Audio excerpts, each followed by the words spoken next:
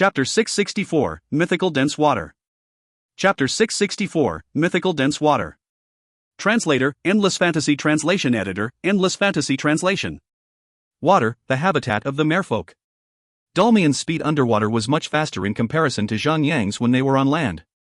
In the blink of an eye, Dalmian lunged at Zhang Yang, with his trident aimed at Zhang Yang's chest. Block! Zhang Yang blocked the attack with sparks flashing out from the waters. Water bubbles sparkled on him, causing him to be knocked a few meters behind. Despite Dalmian's strength and power underwater, Zhang Yang was barely phased. In a split second, Zhang Yang took the inertia of the blast and torqued it into a quick 360-degree pivot to hit the boss with his axe and dealt more than 80,000 damage. Weakling! The ocean is not for the likes of you. You land beings are so pathetic here. Beings that would succumb to mere water. You dare attack my lair? I will grant you your death wish here. The boss chased after Zhang Yang and thrust his trident at him. Heavy pierce, roared Dalmian as he pierced Zhang Yang's chest with his trident. As the skill suggested, the attack penetrated through Zhang Yang's armor, and the trident had literally broken through Zhang Yang's thick metal cuirass and plunged directly into his chest. The blue sea water was clouded red with the overflowing blood that was gushing out of Zhang Yang's wounds. Dummy, shrieked Han Yingshui in horror from afar. Although it was just a game, sometimes the human mind will shape it as reality. Especially with the current scene of Zhang Yang's armor being skewered like a wiener by a fork-like weapon. It felt so real for Han Yingshui who was watching from the sidelines. D*MNU, fish-*SS. Zhang Yang grabbed the trident and forcefully pushed himself off the forks of the trident. Whether it was real or not, the game developers had done well in programming the sensory system. Zhang Yang could feel the edges of the fork moving through his lungs and windpipe as he pulled out the metal edges. His rage gauge was filled instantly and was ready to be used. Zhang Yang landed one clean strike of crippled defense. At his current level, Eagle Eye was already at the level that grants Zhang Yang a permanent 85% defense ignore effect. Alone, Zhang Yang would not have to even inflict 5 counts of crippled defense. 2 of those were more than enough to have all 100% of the boss defense ignored. After 1 second of global cooldown, Han Yingshui casted a healing spell on Zhang Yang. Zhang Yang resumed the fight promptly after his HP was out of the red zone, ideally having enough HP that could prevent a one-hit kill situation. Zhang Yang struck the boss with the skill, God of War Heavy Axe, and dealt 254,340 damage. The damage was so strong that it was nearly close to 1% of the boss' total HP. Well, no reason to stop there. God of War Devastation. Frost Strike. Horizontal Swipe. All skills from the 300% melee attacks to the 200% AoE attacks were thrown at the boss, dealing powerful damage that sent the boss reeling with pain. When all the skills had been expanded, Zhang Yang used crippled defense to fill in the empty gap in between normal attacks and the cooldown of the other skills.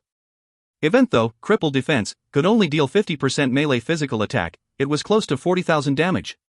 Secondly, the effect of Eagle Eye could only be applied to Zhang Yang's own attacks. Using crippled defense was to increase the outclassed mythical turtle's attack. Be it insignificant, it was still an attack. Stack them up all together as a whole and you'll get a mountain.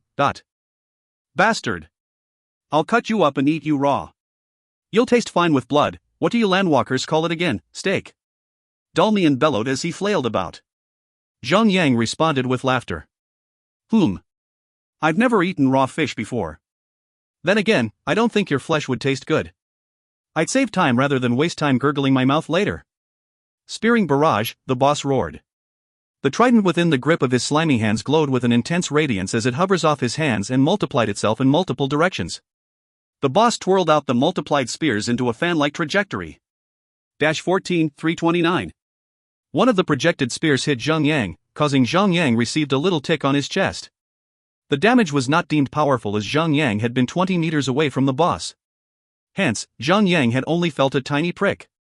The spearing barrage skill had only traveled as far as 20 meters away from him before dissolving in the water. Han Yingshui, who was standing 30 meters away, had not received any damage at all. Did you just attack? Ha! I could not feel anything. As expected of a fish, you can't do sh*t. Zhang Yang mocked. He laughed at the boss, provoking the character to shreds. I am the Death Moon Pirates captain. To mock me is to seek death. I shall grant your death wish. The boss started to ramble on about how he would kill and torture Zhang Yang if he refuses to die. It was paradoxical, but Zhang Yang did not care about it. The bosses in the game would say the exact same thing over and over again. Although the words quipped were different, the meaning in their utterances would carry the same semantics. The battle dragged on. No sooner, neither of them verbally spoke anymore but just concentrated on throwing blows at each other. Zhang had lost the powerful DPS of Felice and the Phoenix Pet, yet his DPS alone had reached close to 90,000. It would take roughly 8 minutes for Zhang to kill the boss. It was not a tough battle, since Han Ningxue was there to support him. In fact, if he uses all his ultimate skills, he could still fight the boss alone, even without using his inheritance transformation skill. Dalmian's HP was whacked down by Zhang like a poor dog. The match was completely leaning toward Zhang. Impossible, a mere human, how could I lose to a mere human? When the boss HP approached the 20% threshold, the boss speech had changed from threatening to self-doubting, though yet he remained as vigorous in his attacks. In the map, a mere mythical tier boss would not be difficult to defeat, since the real deals were the ethereal tier bosses. Dalmane had no powerful killing skills nor healing capabilities. It was unfortunate for him to be Zhang target, for he could not put up a real against with him.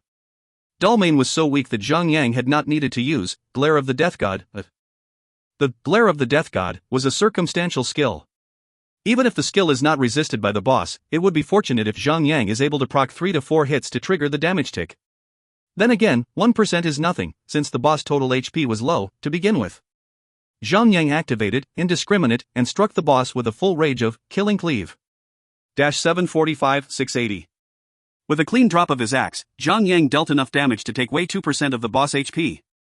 The boss squirmed around, wailing as he bled out profusely, clouding the ocean waters with red blood. No! It can never be. A strong merfolk will not fall to a mere human, cried Dalmane again. His attack speed gained a frenzied buff and the skill, Spearing Barrage, was used more frequently. 15%, 10%, 5%. Not long later, the boss was killed and his body was left alone to float upwards. Ha! Not bad. 20 million experience points for an 8-minute boss fight. I'll do this any day, said Han Ningxue happily as she skipped her way to pick up the boss loot. Sadly, the loot obtained from the mythical tier boss was scrap if compared to the drops of the mythical tier boss in the Tebanya Wasteland. Still, the equipment found then were not powerful as they do not have the special effect to reduce the level requirement. Furthermore, its statistics were either leaning toward offense or defense. Neither one of them had both. Han Ningxue was extremely disgruntled and almost had broken down if Zhang had not stopped her by stating their value in gold coins. Any quest item can only be interacted with the quest holder.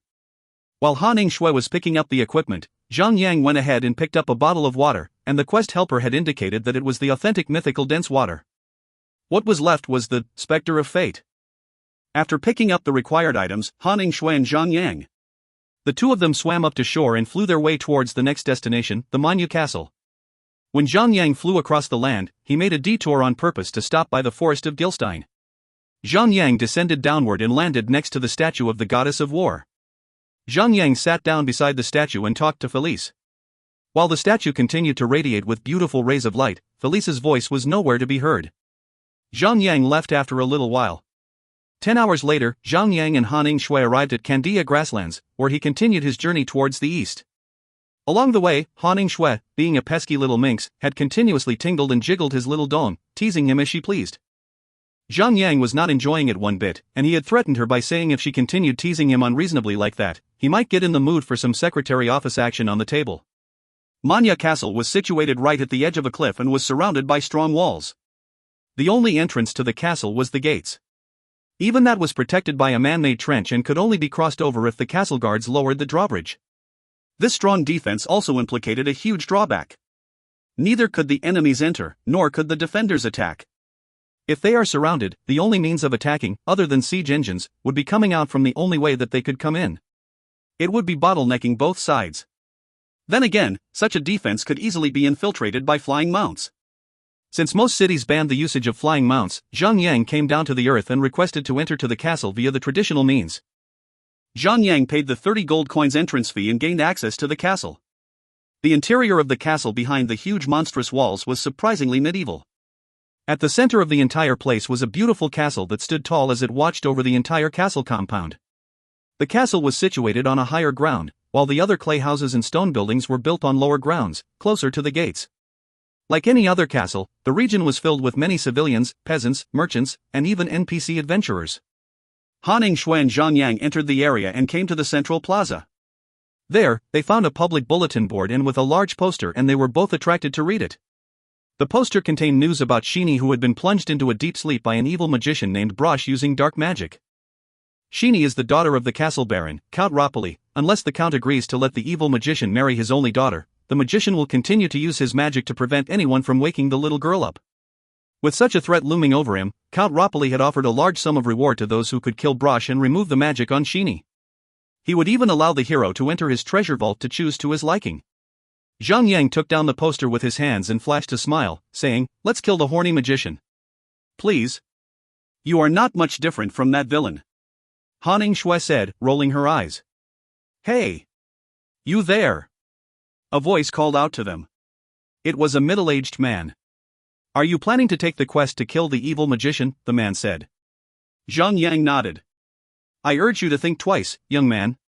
Do not think over your head. Justice, honor, bravery. All those virtues mean nothing in the face of the evil Brosh. Don't you know how powerful he is? He could easily decimate an entire army with the flick of his staff.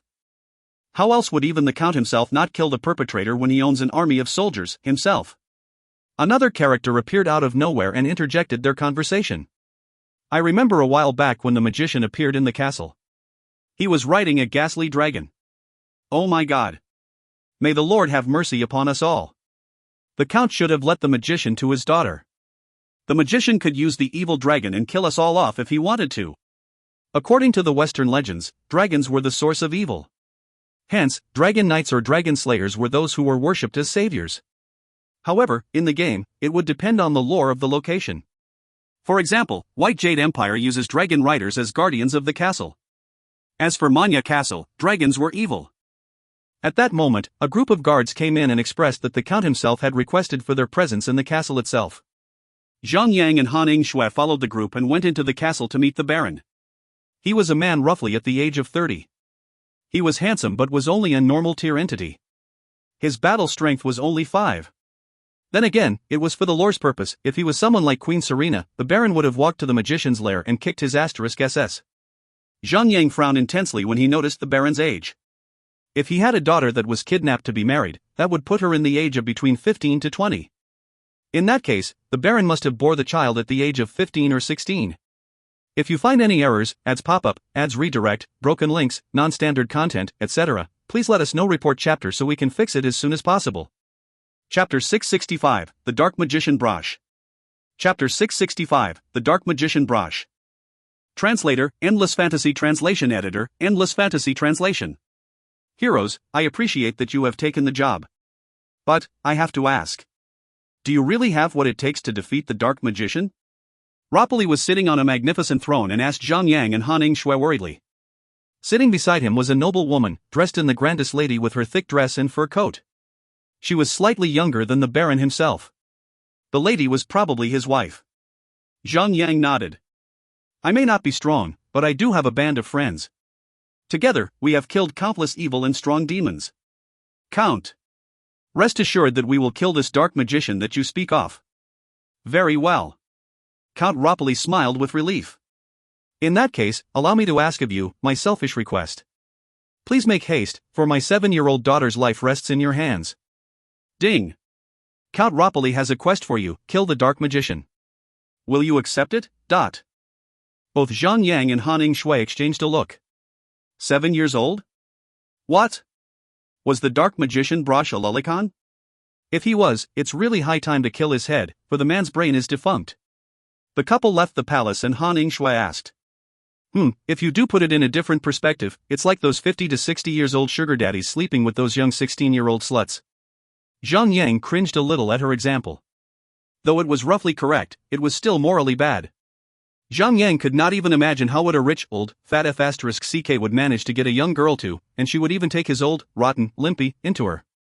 Zhang Yang felt a cold shiver down his spine and sighed heavily. I guess the world has changed. Many would rather choose to cry in a Bugatti than laughing happily, sitting behind a bicycle. Humans had changed their concept of love from soul, spirit, to materialistic love, but Han Yingshui understood what he was trying to say, but she could not refute his words, for she too was a little materialistic at times. What are you sighing about? Han Yingshui tried to change the mood. With your money, you can buy 365 Bugatti cars and have 365 girls warming up your driver's seat. 1 car a day, 365 girls a year. She slapped his back hard, although instantly regretting it since he was wearing a full metal plate cuirass. They left the palace and rode towards the forest, west of the palace with the phoenix. According to the quest guide, the supposed evil dark magician Brosh had set up his lair there. There's one thing that I could not understand, said Zhang Yang randomly. Prostitution is illegal, right? And those who are caught will be prosecuted. However, how is that someone taking in a lover not a crime, but a mere morality problem? Could it be? After doing the Big Bam Boom many times, it is no longer a crime? Han Shui went into deep thought. Perhaps, I got it. Having an affair does not involve monetary transactions. It is not a business, said Zhang Yang as he had an epiphany. Dummy. Are you thinking of having a lover? What are you talking about? I'm having 2 right now, aren't I? Stupid fool. I'll bite you off next time. The 2 of them made dirty jokes at each other as they journeyed towards the forest. Following the quest indicator, Zhang Yang and Han Shui arrived at a small wooden hut deep in the middle of the forest. Unlike most evil villains' lair, the dark magician's lair was rather profoundly beautiful and peaceful. There was even a small garden of beautiful flowers planting outside his hut. However, there will always be something that can easily pinpoint a person's true nature. In this case, there was a pair of bloodied hands sticking out of the earth in the middle of the flower garden, but burn them all. Zhang Yang patted the fiery bird's forehead and commands it to torch the entire garden, along with the wooden hut. As the flowers caught fire, the flames spread all over the garden instantly. Weirdly enough, the flowers started to shriek out loud as they wiggled around, trying to uproot themselves to run away. However, before it could even move, the flames of the phoenix were so hot that the plants were all turned into ashes. What have you done? A middle-aged man, dressed in a black magician's robe, with a dark purple-red magic staff in his hand, barged out of the house and roared at Zhang Yang in midair. Dark Magician Brosh, Ethereal, Humanoid. Level, 150. HP, 500 million. Defense, 9,950.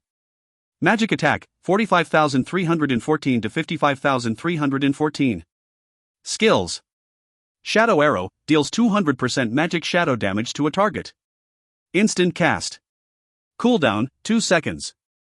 Range, 40 meters. Dark Magician's Curse, unleashes a condemning spell to inflict all targets within 40 meters. Has a chance to cause all targets' HP to fall to 30% in 10 seconds. Will not affect targets with 30% HP or less. Last for 1 minute. Abyssal Blast, deals 10,000 shadow damage to all target within 40 meters of the caster. Magician's Constitution, restore 1% HP every 30 seconds. Recovery rate will not be affected by any effect. Note, a prodigy in magic.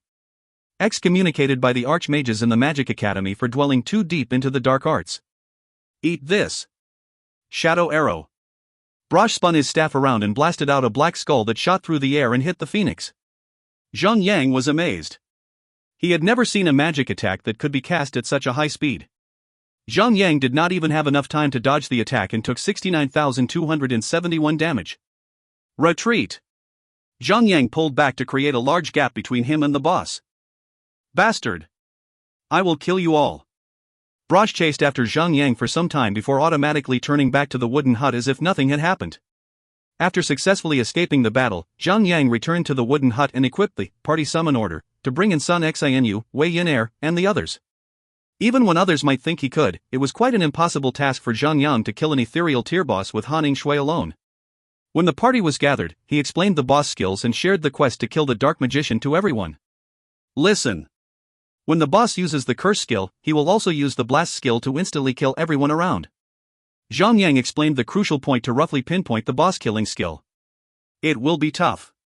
Unless we use our transformation skills, we would only have 200,000 HP or so. 30% of that would only be around 70,000 to 80,000 HP.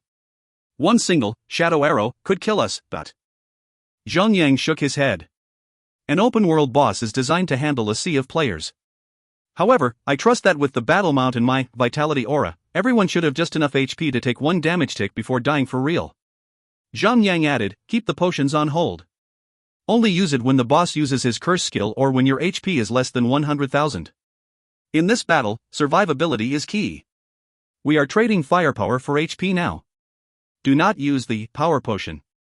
Understood. Zhang Yang soared to the sky and commanded the phoenix to torch the house again. D*MNU. Brosh barged out of the house again and blasted a ball of black, arcane power. Miraculously, the fire was all sucked into the orb, immediately extinguishing all the flames and the amber that was on the wood. With malice, the boss glared at Zhang Yang and roared. You won't be getting away this time. The boss whistled loud and long into the sky. A dark cloud gathered in the high skies and a large skeletal dragon came bursting out of the clouds and descended down to the party. The dragon landed gracefully beside Brosh and treated him like its true master. The ghastly dragon was slightly smaller in size compared to the ghastly frost dragon they had fought a while back. Still, it was several hundreds of meters long as it laid down like a mountain. Brosh leaped upwards and rode the dragon. The dragon flapped its massive bony wings upward. Luckily, the boss may have flight capabilities, but it did not gain the buffs like players do. Looks like the dragon was there, merely to provide flight power to the boss and not to increase the boss power and HP. Zhang Yang rose to the sky and charged towards the boss. Almost everyone's inheritance transformation skill was on cooldown. With that in mind, the only hopes to win the battle was through brute force and strong endurance. Then again, the boss had only 500 million HP. The amount of HP recovered per second would be less than 170,000. Right then, Zhang Yang's party combined DPS was at least 370,000. Technically, they would have to last for 40 minutes to kill the boss. Again, that was theoretical. If any of the party members are killed by the boss during the fight, the battle will be dragged longer. If the battle does get dragged longer, the number of factors that could affect the battle will increase. If the boss chains his skills on and on, the chances of the party being killed completely will be absolute. Pew! The boss soared to the sky and blasted a black ray, damaging Zhang Yang first. I'll turn you all into fertilizers for my precious flowers. Brosh yelled with anger. He then spun his staff in midair again and cast a black skill on every player. Everyone was afflicted by the boss curse. You pervy uncle. You wouldn't even spare a young 7-year-old girl. I'll never forgive you. You son of a B***TCH. Wei Yenair brandished her axe and roared at the boss. Son of a what? Where did you learn that word from? Zhang Yang frowned. Ha ha ha. What do you know, young girl? Brosh laughed manically. He then did the same thing that every villain does when they thought they had the upper hand, and that is to reveal their secret plan. Sheeny, that young maiden is a rare specimen. A rare kind of human. If I can make her my bride, I can sacrifice her soul to the Dark Lord. He shall grant me the power of the abyss. So, it was made clear that the villain still had some dignity to him. He was not a perverted lolicon, but a man who was obsessed with power. Wei Yenair pouted her lips and said, My dormmates. She told me that a son of a B***TCH is a bad guy. Noob tank. I think you may have the potential to be a son of a B***TCH as well, but... Zhang Yang was a little pissed off at the little brat. However, he was more worried about the little girl's future. If she continues hanging out with the wrong crowd, she would be corrupted. Perhaps, it's time to have her stay at home instead of the university dorm. Succumb to the power of the abyss. Brosh raised his magic staff up high and blasted a dark shockwave towards all directions. Everyone was instantly hit by the skill and received 100,000 damage, dropping all their HP below the red line. Hanning Shui and Fantasy Sweetheart got to work and quickly cast all their AoE healing skills. With 3 healer-type battle companions participating in the battle, the party's HP was slowly raised back up. Ayayaya. Just when Wei Yenair wanted to swing her axe, her HP suddenly dropped down by a large amount. The HP that Hanning Shui had just restored was all reduced down to 30%. Luckily, the boss had only just used Abyssal Blast, hence the little brat would not need to waste her health potion. The curse's triggering rate was random, yet high. It was infrequent, but players will have their HP suddenly drop down to 30%. With the curse still in its active duration, both Hanning Shui and Fantasy Sweetheart had to work extra hard. Don't bother to heal us to full. Just keep us all at 100,000 HP and above. Enough for one shot of Abyssal Blast. Zhang Yang cried. It was a good strategy since after the curse was inflicted, having 100% or 31% does not matter, for the curse effect will reduce the affected player's HP to a fixed 30% flatline.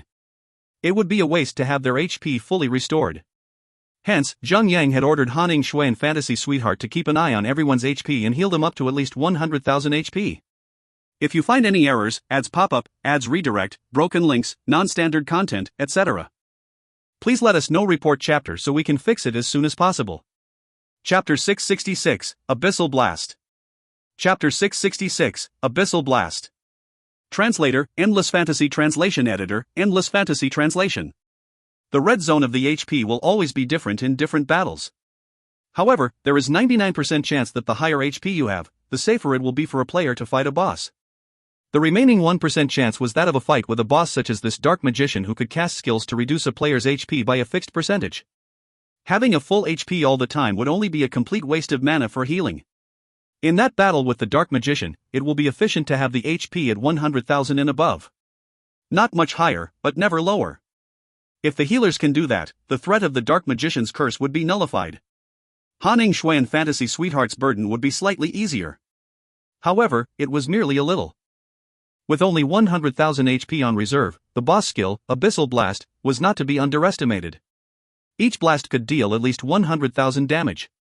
Hence, with all the battle companion and 2 pets participating in the fight, that totals up to 21 healing targets. Unless they had a battle companion with a full set of mythical tier equip like Felice, those that were unable to deal too much damage would be better off kept in their owner's inventory than remain on the battlefield, taking too much damage and adding weight to the healer's burdens. Hence, with a quick acknowledgement and command, the party kept away many of their battle companions. The only ones left were 3 healer types battle companions and Sun Xin used strong DPS. Even 100 Shots had removed his pet from the battlefield. Compared to the ones that he was using now, the future Red Dragon would be a god among all hunters' pets. With lesser characters that required constant healing, Haning Shui and Fantasy Sweetheart's burden were lightened even further. However, they would still have to be extremely perceptive to immediate healing whenever someone's HP drops below 100,000. If they were to be late by 1 second, they might be attacked by a single blast of Abyssal Blast and will inevitably be killed. Luckily, the boss skill cycle was rhythmic. Abyssal Blast will be used once every 30 seconds. As long as the healer calculates the timing correctly, they would not waste time channeling healing spell. Instead, they could just instantly cast a Holy Shield to absorb the damage. Haning Shui had been a super healer since the beginning of the game. Fantasy Sweetheart had been joining the party in boss fights for many times now and had picked up several of Haning Shui's latent skills. Be it intuition or controls, she was able to level up her own capabilities. She was no longer the girl in the party that was harassed by Endless Starlight and Fatty Han by calling her the Batahunka without brains. Right then, she was already at the level of Batahunkerdongs with real brains. With the combined power of the healers in the party, they remained strong, without showing any signs of slowing down. Zhang was able to mount the Phoenix while fighting the boss, boosting his HP to at least 800,000. To save the burden on the healers, he had made sure to maintain his HP from getting below 200,000. Fortunately, he was not affected by the curse of the Dark Magician. However, it was extremely dangerous for him when he takes the boss, Abyssal Blast, and the Shadow Arrow at the same time. 2 hits from the skills will be catastrophic. It all depended on the capabilities of the healers. Although Abyssal Blast may have a long cooldown time, the Shadow Arrow did not. For the boss could spam the skill every 2 seconds.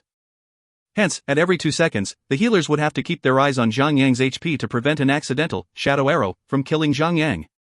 If he falls, so does the party. To heal Zhang Yang HP from the absolute extreme back to the green zone of 200,000 HP, the healers would take at least 20 seconds. From that perspective, it was extremely dangerous for the skill, Abyssal Blast, that takes only 30 seconds to attack once. It is known that whenever a boss had their HP dropped below the 20% threshold, the boss skill usage will be frequent. By then, if the cooldown of Abyssal Blast reaches 20 seconds at a time, it would the very limit of the 2 healers. It was inevitable. The curse was there to limit the player's HP to be at 30% at all times. It will be useless to have a mass party of healers to heal everyone to 100%. Now that it has come to this, the skill, God of War Heavy Axe, was rendered powerless. The requirement of the skill to be OP, depending on the HP percent of both the caster and the target. Now that Zhang Yang was locked at 30% HP at all times, he would have to wait until the boss had a lower HP than he did to have the skill deal 300% melee attack instead of 100%. Annoying boss. Zhang Yang had reserved all the life-preserving skills such as Shield Wall, Last Vigor, God of War Radiance, and the accessory effect of the Medal of Bravery, and Helena's Charm. Now that he counted them all, Zhang Yang realized he had many healing and immunity skills. Even though Helena's Charm could only heal a maximum of 300,000 HP, he only needed 200,000 HP to be saved. Any extra would be a waste, since the Dark Magician's curse would eat the extra HP away. Since the battle had been going on for such a long duration, Zhang Yang had already conjured 10 life orbs and could use them at any time he wanted to. I am the great dark magician. The world is mine to rule. All who oppose me that crumble in the power of the abyss. Brosh roared. I shall have you all sacrificed to the Dark Lord as tributes. Seems like every villain we have fought wants to rule the world. Lost Dream chuckled. Well, there have to be villains. How else could Ultraman be the good guy as there aren't any monsters out there? Ha ha ha. Everyone laughed at Fatty Han's retort, which made the boss infuriated. His rage burned bright dark flames from his eyes, for he wished at that moment that he had a strong instant kill skill to kill all these insolent fools. With a flawless cooperation between the tank, the healer, and the attacker, the coordination of attack was continuous. The boss was losing his HP quickly.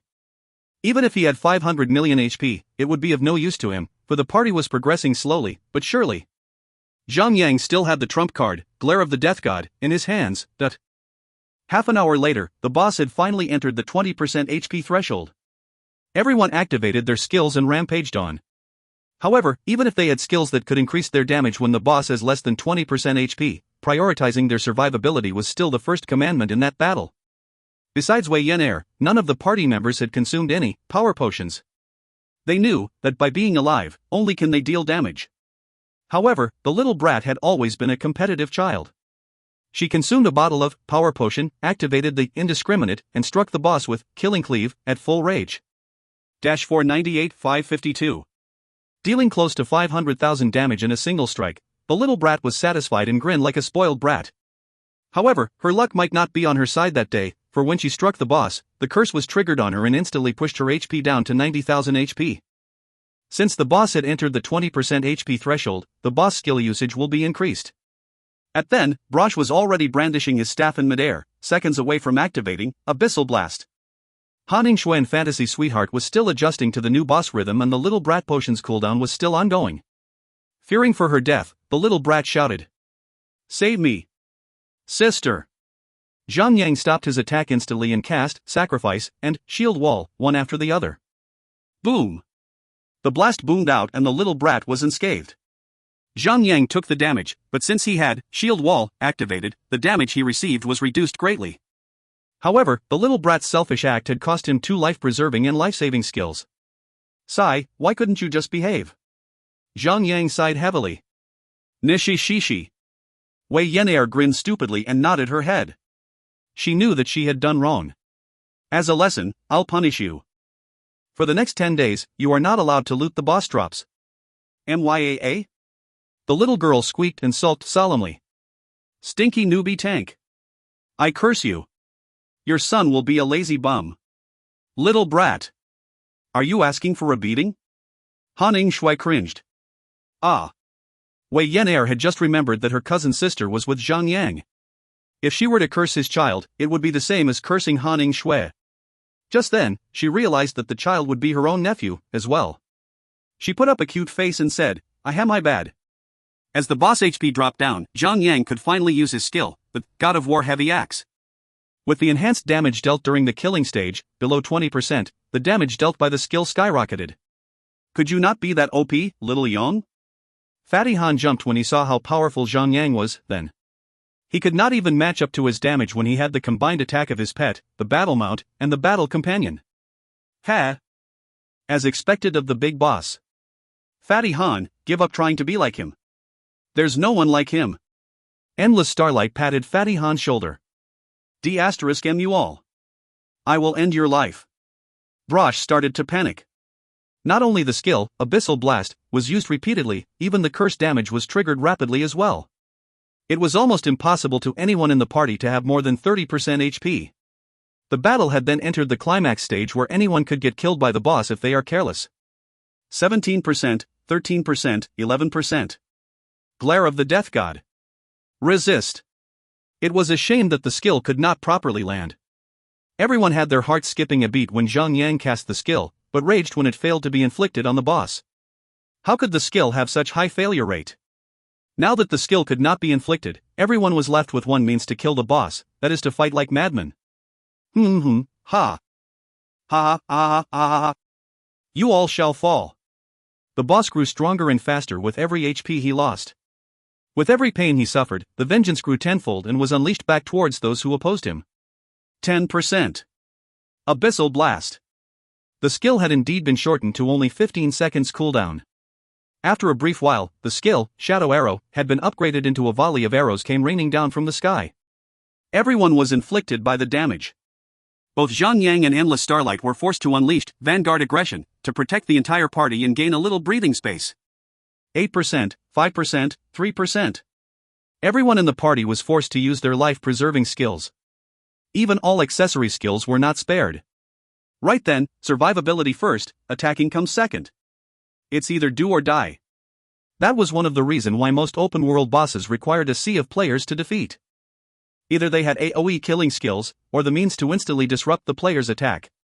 In such a situation, players would have to own an inheritance or the battle tide would lean towards the boss. The only means of fighting such a boss without inheritance players would be to fill in the extreme gaps with more players. And if the players die, more players shall be dispatched to fill in the gaps. While Brosh could not be considered a final boss, spamming their AoE skills once every 15 seconds was considered to be only average difficulty. The most annoying and troublesome aspect was the curse. Unlike most parties, who would instantly fail at killing, Zhang Yang's party consisted of elites amongst the elites. If it was them, perhaps they could do it without even dying. 2%, 1%. Remember this day. For you have defeated me. I shall be back once more. Brosh's eyes glowed with an intense crimson red. The power of the abyss is infinite. I shall be revived once more. I shall return to this earth and lay waste to you all.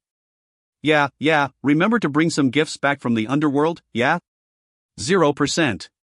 The boss cracked something and fell off the ghastly dragon. He shot down like a meteor and landed with a great crash. The dragon flapped its wings and soared to the sky, disappearing from sight after Brosh was defeated. Sigh, I do wish that we could catch that dragon, said Wei Yen. Little Yen.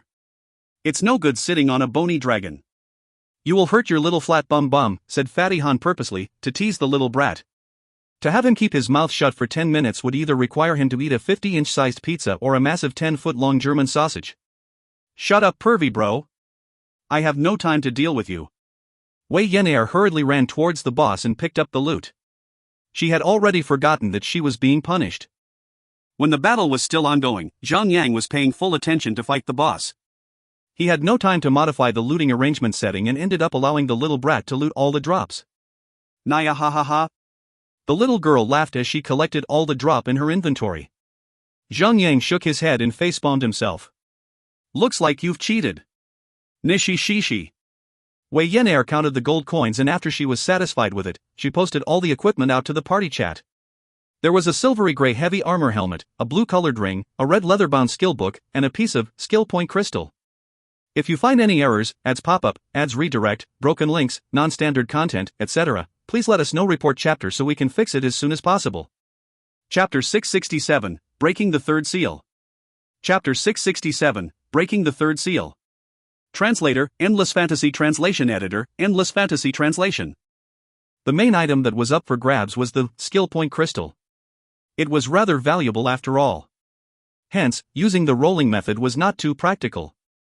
Lucky players like the little brat or even Han Shui could easily get them. Players like Zhang Yang and Daffodil Daydream had never been very lucky in that sort of thing.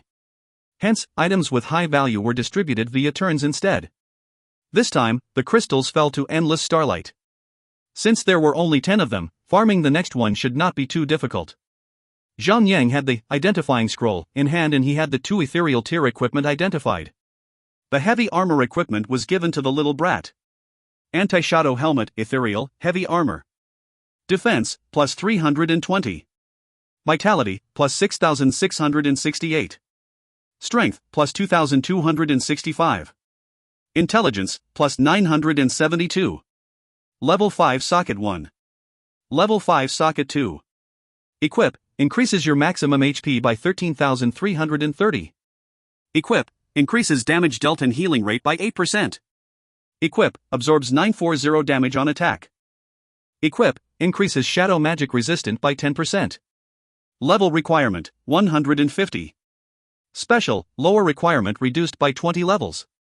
Anti-shadow set, anti-shadow helmet, anti-shadow chestplate, anti-shadow greaves. 3 equip set, increases shadow magic resistant by 20%. Note, once belonged to a warrior who tried to defeat Brosh. Sadly, he failed to do so. He had spent a fortune to craft a set of heavy armor with strong shadow magic resistance. However, it was obviously not strong enough. Said equipment? Everyone had their eyes wide with delight. After level 80, the number of set equipment appearing was extremely low. However, even if they had managed to find the set equipment, it was a set equipment that was designed to counter a specific type of magic attack. It was too specific and not versatile enough to wear it all the time. However, if every equipment set does come with a 10% shadow resistant, 3 equipment, and the equipment set effect would total up to 50% shadow resistance. It was good enough to counter a shadow elemental magic monster such as Brosh. Although the equipment stats were rather plain and average, it was still an ethereal tier item at that. The stats were disappointing. In fact, the only benefit a player would get from equipping such equipment would be the high shadow resistance. However, it was still a rather strong guardian equipment. No. Why? Why must it have intelligence stats? Wei Yan'er wailed sadly as she tossed the helmet to Endless Starlight. Pervy boy. Here's to you. May it give you a little more intelligence in your empty brain. Endless Starlight laughed and said, Little Yan'er, I have over 4,000 intelligence points. How much do you have? Naturally, all warrior, hunter and thief class players have 0. The little brat rolled her eyes and said, So? 4,000 intelligence, yet you still have the brains of a pig. You've got some nerves to show it off like that, but. Instead of being angry, everyone laughed at the little girl's petty attempt to pick a fight. She was, after all, a little girl at heart despite being 18 years old. Endless Starlight. I will take your tanking skills seriously from now on. You have the equipment now. I expect better performance, said Zhang Yang with a nod. Wei Yan'er took out the blue-colored ring and held it up high to the sky. Under the bright light, the ring gave off a bright, yet calming blue radiant. It was as if the ring was made from the ocean's water. Brosh Engagement Ring, Ethereal, Ring. Vitality, plus 1,667. Intelligence, plus 566. Spirit, plus 566. Equip, increases maximum MP by 1,130. Equip, increases damage dealt and healing rate by 8%. Equip, absorbs 485 damage on attack. Use, turns a target that is facing you into your lover. Target that is inflicted will not attack you. You will lose the ability to attack the target as well. Effect lasts for 10 seconds. Cooldown, 4 hours. Level requirement, 150. Special, level requirement reduced by 20 levels. Note, after the kidnapping of Brosh's fiancée, the young man dwelled into the dark arts in order to search a means to have his revenge. Seems like the item does have some flavor text concerning the boss. Since the item was meant for magic classes, Haning Shui, Daffodil Daydream, and Fantasy Sweetheart rolled for it. Daffodil Daydream won the item after rolling 87 points. She then equipped the ring and smiled as if it was her own engagement ring. Items such as rings, shield, and necklace do not have any sockets. Hence, after identifying the equipment, the item will unlock its full potential. Weapons and armor still have to be socketed before a player could use it for a real battle. All equipment had been distributed, leaving the skill book last to be reviewed. Skill book, Eagle Eye. Use, teaches you, Eagle Eye. Class requirement, Warrior, Knight, Thief, Hunter. Level requirement, 20. After playing for so long, they had finally obtained the second skill book for Eagle Eye. For more than 2 years since the game had been launched, everyone in Zhang Yang's circle knew about the skill and had kept on checking on the auction house for the book. However, for so long, they had never found a single book. Wahaha! The first, Eagle Eye, was stolen by the noob tank. Now I can have the skill as well. Wei Yan'er jumped around happily. Hey, since when I steal it? Yeah. You did. Wei Yan'er exclaimed and pouted. Not only had you stolen the book, you have also stolen my cousin's sister's heart. You evil man. Wei Yan'er crossed her arms and gave Zhang Yang an evil glare. Son of AB******. Zhang Yang popped a vein in his forehead. What did you just call me? Zhang Yang cracked his knuckle to show his dominance to Wei Yan'er. Son of AAWWW. Zhang Yang grabbed her and pressed his knuckles against the top of her head. You use that word again and I'll put on my metal gauntlet next time. Everyone laughed. Still, the book was extremely precious.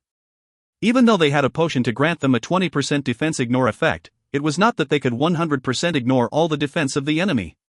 However, with the skill Eagle Eye at level 1, they could pair with Zhang Yang or Wei Yan'er's crippled defense to completely ignore all the enemy's armor. It was exceptionally strong against high defense enemy.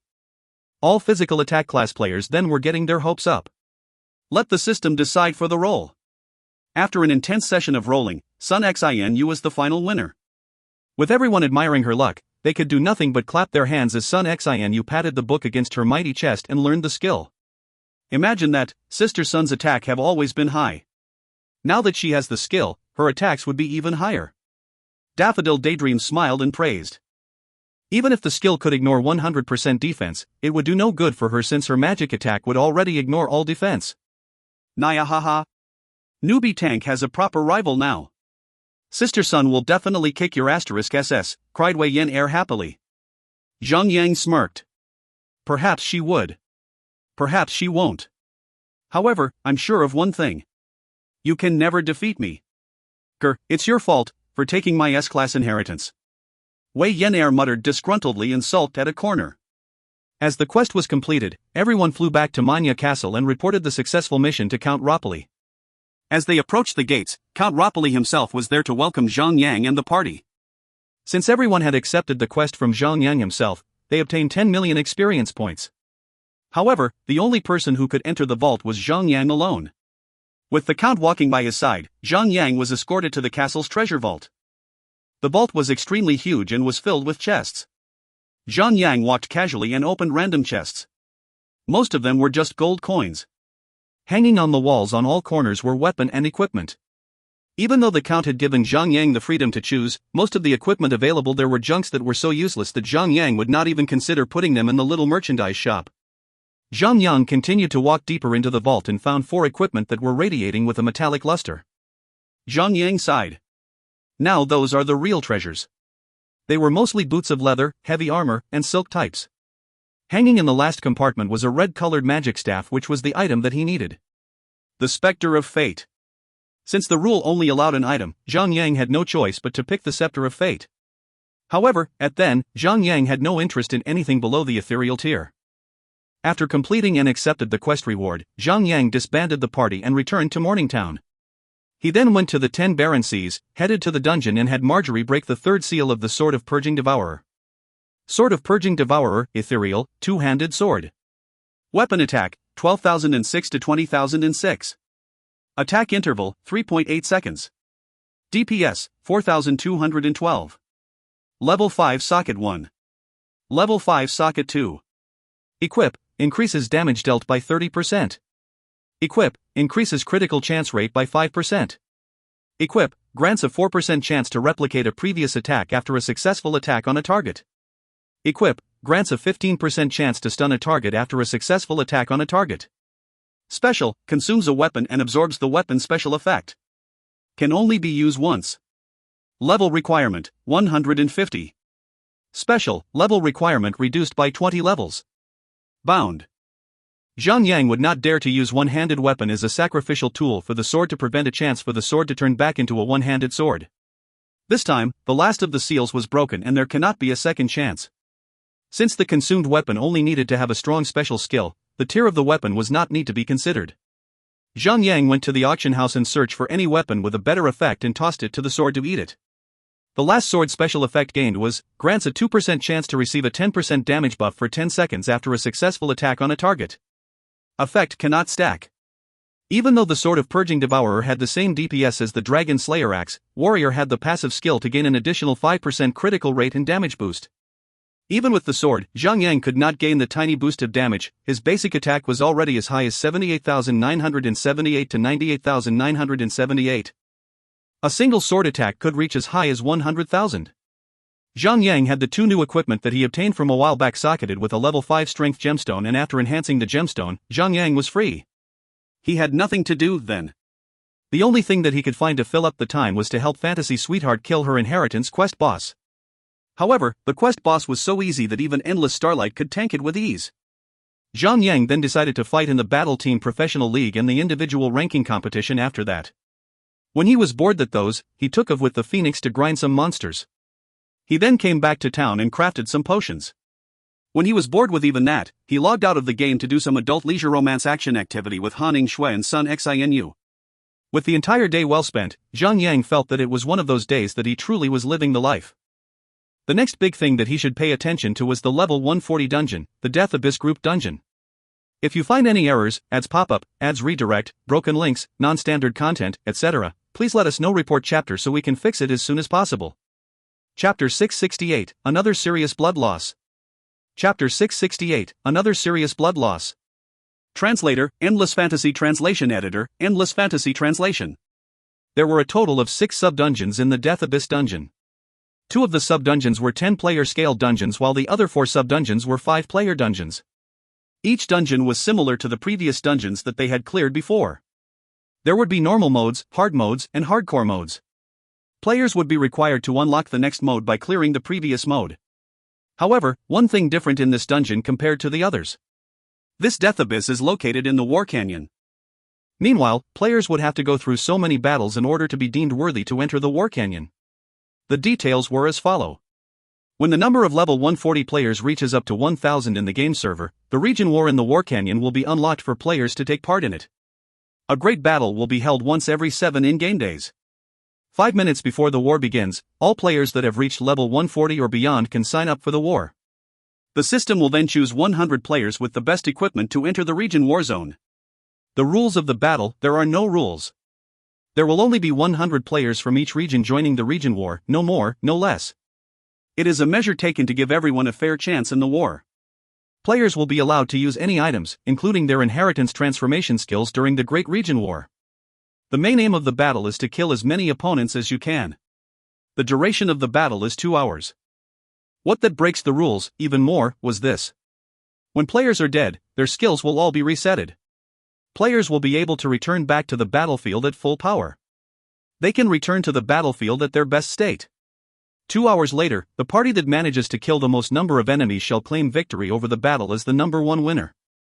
When that happens, all players from the winner's region will be able to enter the War Canyon to grind their levels. Furthermore, the players from the winner's region will also receive an additional of 15% experience points. Players who have reached beyond level 140 will be able to challenge the 6 sub-dungeons of the Death Abyss. They can choose whichever mode they like under the circumstances that the modes are all unlocked.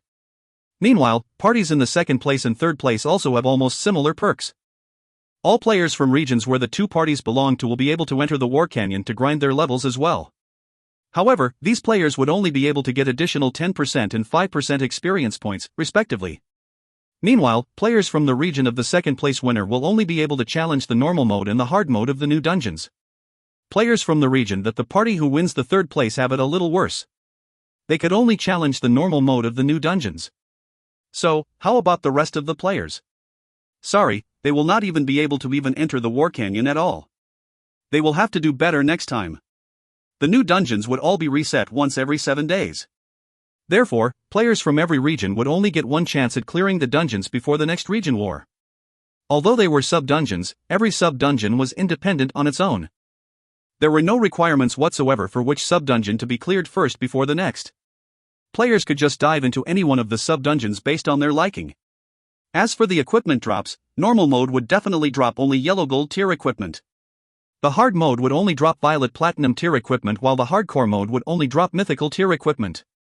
For normal players, yellow gold tier equipment was enough to support them in grinding their levels. Meanwhile, the violet platinum tier equipment was considered as the standard issue of the equipment in the current stage of the game. As for the mythical tier equipment, well, Zhang and his gang are now wearing part ethereal tier part mythical tier equipment, aren't they? Therefore, the Dungeon of Death Abyss was something significant to any players from all regions. Hence, every party in every region would have to give their best shot in the region war. Parties that can only get 4th place and so forth would only be watching the others farming good equipment, unable to enter the War Canyon. After all, a dungeon could be repeatedly cleared as long as there were players who were willing to do it. One reset would provide players plenty of opportunities for obtaining high-tier equipment in high-level dungeons. Whoever who can grab the opportunity would certainly become much more powerful upon obtaining new powerful equipment. At the beginning stage of the current situation, only a few players managed to attain level 140. So there was not much of an effect on the regions yet. The main contest was in getting the first clear title for the dungeon's death mode after all. Those sub-dungeons were just 5-player and 10-player scale dungeons. So, the difficulty of the sub-dungeons should not be too difficult for the players. Bringing along players with inheritance transformations would really be a game-changing move. They would definitely bring about an absolute effect on their dungeon progression. After all, it was true that this dungeon was indeed designed based on the power level of players with inheritances. However, players with inheritances were not the same as players with inheritance transformation skills. Truth to be told, the difficulties in each of these sub-dungeons were designed based on the power level of a Class D inheritance. Meanwhile, a Class D inheritance could only boost 30% on the attack of a player. Hence, the difficulty of clearing these sub-dungeons would only be increased by 30%. Although 30% is not a low number, the monsters and bosses in those dungeons would still be bested by players who activate their inheritance transformations. Therefore, whichever region that could secure the position of being champions in the first region war would definitely be getting the first clear title for the new dungeon's hardcore mode. So naturally, everyone in the China region hoped that they would be the one who wins the first region war. They could not afford to have any margin of error at all. Zhang passed the relevant information about the region war to Han Shui and the rest of his gang. Everyone was very eager to take part in the war, apparently. It had been quite a while since they last battled with players from other regions. However, the War Canyon would only be open to all servers when there are more than 1,000 level 140 players in the game. Averagely speaking, every region should have at least 125 players at level 140. Although the requirement did not sound high at all, that number would require a certain amount of time to be assembled. As the number one in the entire China region, Zhang was only at level 133, currently. It would require at least 2 months to attain level 140, even if he busts his asterisk SS, trying to grind his level up over the period of 2 months. Zhang was not anxious about it at all. Well, things would still be pointless if he is the only one who reaches level 140 first. Furthermore, the higher his levels go, the farther he'll drift apart from reality. It was a rational fear that tugged at his heart, one that he could not put in words. Well, deep down inside, he was extremely worried that when he reaches level 179, he would suddenly wake up and realize that he is lying on a bed in a hospital all the while. Would he really end up realizing that his current life is all nothing but a fantastical dream? Without Felice tagging along by his side while grinding his level, Zhang felt much more bored than usual. However, Zhang has not heard anything from that little lady. Zhang have already visited Gilstein twice. However, the statue was still radiating in a soothing light. There was still no sign of Felice's voice at all. Holding his urge to strike the statue down by force, Zhang decided to wait in patience. Meanwhile, he also decided to camp by the site to grind his level, while waiting for something to happen. Grinding his level anywhere else would still be the same for him anyway. About 7 or 8 days later, Zhang suddenly received a call from his secretary. He was lying on his office couch while playing the game. His secretary told him that someone on the line would like to speak to him. After picking up the call, he heard a young voice filled with hatred and resentment. "Zhang, you're ruthless. You're really a ruthless son of the B*TCH. I'm not going to let this slide, just like that." The moment the voice stopped, the person hung up. Zhang was unable to make head or tail of the situation. He shrugged and continued on with his game. However, he suddenly recognized the voice over the phone earlier on my Jihua. Zhang did not even want to care about what that was all about. This guy was simply idiotic. Since Sun Xianyu told Zhang to let her handle it, Zhang would, of course, entrust her with it to the fullest. It seemed that Sun Xianyu got the issue handled. However, he had no idea what Sun Xianyu did to rattle the guy so hard that my Jihua got so unhinged. Truth be told, men were also very curious creatures. At night when they were busy in bed, Zhang could no longer hold his curiosity. So he asked her about it. "What did you do to your cousin Ma? He seems like he just stepped on a landmine or something. He actually called over to tell me that he will not let this slide. Fill me in a little, will you?" Sun Xianyu humphed lightly and said, "I just gathered some intel about his former crimes and passed it to my superior. He got into the jail cell in the police station for a few days because of that. If it wasn't because of my uncle, I would have cut my ties with him and left him to be destroyed." Unfortunately, even though Sun Xianyu was icy cold, she still felt for her relative. After all, they were kin. If they weren't from the same family tree, she might have done something far worse than that, based on her temper. Han Shui snorted and said, "You really are ruthless, Ice Queen. You didn't even let your own family go. You're just a witch as much as the wicked ones." Piak. Piak. Suddenly, 2 smooth hands roughly reached out and clapped over the 2 busty boobies of Han Shui. Sun Xianyu smiled coldly and said, "Milk cow, do you believe that I'll crush them to bits?" Speaking of battles, even if there were 10 Haning Shues, there was no way that they would be able to defeat Sun Xinu. She turned her head around and looked at Zhang Yang pitifully. Ice Queen, these two are my private properties. You shall not bully them. Zhang Yang pushed Sun Xinu down and put himself on top of Sun Xinu, not to mention that these two precious babes of yours are mine as well. The wonderful night was still young. The erotic utterances played together like a symphony throughout the night. Zhang Yang waited for another 7 to 8 days. He managed to reach level 135. However, he had not heard nor seen Felice yet. He began to feel anxious. So, he decided not to wait any longer. Wait a second. Just hold that thought. Well, it certainly took a lot of his blood away when Felice was born from the egg. Zhang Yang widened his eyes and finished off the monster that was bothering him. Then, he went back to the side of the statue with his phoenix pet. It seems that I have to do it once again. This is going to be another serious blood loss. Zhang Yang sighed heavily. Then, he took out some snack and placed them on the ground. At the same time, he pulled out his sword of purging devourer and slit his left wrist. Blood oozed out from the cut. Zhang Yang quickly put his left hand over by the side of the statue and let his blood flow upon the statue.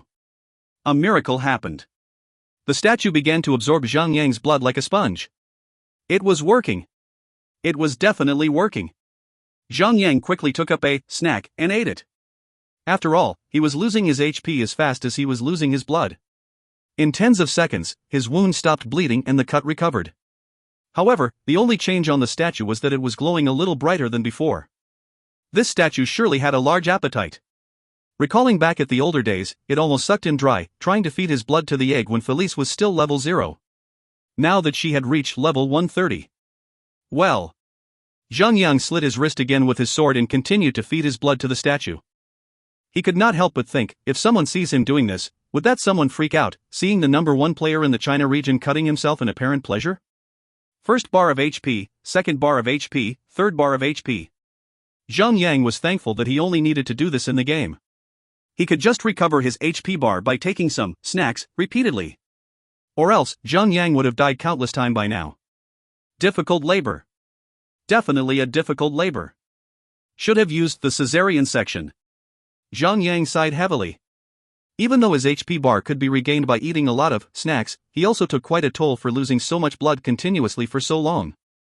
His face was so pale that it had turned completely white. He was so dazed that he could even see stars and flowers flying around him. The statue glowed brighter and brighter as he fed his blood to it.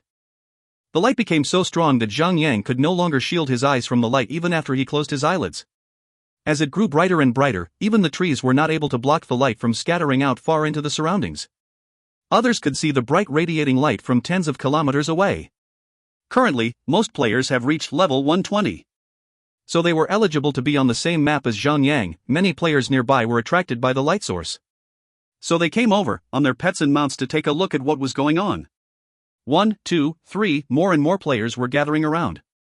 Even though Zhang Yang had hidden his character information, the phoenix pet by his side had betrayed his identity to everyone in the surroundings. There were only 2 phoenix pets in the entire server. One was owned by some half-baked fat hunter that was constantly asking to be beaten up. The other one was owned by the number 1 player recognized by the entire world, Zhan Yu. So that was Zhan Yu? What the F***ck was he up to, cutting himself and splashing his blood on a statue? What did it even mean? Why would he make such a big fuss out of it? Did he overdose on an aphrodisiac and was now trying to make out with a statue? Did he find masturbating no longer fun and he wanted to try releasing the other kind of liquid from his body? Even though more and more players were gathering around him, none of them launched any sort of assaults on Zhang Yang. Other than the players from Japan-Korea region, Zhang Yang had no beef with normal players. Furthermore, the number 1 player in the entire world was standing there, doing some weird stuff now.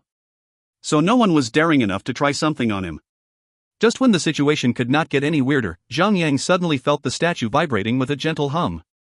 If you find any errors, ads pop up, ads redirect, broken links, non-standard content, etc., please let us know. Report chapter so we can fix it as soon as possible.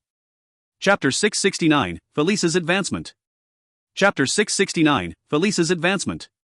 Translator, Endless Fantasy Translation Editor, Endless Fantasy Translation. Zhang Yang felt a rush of joy up his chest. He continued to let his blood flow on the statue while eating snacks, like a joyful madman. He also took a glance at his surroundings once in a while. He did not seem to care about how people looked at him at all. If such a facial expression was seen on a normal player, that player would have been surrounded and beaten up for good. However, the circumstances were different for Zhang. He was the number one player in the entire game. He had all right to do that. Those who crossed eyes with Zhang could not even look him straight in his eyes. They either looked at another direction or looked down to their own feet. Well, Zhang looked intimidating just by standing there. So there was nothing to be said about it. Little Yang, rumors say that you're masturbating to a statue. You masturbated so much that blood came out instead, the voice of Fatty Han squeaked in his ear. Zhang frowned intensely after hearing Fatty Han's stupid words, as usual. Then he asked, who said that? The rumors are all over the place. Some people even opened up a post and discussed it on the forum page. They are discussing about what you're really up to. What are rumors? Any information or news that are added in with some spices of their own would definitely be twisted into something it was not meant to be, especially when the rumors had gone through tens of people's mouths. The taste of it would change significantly. Oh, my poor reputation. Zhang could only mourn for his reputation by shaking his head over and over again. As he continued on with what he was doing, the statue continued to get brighter and brighter. He could vaguely feel that he was almost at the most vital moment. There was no way that he would back down from what he was trying to achieve now. Well, he would not want all his blood to go to waste after all. If he is ever going to be forced to masturbate again, surely he would be suffocated to death by the people surrounding him. Ha ha! It really is Zhang. An arrogant voice came by his ear. It was the voice of Lu Wei. Lu Wei came with Death Arbiter and his 12 Suicide Squad members. Of course, he wouldn't have forgotten to bring along his army of healers as well. He at least brought along 40 to 50 players with him this time. They had been occupied with grinding their levels nearby when they heard about Zhang masturbation. So they came over to take a look at what was really going on here. Although there were some discrepancies between the rumors and the real situation, Lu Wei was overwhelmed with joy. First of all, Zhang was alone here all by himself. Secondly, Zhang was obviously doing something he could not afford to stop at that moment. Wrecking Zhang business was everything that Lu Wei ever wished to do. Now, he was presented with the greatest opportunity of all time. How would he let the chance slip away, then? Without any hesitation, he commanded his men to launch their assaults on Zhang. He wanted to take this super rare opportunity to take out Zhang. On the other hand, Zhang was on the verge of success. He did not intend to give up on it. He continued to release his blood onto the statue. He commanded his phoenix pet to activate its transformation skill just in case. The big bird instantly turned into a 30-meter-tall creature with a long tail that turned it into a 100-meter-long blazing bird. The phoenix pet dove at Death Arbiter and spat a blast of blazing flame straight upon him. Although the phoenix pet was the only one who was engaged in battle, some of the stray bullets from the battle still found their way to Zhang. Zhang was forced to engage in battle after he received the damage. The moment when he was engaged in battle, he no longer had the chance to take his snacks. Without getting the support to recover back his HP, Zhang's HP bar began to drop steeply. Lu Wei instantly laughed with joy when he saw that. Then he said, Zhang, does it feel good knowing that you're going to die and there's nothing you can do about it? He led his 12 Suicide Squad members and charged at Zhang. Just when things got a little messier than expected, the statue suddenly started to tremble more violently with each passing second. A flash of blinding light surged through the entire statue. Right in the middle of the statue's chest, a white radiating barrier appeared. There was the vague shadow of a girl curled up in the middle of that white radiating barrier. Boom! The radiating barrier suddenly trembled and exploded violently, sending shards of light to the surroundings. Everyone could not help but shield their eyes from the light. When everyone opened their eyes again, they only saw a humanoid lady levitating in midair with her valiant appearance. She was holding a long lance while her black silky hair was floating about naturally even though the air was still. It was Felice. Big brother. The little lady turned her angry eyes over to Lu Wei. Then she transformed into her Dragonhawk form and descended down from the air. Not long after she transformed into her Dragonhawk form, she transformed again into a new form, the Spectral Tiger form. Upon her transformation, the little lady used some other unknown skill. Its size changed tremendously. Initially, the Spectral Tiger was only about 7 to 8 meters long. After breathing in some air, the Spectral Tiger spread out into 30 meters tall and hundreds of meters long. It was almost as large as the transformed Phoenix Pet. 181-478.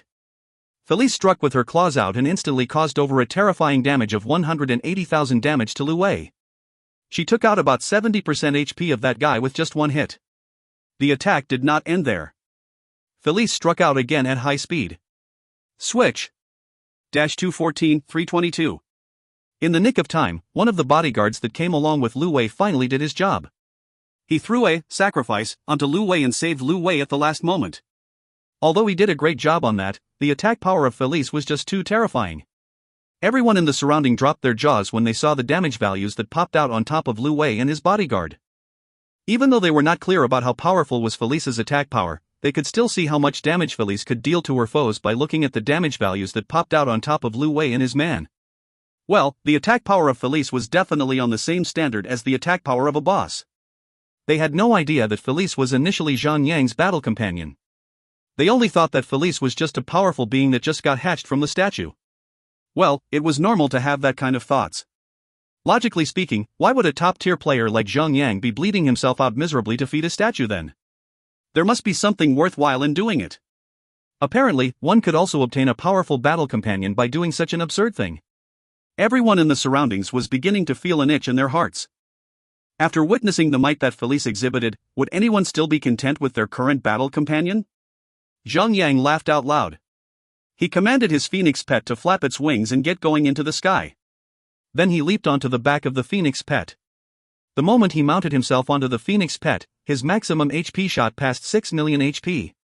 Right before he mounted onto his pet, Zhang Yang had only approximately 70,000 HP left because of what he did for the statue back there. However, he got a huge boost in his maximum HP after mounting himself onto his pet. So all the HP he lost back there became an insignificant factor. Felice, let's work together and take out these bastards. Yes, big brother. Zhang Yang had a phoenix pet at his side. Who would dare to stand up against him? The royal-blooded phoenix fluttered its wings and lunged into the sky.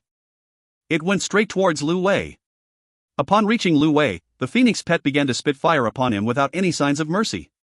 The flames danced about and caused tens of thousands of damage upon Lu Wei and at least 7 others of his men. After all, they were engaged in battle with a fully transformed phoenix. Coincidentally, Lu Wei and his goons had activated their transformation skill as they were grinding their levels and taking down bosses not long before they came here. Hence, their transformation skills were still under cooldown period. They were all in grave danger right now. Felice assessed the situation and transformed into her humanoid form. By doing so, her attack was similarly powerful as the attack of the transformed phoenix. No, her attack was actually much more powerful than the attack of the phoenix. The two of them joined forces and caused a tremendous mess to Lu Wei and his men. With their AoE attacks bombarding Lu Wei and his men, the tactic that Lu Wei loved to implement had lost its effect. His goons could not even save themselves from the blazing attacks thrown at them. How would they still be able to throw sacrifice on Lu Wei to keep him alive, then? In the beginning, they were barely holding on. After a brief moment, his men began to die one after another. Players with an inheritance transformation had an absolute advantage over players without an inheritance transformation. Now, the Phoenix Pet and Felice were both transformed. Zhang Yang was a skillful and powerful player all by himself. The three of them brought hell upon Lu Wei and his men. As expected, the number one player in the entire world is not to be trifled with. Everyone was amazed to see how Zhang Yang was preying on Lu Wei and his men like how an eagle was picking up little chicks one after another. It did not take long before Zhang Yang took out the entire 50-player scale party of the myth. Well, now they had really faded into myth. A large-scale party was taken out single-handedly by one player. A number of other players went up to the statue and bled themselves as well. They were fantasizing that they could also get a powerful battle companion as well by doing what Zhang Yang did a while before that. Zhang Yang, you better not be so cocky about this. You're not going to be so lucky every time. Lu Wei left his final soaring words before he was slammed to his death by Felice. He only got to survive so long because he had been so well protected. Unfortunately, Zhang Yang could not get a grip on any evidence about Lu Wei's crime in real life just yet. Even though Lu Wei had done quite a number of terrible things back then, it was almost impossible to get a hold over any solid evidence about all his crimes. Back in the day, he actually attempted to get a beautiful girl in his secondary school. After he was rejected by the girl, he raped the girl.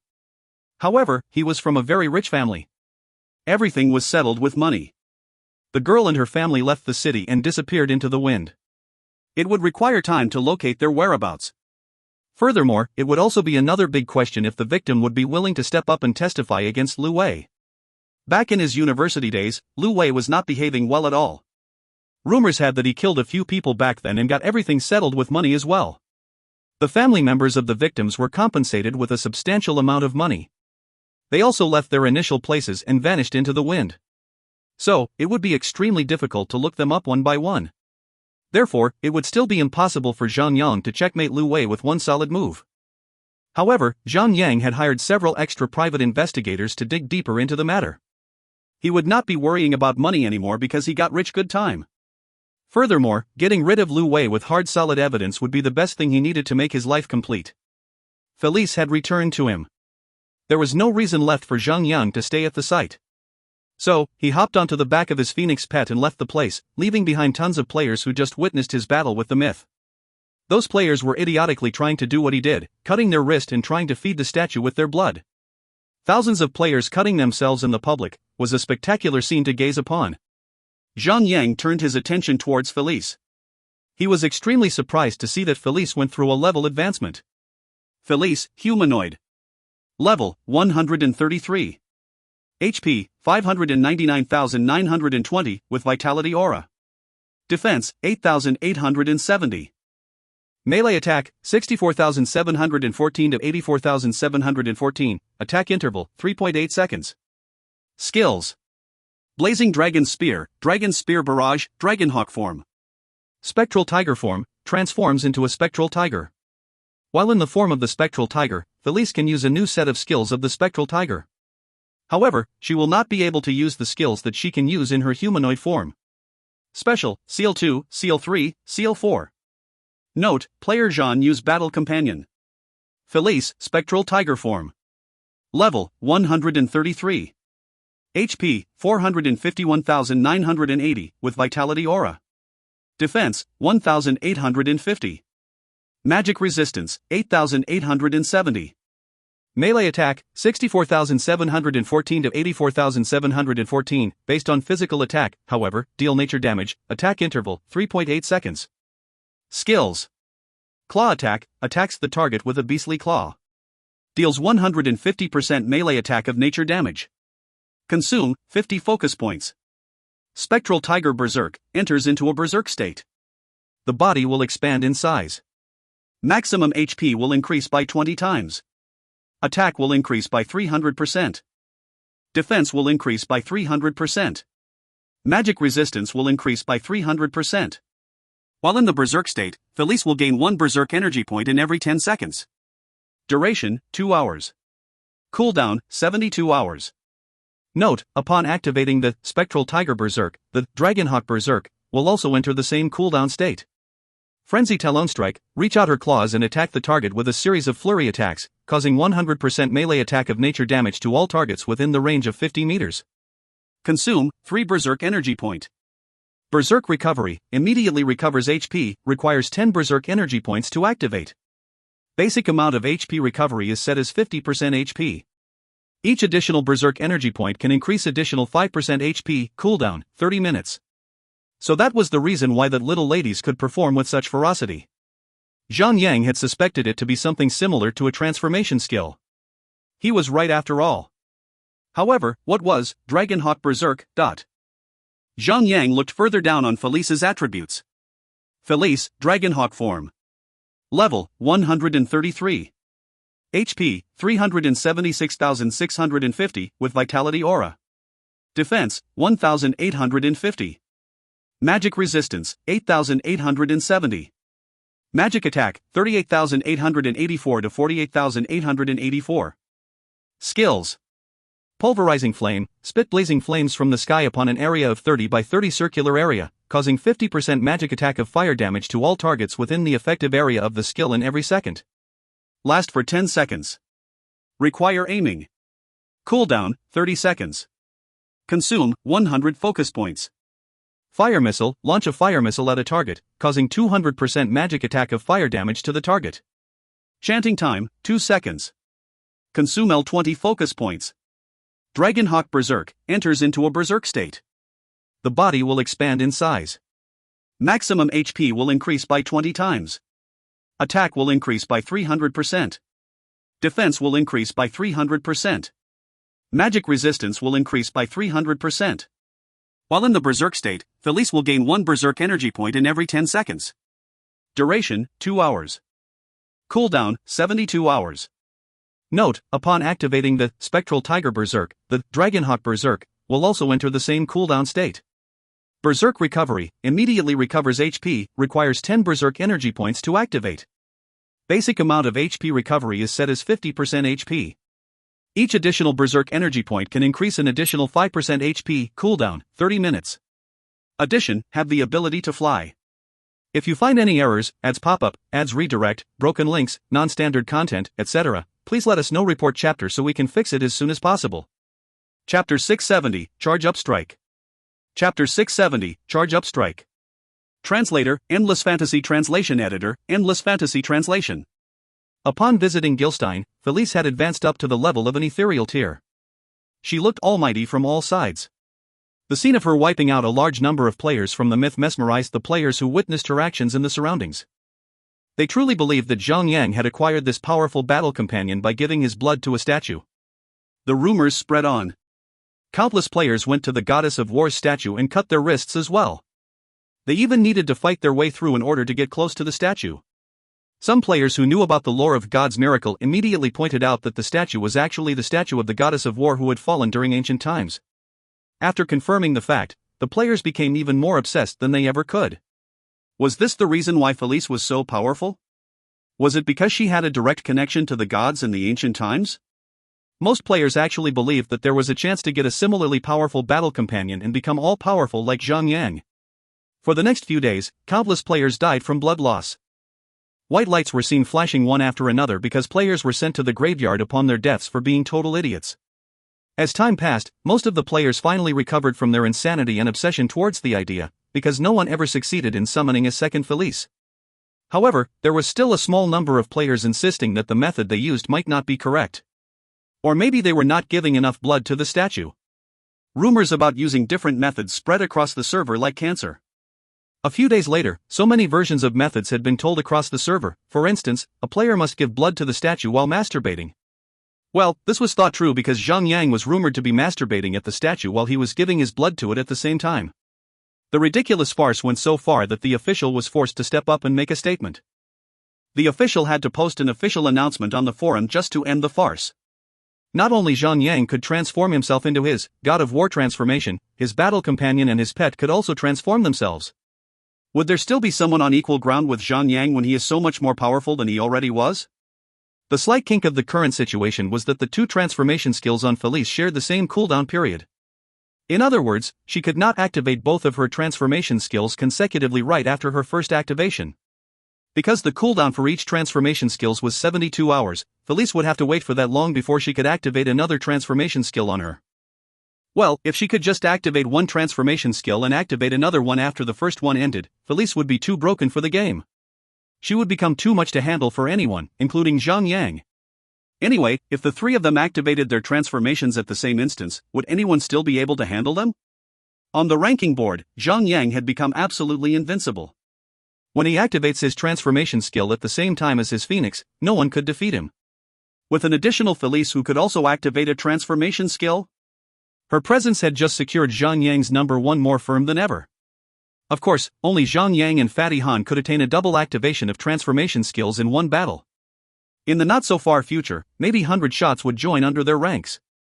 Although players with transformation skill were powerful, they would still be taken out cold if they were to battle an army of hundreds of thousands.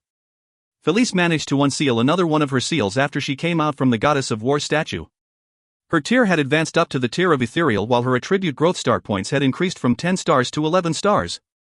In other words, Felice would receive an additional 10% effect on the attributes that any battle companion equipment had to offer.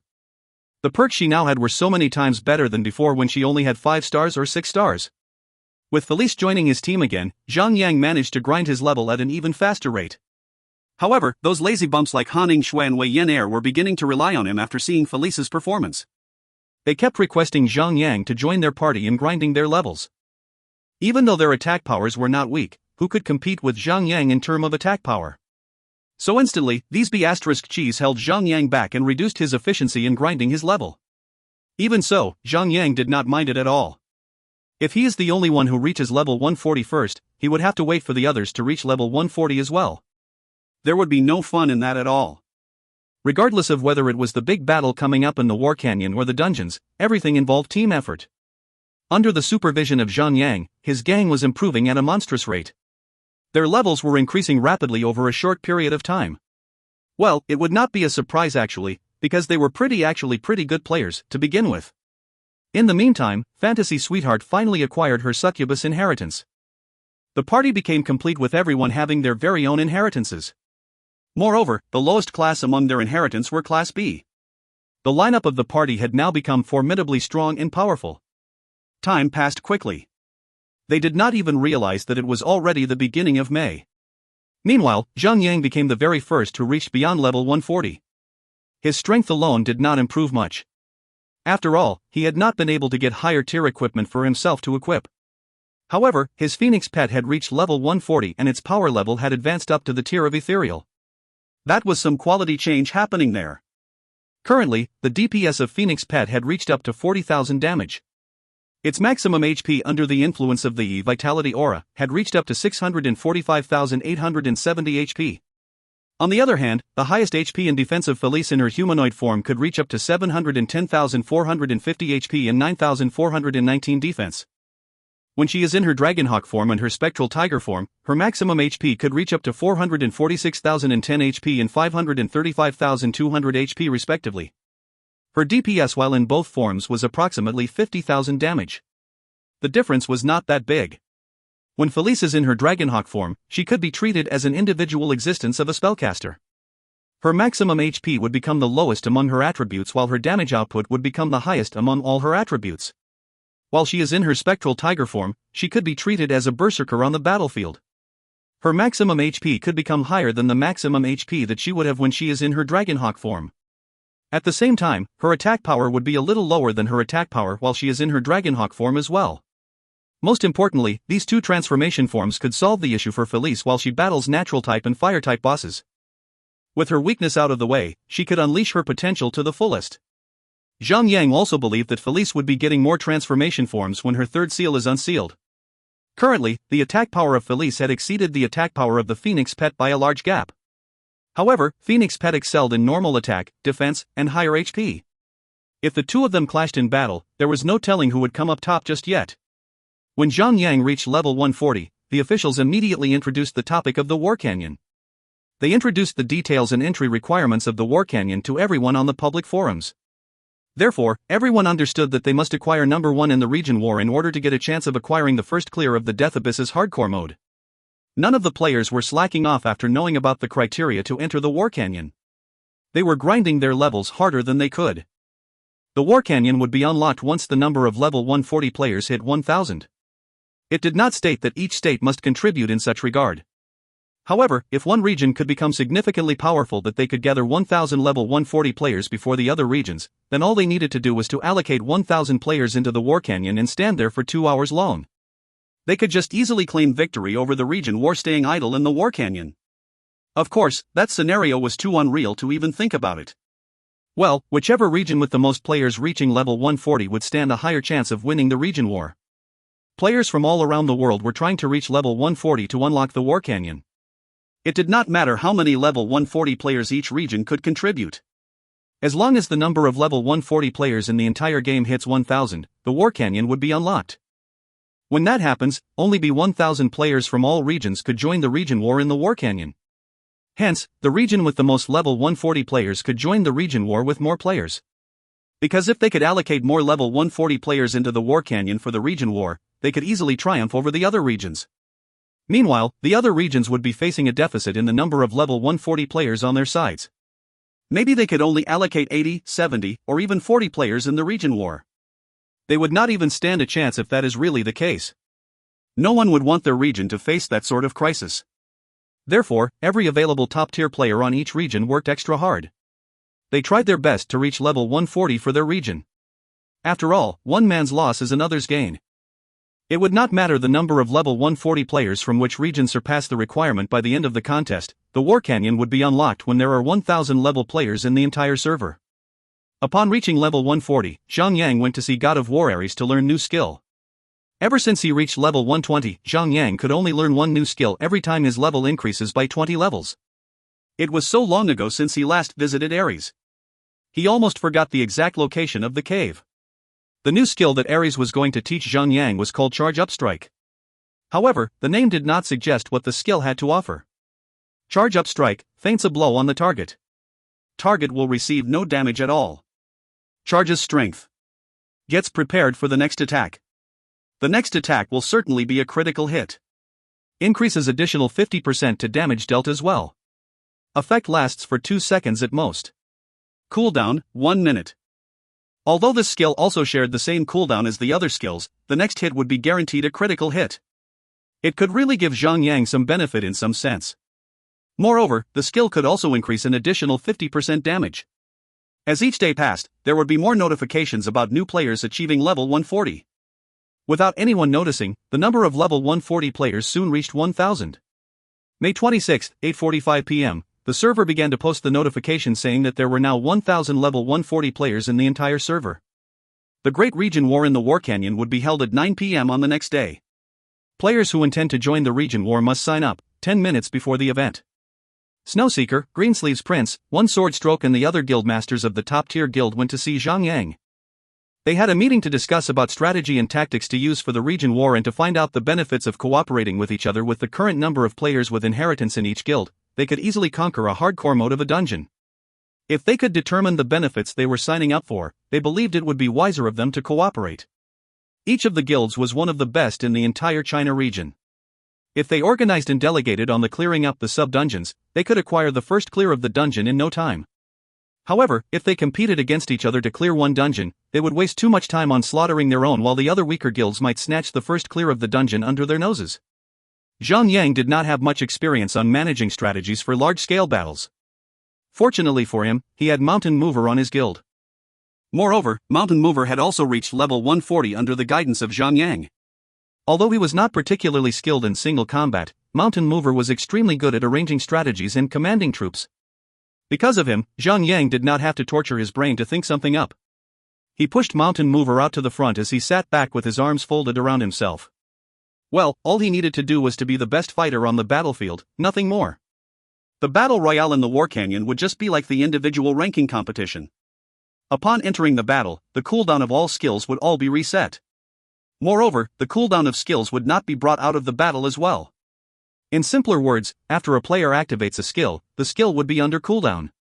However, if the player gets out from the region war, the cooldown of the skill would be reset. Or else, the situation among the guilds would be filled with doubt. Because if that wasn't the case, everyone who takes part in the war would not be able to use their transformation skills after using them for the battle royale. I want to fight, right now. Why is it not beginning yet? You look like an ugly horse, noob tank. The grand battle was about to begin. Wei Yenair could no longer hold herself back. She ran out of patience and muttered on and on. She even tried to ridicule Zhang with her immature words. Zhang had returned the Dragon Slayer battle axe back to the little brat some time ago. However, the party only managed to slay a small number of high-tier bosses. Even though their equipment had improved, but the improvement was not much to tell. Ding! You can now enter the War Canyon to join the battle. Zhang vision blurred for a second. Instantly, he found himself in the middle of an unfamiliar canyon. He brought up his map to take a look. The interior of the canyon was actually similar to the design of the Gagaro's Mist map. However, there were only 8 paths instead of 12. Every path led to the central point. There, players would find some defensive facilities such as mini-magic cannons. Each blow could deal 100,000 chaos damage to anyone who gets caught in the middle of the blast. The blast from the cannon could spread out to an area of 10 meters squared. The cooldown of these magic cannons was only 30 seconds. The best thing about the cannons was that they had unlimited ammo. Whoever who conquers the central point of the map could secure those defensive facilities for their own usage. They would be able to deal even more damage to their opponents. The winning party would be determined based on the number of players they kill. The party that could kill the most would be deemed as the winner. Therefore, these defensive facilities would play a significant role in aiding the players in claiming victory over the war. Moreover, graveyards were located on either end of the pathways. Whenever a player from any region is killed, they would be sent back to their respective region's graveyard. They would need to run all the way to Central Point all over again just to kill or be killed once again. There was also a special graveyard located right in the middle of the center point on the map. Whichever party that conquers the Central Point would be able to use the special graveyard to resurrect. By doing so, they would no longer have to run all the way back from the start when they die. Therefore, the key to winning this war would lie in whether a party conquers the central point of the map or not. If you find any errors, ads pop-up, ads redirect, broken links, non-standard content, etc., please let us know. Report chapter so we can fix it as soon as possible. Chapter 671, Exposing the Atrocious Side. Chapter 671, Exposing the Atrocious Side. Translator, Endless Fantasy Translation Editor, Endless Fantasy Translation. Of course, it would not mean that victory is claimed after a party managed to secure the center point. They would still have many other problems to worry about. Yes, they would take control of the defensive facilities and the special graveyard, which would enable them to jump straight back into the battle without having to run through the entire pathway. However, the region who gets hold of the center point would have to face the assaults from the other 7 regions. The players able to stand on this map were all players that had been filtered out by the system, based on their equipment tier. The system would only deem those who had higher tier equipment on them to be eligible to enter the War Canyon. Therefore, the standard of the players from all regions should not differ greatly among themselves. By taking the advantage of the defensive facilities and the special graveyard at the central point, one region could possibly perform a 1 versus 2, or even 1 versus 3. But 1 versus 7? That would be. The situation of this battle would be similar to playing a game of chess. One would need to adopt and discard a pawn with a critical eye. Even though one region might take down the center point, it would not mean they would have to defend the spot to their very end. After all, the criteria of winning the first place in the contest was to kill as many enemies as they could. Slaughter, that was the main theme of this war, after all. Furthermore, defending the central point would not be the only way to win. They could also send a small strike team and ambush players at their graveyards. The weakened players will surely be massacred before they can fully recover. Unless the numbers of players resurrecting far outnumbered the strike force, the strike team would be able to camp at the spot, leisurely killing off everything that spawned there. Moreover, it would be extremely difficult to snitch out a few thieves in their stealth mode in a canyon that was at least 50 meters wide. In a nutshell, there were multiple means of claiming victory in the battle. This would be the first grand battle in the War Canyon. Although there were actually more than 1,000 players beyond level 140, it would not mean that each region would be able to allocate 100 players to join the war. Powerful regions such as China region, Europe region, North America region and India region would allocate about 120 or even 130 players to join the war. From that excessive number, the system would pick the 100 players with the best equipment. However, regions that were wretched such as Japan-Korea region could only afford to send 76 players. They had no choice at all but to send as many good players as they could. That number was the best that they could do for the moment. It was only 5 minutes before the beginning of the battle. The 100 players from China region were listening to every command of Mountain Mover. Everyone could only stay by their respective graveyards before the battle begins. There was no way that they could head for the center point now. Mountain Mover had checked on the information that the officials provided. Hence, he had a deep understanding on the terrain of the area and the competition rules. With sufficient information, he could work his brain to his fullest potential. However, the 100 players from the China region might not be on the same page. After all, they were cobbled together from many top-tier guild in China region. There were also 7 to 8 players who did not belong to any guild. They were feeling superior of themselves. They actually believed that they could take down the world on behalf of China region all by themselves. Even though they could not leave the beginning point just yet, they were already staring far into the sky. They were not listening to everything that Mountain Mover was saying. A tough rival beats you and a piggish teammate F***CKs you up. Zhang Yang did not expect anything from these piggish people. If each of them could just contribute by killing a few players, that would be more than sufficient. After preparing for the battle, the grand battle finally began. Upon the system notification ding, the air walls right before everyone vanished. Everyone could now move around at will. The map restricted players from flying. However, they could still get on their flying mounts and perform a close-to-land glide. It would not break the rule as long as they keep themselves at a low level. However, it would be impossible for players to fly over to another pathway where the other regions were on. The only way to get over to the other pathways was by going through the center point of the map.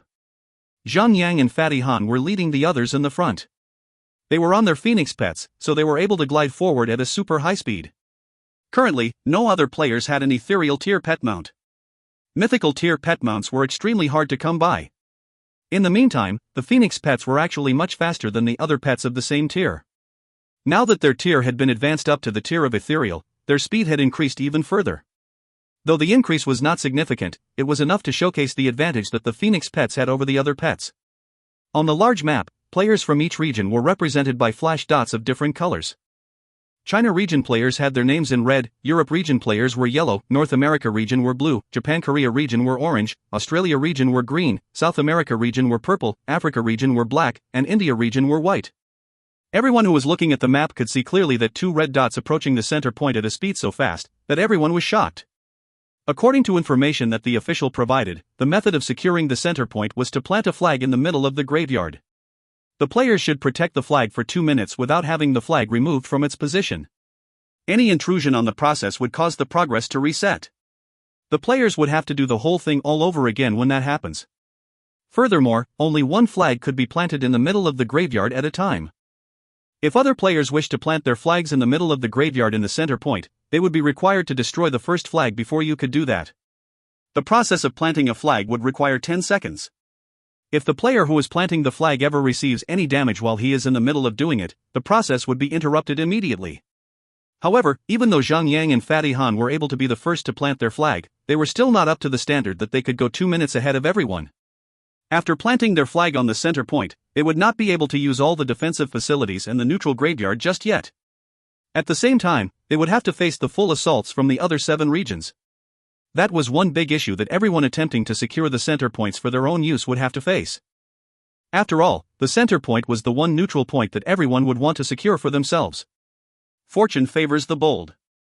Even though the process of acquiring the central point was extremely challenging, whichever region that could get the central point would acquire a large advantage over the other regions.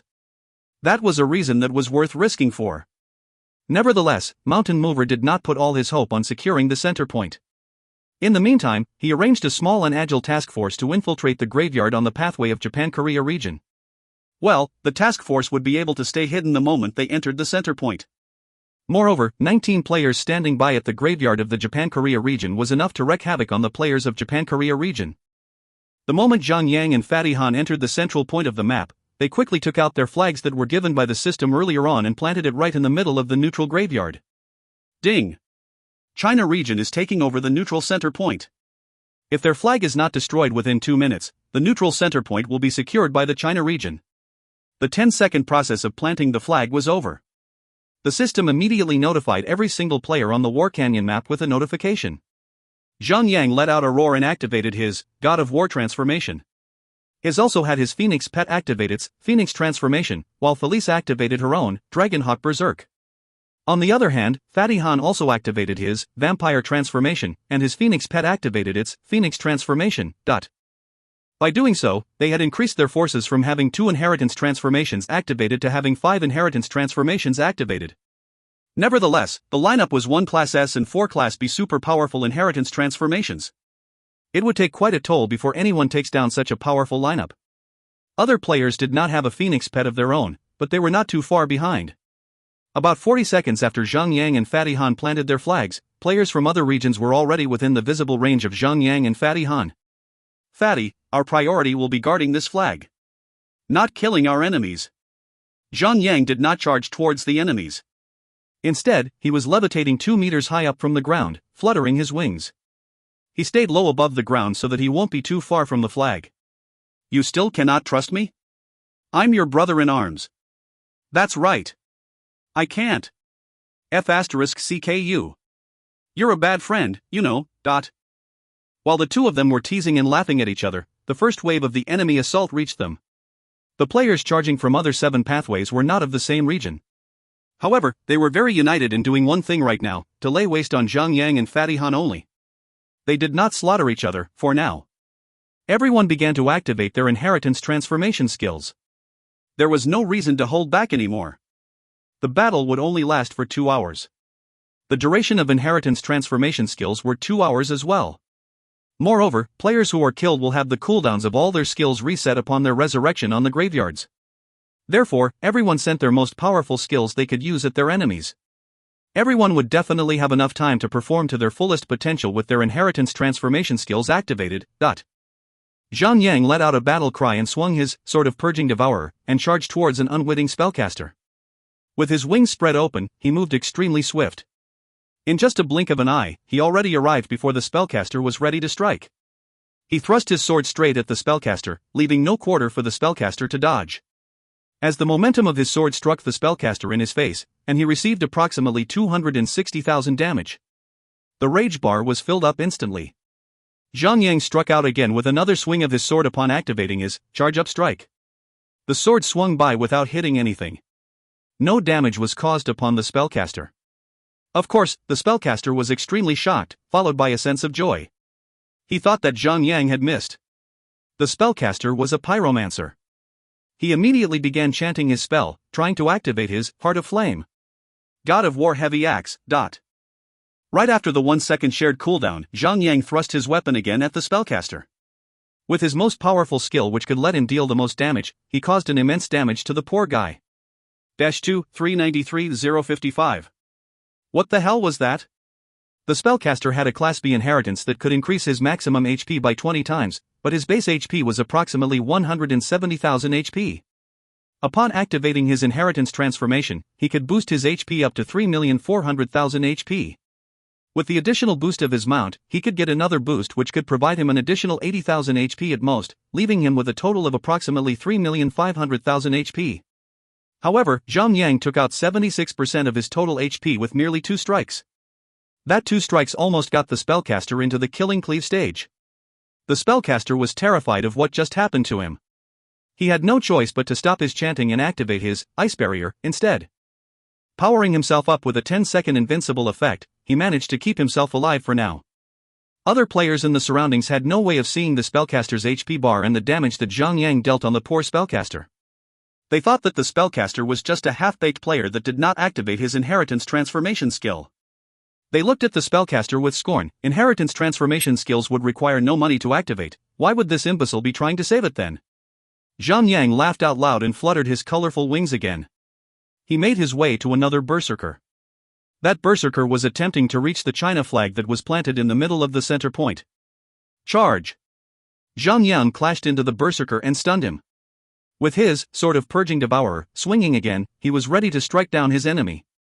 Right before the sword could reach the berserker, Wei Yan'er arrived at the center point in her dark mist form. With her strength aura kicking in at the perfect moment, Zhang Yang's strength received a boost of 14%. Immediately, the berserker received a damage of 290,000 damage. God of War Devastation. 860,961. Unfortunately, it was not a critical strike. There was no additional 50% damage on that strike as well. It was just normal skill attack with additional 300% damage. That strike only managed to deal approximately 860,000 damage to Zhang Yang's target. It was 3 times weaker than the initial amount of damage Zhang Yang could have dealt. Zhang Yang could only shake his head and sigh. In the meantime, the berserker from Europe region was cursing the F word repeatedly in terror. Well, he also had a Class B inheritance like the spellcaster. Although the HP of a berserker was a little higher than the HP of a spellcaster, this berserker only had approximately 4,100,000 HP. One simple strike from Zhang Yang had managed to take out 25% of his entire HP bar. One word, ouch. He quickly reacted and began to strike back. Swinging his battle axe straight towards Zhang Yang at his full strength, he managed to land his axe on Zhang Yang's body. However, he only had a Class B inheritance and his equipment were basically mythical tier. Let's give him some credit and say he has 1 or 2 pieces of ethereal equipment on him. His basic attack could only reach up to 130,000 damage at its best. On the other hand, Zhang Yang already had over 43,400 defense. That strike from his axe only caused about 60,000 damage to Zhang Yang. The HP bar of Zhang Yang did not even move a little. Well, how significant could a 60,000 damage be for a 20 million HP? Insignificant. What the hell, that is really insane. This was a battlefield. Zhang Yang would not play some 1vs1 match with his opponents. He commanded Phoenix Pet and Felice to join in the battle as well. The 3 of them pummeled the berserker. The poor berserker was now in a 3-on-1 fight against 3 transformed entities. The worst part of it was that one of it was a Class S inheritance while the firepower of the other 2 were as powerful as a Class B inheritance. Truth be told, Felice and the Phoenix Pet were both as powerful as the tier of ethereal. They could have completely oppressed 99% of the players in the entire game in terms of equipment tier.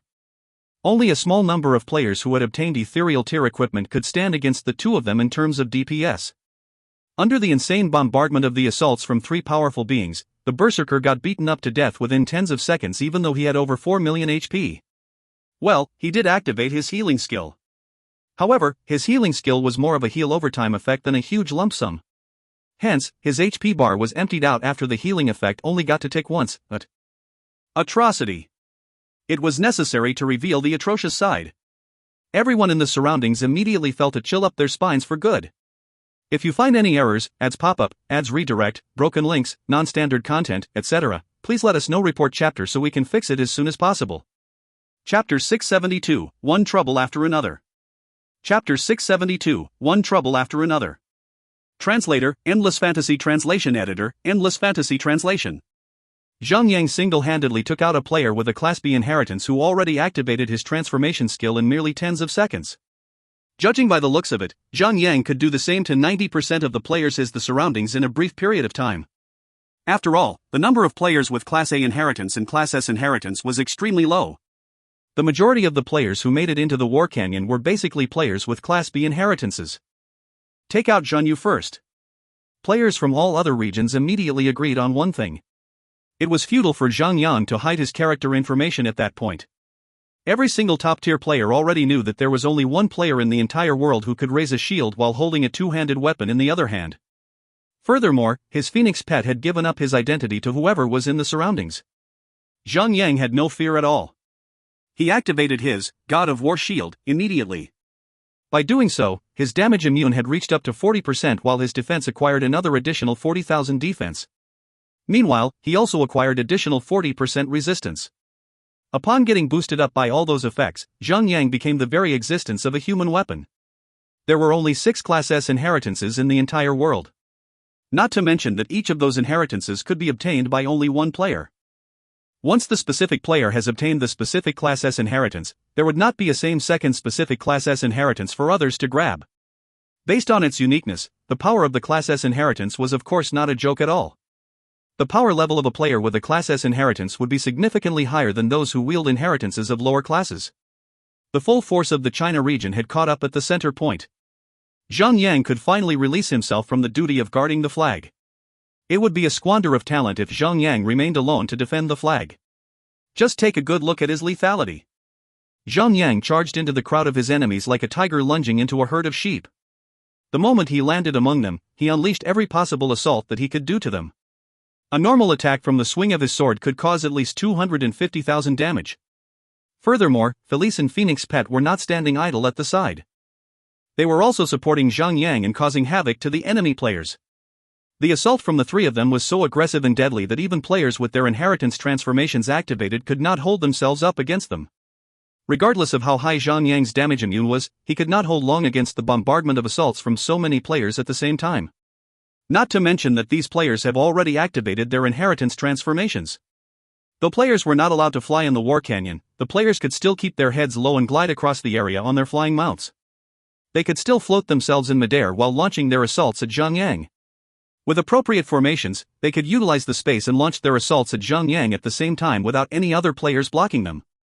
Therefore, even though he only received approximately 20,000 to 30,000 damage in each hit he took, he would not be able to take hundreds of hits from hundreds of players at the same time and feel nothing.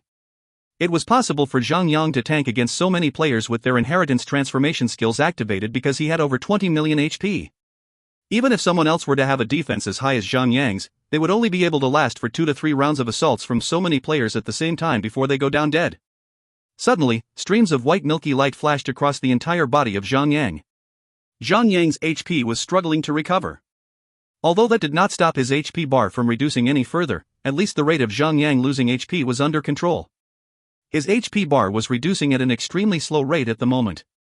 The sexy body figure of Han Yingshui appeared right behind Zhang Yang. The appearance of her face may seem to be very normal in the game setting. However, she looked elegantly differently from her initial appearance when the holy light from the heaven chiming down on her constantly after she activates her inheritance transformation. Appearing elegantly and compassionately, she looked glamorous in her own fine way. Well, that was the appearance of a healer who has already activated her Class S, Milkmaid deity transformation. Upon casting her, Milkmaid Deity's Protection, on Zhang Yang receive a boost of 20% on his healing efficiency. Furthermore, Han Shui had upgraded her healing aura up to level 7. The effect of the aura could now increase at 21% of healing efficiency on every friendly unit within the effective range of the aura. Her healing capability was already impressive enough as it was. With the support of her skills, her healing capability had just been powered up even further now. Zhang Yang was acting very carefully to avoid warriors as he was slaughtering his way across his enemy crowd. He had never been touched by any destructive smashes up to this point. Without the effect of the destructive smash in the way, Han Shui managed to heal him at full capacity. Zhang Yang had his own radiating wings. He could move and fly around freely, giving no quarter to his foes. Moreover, he also had a sharp awareness of his surroundings. Not to mention that he had his supporting attack trained to the grade of master now. Whatever he was doing right now, it was like a walk in the park for him. Under the crazy bombardment of assaults from the enemies for almost a minute, Zhang Yang maximum HP had dropped from 20 million HP down to 9 million HP. Though it seemed that the circumstances showed a possibility that Zhang Yang could be killed, every inheritance would definitely have life-saving skills of their own. Normally, Class S inheritance could allow the player who wields it recover a few full bars of HP. So, what good would it bring for others to be able to take out 1 bar of Zhang Yang's HP then? Players who made it in here were all professional players after all. Even though they were making a grave mistake at first by focusing their assaults on Zhang Yang, some of them eventually realized that they would have to take out Han Shui first before they could take out Zhang Yang. So they were beginning to shout at each other, "Hit that priest! Hit her first while some of you go get the flag." When the number of players are this abundant, it would be natural to see AoE attacks raining across the battlefield. On the other hand, however, although the players from other 7 regions were on the same page to focus their assaults on the China region, the system would not allow different regions to form alliance among themselves. Therefore, the impacts of all AoE attacks would hit any player regardless of the regions they were from, as long as they were not on the same region as players who activated the AoE skills. Any super AoE skill that becomes available when the transformation of an inheritance is activated would cover a radius of 30 meters, 40 meters, sometimes even 50 meters. Those super AoE skills would always cover extremely vast areas. Every single activation of such skill would definitely hurt their allies from all other regions. Such a situation had caused the players from 7 other regions to feel depressed about it. If they decide not to use their AoE skills, they would lose out on opportunities of dealing tremendous damage to their enemies. On the contrary, if they decided to use their AoE skills, they would be dealing damage to players from other regions as well. It would also be like aiding the China region in dealing damage to their newly formed alliance.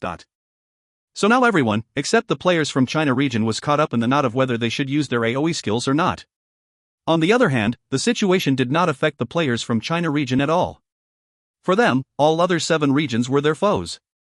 They would need as much AoE skills as possible for them to deal immense damage to all of their enemies. Therefore, the more clumped up their enemies were, the more suitable it was for them to activate their AoE attacks. They could really spread as much hell as they could onto their enemies. Even though Han Shui became the primary target of the enemies, she was a ranged combatant. As she could heal the others and support her own people from a distance, Han Shui hid among the crowd of the players from China region. In other words, she was well protected by her own people. Meanwhile, the melee combatants from other 7 regions were not daring enough to charge and attempt to bring her down. After all, they did not possess insanely high defense like Zhang Yang did. They would be wasted right away if they try to squeeze themselves into the crowd of the China region players, trying to make their way to Han Shui. Hence, they could only launch their assaults on Han Shui by launching their ranged attacks. Because of that, their tactic created a significant flaw for all of them. None of them would be able to cast Destructive Smash on Han Shui. Because of that, none of them could restrict the powerful healing capability of Han Shui. Although Han Shui did not have super high defense or super high damage immunity, she still made it through the difficult times that lay upon her with the help of Mountain Mover's wise strategies. Mountain Mover allocated 3 guardians to stay by her side. Whenever she got in danger, the guardians would take their turns to activate their sacrifice on her, followed by their vanguard's aggression, to help Han Shui get through her difficult times. Moreover, she also had Banshee's Howl. Upon activating that accessory, everyone who launched an attack on her would be afflicted with terror effects and they would run around without having control over their own body for a period of time. 2 minutes had passed without anyone's knowledge. The system notification came in with the news that the neutral center point had been secured by China region. The 16 magic cannons immediately let loose their cannonballs at the enemy units, showing no mercy at all. 100 shots, Hannibal, Jurassic Lover, Martin and West Snow. Remember the plan. Stick to the plan. Guard the flag no matter what, and let no one touch the flag. The others, head to the blasting range of the magic cannons and begin your slaughtering. Show no mercy. Mountain Mover gave the command to charge. Forget about Zhang Yu and that priest. Nothing good comes from killing them now. They've already taken down the neutral graveyard. Killing them would only help them more than harming them now. Focus on the ones with lower HP now. The condition of winning the war is not taking down the neutral point but killing as many enemies as possible. Kill as much as you can, you idiots. It seemed that there was at least one commander-like player from each region was screaming in the battlefield. Zhang Yang and Han Yingshui could feel that the boulders on their shoulders suddenly lifted the moment when they realized that they were no longer the main targets of their enemies. Scattered attacks such as arrows and fireballs would sometimes come at them from here and there, though they were not frequent at all. The magic cannons were extremely powerful. However, they were not as powerful as the strength of approximately 700 players combined together. In just a brief moment, the death count for players from other regions hit the number of 84 while the death count for China region had reached 197. Judging from the statistics, China region was suffering a tremendous loss which shamed them pretty deeply. However, first of all, players who die during the battle would not receive any form of punishment. They would not lose any experience points nor drop any equipment upon their deaths. Even the durability of their equipment would not drop. Whoever who dies during the battle would be automatically resurrected by the graveyard once every 30 seconds. Their stats would all be replenished while the cooldown of all their skills would be reset. They would rejoin the battle in their best forms. Second of all, the headcount of 80 deaths on the 7 region side was counted as the score of China region. The other 4 got killed because they got caught up in the middle of the powerful bombardment of AoE attacks activated by players that were not from China region. On the other hand, the headcounts of 197 deaths of the China region would be divided down by 7 because there were 7 regions.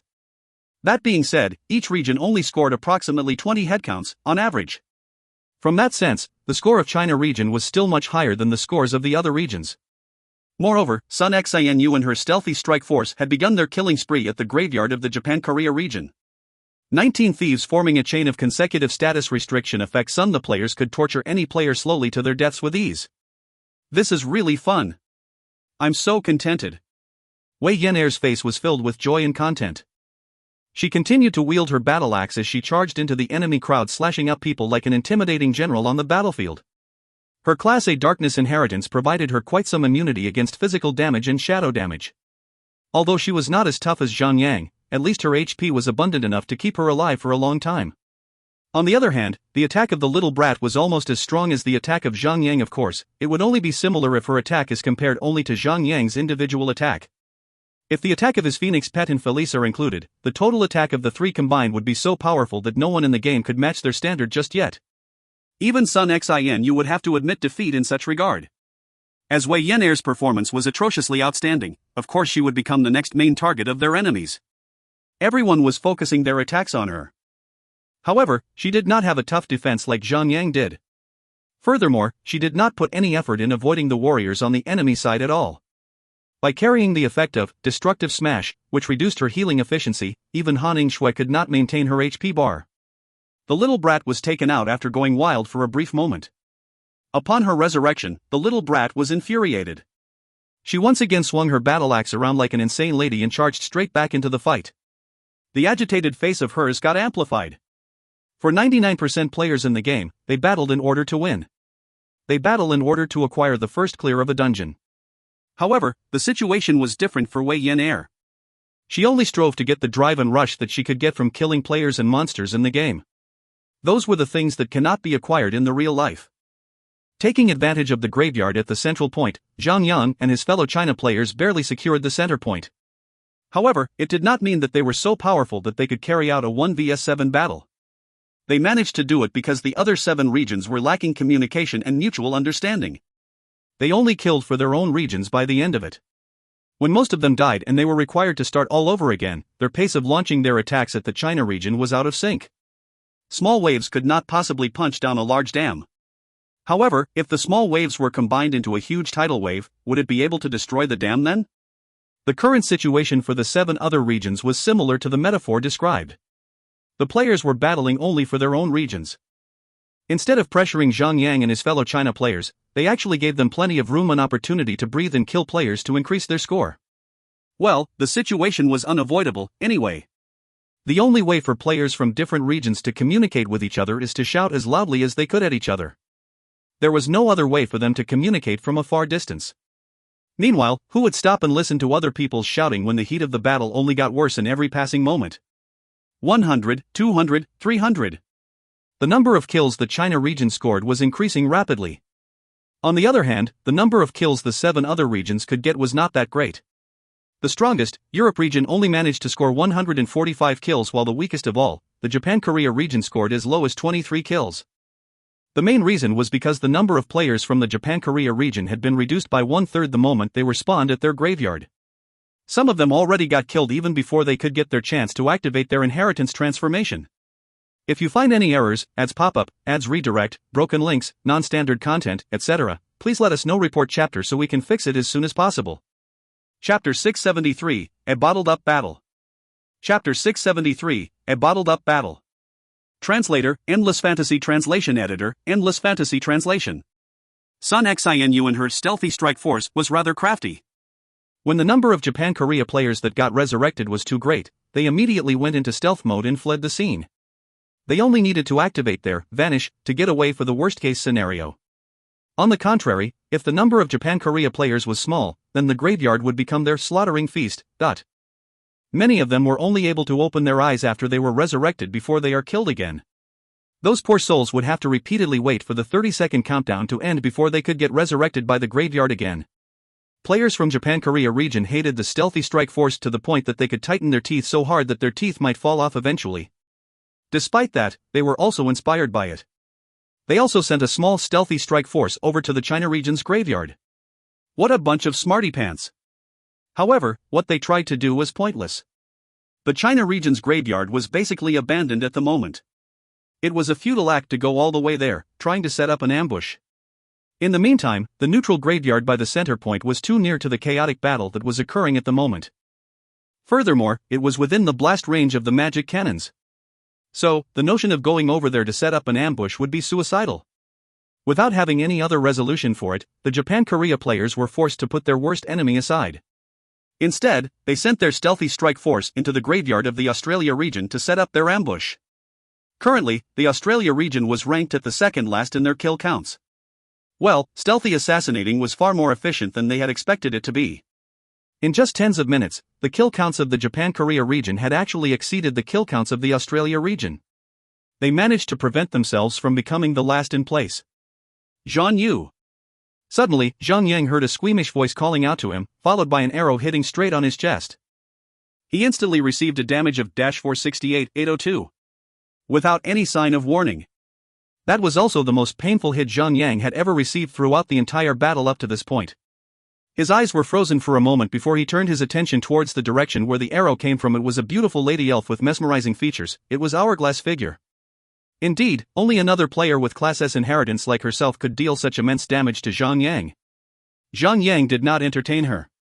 He continued to pick on players with only Class B inheritances with the intention of wrecking them up. After all, they were here not to compete against each other to see who was the bravest or strongest of all.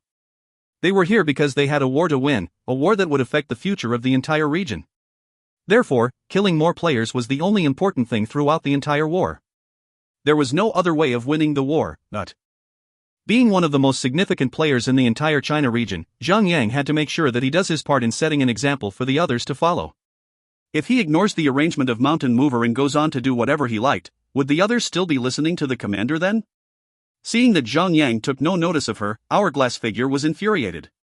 She humped with her soft voice and continued to shoot arrows at Zhang Yang.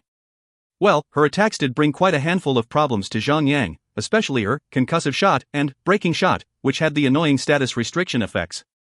Those skills did some great job in holding Zhang Yang off from going about with his killing spree. It held him back to the point that he no longer looked intimidating. That was really some achievement over there. After all, Zhang Yang's warrior's will could only be activated once per minute. You really are persistent. Just when Zhang Yang was having a headache trying to battle against Hourglass figure, Seductive Wild Pussy suddenly appeared out of nowhere and joined into the battle as well.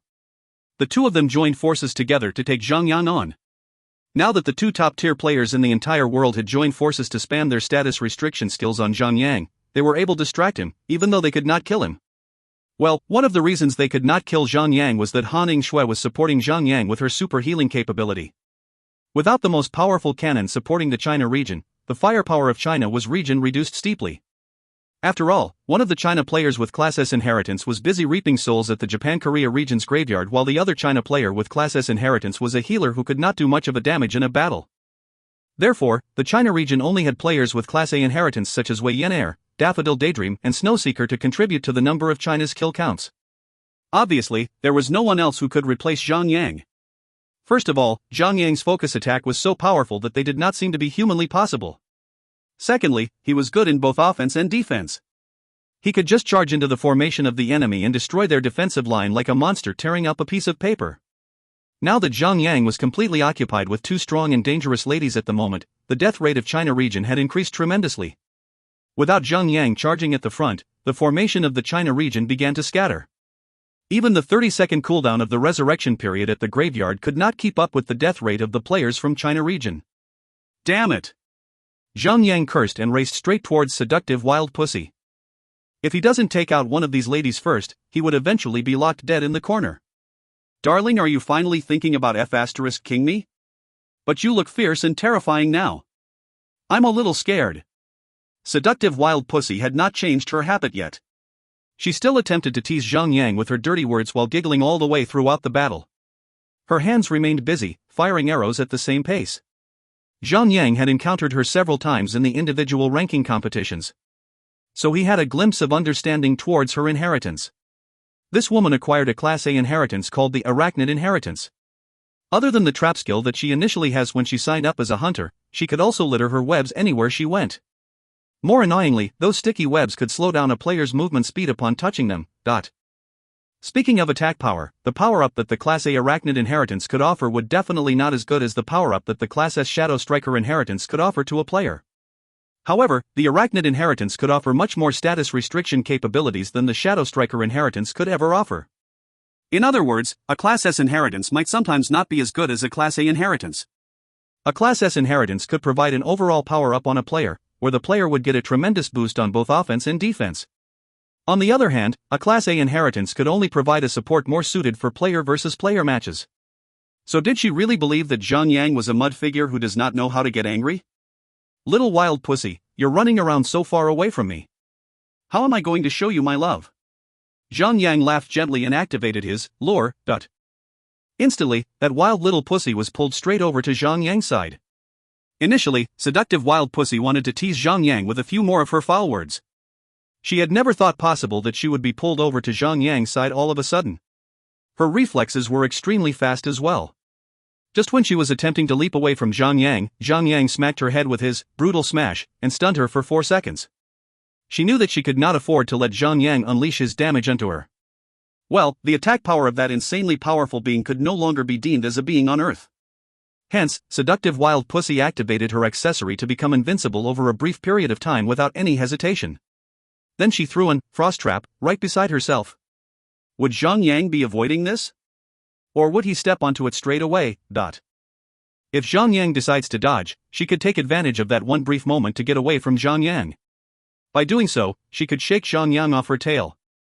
At the same time, Hourglass Figure was also launching her attacks at Zhang Yang as aggressively as she could. Unfortunately, her status restriction skills also had cooldown periods. Meanwhile, Zhang Yang had been waiting for that moment ever since they began battling each other. Zhang Yang had made up his mind to gut up and send the little wild pussy to the graveyard. He went around the frost trap and continued to stick himself on the back of seductive wild pussy. As he was going around the frost trap, seductive wild pussy was given a brief moment to pull herself away from him. Without wasting any of the precious time the god had provided her, she quickly ran towards the opposite direction from Zhang Yang. However, she could not do a leap shot, because she could not pull herself 3 meters away from Zhang Yang yet. Zhang Yang flapped his wings and pursued on. The greatness of a Class S inheritance player was instantly exhibited to whoever that was watching the battle in their surroundings. His speed was so fast that seductive wild pussy could not even react to it. His speed had also exceeded the speed of a hunter and even a thief. Those two classes were deemed to be two of the fastest classes in the entire game. 8 seconds of invincibility was over in just a blink of an eye. Upon seeing the golden light on seductive wild pussy vanishing, Zhang Yang swung his sword straight towards her. However, the blade missed her and went through the air. Charge up strike. Seductive Wild Pussy froze for a brief moment before she began to regain control of her body. It was extremely rare to see a top-tier player miss an attack. Furthermore, Zhang was the top of the top sort of players in the entire game. She could feel that something was extremely off. So, she immediately activated her leap and flipped 10 meters away from Zhang. Charge! Zhang did not give any quarter to Seductive Wild Pussy as he had already reacted to the situation. He clashed into the Wild Pussy hard. Followed closely with a swing of his sword of Purging Devourer, he gave the Wild Pussy a normal slash and a powerful God of War devastation. 278, 320. 2, 393, 073. Poor little Seductive Wild Pussy. Even though she had over 9 million HP, she still lost approximately 30% of her total HP after taking 2 solid hits from Zhang. She freaked out after seeing the damage values she received. Fortunately for her, she had healers backing her up. They quickly attempted to heal her up with their best healing skills they had. However, Zhang had afflicted her with the 75% reduction of healing efficiency with his Destructive Smash earlier on. Hence, she could not heal efficiently at all, but Felice and the Phoenix Pet had approached Seductive Wild Pussy at a most opportune time. They joined up with Zhang to lay waste on the Wild Pussy. That moment was the moment Seductive Wild Pussy realized that Zhang had made a firm decision to kill her. The three of them were not joking around as they were attacking their target at the same time. The damage that the three of them could deal to their target was substantial. Furthermore, the 75% reduction of the healing efficiency of Seductive Wild Pussy had put her HP recovery to work rather poorly. Because of that, the rate of her HP recovery could no longer catch up with the rate of her losing her HP. She activated all of her ultimate skills and life-saving skills. She even transformed herself into a giant female arachnid and drained Zhang blood to recover her HP. However, everything that she did was futile. She was no longer in control of her own fate, but with the three of them transformed, no one would stand a chance to best the combined force of Zhang, Felice, and Phoenix Pet in any 1vs1 battle. Other than that, Seductive Wild Pussy did not have any space or chance to escape because she was closely surrounded by Zhang, Felice, and the Phoenix Pet. She was pinned down like a helpless doll. God of War Battle Axe. Horizontal Sweep. Frost Strike. Zhang consecutively activated all his deadly skills and sunk the HP level of Seductive Wild Pussy down to 20%, forcing her to enter the most dangerous Killing Cleave state. Big brother Zhang, how can you be so cruel to me? The little pussy revealed a pitiful expression, trying to soften Zhang up. Save it and get going. The graveyard is waiting for you. Zhang was not swayed by her pitiful appearance at all. He activated his Indiscriminate, followed closely by his Killing Cleave. 2 441 298. Arg. Seductive Wild Pussy let out a miserable cry while her remaining 20% HP was taken away by Zhang one hit. After he was done with that little pussy, Zhang fixed his eyes upon Hourglass Figure all of a sudden. That Indian girl felt a chill up her spine the moment she realized Zhang had diverted his attention towards her. She quickly kept her fear in check and continued with her role in restricting Zhang movement. Because the other 7 regions had obtained an absolute advantage over the China region, they managed to suppress the defensive line of China region down to the neutral graveyard. When they could finally breach the defensive line of China and set foot onto the ground of the neutral graveyard, it would become much easier for them to remove the China's flag and rid the control of China off the neutral center point. By then, there would be another chaotic battle among the regions to reclaim control over the center point again. No one could afford to have Zhang step in to ruin their efforts at that crucial moment. After all, that crazy son of the B*TCH could ruin any favorable circumstance for anyone with his oppressive firepower. Zhang was more than just intimidating by just standing there. His very existence was purely frightening. So far, not many had seen him battling at his full power just yet. It had been more than 20 minutes since the battle began. The battle had hit its hottest point that it was currently. The defensive line of China was on the brink of being breached. It would only be a matter of time before the defensive line falls. Everyone went on securing the center point, knowing that would happen eventually.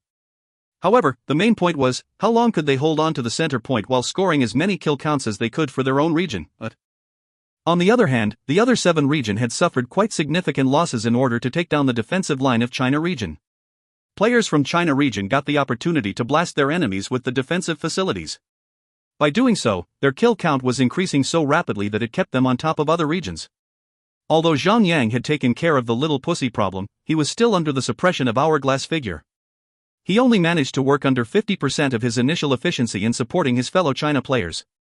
He could no longer stand firm as a rock in midstream for the moment.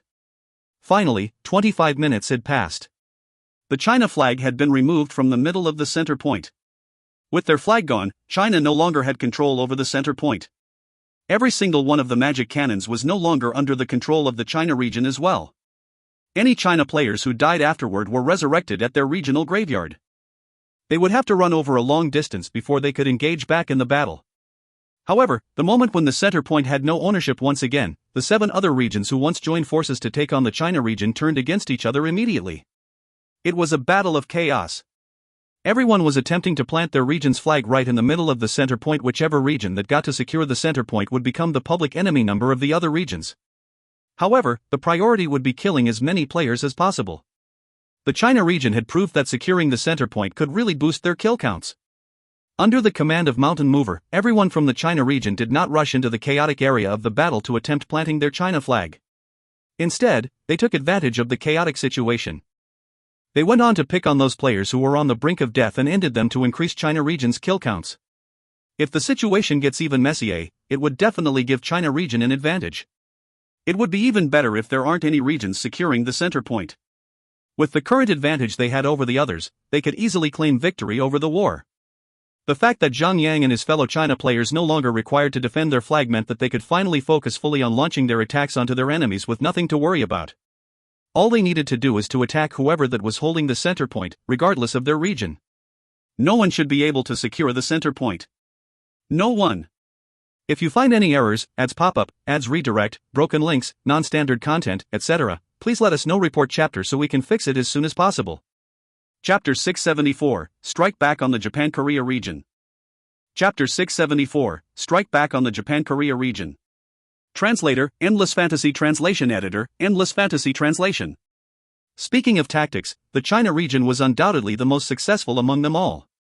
It only took approximately half an hour for them to collect a large amount of kill count to gain an advantageous head start over the others. As long as they maintain their pace until the battle ends, they should be the one claiming victory over the war. As mentioned previously, taking control over the center point was merely one of many ways of attaining victory over the war. It was not necessary to take down the central point in order for the region to win. However, everyone was blinded by the killing and slaughtering right before their eyes, that they lost track of the main objective. They were so eager to take control over the center point, that they lost track of everything. Even though there were a few who were clear-minded enough to stop and inform the rest by shouting and screaming, no one seemed to care about it at all. Just kill them. Just slaughter them all. Players of China region no longer went to compete with the others at planting their flags on the center point. They were no longer the public enemies who had to take all attacks from all directions.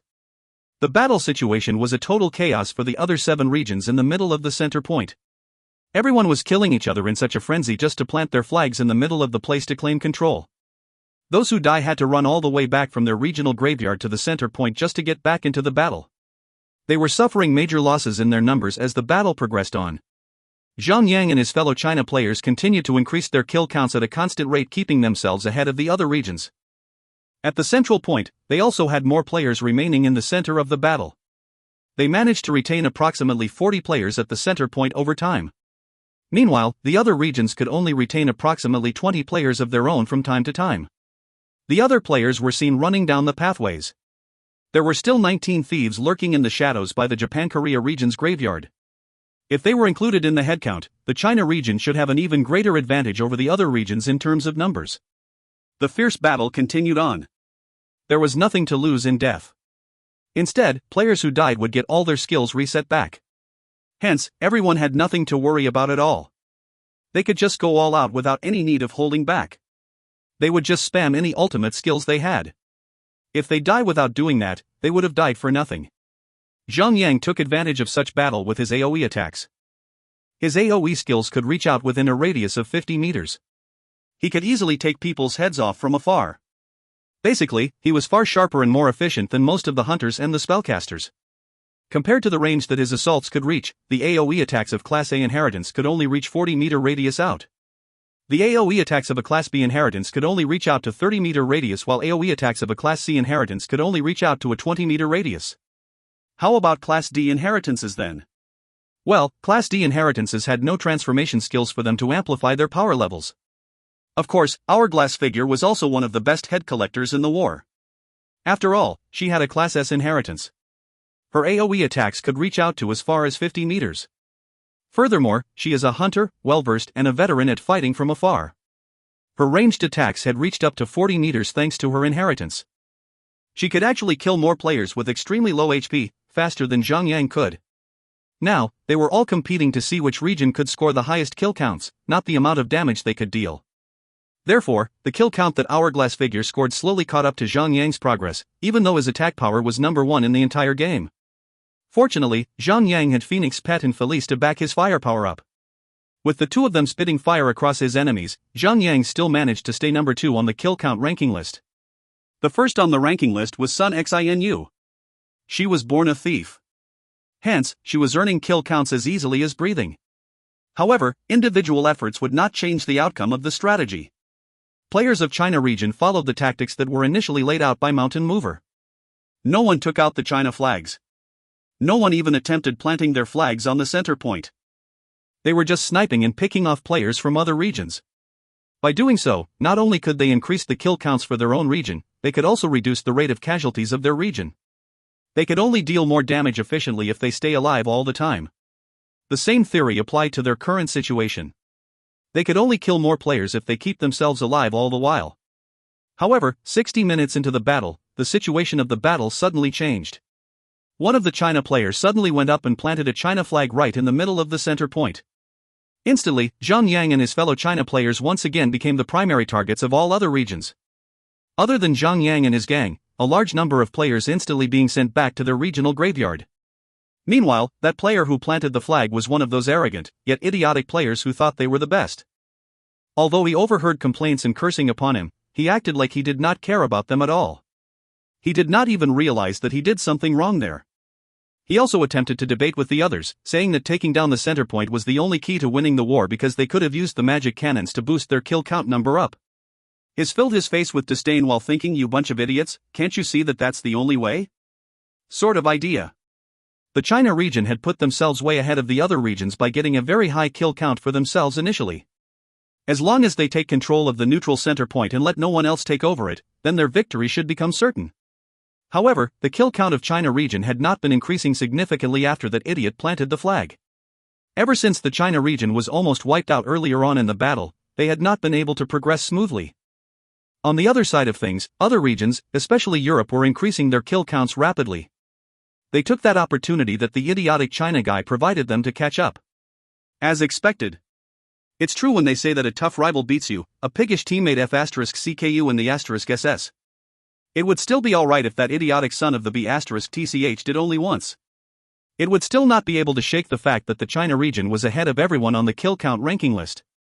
However, things would become different for them if there are more of those idiotic people. They might be the key to crippling every effort that Zhang Yang and his fellow China players had produced all the while, throughout the war. What concerned Zhang Yang and the others, even more, was that son of the B*TCH did not even reflect on his own mistake made. If he gets another chance, he might just repeat the same mistake all over again. The worst part of this was there were more than just one like of him, but the most hateful thing in the entire world of gaming were these sorts of people who always feel that they are much more superior than the others. They would always believe that they were the correct ones. They would never listen to others and do whatever they wanted. This was a real live example of one rotten spoils the whole barrel. Furthermore, there were more than just one rotten one. When a China man is alone, he could perform like a dragon. But when a bunch of China fellows are together in a team, they will only perform like a bunch of lazy worms. These are the kind of people that would cause the entire team to lose. Lost Dreamside in anger. If Brother Fatty finds him in real life, his *SS would be prodded over 1,000 times. Nothing much could be done to these idiotic people who will never listen to anybody. Zhang Yang could only request the healers to stop healing them. Let them rot fast and resurrect fast, then let the cycle go on. At least they would not be able to accomplish anything if they die a quick death. The China region would be better off without them around. Everyone raced towards the front line and continued on with the battle. While everyone was working their *Cs off trying to earn as many kill count as possible, the Europe region and the North America region actually joined forces. The system would not recognize their alliance. Their AoE attacks would still spread across anyone who was within the effective range of the attacks. However, these two regions no longer battled against each other. When the Europe region planted their flag in the middle of the neutral center point of the map, the North America region did not try to destroy their flag. Instead, they were aiding them in guarding their flag. The two regions were very powerful, to begin with. Upon joining their forces into one, they managed to defend Europe's flag for 2 minutes. Instantly, the neutral center point fell into the hands of the Europe region. Their firepower became tremendously insane. Not only did they gain support from the magic cannons, they were also able to substitute the number of players who died on the battlefield much faster than they could anticipate. Zhang had to guess that the Europe region had laid out the conditions with the North America region for helping them. They must have agreed to certain terms such as the two regions taking turns of taking control of the neutral point for 30 minutes. They were willing to put aside their pride just to squeeze China region down from being number 1 on the ranking. And now, other regions would stand a fair chance to work for number 1 and number 2. Taking part in a battle royale was basically like playing a game of chess. Unfortunately, China region had taken over the neutral center point for over 30 minutes in the early game.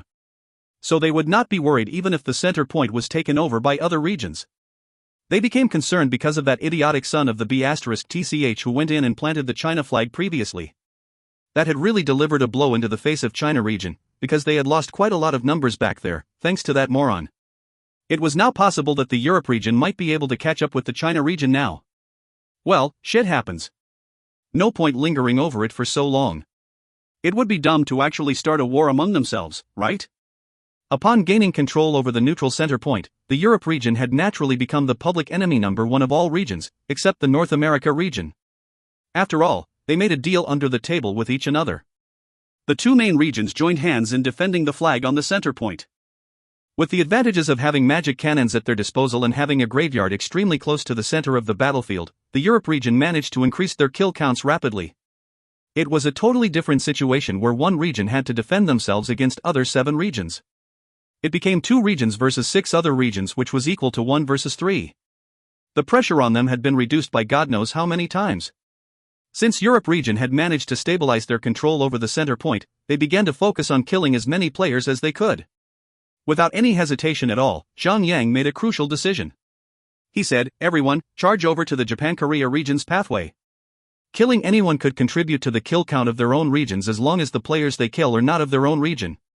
If 6 regions could combine their forces in taking on the Europe region and the North America region, they might be usurped. However, the Japan-Korea region would never cooperate with China region. Never. Well, after every humiliation that Zhang did to them, it would need more than just a miracle for them to join forces with China. Without the chance of them working as one, charging towards the center point would only be giving free kill counts to the Europe region. Since that is the case, why not put their focus on slaughtering the Japan-Korea region instead? After all, they were one of the main reasons why it was impossible for the other 6 regions to join forces in the first place. By doing so, they could also stem the flow of forces charging at the Europe region and reduce the kill counts that the Europe region could score. Though it would reduce even more pressure on the Europe region would not be able to collect as many kill counts as they initially can. Zhang took the lead and charged straight towards the base of the Japan-Korea region. Upon charging forward for a brief moment, he could see a bunch of Japan-Korea players, approximately 30 players, heading towards the center point. Their number were that low because Sun Xinu and her stealthy strike force were doing a hell of a job. They could not even step out of their own graveyard before they die again.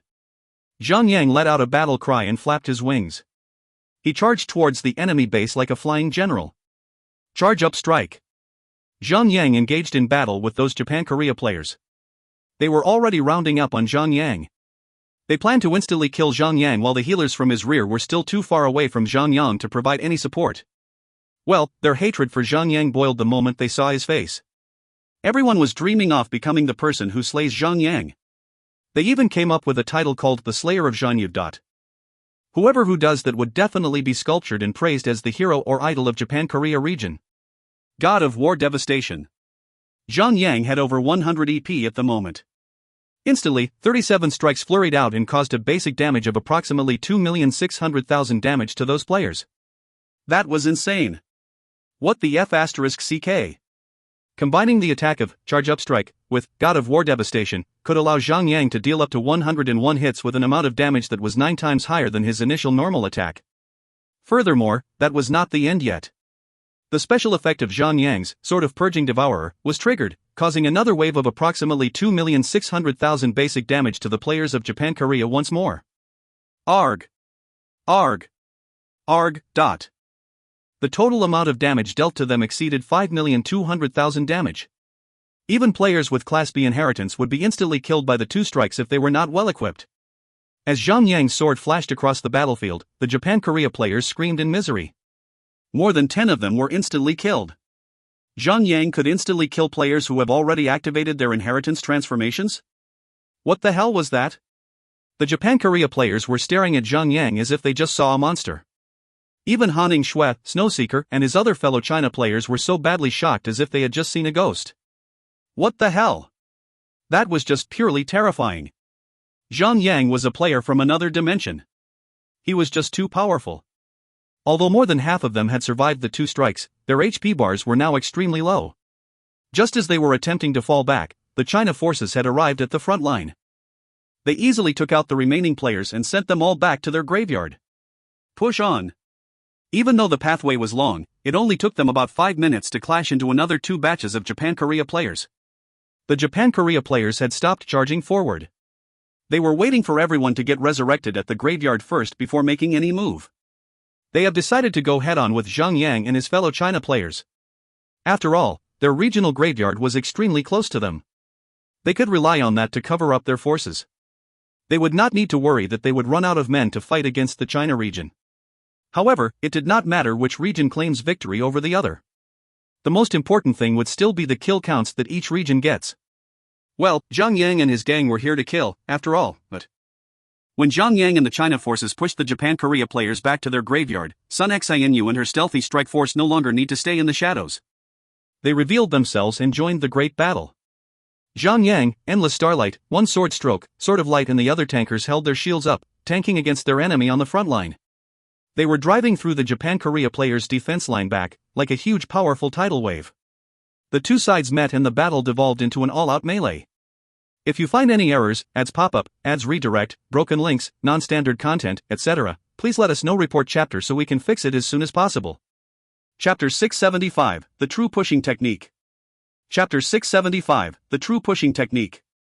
Translator, Endless Fantasy Translation Editor, Endless Fantasy Translation. Mountain Mover did not join the battle. He remained on a flying mount. He was levitating 3 meters above from the ground while observing the situation of the battle and giving commands to the other players. In any 1vs1 match, the important thing was a player's strength and skills. In any 2vs2 match, collaboration becomes crucial and important if you wanted to win the match. When the number of players in a match reaches a certain height, collaboration would become so significant that strengths, equipment no longer matter much. In terms of strength, Zhang Yang, Sun Xinu, Wei Yin Air and his other gang were way much more powerful than the players from Japan-Korea region. For instance, the standard of the Japan-Korea players' equipment were the worst among all thanks to the China region. They had been cornered and bullied by Zhang Yang while the others had snatched the good equipment out there. They only left the weak and lousy equipment for the Japan-Korea players to salvage. How about collaboration?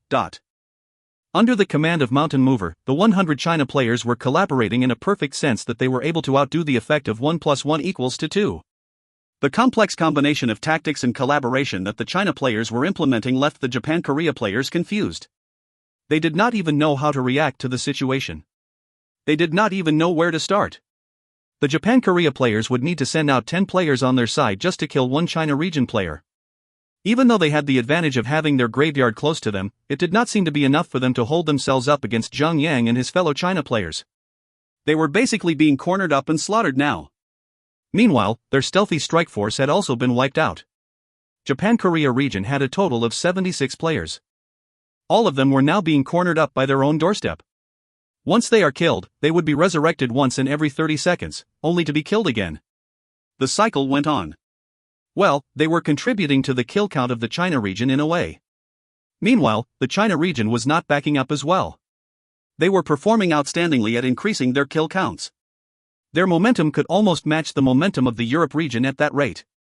As long as they keep their current pace up, they should be the ones claiming victory over the war.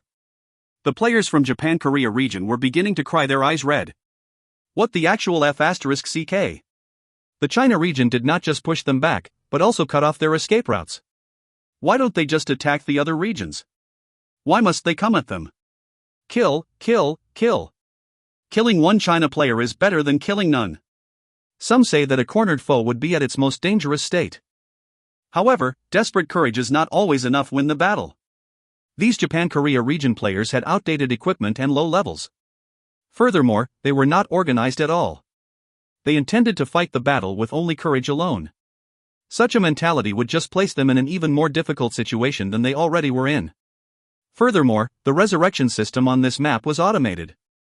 In other words, players would automatically release their souls 30 seconds after they died. Furthermore, they would be set to be resurrected on the graveyard of their own region. They could not stop themselves from resurrecting even if they wanted to. Moreover, although players would regain full HP status upon their resurrection, they would still need to activate their inheritance transformation skills manually. If they react just a little slower right after they are resurrected, they would be instantly killed by the bombardment of AoE attacks in the area. 1 time, 10 times, 30 times. The rage of those Japan-Korea players were starting to lose its heat after countless times of being killed. Instead of being angry, they felt more desperate as they hoped that the battle would just end right away. They had suffered enough and they were now hoping that their suffering would end as soon as possible. The only thing that would be fortunate for them was that there was no live broadcast of the situation in the War Canyon. So no one would be able to see their miserable faces as they are being slaughtered up like pigs.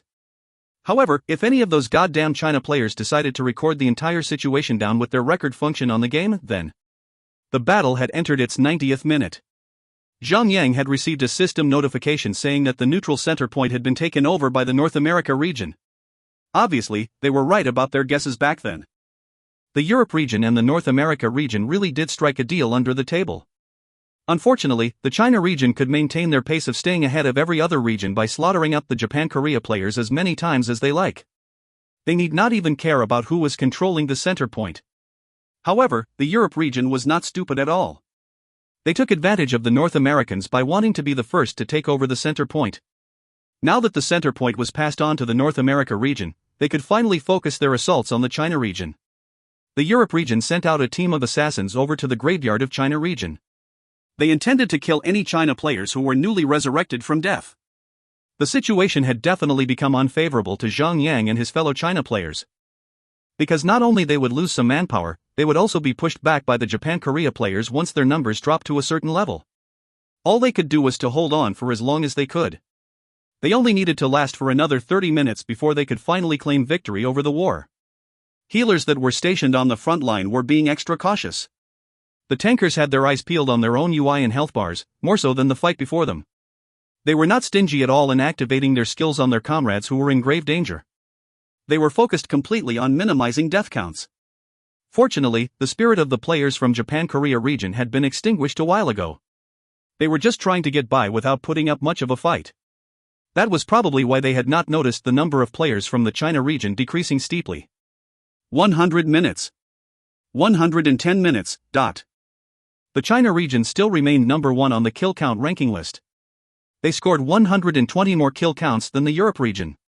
Well, they scored 287 more kill counts than the North America region, who was ranked number 3 on the list. If that pace goes on, China region would definitely be getting number 1 by the end of the battle. The Europe region decided to take a risk.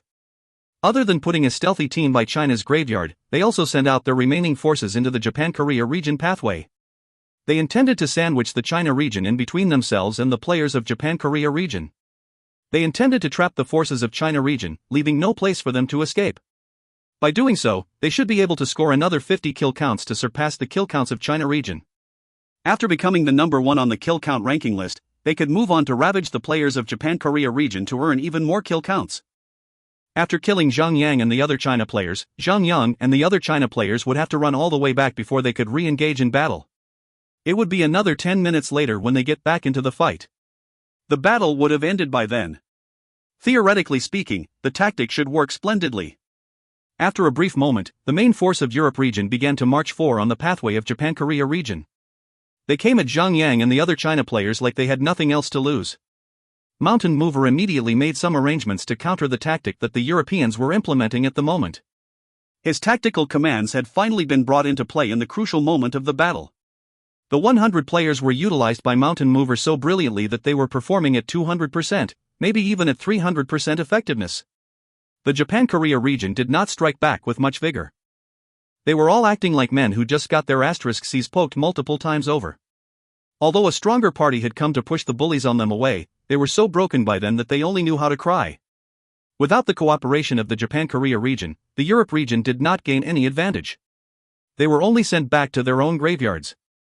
Well, speaking from the perspective of time, they did not have enough time to walk all the way back to get back into the fight. The numbers on both sides were decreasing steeply. Their combat capabilities were almost similar. Hence, the advantage of having a good commander was beginning to reveal. The China region had crushed the delusional dream of the Europe region and took out the entire force of the Europe region. Of course, the China region had also sacrificed almost 2/3 of their forces just to eliminate the threat posed by the Europe region. Retreat! Zhang did not hesitate to call off their attacks. Their number had been reduced so significantly that they did not have enough men to push back the Japan-Korea region to their starting point. They were beginning to feel the pressure from the Japan-Korea region. Therefore, it would be wise to retreat at the moment. Truth be told, the outcome of the war had been decided. After getting a beatdown from the China region, there was no way that the Europe region would get back on their feet and catch up with the progress of the China region. Meanwhile, the kill count for the next runner-ups, the North America region, was too far off from the kill count of the China region. Hence, they could only strive for number 2 on the kill count ranking list. Seeing Zhang and his monstrous China players retreating, the Japan-Korea players staggered for a moment before they realized what was really going on. They quickly pursued the China players in an attempt to kill them. Unfortunately, everyone from China region were on their flying mounts. The Japan-Korea players were left behind without much of a problem. Unless they had a super-speed flying mount like Zhang Phoenix Pet, it was not possible for them to catch up with players on their flying mounts. 116 minutes, 118 minutes, 120 minutes. The battle was over. On the kill count ranking list, China region had scored over 1,278 kill counts to be ranked number 1. Europe region scored over 1,144 kill counts to be ranked as number 2, while North America scored over 1,097 kill counts to be ranked as number 3 on the kill count ranking list. As expected, Japan-Korea region was the last on the list. Being the bottom feeder on the ranking, the Japan-Korea region could only score over 345 kill counts. This time, they were truly shamed for good. The moment when the battle was over, the system unlocked the War Canyon. The 3 regions who earned their tickets into the Promised Land could now enter the map through the new portal. However, the portal would stay open for only 7 days. After 7 days, the portal would be closed and no longer be available to the 3 regions. Players would have to join another battle royale and decide which 3 regions would be able to enter the War Canyon. Monsters in the War Canyon were ranging from level 120 to level 150. There was no quest available on this map. However, because players could enjoy 15% additional experience points, their leveling up efficiency was way better than they were when they were on other maps. Of course, the main thing a large-scale guild would focus on would be clearing the 6 new sub-dungeons. Keeping the promises they made earlier on, Lone Desert Smoke would be taking the 10-player scale Death Swamp. Crimson Rage would be taking the 10-player scale Death Jungle. Meanwhile, the guilds of Imperial Sky, the Radiance, Sunset Amber, and Rolling Rocks would take the remaining 4 5-player dungeons. These 6 guilds were the most powerful guilds in the entire China region for the moment. Each of these guilds at least had Class A inheritances to back their power level. Of course, guilds like Floating Clouds and Brilliant Star were also very powerful. But they would be a little off compared to the 6 most powerful guilds in the entire China region. They had allocated the dungeons much earlier on to prevent any unnecessary competitions among their own region. Well, conflict is always inevitable. For instance, Zhang had clearly stated that he and his guild would be clearing the Death Swamp. Therefore, when the other guilds heard him loud and clear, they would avoid going over to that dungeon to compete with them. Lone Desert Smoke's dungeon exploration party contained 3 players with Class S inheritance, 2 players with Class A inheritance and 5 players with Class B inheritance. Furthermore, they also had 2 Phoenix pets and a battle companion which could also activate transformation skills. Who would want to go up against a party with such an intimidating lineup? It would be suicidal to even think about going up against them. Therefore, Imperial Sky and the other powerful guilds had to endure the pain of not being able to take down the first clear for the 10-player scale dungeons. Even though the first clear for those 10-player dungeons were extremely beneficial, each first clear could give each player 1 skill points. 10 players would be able to benefit from it at the same time. Whoever who tries to clear the same dungeon with Lone Desert Smoke and Crimson Rage would not only lose the chance to get 10 skill points, but also lose the 5-player scale dungeon to someone else as they would be too busy fighting either one of the 2 powerful guilds. After all, there were already a large number of guilds, powerful enough to clear a new dungeon, these days. After the system had teleported everyone out of the War Canyon, Zhang quickly assembled his party of 10. Then they re-entered the War Canyon through the temporal portal. This time, the 8 pathways in the dungeon were no longer empty. There were hordes of monsters swarming up the pathways. It seemed that players could enjoy the perks to grind their levels by killing these monsters now. Of course, the dungeon no longer restricted players from flying. They could just ride on their flying mounts and fly to the center point of the dungeon. That was where the entrance to Death Abyss was located at. Because the modes of the dungeon were locked, players would need to unlock the modes consecutively from normal mode to hard mode before unlocking the hardcore mode. So they had to start with normal mode. Zhang had the 2 phoenix pets activate their transformation skills. They lured all monsters in the surroundings towards the first boss and took out everything, including the first boss. Then they used the same tactic on the second boss, third boss, fourth boss, and the fifth boss. Zhang and his party cleared the normal mode of the dungeon in under 17 minutes. Well, the difficulty of the dungeon was too easy, to begin with. Upon entering the hard mode of the dungeon, Endless Starlight, Wei Yenair, Lost Dream, 100 Shots and Fantasy Sweetheart activated their inheritance transformation skills. Then they also used the same tactic to clear the entire dungeon. The better part of it was they managed to shorten the time required to clear the dungeon down to 16 minutes 34 seconds. They took even less time than they took to clear out the normal mode of the dungeon. Lastly, it was time for them to clear the hardcore mode of the dungeon and seize the first clear title of the Death Abyss. Everyone activated their inheritance transformation skills at the same instant. Zhang made a mad decision. The moment they stepped foot into the dungeons, they lured everything including the first boss, second boss, third boss, fourth boss, and the fifth boss all together in one spot. Then, they unleashed hell upon them with everything they got. Everything was done in one single motion. It was an absolute massacre. 11 minutes 34 seconds, The hardcore mode of the dungeon had been cleared by Zhang and his party. The moment when the server announced the result, the 20 billion players from all around the world had to recheck their bearings with reality. If you find any errors, ads pop up, ads redirect, broken links, non-standard content, etc., please let us know. Report chapter so we can fix it as soon as possible. Chapter 676, Eternal Flame. Chapter 676, Eternal Flame. Translator, Endless Fantasy Translation Editor, Endless Fantasy Translation. Too fast. That happened too fast. Was it because there were no monsters at all throughout the entire dungeon? Could it be that there was just one boss in the entire dungeon? Normal players were having similar thoughts on what just happened. Meanwhile, one sword stroke and the other dungeon exploration parties had a chill up their spines after hearing about it. They quickly hustled up and killed the monsters as soon as they were able to. They were pretty worried that Lone Desert Smoke might just enter the other dungeons as well to get the first clear of the other sub-dungeons.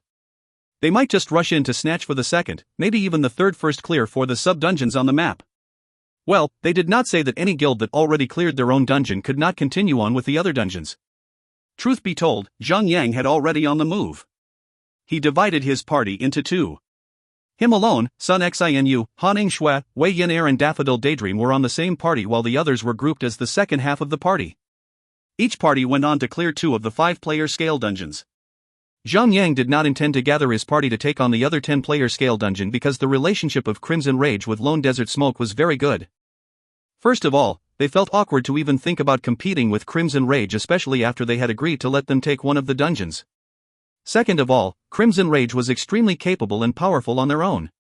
If Crimson Rage and Lone Desert Smoke started out on the dungeon at the same time, Zhang and his party would still be able to win. However, now that the party of Crimson Rage was already halfway through the dungeon, there was no way that Zhang and his party could catch up with their progress. Needless to say, they would never get to overtake their progress. Although the Lone Desert Smoke had split up, the difficulty of the dungeons that they were in had dropped from 10-player scale to 5-player scale. Furthermore, the party Zhang was on had a total of 3 players with Class S inheritance and 2 players with Class A inheritance. There was no other party in the entire world that could have such a powerful lineup. They cleared the normal mode of the dungeon in about 11 minutes. Then, they cleared the hard mode of the dungeon in approximately 13 minutes. Finally, they cleared the hardcore mode of the dungeon under 15 minutes.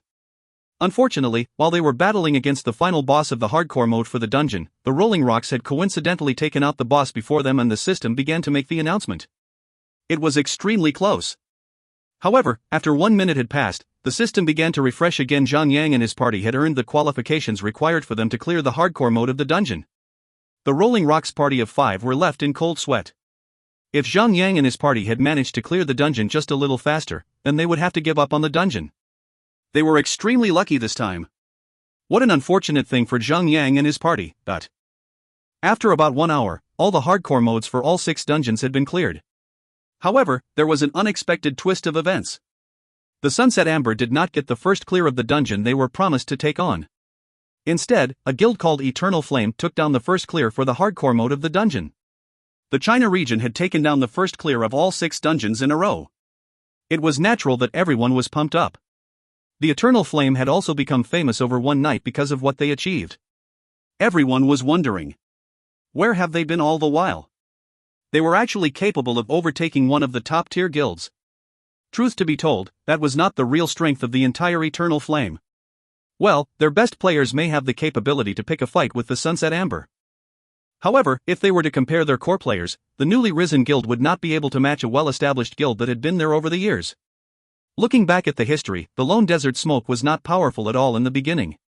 They were not worthy of being compared with Crimson Rage, Imperial Sky, and other top-tier guilds. They could not even match the Dominators. However, after building up their names upon clearing dungeons after dungeons, the Lone Desert Smoke became more powerful than they ever could imagine. They had also recruited many top-tier players before they became the world-leading guild. Now, they were at the top of the top in the entire world. For a newly risen guild, taking down the first clear of dungeons would be the best way to build their names. Undoubtedly, the Eternal Flames had succeeded in doing so. They would soon become a large-scale guild if they keep their good work up. However, it remained unknown if they could become one of the top-tier guilds. It would depend on whether they could actually keep their good work up, or not. Zhang Yang and his party had taken down the first clear of a dungeon. So, every one of them acquired 1 skill point for themselves. Although breaking 2 records of hardcore mode for 2 dungeons did not give them extra skill points, the system had rewarded them with some level 5 gemstones. The gemstones that each of them acquired were all compatible with each of their class. However, Zhang Yang was dissatisfied. Now, he was beginning to go down on the path of strength. He would be needing as many strength gemstones as possible. The system gave him a vitality gemstone. He could not do anything with it unless he intends to focus back on powering up his vitality attribute. So, he could only pass the gemstone to Endless Starlight. That wretched guy was screaming in joy while praising Zhang Yang. He even suggested that Zhang Yang give him the sword of Purging Devourer as well. Instead of getting the sword, he got a kick in the face for demanding the impossible. What a greedy F***ck. Although Zhang Yang did not mind about having more competitors, he still sent a spy over to have a check on the Eternal Flame's background. The spy was really good at getting information without people noticing. He came back with some news very quickly actually. The Eternal Flame had nothing to hide as well. They publicly announced that anyone who had the skills and strength could join their guild. Players who decided to join their guild would also get quite a sum of money as their allowance. The stronger the player, the more allowance the player would get for joining the guild. They classified players into 5 rankings: top class players, high class players, middle class players, collector class players and production class players. Collector class player and production class player had it much easier. As long as the collector class player could provide the guild a fixed amount of ores, herbs and other necessary items, they would be rewarded. They would reward the collector class players based on the grade of the items they bring in. They classified the items in 3 different grades: the high tier, middle tier, and the normal tier. The rewards based on the tiers would be 5,000 gold, 3,000 gold, and 2,000 gold respectively. On the other hand, the production class players would need to produce a fixed amount of items for the guild as well. The rewards for the items they made would be based on the grade of the blueprints they had. They also categorized the grade of blueprints into 3 different grades. The rewards would also be 5,000 gold, 3,000 gold, and 2,000 gold respectively based on their grade. This mechanism was not that bad at all. Normal players could go to work in real life during the day and earn some pocket money in the game during the night. However, production class players would have much lesser things to worry about once they have their hands on a certain number of blueprints. On the other hand, collector class players would have to work their *Cs off to gather items and herbs. After all, the guild is not stupid enough to give you free money. Even though they could get 2,000 gold for normal tier items or herbs, they would need to provide a fixed amount of the items and herbs. It would be extremely difficult for them to do so. Upon spending time on gathering items and herbs, these players would not have time at all to grind their levels up. As for the top class players, high class players, and middle class players, the Eternal Flame Guild had implemented a very simple test to determine the class of the players joining them. They allocated their core players of 6 different classes as the examiners. Those who wishes to join the guild would need to battle against these examiners. Those who can defeat the examiners would be deemed as top-class players. Those who could get a tie with the examiners would be deemed as high-class players. Meanwhile, those who could last over a certain time frame of the battle with these examiners would be deemed as middle-class players.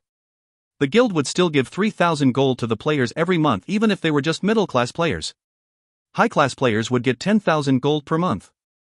As for the top-class players, they would be signing contracts with the guild and their allowances would differ based on the strength and performance of the individuals. If the calculations are based on the level 4 guild of 40,000 players, the guild would have to throw a total of 1,200,000,000 gold coins into the guild expense each month, even if each of the members only get 3,000 gold coins. About the production part, the guild would only be able to earn through their collection and production class players. At the same time, they could not afford to have too many players become those classes of players. Because if they do, it would definitely affect the strength of their guild. Most of their players would be too busy collecting and producing instead of grinding their levels. Holy God! Which man or woman would be so rich to burn their money like that? However, if they do gather enough men with that standard of recruitment, the Eternal Flame would definitely be capable of becoming one of the top-tier guilds in the entire world, eventually. After all, the strength and capability of Eternal Flame seem to be able to rival the strength and capabilities of top-tier guilds like Imperial Sky and Rolling Rocks, sooner or later. The most important thing in getting the guild up to standard would be to gather as many top-tier players into one's guild as possible. The core players of the Lone Desert Smoke's core players were actually on the same standard of the core players on the other large-scale guilds. However, Lone Desert Smoke had quite a number of top-tier players on their side. For instance, Zhang, Sun Xinu, Lost Dream and his other gang members were absolutely powerful. Just look at the leaderboard of China region. Lone Desert Smoke had occupied 12 names on the list. They had 5 or 6 names more than Crimson Rage and Imperial Sky, which were known to be number 2 and number 3.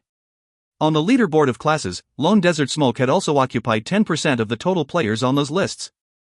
They had the most number of top-tier players in the guild, after all. Eternal Flame had just been founded 7 days ago. The Death Abyss dungeon was their first clear ever acquired. They had never thought possible that their guild would bloom overnight. They had never thought possible that they would step on Sunset Amber and reveal themselves into the public eyes of the China region. Currently, the Eternal Flame was highly prolific. Many high-tier players from their guild were beginning to appear on the leaderboards of China regions. Well, it seemed that a guild could really dig out powerful players from the abyss as long as the guild is willing to throw in a substantial amount of money. There were numerous high-tier players in the China region. However, many of them were still hiding in the shadows because of various reasons. Zhang was also a powerful player in his previous life. However, because his level was not up to the standard of the majority and he was without any support from any powerful guild, he never got the chance to get good equipment. All he could do was to perform regularly as a high-tier player.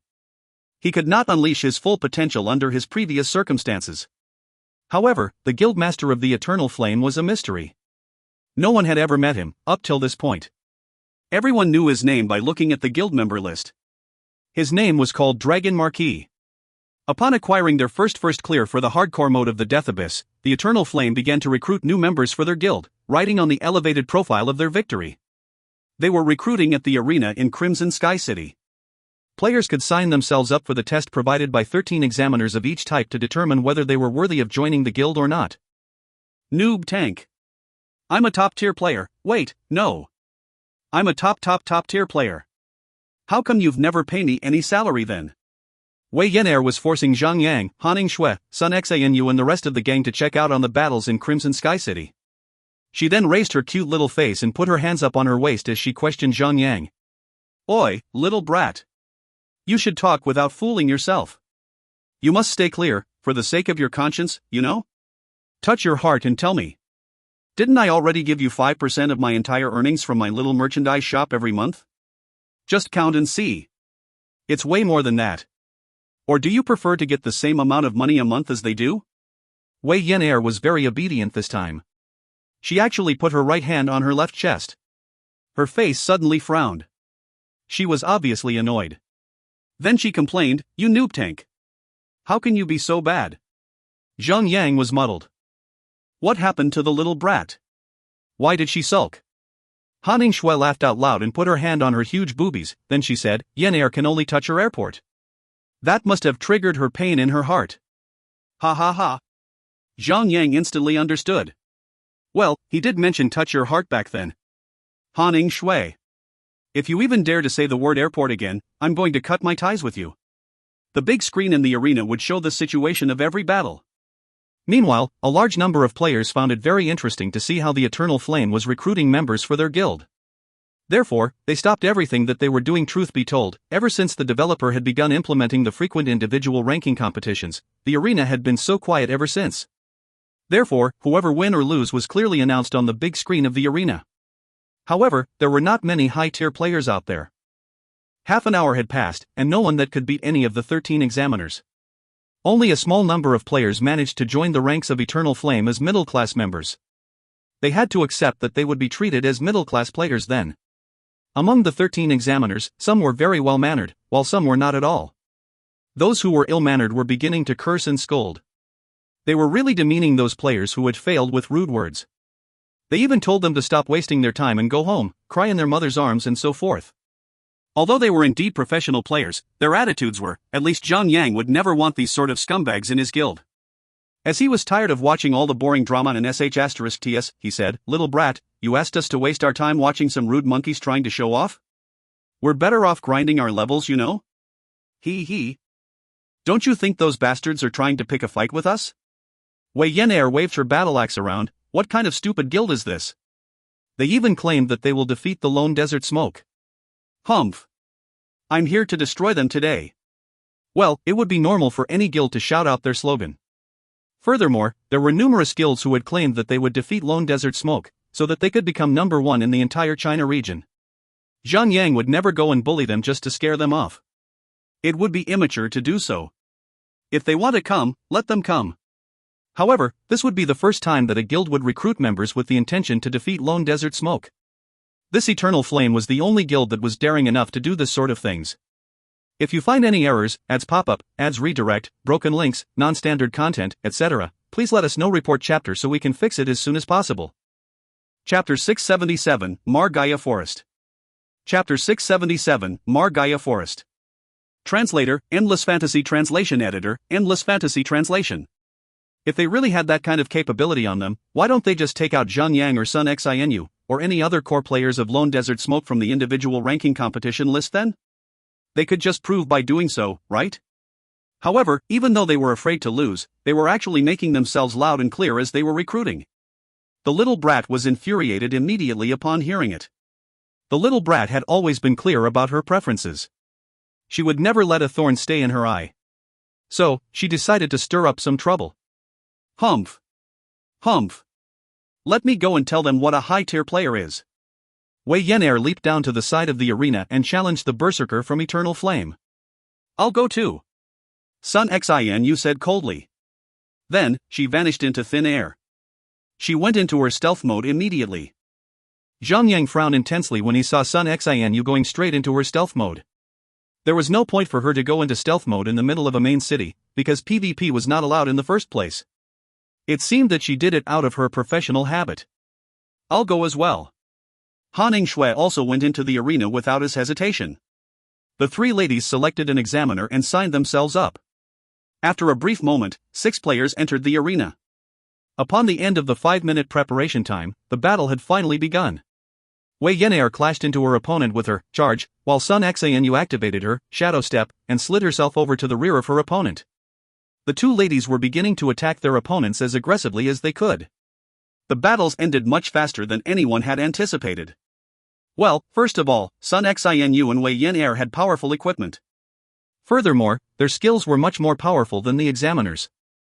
They only took approximately 10 seconds to defeat their opponents. Their opponents were kneeling on the ground begging for mercy, not because they were scared or useless, it was because of the arena's design. Whoever loses would kneel and beg for mercy, automatically. Han Shui did not drag the battle too long as well. With her putrefying poison and her punishment ray, her high spell damage and her additional damage would tear through the thickest defenses. She took out her opponent like he was nothing. Eternal Flame, 3 battles, 3 losses. Some bystanders who could not stand the arrogant tone from the few examiners immediately opened their mouths and ridiculed them. Didn't they say that they wanted professional high-tier players? Now they've got it. So why are they performing worse than a rookie? Was that the best they could do? If they're just so noobish, why don't they just bang their heads into the wall and die? Those arrogant examiners were not willing to give in just yet. They challenged Sun Xinu and the other two ladies to another round of battles. The three ladies were not going to back down on them, of course, so they accepted their challenges one after another. They basically tortured them round after round. With everything that was happening around, the remaining examiners had to step in to uphold their dignity for their guild. So they also went up to challenge Sun Xinu and the other two ladies in an attempt to save their guild's good name. By the end of it, they were all beaten up so badly that their mother could not recognize them anymore. The most infuriating part of the incident was that the three ladies rejected their invitation to become one of their guild members. What the F***ck? If you're not going to join, why would you challenge the examiners in the first place? Well, they were not aware of the ladies' real intention at first. At first, they were trying to take advantage of the momentum they gained by getting the first clear of the dungeon to recruit new members into their ranks. However, they went too far and got their faces kicked in instead. Therefore, the Eternal Flame was too embarrassed to carry on with their recruitment at the arena of the main city. They only decided on whether a player was worthy to join them or not by looking at their rankings on the individual ranking competition leaderboard. Just like an old saying, generous rewards rouses one to heroism.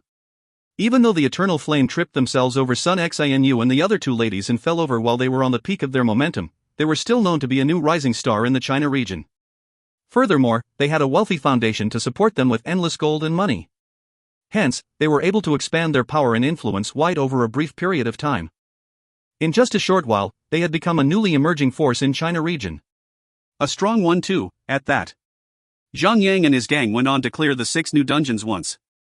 Their equipment were not at the standard of ethereal tier just yet. They still managed to replace some of their older equipment on with some new mythical tier equipment they got from clearing the hardcore mode of the dungeons. Well, even though the War Canyon would only provide 15% additional experience points to the players from the one region that won number 1 back in the war, but the map would require over 2 billion level 120 players from across 3 main regions. After all, level 120 players were the majority of the population in the entire server. So how could this little War Canyon fit so many people in then? Just like what Fatty Han would say, this is what they say about having a female's 3 holes occupied from the top to bottom. It would be almost impossible to even move. Grinding levels in that map would mean more player versus player battles for everyone from different regions. Well, players from different regions would forever stay as foes. They would try to kill each other the moment they see each other out there. There was a saying, hit him until he does not know what got him. In a nutshell, the War Canyon would be packed with players from all different regions, and everyone would be out for blood, killing each other from time to time. In a harsh environment like that, grinding levels in the War Canyon would not be a wise move, after all. Everything would have been perfect if only the players from the region that got number 1 can come in here to grind our levels. Han Shui and the others were hurt, seeing that they could not take advantage of the additional 15% experience points that the system provided in the War Canyon. Zhang laughed it off and said, even if only China region players are allowed to enter this map, there would still be over 60 million or 70 million players. There would be more players than the monsters as well. Things would not become much easier, though. Now that we have foreign players invading our space, there are no battles among our own people. If there aren't any foreign enemies, I believe conflicts would still arise among the guilds in China region. Everyone gave some thoughts on what Zhang said. Then they nodded to agree. Well, if they ever encounter the myth or the dominators, they would charge at them and start a battle with them without a second thought. The War Canyon was currently full of people. There were too many people squeezing into the level 120 to 150 map. The good spots for grinding levels had been occupied by others. Hence, Zhang assembled his party of 10 and headed straight to a new map, Margaya Forest. The Margaya Forest was a level 150-180 map. A new boss with a next level tier would emerge, a holy tier. Because the monsters would have a minimum level of level 159, many level 120 players would not be able to come to this map. Meanwhile, Zhang and his party had surpassed level 140 at the moment. Unless they would be so unlucky to encounter a monster that is beyond level 170, they should not have to face the annoying level gap suppression function of the game. They should be able to kill most monsters on the map. The place was sparsely populated with players. Compared to the previous maps, a player would have met another player upon walking 100 meters. While Zhang and his party were entering the map, it was like they were entering a primitive forest that no one had set foot on before. Avoiding the crowd of troublesome players was one thing. Another more important reason why Zhang picked this map was because there was a new territory in this map, but the time required to travel from Morningtown to a level 120-150 map would still be reasonable. However, it would be too far for any players to travel from Morningtown all the way to a level 150-180 map. There must be a new checkpoint for players to actually teleport themselves to the map. More importantly, this kind of territory is most unlike the territory gateway where each region could claim one for themselves. There was only a total of 4 of these territories. That being said, 4 regions would not have access to the checkpoints. They would need to travel all the way across half the Earth from their territorial gateways to the maps of level 150-180. That would definitely cost them a lot of time that could otherwise be spent grinding their levels. In Zhang Yang's previous life, the owners of these 4 new territories were constantly changing. Well, all regions needed the territories for their own convenience. Therefore, they would have to launch a war over to snatch the territory for their own benefits, from time to time. Meanwhile, the Surin's castle in the Margaya forest was actually the territory that was taken over by the China region in Zhang Yang's previous life. Although the territory was snatched and taken over by other regions before, the territory was under the control of the China region, most of the time. Therefore, Zhang Yang brought his party over to the place without realizing it was his subconscious calling out to them. Well, he felt a deep connection with the place, after all. This time, the circumstances were not like how it was when the Chaos Realm was first unlocked. During that period of time, only Zhang Yang alone could enter the new maps. He could just conquer as many territories as he wanted to. Well, Zhang Yang was not the only clever man on Earth. Many players had expected the possibility of new territories spawning across the maps of level 150-180. They could also form a link between the new territories with their territory gateways. Some players might already be on their way to the other new territories at that instant. Well, the early bird catches the worm. Everyone would stand an equal chance of getting a territory. If the opportunity presents itself, grab it or lose it. With the guide of a veteran like Zhang Yang, the gang did not get lost in the process of getting to the territory. They went over the mountains and arrived nearby a small river. However, because there were too many high-tier players in Zhang Yang's previous life, Zhang Yang would only leave a map after he reaches the level cap of the map. Therefore, this level 150-180 map was the last map that Zhang Yang had experienced before he came over to this new life. That being said, Zhang Yang no longer had any knowledge of the maps beyond this map. Maybe the names of the maps would ring a bell to him in the future, but nothing more. Well, he had never gone beyond the map of Margaya Forest. So Zhang Yang would no longer have the advantage of knowing ahead over everyone else, soon. However, Zhang Yang had no fear towards the future at all. His strength alone and his guild was already number 1 in the entire server. So he was confident at accepting any challenges that come at him in the future. Upon seeing the river right in front of them, Zhang Yang descended from the sky. He split the party into 2 teams. Then he told one of the teams to follow the current of the river as he leads the other team to go against the current of the river. They went on according to Zhang Yang's plan in order to know more about the place. After a brief moment, the team that went against the current of the river reported back to Zhang Yang with some news. They discovered a human on the verge of dying. When Zhang Yang heard the news, he led Sun Xinu, Han Shui and the other ladies to meet up with the rest of the party. When they arrived, all they saw was a middle-aged man lying on his stomach, with blood all over the ground. His face was so pale that he looked like a corpse himself. It was obvious that he had been poisoned. Carl Garson, normal, humanoid. Level, 151. HP, 1/97-960. Note, one of the members of the Fellowship that opposes Sauron. Carl Garson is well known at covering his tracks and getting the information he needs. Please, you, must get this letter, to General Turkin Han. Carl Garson handed out a small piece of paper over with his shaky hands before he exhaled his final breath and died. Ding. Carl Garson has given you a quest, a super urgent message. Will you accept it? Accept.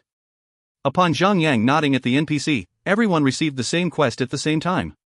A super urgent message, difficulty, rank C. Description: you have accepted a request from Carl Garson right before he died. You have decided to go to the Hanier Valley and deliver this message which had been stained with blood to the hands of General Turkin Han. You have tracked the direction of where you should head. The Hanier Valley is confirmed to be located at the far northwest from where you stand right now. Completion: hand over the message to General Turkin Han 0 to 1. This quest was merely the first and simple quest that would trigger a wondrous series of quests. It should be a walk in the park for Zhang Yang and his gang. The quest was ranked as rank C, instead of a rank D because Zhang Yang and his gang had not reached level 150 just yet. The monsters ahead of them were technically overleveled. Super urgent. Speaking of which, Han Shui brought up her quest list and had a look. Silly you, when are we going to complete this a super urgent news quest of ours then? A super urgent news was a quest given to them by the soul of Spider Queen Katarina when they were in their level 60s. The Spider Queen had urged them to travel over to the Spider Kingdom and report the urgent news to the Spider God. However, because the Spider Kingdom was located in the Chaos Realm, they had not touched the quest ever since. Well, they could not have entered the Chaos Realm when they were still around their level 60s. Zhang nodded and said, the Spider Kingdom is also located on the level 150-180 map. Let's finish up with the linking quests here and solve that forgotten quest. Ha ha. Everyone hopped onto their flying mounts and headed towards northwest. After traveling for over half an hour, they arrived at the Hanier Valley. The entrance to the valley was well hidden. If it weren't for the few NPCs who were standing guard at their outpost, Zhang and his gang could have missed the spot. Of course, these NPCs were stationed there on purpose by the developers to make things easier for the players. They did not do it because they thought players were stupid. If you find any errors, ads pop up, ads redirect, broken links, non-standard content, etc., please let us know. Report chapter so we can fix it as soon as possible. Chapter 678, Getting Back the One Ring. Chapter 678, Getting Back the One Ring. Translator, Endless Fantasy Translation Editor, Endless Fantasy Translation. Zhang and his party descended to the ground. The NPCs were startled. They thought that they were ambushed by enemy forces. So, they quickly raised their weapons up, ready to engage in battle. After seeing the faces of Zhang and his party members, they put down their weapons and put themselves at ease. Then, one of them asked, "Who are you?" "We're adventurers who have traveled from a faraway land called the White Jade Castle." Zhang made a salutative gesture of an adventurer and showed the NPCs the badge on his chest.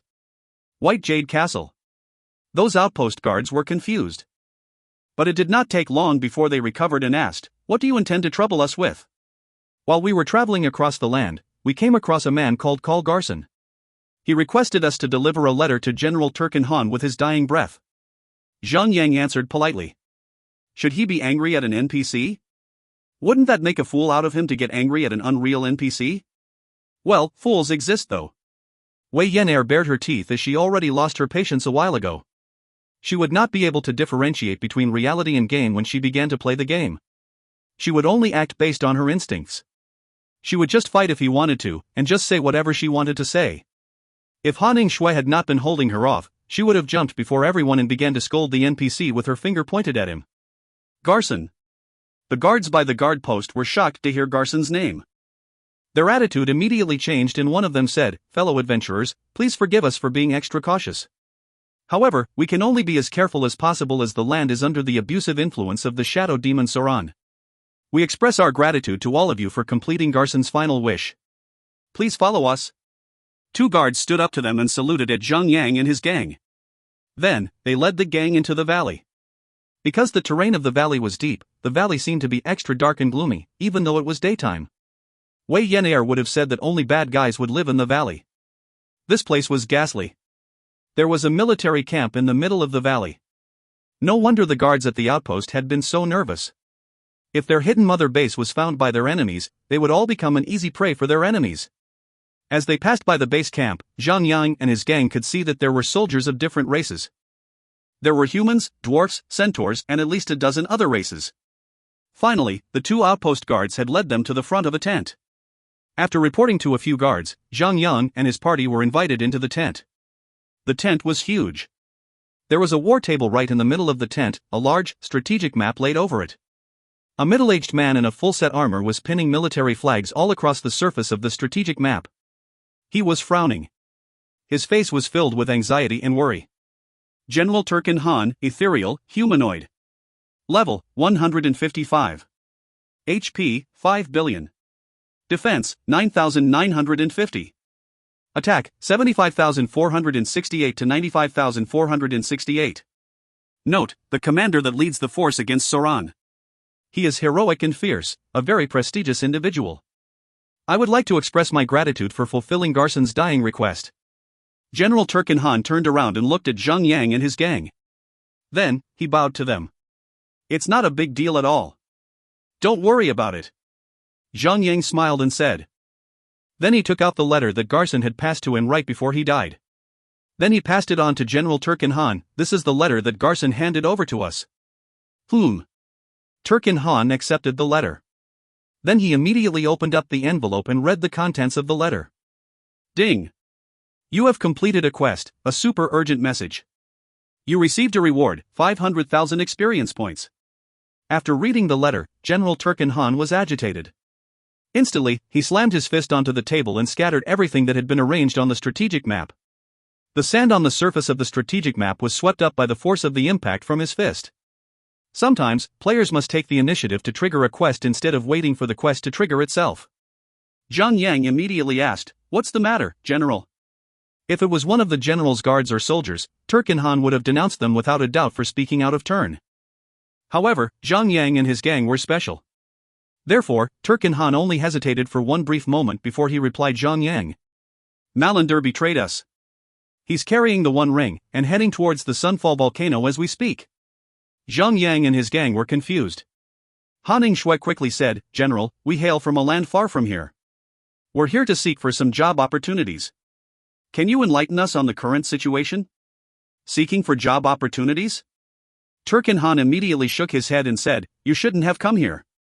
The shadow demon Sauron is on the brink of returning the darkness to the entire land. The entire land shall tremble before his shadow. You should leave this place at once and find your job opportunities somewhere else. We're the bringers of justice. We shall take out any pests in our way." Wei Yan'er could not hold her tongue anymore. Finally, she opened her mouth and said, "General, we shall take out whatever shadow monster lord for you. You can count on us." Turkin Han had no idea what they meant by the bringer of justice. However, he roughly understood the meaning of what Wei Yan'er tried to tell him. He laughed out loud and said, "Little girl, did you read too many fairy tales before bedtime? It's not that easy to be a shadow demon slayer. You better go home now." "General, please tell us the situation about this shadow demon king. We would like to know." Everyone had joined in to convince the general. "All right."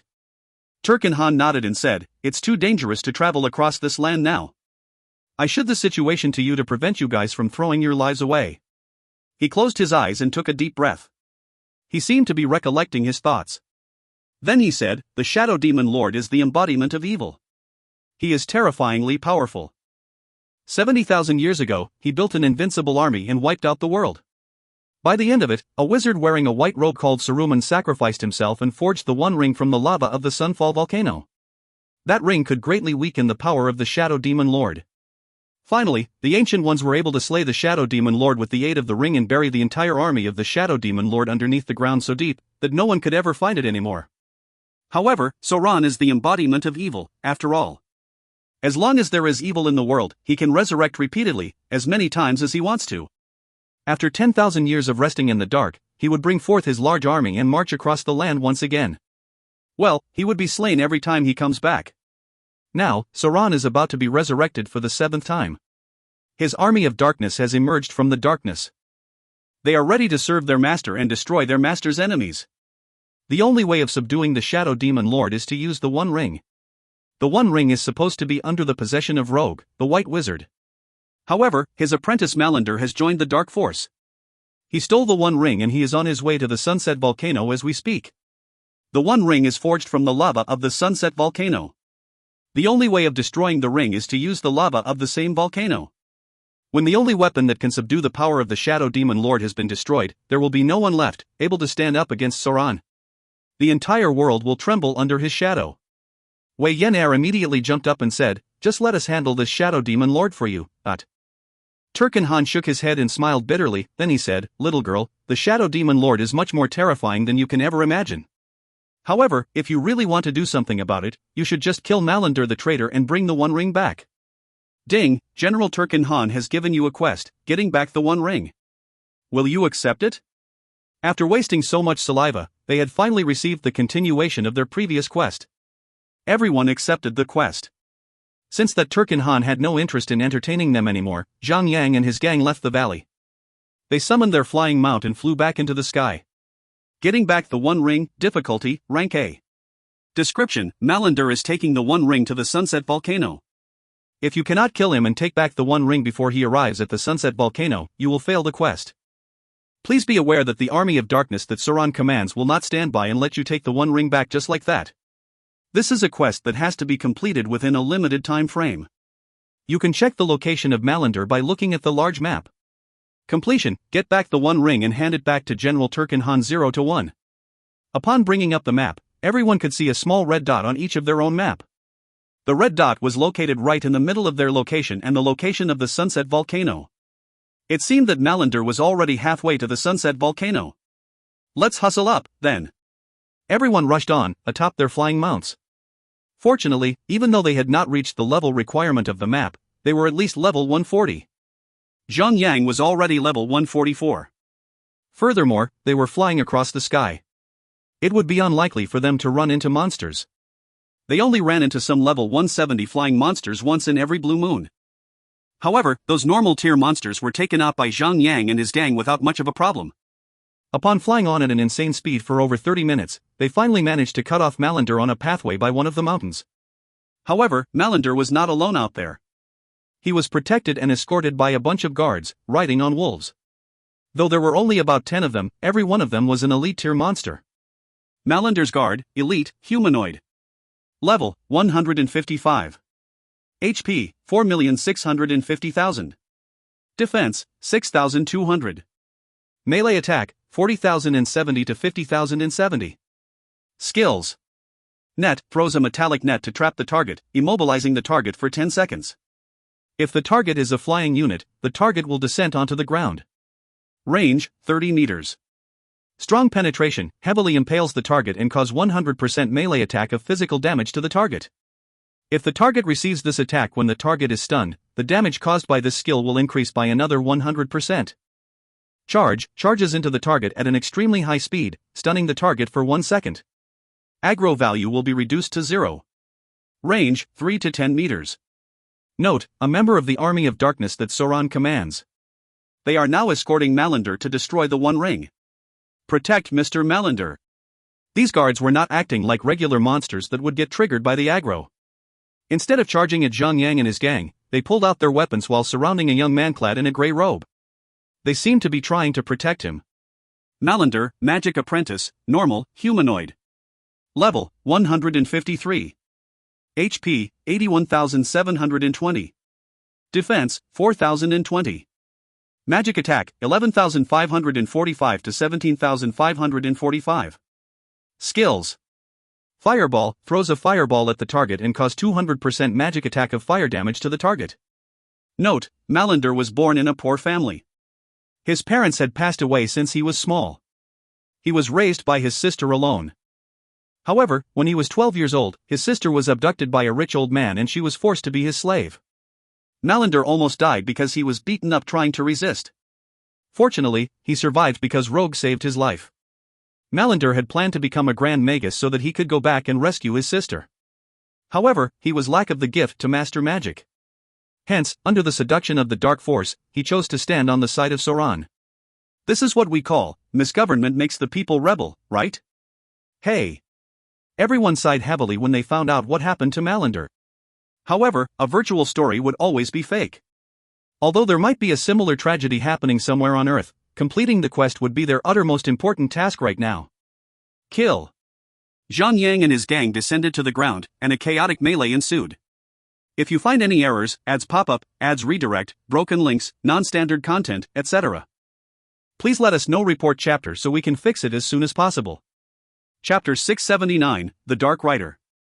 Chapter 679, The Dark Rider. Translator, Endless Fantasy Translation. Editor, Endless Fantasy Translation. As usual, Zhang Yang was at the head of his gang. Right before he stepped foot onto the ground, his phoenix pet had already opened up its mouth, spitting out a stream of blazing flames. The flames caused impressive damage values to the monsters. However, these wolf guards had the ability to throw nets at players. They were throwing nets at Zhang Yang and his gang without stopping. The flying mounts were falling onto the ground one after another after being entangled in the nets.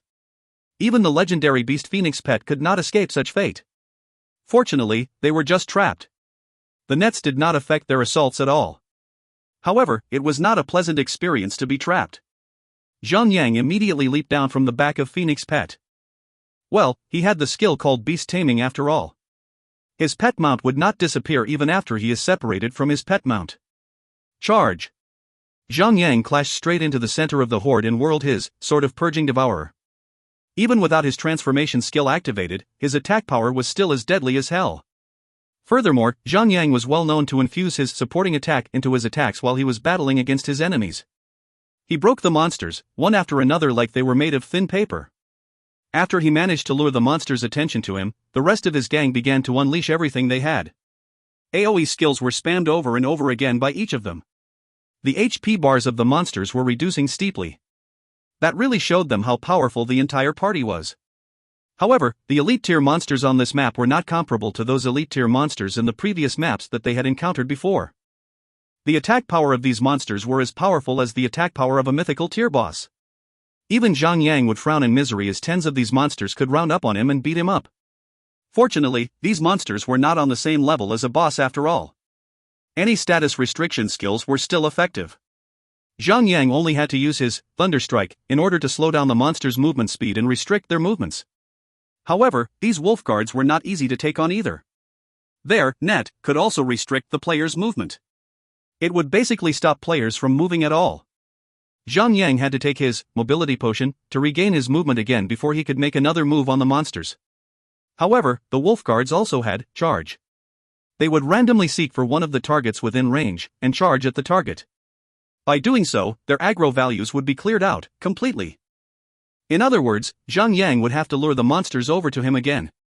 Meanwhile, right after the aggro list of the monsters was cleared out completely, the monsters would immediately activate their strong penetration, causing a damage that would be 2 times higher than the damage they could cause with their normal attacks. Their basic attacks had reached up to 90,000 damage. They could still cause approximately 60,000 damage to Zhang, even though Zhang had damage immunity and other attributes. If tens of these wolf guards could activate their strong penetration on Zhang at the same time, Zhang's asterisk SS would definitely be penetrated if he was not mounted on his pet mount. The cooldown for charge was the same as the cooldown for strong penetration. The monsters would use their strong penetration right after they used their charge. Furthermore, the cooldowns for the two skills were only 30 seconds. It could prove be fatal to take the explosive attack that could happen once in every half a minute head-on. Even Zhang could not afford to be careless at that point. He had all his life-saving skills on standby. He wanted to avoid any of his party members from being killed. Lore. Zhang pulled Fantasy Sweetheart over to his side. That pretty little lady with 2 huge tits was almost hit by 5 monsters with their charge at the same time. If Zhang was just 1 split second later, Fantasy Sweetheart's tits would have been crushed to jelly. Thank you, Guildmaster. Fantasy Sweetheart was speaking rather shyly. Well, that was her personality after all. Zhang replied her with a simple and he continued to swing his sword of Purging Devourer around. He activated his blast wave and stunned most of the monsters in front of them. He was working on luring the monsters over to him once more. These monsters were really causing them a great deal of trouble. No wonder the quest was ranked as a rank A quest. Well, elite tier monsters were merely elite tier after all. They only had a limited amount of HP. Furthermore, they did not receive any HP recovery support. Hence, the monsters began to die, one after another under the oppressive attacks of the gang. The guards that were protecting Malander was getting lesser by the second. After killing the last guard by his side, Malander became the last man standing in front of Zhang and his gang. Compared to his guards, Malander was so much weaker than them. He was only a normal tier monster. Normal attacks would be more than enough to take him out. Master Surin's plan must not be ruined by anyone. Especially by the likes of you. A low-pitched voice rumbled across the surroundings. When Zhang and his gang turned around to look, all they could see was a skeletal horse racing towards them. There was a warrior wearing a full black set of battle armor sitting right on top of the horse. There was no way to differentiate which race the warrior belonged to. His body looked like he was in his prime. The Dark Rider, Surin's servant, Elite, Spectre. Level, 160. HP, 10 billion. Defense, 1 million. Magic defense, 1 million. Melee attack, 42,892 to 52,898. Skills. The Dark Rider's Kiss gives the target a fatal blow. If the target is hit, the target will die immediately, allowing the Dark Rider to recover 10% of his HP. If the skill misses, the Dark Rider will be devoured by the force of darkness instead and lose 1% of his HP. Chanting time, 1 second. Range, 5 meters. Note, the Dark Rider is one of the bodyguards of Sauron himself. There were 9 of them in total. Every time Saran is resurrected, they will rise from the depth of the death abyss and resurface to serve their master. F***CK this SH**T. Is this still considered an elite tier monster? That's 10 billion HP. Are you kidding me? Fatty Han screamed like a sissy girl. If the monster only has 10 billion HP, we can still take it down without much of a problem. Look at his defense. That's a total of 1 million defense, 1 million magic defense. Is this some kind of sick joke? How are we going to defeat that thing? Only Noob Tank and Sister Sun can hurt that monster, because only both of them have Eagle Eye. Zhang Yang shook his head and said, we don't have to slay the monster. We just have to slowly make the monster kill himself. Look at his skill. When any one of you gets locked on with the Dark Rider's Kiss, just immediately run 5 meters away from the monster. The monster will cause damage to himself and lose 1% of his HP. We just have to repeat the process for 100 times before he dies. However, it's not easy at all to run 5 meters away from the monsters in 1 second. Yes, that's why the quest is a rank A quest. Zhang Yang glanced at Malander and said, Daffodil, just kill Malander instantly and get our quest done. Roger. While they were talking to each other, the Dark Rider had arrived before them. Because the monster had overly high defense and magic defense, the gang had no other way but to make the monster kill himself slowly. The monster came to Han Yngshui and marked her as his first target. With the long sword of his arm raised high in the air, a chilly radiance flashed across the monster and a progress bar suddenly appeared right beneath the head of the Dark Rider. The progress bar was filling up fast. The Dark Rider's kill. As everyone had no idea how the sign would look like right before the skill is activated, and the witchy snow could not react in time. When she began to move away on her mount, the progress bar on the Dark Rider had filled up by 70%. Although the movement speed of a flying mount was extremely quick, it would only require one brief moment for the flying mount to get a starting step before it gains speed on moving around. Hence, the movement speed of the flying mount was not fast to begin with. So it was impossible for anyone to avoid the monster's strike. Lore. Zhang Yang quickly pulled Han Yngshui to her side. By doing so, he managed to get Han Yngshui out of the way of the attack. Coincidentally, the cooldown for Zhang Yang's lore was over. -10,000,000. With the Dark Rider hitting nothing but air, a huge damage value popped up right on top of his head. The monster started to do a number to itself. Daffodil Daydream began to pursue Malander closely to prevent him from getting away. She was a ranged player. She threw out a fireball swiftly at Malander without any hesitation. With her current attack power, she only needed to strike Malander twice with her attacks. The moment the fireball hit Malander, the attack was nullified by a transparent barrier that shielded him. Instead of torching him, the fireball spread across the barrier and into the surroundings without touching Malander at all. Ineffective. It was as if Malander had just activated an invincibility effect on himself. Malander only had one skill on him, Fireball. He did not have any skills that could grant him invincibility effect. So, he must have activated some sort of item or accessory. The One Ring. The entire body of Malander was beginning to fade, as if he was activating a skill similar to the thief's skill, Stealth. Then, he vanished without a trace. It was the ability of the One Ring, again. You shall not hurt my lord's guest.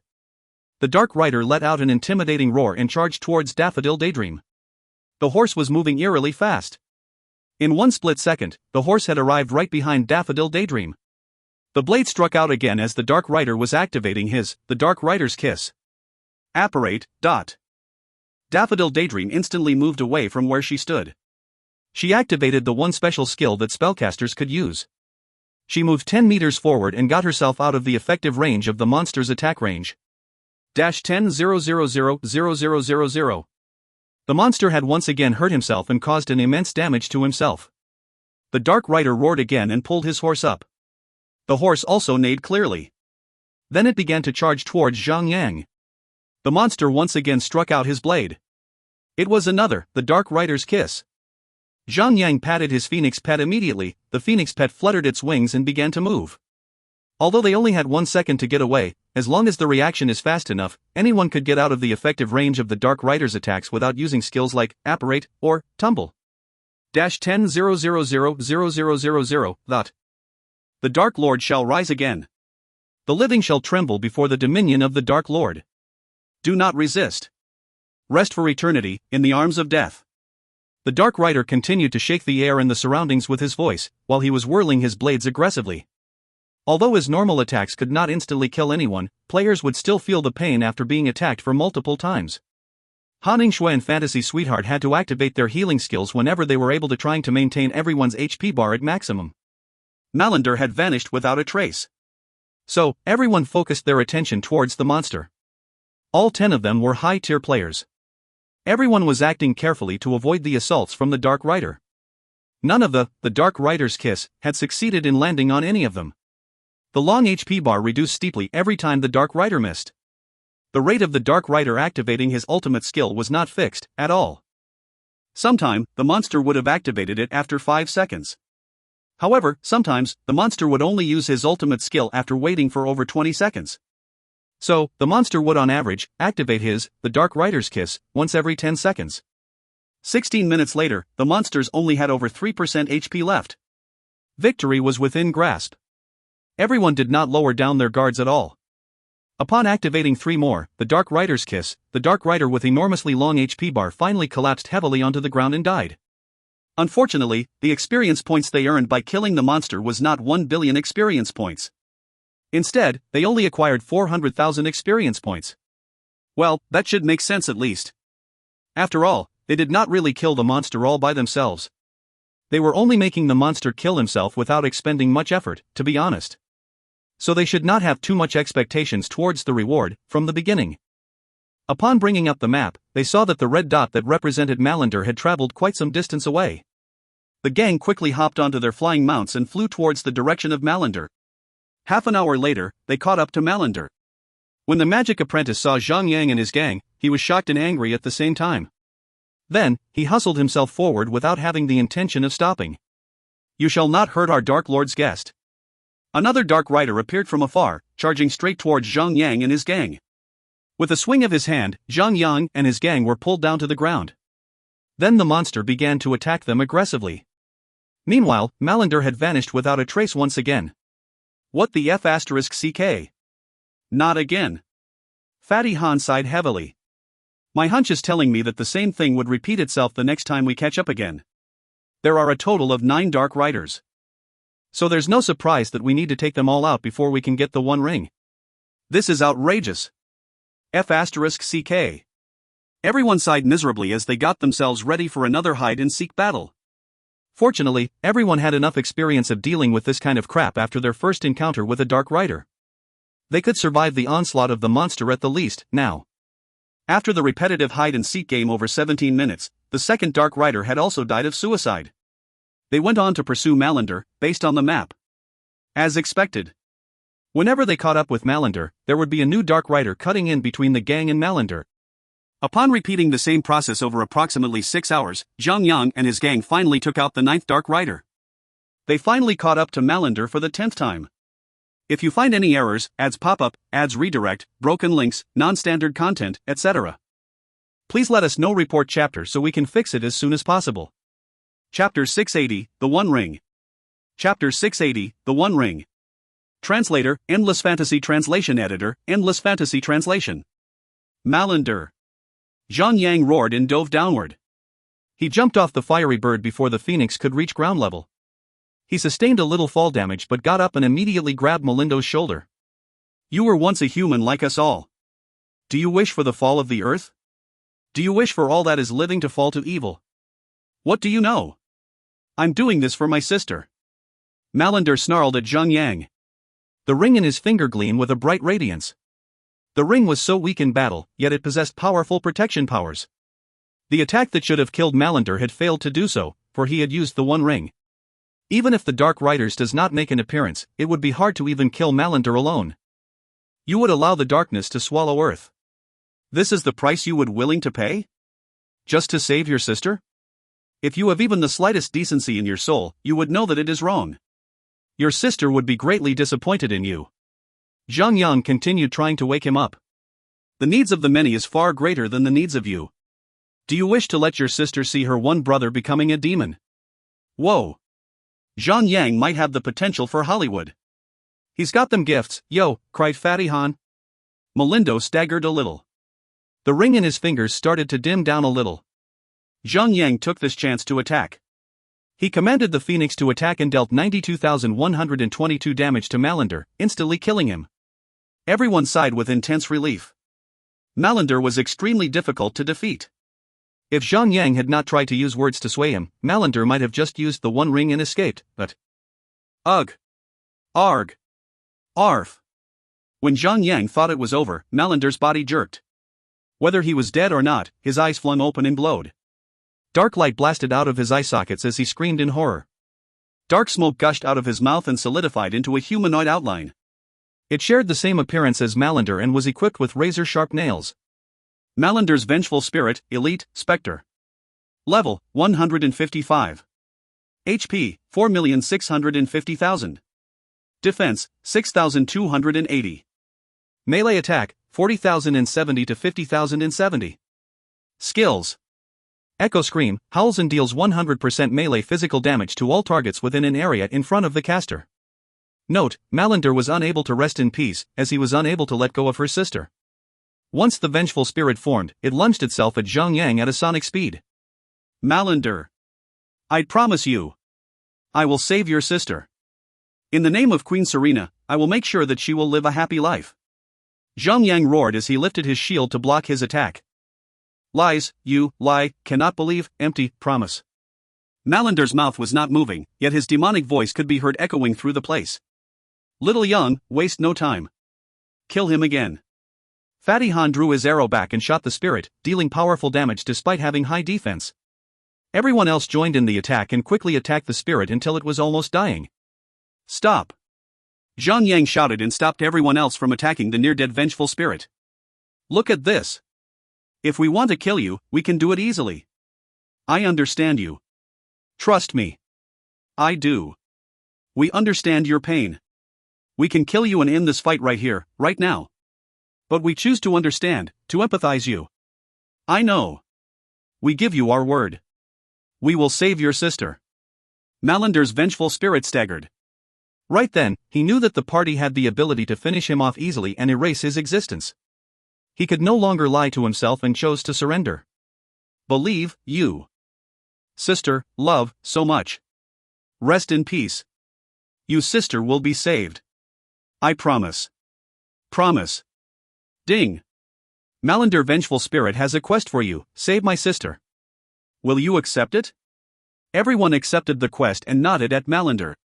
The black clouds on Malander's Vengeful Spirit started to glow brightly with a warm yellow light. The malicious spirit in his soul was cleansed and turned the adult, hostile being into a young boy. Malander smiled innocently in his white spirit form and slowly floated to the sky before scattering into particles. Malander turned into a specter, for he was unable to let go of the will to save his sister. Now that he was able to entrust the mission to Zhang Yang, Malander had set himself free and was able to release himself and depart for the afterlife. The ring! The ring! I bet it's a celestial tear. Wei Yenair jumped at Malander's dead body once the spirit had disappeared. Melindo's defeat had given the party only one drop, which was a deep crimson ring that ended up in Wei Yenair's possession. The One Ring, quest item. Description: forged in the fires of Sunfall Volcano. Possesses absolute power over evil. The little girl was astonished. The ring was not an equipment. Ding! The shadow demon Soran has found the ring in your possession. He has dispatched a large force to reclaim the ring. Make your way back to General Turkin Han with haste, for the war will soon erupt. Everyone in the party received the system notification. Well. Let's go, then. Zhang Yang jumped on his phoenix pet and soared to the sky with haste. Everyone else followed speedily and followed Zhang Yang back to Hanier Valley. In just 2 hours, Zhang Yang and the party had arrived and they spoke to General Turkin Han. I had doubts that you cannot make it back alive. Ha! You have proven me wrong. Well done, brave ones. General Turkin Han was surprised when Wei Yenair handed over the ring to him and praised the entire party. Ding! You have completed the quest, fight for the One Ring. Obtain 20 million experience points. Even though the quest nor the boss fight had any equipment rewards, 20 million experience points made it all rather worthwhile. The shadow demon Soran will send a large army to have this ring back, said Turkin Han. In that case, the defenses of Suran's lair will be left bare. Brave adventurers, I plead to you all. For all the beings that live and breathe, please take the ring with you and defeat the shadow demon at his own lair. defeat him and cast all of his evil followers into the abyss. Ding! General Turkin Han has a quest for you, strike the heart. Will you accept it? Accept. Ding! You have received an item, the One Ring. After everyone accepted the quest, Zhang, as the party leader, took the ring from General Turkin Han. Then, the One Ring's true powers was revealed to the world. The One Ring, Celestial, Ring. Vitality, plus 30,876. Strength, plus 3,889. Dexterity, plus 3,889. Intelligence, plus 3,889. Spirit, plus 3,889. Equip, increases damage dealt and healing rate by 15%. Equip, absorbs 3,374 damage on attack. Use, nullifies certain power of the Shadow Demon Sauron. Cooldown, 60 seconds. Range, 30 meters. Level requirement, 300. Special, level requirement reduced by 300 levels. Note, the One Ring will only be active in the Castle of Sauron. It will disappear from the world after the Shadow Demon is defeated. A real celestial tier equipment. Even Zhang, a man that came from the future, had never laid eyes on a real celestial tier equipment. The ring was extremely beautiful for its glow radiant with ever-changing colors of the rainbow. Arg! Too bad the ring can only be used in Sauron's castle, and it will be deleted after the quest ends. Everyone was saddened by the fact. As a result, they took turns equipping the ring just to get a chance of it. Hee. Noob tank. This ring belongs to me now. Once Wei Yan'er got hold of the ring, she ran away and put up a defensive guard. Fatty Han laughed manically for a while and said, "Little Yan'er, the ring cannot simply be taken like that? Are you trying to upgrade yourself from an aunt to a wife? Put. Eat dirt." Han Shui stabbed Fatty Han with her blunt staff. Zhang was fine with Wei Yan'er holding the ring. Since the ring was just a tool, it would not have a long-lasting effect. In fact, based on the ring's description, the strongest aspect of the ring was the HP boost. Without Vitality Aura, Zhang would have 35,498 Vitality point. The ring's Vitality boost was extremely high. However, the strength value was not as strong as everyone thinks it would be. Without Strength Aura, Zhang would only have 10,319. It is true that the ring could boost Zhang damage by a notch, but not to an overwhelming extent. Whoever holding the ring would only contribute to the overall party DPS. He would only need to control the aggro, and he was good at it. Hence, after equipping the ring, the little brat had gained a massive boost to her HP. Her attack was raised up to be on par with Zhang. However, despite both of them dealing the same amount of damage, Zhang had the tanker additional aggro generation skill, hence, he was not afraid of the little girl going OT on him during a boss fight.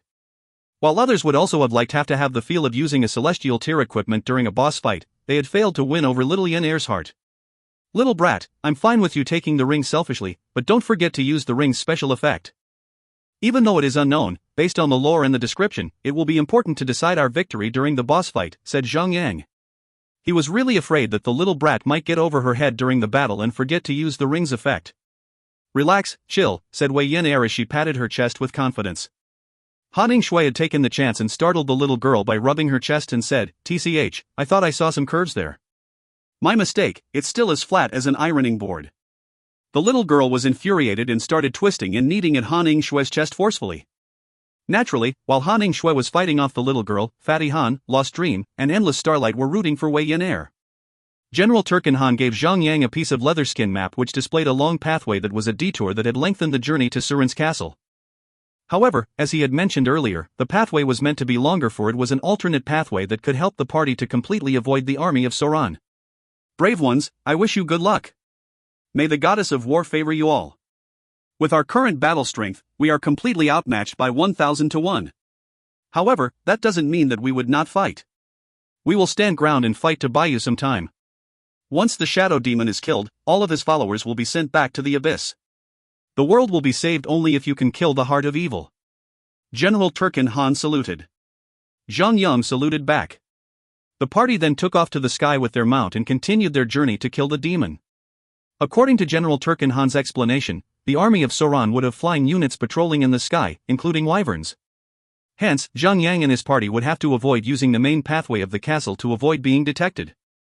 If they are found, they would be forced to fight on land by the dragons and would be killed by the overwhelming numbers of soldiers. Say, even monsters would have flying mounts. Why didn't Malander just get himself straight to Sunfall Volcano by flying straight there? Wouldn't it be easier and fast, said Endless Starlight as he discovered the massive plot hole. Well, there had to be some stories and dramas, opportunities for us to get quests. Yeah. If the enemy is so smart, all the main characters in the story would not even survive for a single day. Then again, since the One Ring have such a powerful anti-evil energy thingy, the Wyvern might have reacted badly when the ring is close to him. In that case, he could have just rented the Griffin taxi service. Are you done talking C***CK?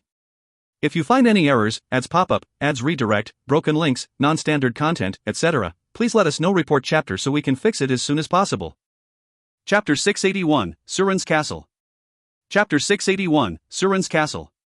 Translator, Endless Fantasy Translation Editor, Endless Fantasy Translation. Surin's Castle was located at the center of Margaya Forest. Be it from any direction, it was the same distance from any direction in the thick forest. It was both easy to move around, and hence was one of the major factors of any territory which made it easier to defend. 1. The little party flew for 2 hours before they approached the castle. From afar, they could already see the silhouette of the castle. Zhang could roughly guess from the sheer size of it, that it was at least 10 times the size of Morningtown. The castle walls were thick and tall. There were many magic cannons situated on top and around the castle. Inside the castle compound were tall buildings that were built extremely close to each other. However, despite the congested towering structure, there was one tower that stood tall, overshadowing all other structures. Located dead center was a towering structure that had to be at least 300 meters tall. On the top of the tower, the single shaft of the tower split into two like a fork, and there was a large magical black orb that hovered between the forks. Zhang scoffed. That would obviously be the shadow demon Sauron. Sauron had only managed to resurrect his one eye. However, according to General Turkin Han's explanation, the shadow demon will have the rest of his anatomy follow soon after. If that is to happen, darkness shall envelop the earth. Rains of blood and fire shall befall, and all that live and breathe shall cease to be. Zhang led the entire party and tried to infiltrate the fortress through the airspace. However, once they were close to the castle wall, the giant orb opened its eyelid and revealed its burning fiery red pupil to the world. With one quick beam of light, the entire party, including Zhang was killed. Eye of Absolute Obliteration blasts a death ray and deals 200,000 damage to all targets within 30 meters around. If the target is far away, damage will be increased by 100% every 10 meters. Longest range, 10 kilometers. Unable to attack targets at ground level. The Eye of Sauron had 10 kilometers range of attack. That would mean that its aggro range was also 10 kilometers long. The airspace was completely sealed off as a death zone. If either one of them tries to fly, it would be an instant death. The only way to enter the castle was to knock on the doors. Everyone revived and got on their battle mounts. However, instead of flying, they rode the mount and galloped across the ground. Even though they were now free from that laser beam of death, the magic cannons on the castle would still be able to bombard them. Pew! A bright beam blasted off the cannons and created a small crater at the point of attack. Lost Dream and 100 shots had taken exactly 200,000 damage. When the attack struck, the party happened to be spread out. Hence, the cannon's small radius of attack had only managed to hit 2 of them. Fantasy Sweetheart and Han Yngshui quickly got to work and healed the 2 of them back. Pew! Pew! 2 more cannons blasted and attacked the party once more. Small craters started to form all around the battlefield, and Fatty Han nearly fell into one of them. Zhang immediately activated Vanguard's aggression to protect everyone and headed towards the castle wall. When Vanguard's aggression ended, Endless Starlight cast the same spell and protected everyone. 2 skills, 20 seconds, should be enough for their mounts to travel as far as 1 kilometer. However, since they were not flying but galloping, their speed was not too fast. Hence, they merely traveled close to 500 meters. Since the magic cannons had a range of 300 meters, by the time Endless Starlight's Vanguard's aggression ended, everyone had managed to get cover behind the blind spot of the cannons.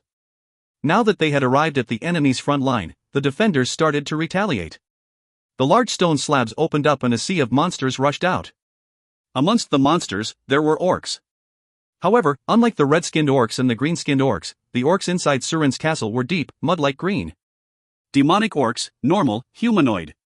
Level, 160. HP, 104,440. Defense, 4,260. Melee, 20,992 to 30,992. Skills. Instant Rage, increases attack power by 20% for 15 seconds. Note, created by merging the life of orcs and Treants.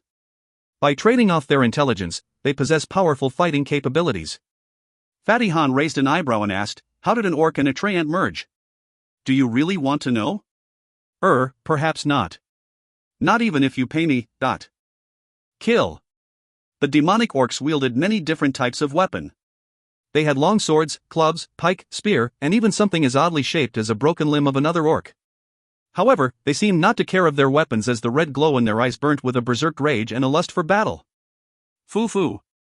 What maniac, cried Zhang Yang as he swung his sword vertically and dealt over 80,000 damage. With a little rage points gained, Zhang Yang cast, Blast Wave. Wham! Wham! Minus 29,410. One cone-shaped wave of compressed air blasted out and dealt damage to more than 10 monsters. The sword procced and repeated the attack once more.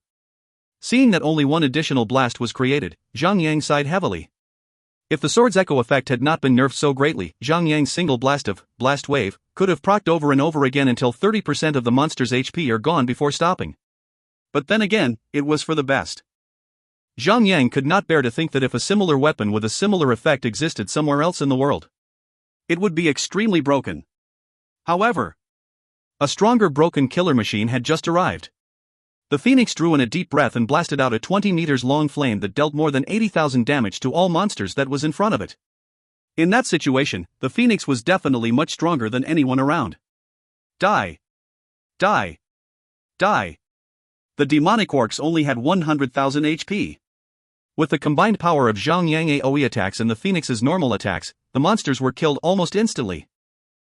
As expected of normal tier monsters, they did not stand a chance against the Phoenix. Come 1 million, they would all face the same fate. And that was just one. Fatty Han's Phoenix was much stronger. Fatty Han had positioned his Phoenix right next to Zhang Yang's, allowing the two birds to cover most of the frontal attack position. With both Phoenixes attack simultaneously, no monster could get close to them without dying. While the rest could only land 1 to 2 hits, more than 100 orcs would have already died. Nice. Farming experience points had never been so easy, said Fatty Han happily. Fatty bro is so strong, I'll leave myself in your care. Endless Starlight posed as a girl and tried to catwalk towards Fatty Han. After acquiring the Phoenix, Fatty Han's leveling speed had skyrocketed to a point where he could be faster than Sun Xinu if he does not slack off like a pig. Zhang Yang had always lectured him about it, yet Fatty Han felt no need of being the highest level. As long as he is the same as the average level of players in the core party member, he would not spend extra time to grind. *CK off. If I were to take care of someone, I would have asked for little sweetheart there, When Fantasy Sweetheart heard Fatty Han's sudden confession, she blushed madly and said, I'm so sorry Fatty bro. I've already have someone I like. While they were joking around nonchalantly, the party had made their way into the castle walls and proceeded to kill their way towards the tower. Out of the corner, a mysterious figure flashed across the street. Zhang Yang's reaction was fast. Much faster than average humans around. With quick reflexes, the shadowy figure glided through the floor and struck Zhang Yang. Zhang Yang already had his shield ready and the sudden attack struck his shield. Pang! Based on the sound of the metal, Zhang Yang felt it was something light and flat, yet possessed such a powerful force that he was pushed a few steps back. He lowered his shield and saw the weapon that had attacked him was a long swirly whip. The whip flashed around in the air before returning to the hands of the owner. The figure walked out of the shadows and revealed itself to be a slender woman tightly wrapped in leopard skin tights. She was a beautiful elf with skin as fair as snow. Her eyes were radiating with life and her long, emerald green hair swayed like the whip itself. The tight leopard skin tights were so tight that it squeezed her chest upward. Every step she took sent the upper portions of it jiggling. Anita, the light of stars, ethereal, humanoid. Level, 160. HP, 160 million. Defense, 10,490.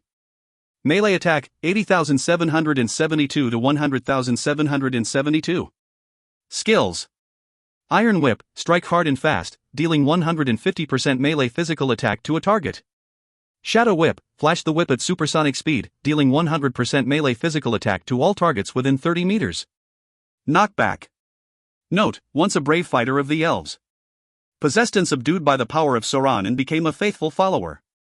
Few Fatty Han whistled. That's one smexy elven chick right there. How could I lay a hand on her, said Fatty Han as he stared at the boss Perky bouncing while drooling like a deranged dog. Fatty bro, when you say you can't lay on her, could it be that your little wee-wee has failed you? Endless Starlight pretended to gasp. Ask Xiao Wei about it then. Or better yet, ask your mom. By then, everyone level and equipment tier were not the same when they initially fought the first Inheritance Quest boss. They were, in fact, far stronger than before. Plus, even mythical tier bosses were nothing but scraps for the party. Though Anita may have strong attacks, she lacked the one skill that made any boss a tough fight. That is, the HP recovery skill. Since the aggro was already on him, Zhang Yang picked up his sword and charged towards the boss on the back of the phoenix. The first attack that landed on the boss was the Spear of Obliteration. It was to build more damage-based aggro. Little Yang, do we need to activate any transformations? Said Fatty Han. Nope. Not needed really. This boss is not that strong anyway. We can still kill it easily. Reserve the transformation skill for the final boss.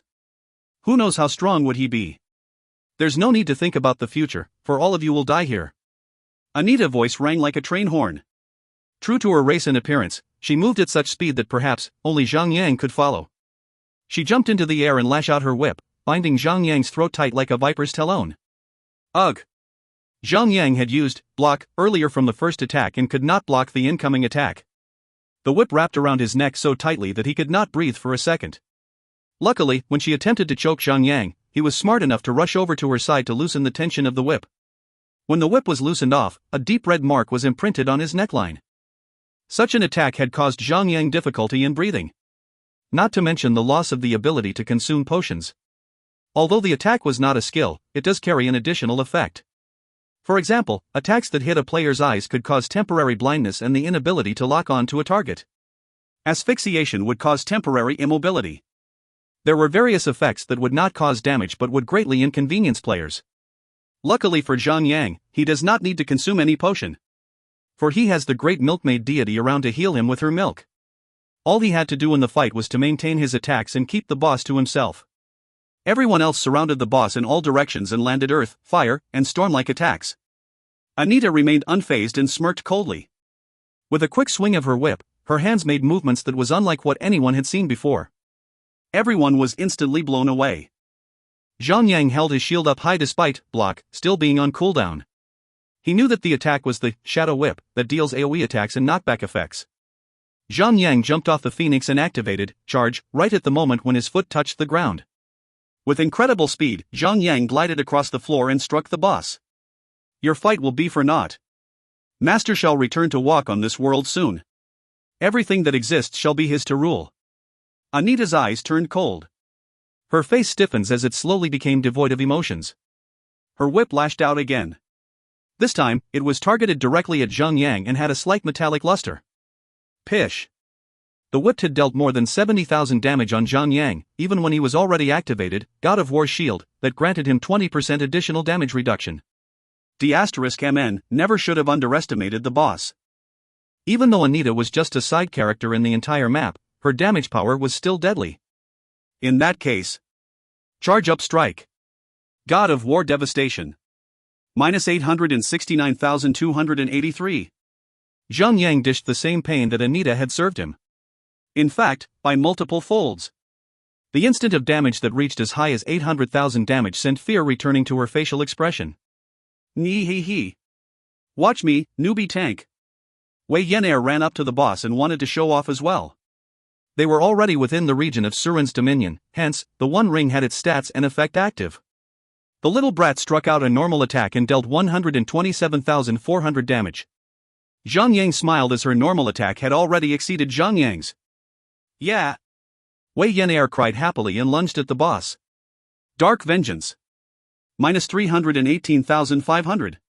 Sadly, the little brat did not have the skill, Charge Up Strike. Even though her normal attack may have surpassed Zhang Yang, her attack burst via skills was still far from Zhang Yang. Translator note. 1. Territory defense. In my not so humble opinion, I don't think a territory is easier to defend if there is a massive land surrounding it. In fact, it would be difficult to defend since enemies could attack from any direction. 2. Editor's opinion. Well, thick forests and whatnot imply that the defenders could send out small scouting parties on a regular basis and intercept would-be attackers using guerrilla tactics. Think LOTR, Lord of the Rings, where the elven defenders of Lothlorien long heard the approach of the company before they even got close, etc. If you find any errors, ads pop up, ads redirect, broken links, non-standard content, etc., please let us know. Report chapter so we can fix it as soon as possible. Chapter 682, Orc Leader Granlar. Chapter 682, Orc Leader Granlar. Translator, Endless Fantasy Translation Editor, Endless Fantasy Translation. By having higher upper damage limit, does not mean the Zhang Yang would have higher DPS than Wei Yin Air. After all, Zhang Yang's charge up strike S cooldown time was 60 seconds. He could not confirm that all of his skills would deal critical strikes. Then again, as expected of a celestial tier equipment, even though the stat boost was just from a single ring, it had nearly increased Wei Yin Air's overall performance by 30%. Anita was greatly pushed back. Despite having strong AoE skills that could deal high damage and possessing knockback effects, the skill was suppressed by having a long 30 seconds cooldown. Under heavy fire, the boss could not even retaliate in a proper manner. When it comes to this, the boss was still in fact, a main character from the villain's perspective. Now that the boss had taken a toll, many orcs came out rushing from nowhere and attacked the party. Although the orcs did not have strong attacks nor HPs, the monsters do have the numbers. With sheer volume alone, they could even kill a tank as strong as Zhang Yang. Finally feeling frustrated with the sudden appearance of the orcs, Zhang Yang cried, "Starlight! Take the monsters!" Roger that. Endless Starlight rode off with his mount and activated Devotion. Once the monsters were all affected by the aura damage, Endless Starlight triggered Saint Storm to deal massive AoE damage and aggro to all monsters. Once the monsters were all drawn to Endless Starlight, Zhang Yang changed the Phoenix's attack targeting to assist Endless Starlight. Since the Phoenix's normal attack were AoE types, it would be extremely efficient at killing normal monsters in a large amount. Fatty Han joined the fray and sent in his Phoenix as well. With 2 legendary beasts and 1 strong tank in play, no menial monster could survive to tell the tale. Once all the random orcs were taken care of, the boss had nowhere else to run nor rely on. She had to take all the damage like a good punching bag from the party. Although 160 million HP seemed a lot, the boss was not a match with the massive DPS rainfall of the party. They merely took 5 minutes to kill the boss. It was all due to the newly obtained weapons and armor, not to mention the new celestial tier ring that Wei Yin Air had. Once Anita fell, Wei Yin Air was the first to jump to the dead boss body and loot the items as fast as she could. She feared that Zhang Yang might remember about the punishment that he had imposed on her earlier on. Woohoo! We've hit the jackpot! 3 ethereal tier equipment, yo! Wei Yin Air screamed. With the 3 equipment in her embrace, she rubbed her face all over them like they were her precious babies. Zhang Yang did not spare any time to entertain her but yelled sternly, "Time to make a move on." Hey! Newbie tank! Isn't it time for us to check out the goods for a moment, at least, cried Wei Yin Air as she was still slobbering all over the equipment. Check out what? You think we're still in Candia Grassland or Gilstein? The bosses here are not even the strong ones yet. All the drops would not be special. Just take a look at them. I'm 100% sure that they would have no reduced level special effect. Zhang Yang snapped. Wei Yin Air stuttered and took a look at the acquired equipment. As Zhang Yang had mentioned, all the equipment were level 160 and did not possess any reduced level special effect. TCH. Wei Yin Air clicked her tongue. With a greatly disgruntled facial expression, she kicked a tiny fallen helmet to the side and scorned. What a useless boss. Making me all hyped up and all. TCH. Everyone could not spare any tiny attention to Wei Yin Air's axe and pressed on. The number of monsters appearing on were continuous, without stopping. Eventually, they had reached to a point where the monsters tier was upgraded from normal tier to elite tier. Instead of orcs, they were wolf-riding soldiers. The wolf riders were a little troublesome due to their skills. They had a skill that could throw a net to immobilize a person. They could also rush over and stun someone like Zhang Yang's charge skill. After stunning, they could follow up with a powerful blow which was the real threat to the party. As they proceeded onwards, Zhang Yang was careful not to draw in too many monsters at one go. They would all have to be careful since if they are all killed in this part of the quest, they might as well give up fighting the boss. However, despite the increasing difficulty, the monsters provided the party with luxurious experience points which everyone enjoyed greatly. They were even wishing for the route to be endless so that they could all grinding effortlessly without running around too much, until they reach level 160, but... However, wishes were wishes after all, for the reality was shortly revealed. After the long pathway onward, the party reached a large plaza and found the second boss. It was a similarly dark green-skinned orc, but instead of standing on its own, the orc was seated atop an abnormally large wolf. He was scouting around casually, with a shield in his left arm and long spear in his right. Orc leader Grandlar, ethereal, humanoid. Level, 160. HP, 160 million. Defense, 10,490. Melee attack, 80,594 to 100,594. Skills. Net, tosses nets at all directions, 30 meters around the caster. Traps and immobilizes all targets for 10 seconds. Sloth's punishment, while moving, targets will be inflicted with 20,000 natural damage every 3 seconds for 15 seconds. However, every second the target stops moving, the damage inflicted will increase by 100%. Bone to Dust ignores all defense value and deals 150% melee physical damage. If the target is stationary, damage inflicted will be increased by 100%. Note, during his birth, Grandlar had bitten down and mauled his own biological mother to death. The creature was born vile and vicious to the core. The lust of war and battle was born in his soul. Newbie tank. Look. Look. Even the ugly but orc could equip a shield on one hand and a two-handed weapon on his other. Looks like the so-called god of war inheritance is not something so rare after all. Nishi Shishi. Wei Yenair casually gave Zhang Yang a backhanded slap. Zhang Yang shrugged and laughed. Yeah. It might be. However, I seem to recall that a certain little flattest girl would die to have the inheritance. Oh you. Burn. 100 shots interjected in as he was trapped by the net. What a troublesome skill. Paired with that dot effect, the overall damage is extremely painful. 100 shots was right. Since the first tick of the dot skill was 20,000 damage for the first instance. Once the net has successfully trapped someone, they would be considered to be stationary even though it is involuntary. Once they are rendered motionless, the 100% increase effect will kick in, hence, increasing the dot damage to 40,000 damage. At the 10 seconds, the damage will be increased to 100,000 damage. It was indeed powerful for a dot effect. If the skill, net, is casted more frequently, the party would sustain a lot of damage. Don't be stingy on the mobility potion. Use them immediately if you are trapped. Do not let the skill kill you. Zhang Yang hurled himself towards the boss while spamming Blast Wave on the boss while mounted on the phoenix. Here it comes. The boss snarled, exposing his massive fangs and growled. Ha ha ha. Free food for me. How long has it been since I last craved for the flesh of human and elf? Grandlar brandished his spear like the blades of a helicopter and lunged at Zhang Yang. Zhang Yang anticipated the attack and raised his shield, facing directly at the boss.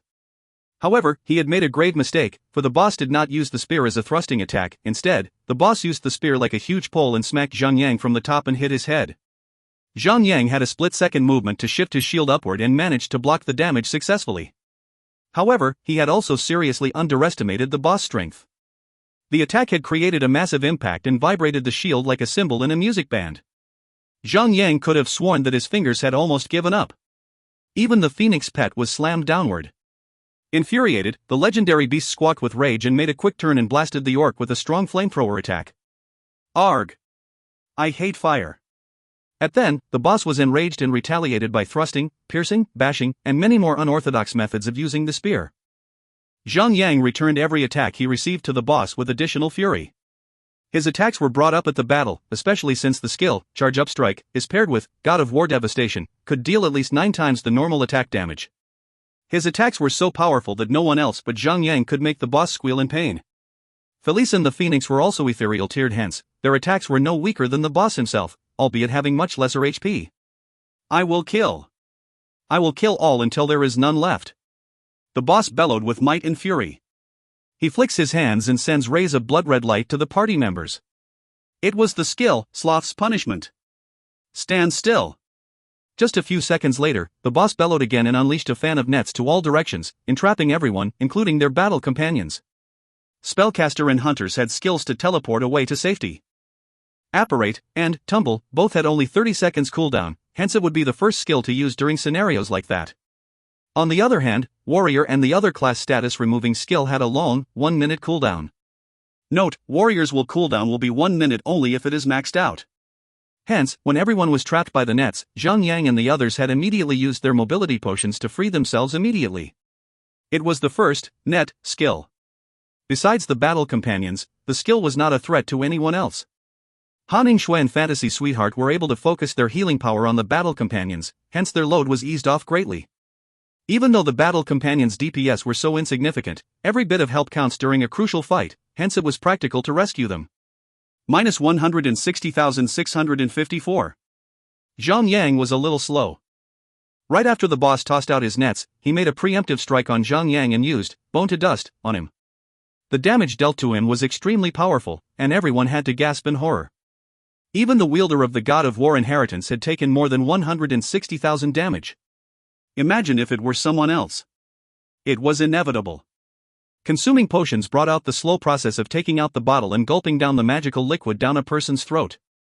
It was a process unlike skills that could be activated with a single thought.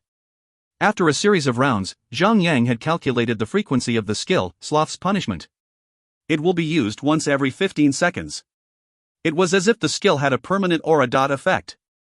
On the hand, net will be cast once every 20 seconds, which had surpassed the limit of all players around.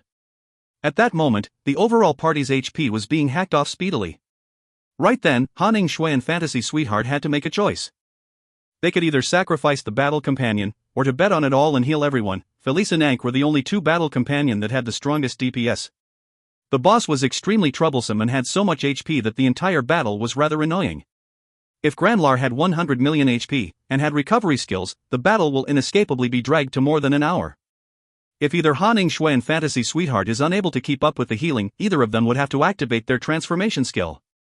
However, the battle had only been 5 minutes, with no choice in hand, the party would have to bite down their frustration and consume potions for the moment. Even though it was troublesome, the boss was not exactly tough. For ethereal bosses were not the strongest bosses then. Under the massive attack of fire and fury, the boss was killed in the end, leaving the entire party panting raggedly like a mad dog. Although the experience points and loot were aplenty, Wei Yenair solemnly picked up the loot as if she wanted to cry. Everyone had to laugh at her comical act. After a good tease and rest, Zhang Yang pushed on and pressed forward. After they proceeded, the number monsters appearing to obstruct their way increased in number. However, that was not enough to stop the demolition party from making their way to the tower. After a tiresome 3 hours of killing, the party had all arrived at the tower's basement in one piece. Rumble. Did anyone felt that? Yeah. It's a microquake. Rumble. It's getting stronger now. Okay. It's a proper earthquake. Right when Zhang Yang and the party had stepped on the floor of the tower, the entire castle quaked, like a massive earthquake was about to hit. Cracks formed in the ground and light burst out from them. The light all shot up and bent miraculously into the tower. The quake continued to rumble on violently, as if something was about to burst out from the ground like a monster from an eggshell. If you find any errors, ads pop-up, ads redirect, broken links, non-standard content, etc., please let us know. Report chapter so we can fix it as soon as possible. Chapter 683, The Dark One, Soran. Chapter 683, The Dark One, Soran. Translator, Endless Fantasy Translation Editor, Endless Fantasy Translation. Crack. The earth split apart violently and out came a massive humanoid creature from within the creases. The monster crawled out and stood at nearly 30 meters tall. Fully clad in armor like scales, the beast had a long, spiky tail, and a horn as long as its head, that stuck out of its forehead. The beast had only one eye which had taken almost half of its face's surface area. The dark, orange and black stripes pupil blared at the party with a killing aura so strong that it made a little visible crack on the rusted helmet on the ground. Shadow Demon Soran, the Dark One, Holy Demon. Level, 170. HP, 1,700,000,000. Defense, 17,660. Melee attack, 140,086 to 200,086. Skills. Death Glare, blasts a powerful death ray towards a target within 30 meters. Deals 200,000 damage. Damage will be increased by 100% for every 10 meters a target is away from the caster. Maximum range, 10,000 meters. Rotting Strike, wastes away a target's defenses and deals 150% melee physical attack. Shadow's Touch, deals true strike damage to all targets within 50 meters. Deals 100% shadow melee damage. Demon's Constitution, restores 1% HP every 30 seconds. Recovery amount would not be affected by any effect. Demon Unleash, becoming the demon that all fears. Increases damage by 1000%, movement speed by 1000%. Note, a certain item could dispel the effect. Note, the embodiment of evil, shadow, and destruction. The shadow demon was born from the left eye of the shadow god. Possess part of the death god's power. Holy tier. Don't waste time. Use your inheritance transformation now. Zhang Yang screamed at the top of his lungs. Zhang Yang was the first to transform, and he unmounted the phoenix to allow the beast to fly freely. Now that Sauron had entered the battlefield, the eye in the sky had changed. Instead of only attacking units in the sky, it now attacked units that were also on the ground. Hence, there was no sense in anchoring oneself to the ground. Zhang Yang instructed everyone to move around and not leave the boss range. As long as they are within 30 meters, they would only receive 200,000 basic damage. Zhang Yang sighed painfully. The boss had over 1 billion HP and could restore 1% or close to 570,000 HP every second. If everyone does not rely on their inheritance, the total DPS of the party would not be able to even match the heals per second. The few methods of defeating this boss were the same as it was with any other open-world boss. You could either gather a small team of powerful DPS and healers, or to have a sea of players attack the boss in waves. All sorts of inheritance was used. Shadow Dancer, Milkmaid Deity, Darkness, Frost. Everyone, including the two phoenixes and Felice, had used their inheritances at once. It was one of the first few times the entire party, including the battle companion and the pets, had used their transformation skills all together. It was, after all, their first battle with the game's first holy tier boss. Fortunately, the boss was only level 170. If it were slightly higher, all of them would have suffered from the level suppression system. The world is mine. Sauron raised his right hand to the sky with his palm open wide. Storm clouds form at the top of the sky at the direction of his palm. With a powerful clench of his fist, the storm clouds crack a thunderbolt to the ground everywhere. It was merely a display of power. The sort of power that could change the world at his will. The power of the death god. Alright, guys. No time to admire his fancy tricks. It's time for us to kick his butt. Zhang Yang soared towards the boss and launched his first barrage of attack. Minus 278,383. Reserve swing. Charge up strike. Minus 2,687,166. God of War Devastation. Although the attack is good enough to kill anyone over and over again, the boss felt nothing but a tiny tick on his HP bar. It is expected, since the boss had over a billion HP, 1 million attack damage was nothing but a tiny prick. However, Sauron was still mad and glared at Zhang Yang with fury. His eyes glowed with an intense red hue and Zhang Yang knew it was time to dodge. However, the attack was instant and could not be evaded. A long beam of black ray blasted Zhang Yang, dealing 152,002 damage. Zhang Yang took a direct hit, but it was only a tiny bit of damage since he had over 20 million HP. 100,000 damage was nothing but 1% of his total HP. Looking at the boss and our boss. I feel like Big Boss is the monster. Phew. Endless Starlight cried. Yeah, Zhang Yang has always been a monster. Newbie Tank is not a monster. He is a meanie. Zhang Yang frowned and yelled. What are you doing? Stop talking and start fighting for God's sake. Everyone gulped down a mouthful of saliva and charged towards the boss with everything they had. At such a battle, those who had no inheritance transformation skill could only fill in the odd numbers up, for their damage was too low. Players like Lost Dream and 100 Shot had their mounts active since they could at least help their master deal a menial amount of damage. On the other hand, players like Sun Xinu or Daffodil Daydream had to unsummon their mounts since their inheritances did not allow mounting. It's either keep or be killed by the boss in one hit. Shadow's Touch. Sauron used his first AoE attack skill and unleashed countless waves of black, floating skulls around.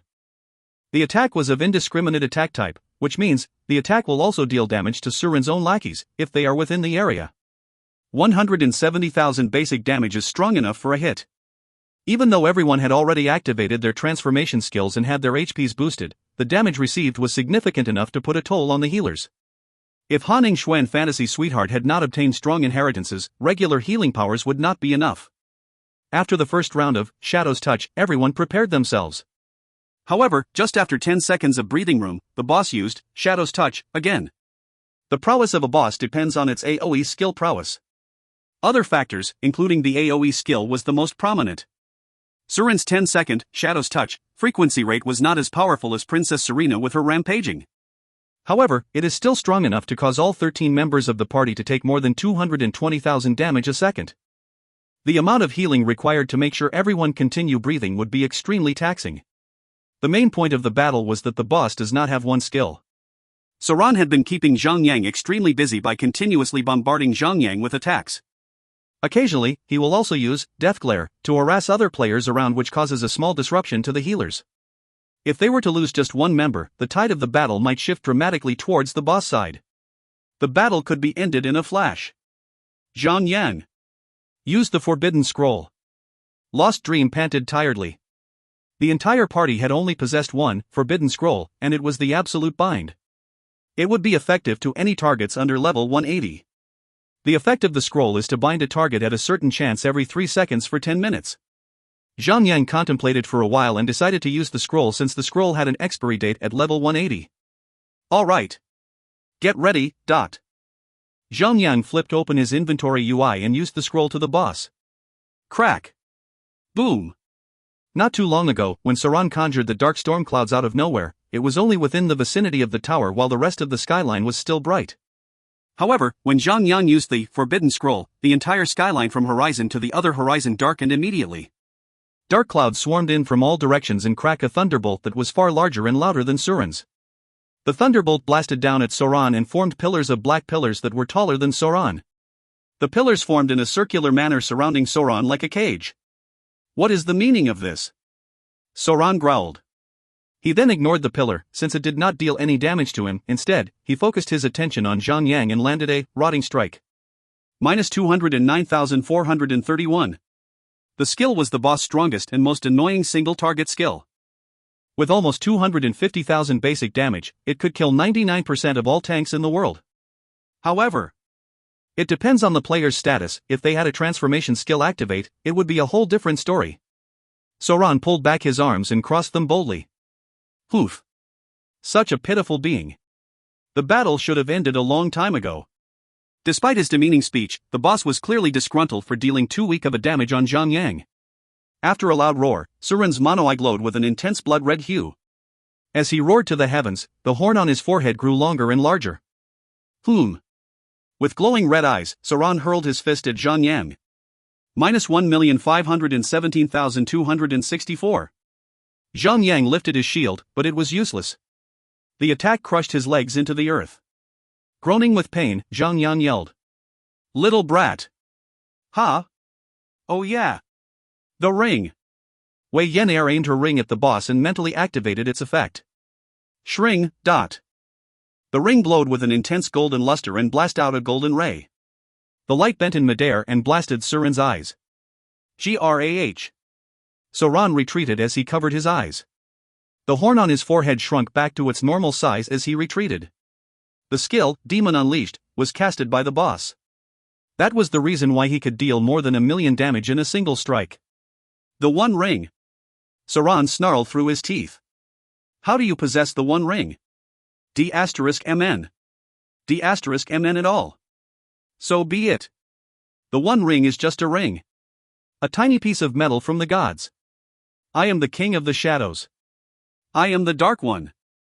I am invincible. Glare of the Death God. Zhang Yang jumped in heroically and casted the skill. However, the skill immediately bounced off the boss and rewarded Zhang Yang with one sad word. Resist. Feeble mortal. Weep in despair as you succumb to my powers. Sauron roared and clawed Zhang Yang in midair as he fell back to the ground. However, just as he was about to touch Zhang Yang, black chains formed from nowhere and bound his movements, pulling Sauron back and locking him from moving. The Forbidden Scroll effect had kicked in. No matter from what angle I see it from. I just couldn't shake the feeling that the skill looks a lot like the 50 Shades of BDSM, said Fatty Han as he smiled with a perverted expression. Everyone took the chance to attack while the boss was immobilized. Han Shui and Fantasy Sweetheart had even tried to make use of the 10 seconds binding effect to recharge their MP and to heal everyone back to their full health. Zhang Yang smirked. As expected of a Forbidden Scroll. Its effect was truly something powerful. D*MN at all. I will kill you. I will consume your souls. After 10 seconds, the chains broke off the boss and released the boss from the binding shackles.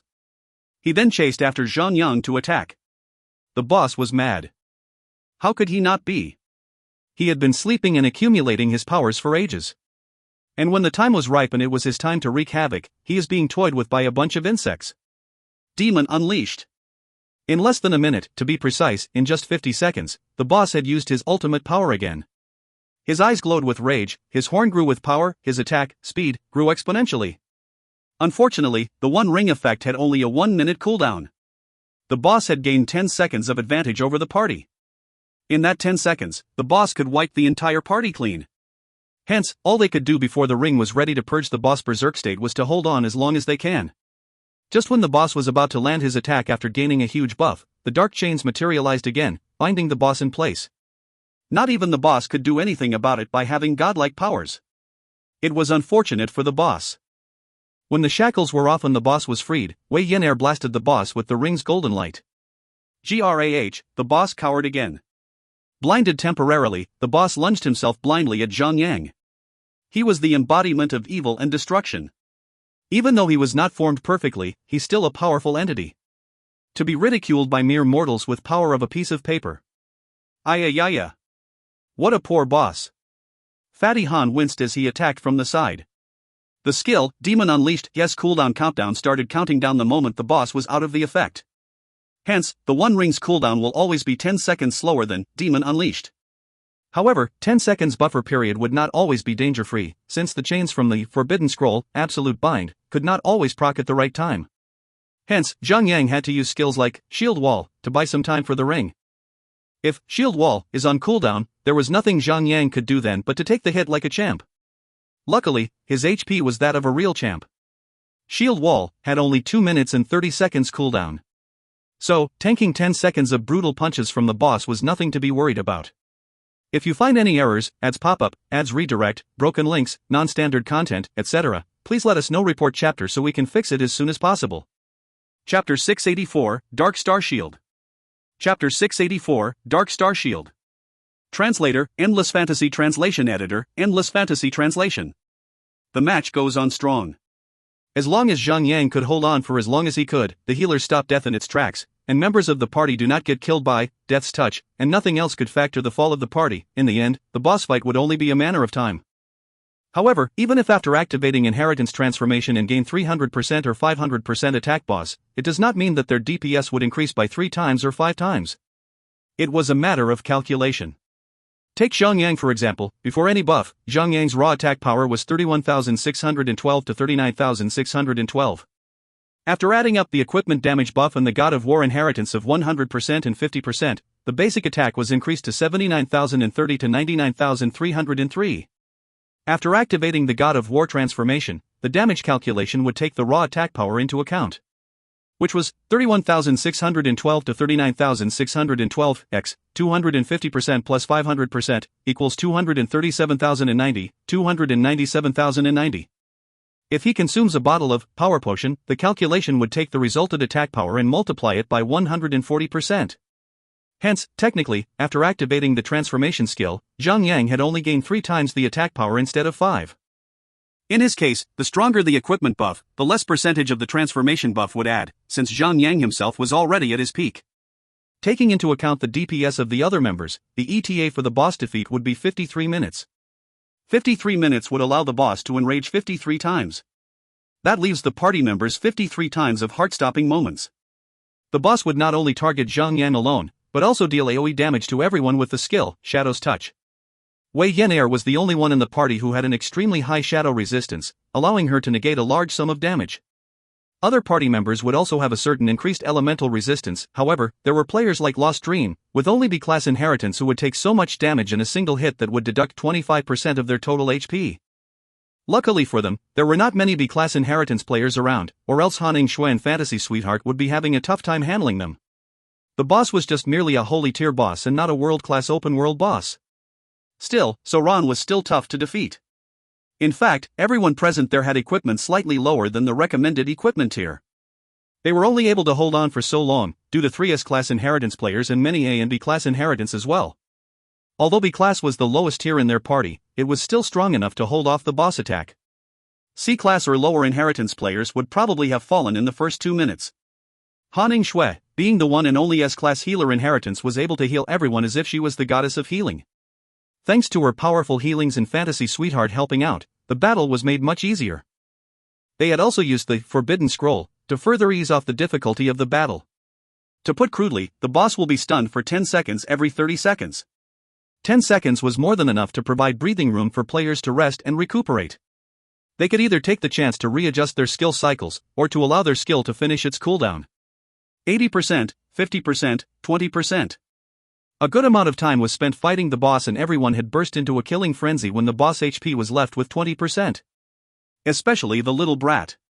She had the darkness inheritance and gained a natural high resistance to shadow attacks, hence, she had not needed to waste her potion cooldown time on consuming health potions.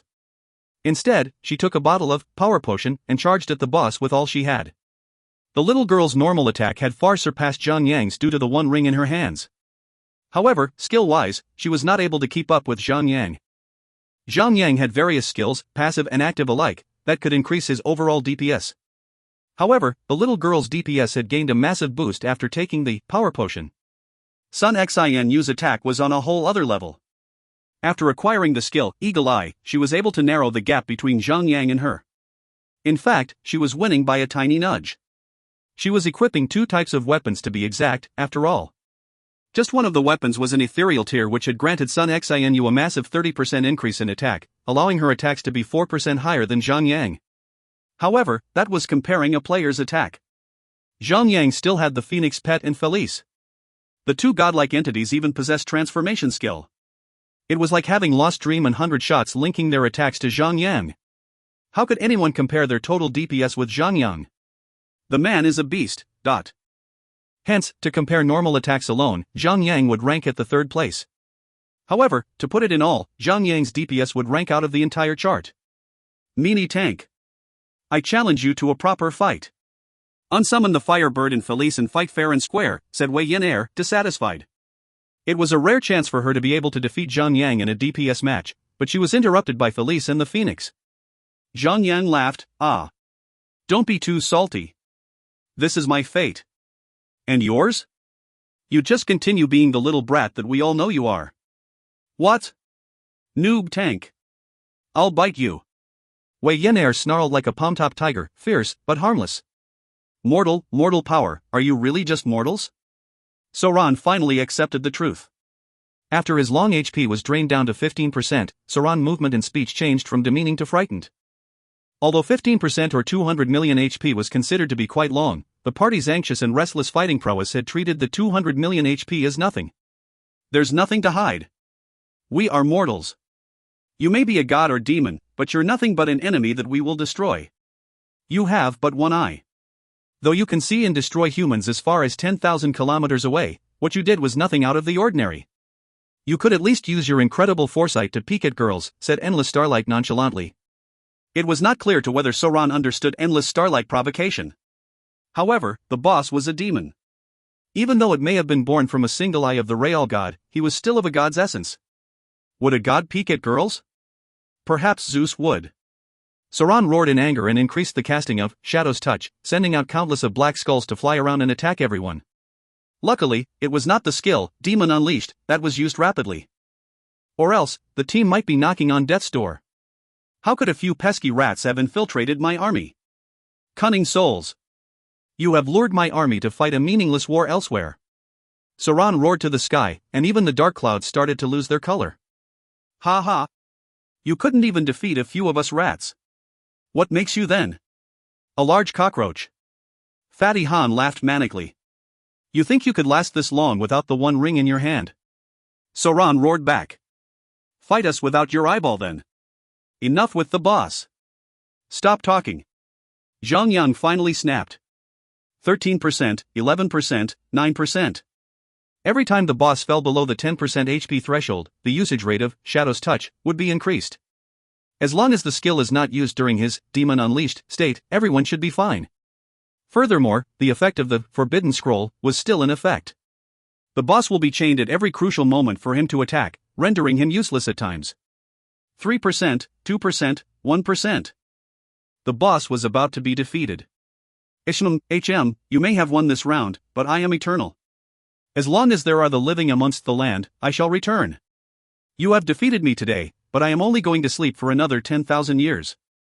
I shall be back, and when I do, the earth shall scream in terror. The sky shall rain blood. The world shall be mine. Sauron gave his last speech before falling back into the earth. His massive body crashed and turned into dust. What that was left was only an overly large eyeball, which exploded into a pile of loot. Ding! Congratulations on killing the first open-world Holy Tier boss. Your glorious deeds will be recorded in the Hall of Fame. As the party leader, please state your party designations to be recorded. A system notification rang and Zhang Yang received an additional command box. Zhang Yang keyed in the usual advertising slogan and the server channel was flooded with the red-colored text. Additionally, everyone in the party received 1 luck attribute, reputation points, and gold coins. The standard procedure next was Zhang Yang to receive many other guild masters' congratulations. While others send them their regards and warm praise, Snowseeker had moved beyond that. She had even asked Zhang Yang for a few good holy tier equipment to buy. Naturally, the buying price should be lowered to a point where no one would believe their eyes. Zhang Yang had not much time to handle the other replies. After some quick appreciation messages, Zhang Yang went on to the little brat and slapped his back hard to give her a chance to loot the drops.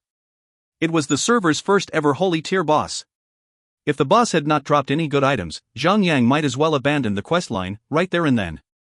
Wei Yenair roughed Zhang Yang up a little before rubbing her back to pick up all the loot. While everyone else was anxiously waiting for the loot, the little girl took her slow sweet time to pick them up as a means to show her retaliation for Zhang Yang slapping her back. She organized the loots by rarity and displayed them all. The boss had dropped 3 counts of holy tier equipment. A dark golden magic staff, a shining metallic triangular shield, and 1 silvery swirly dagger. There was also a skill point crystal, 3 counts of books, a black color command order, and a bunch of level 6 gemstones. Zhang Yang took out the identifying scroll and went through all the holy tier equipment before distributing them. The first was the magic staff.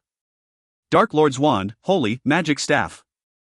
Magic attack, 18,481 to 24,481.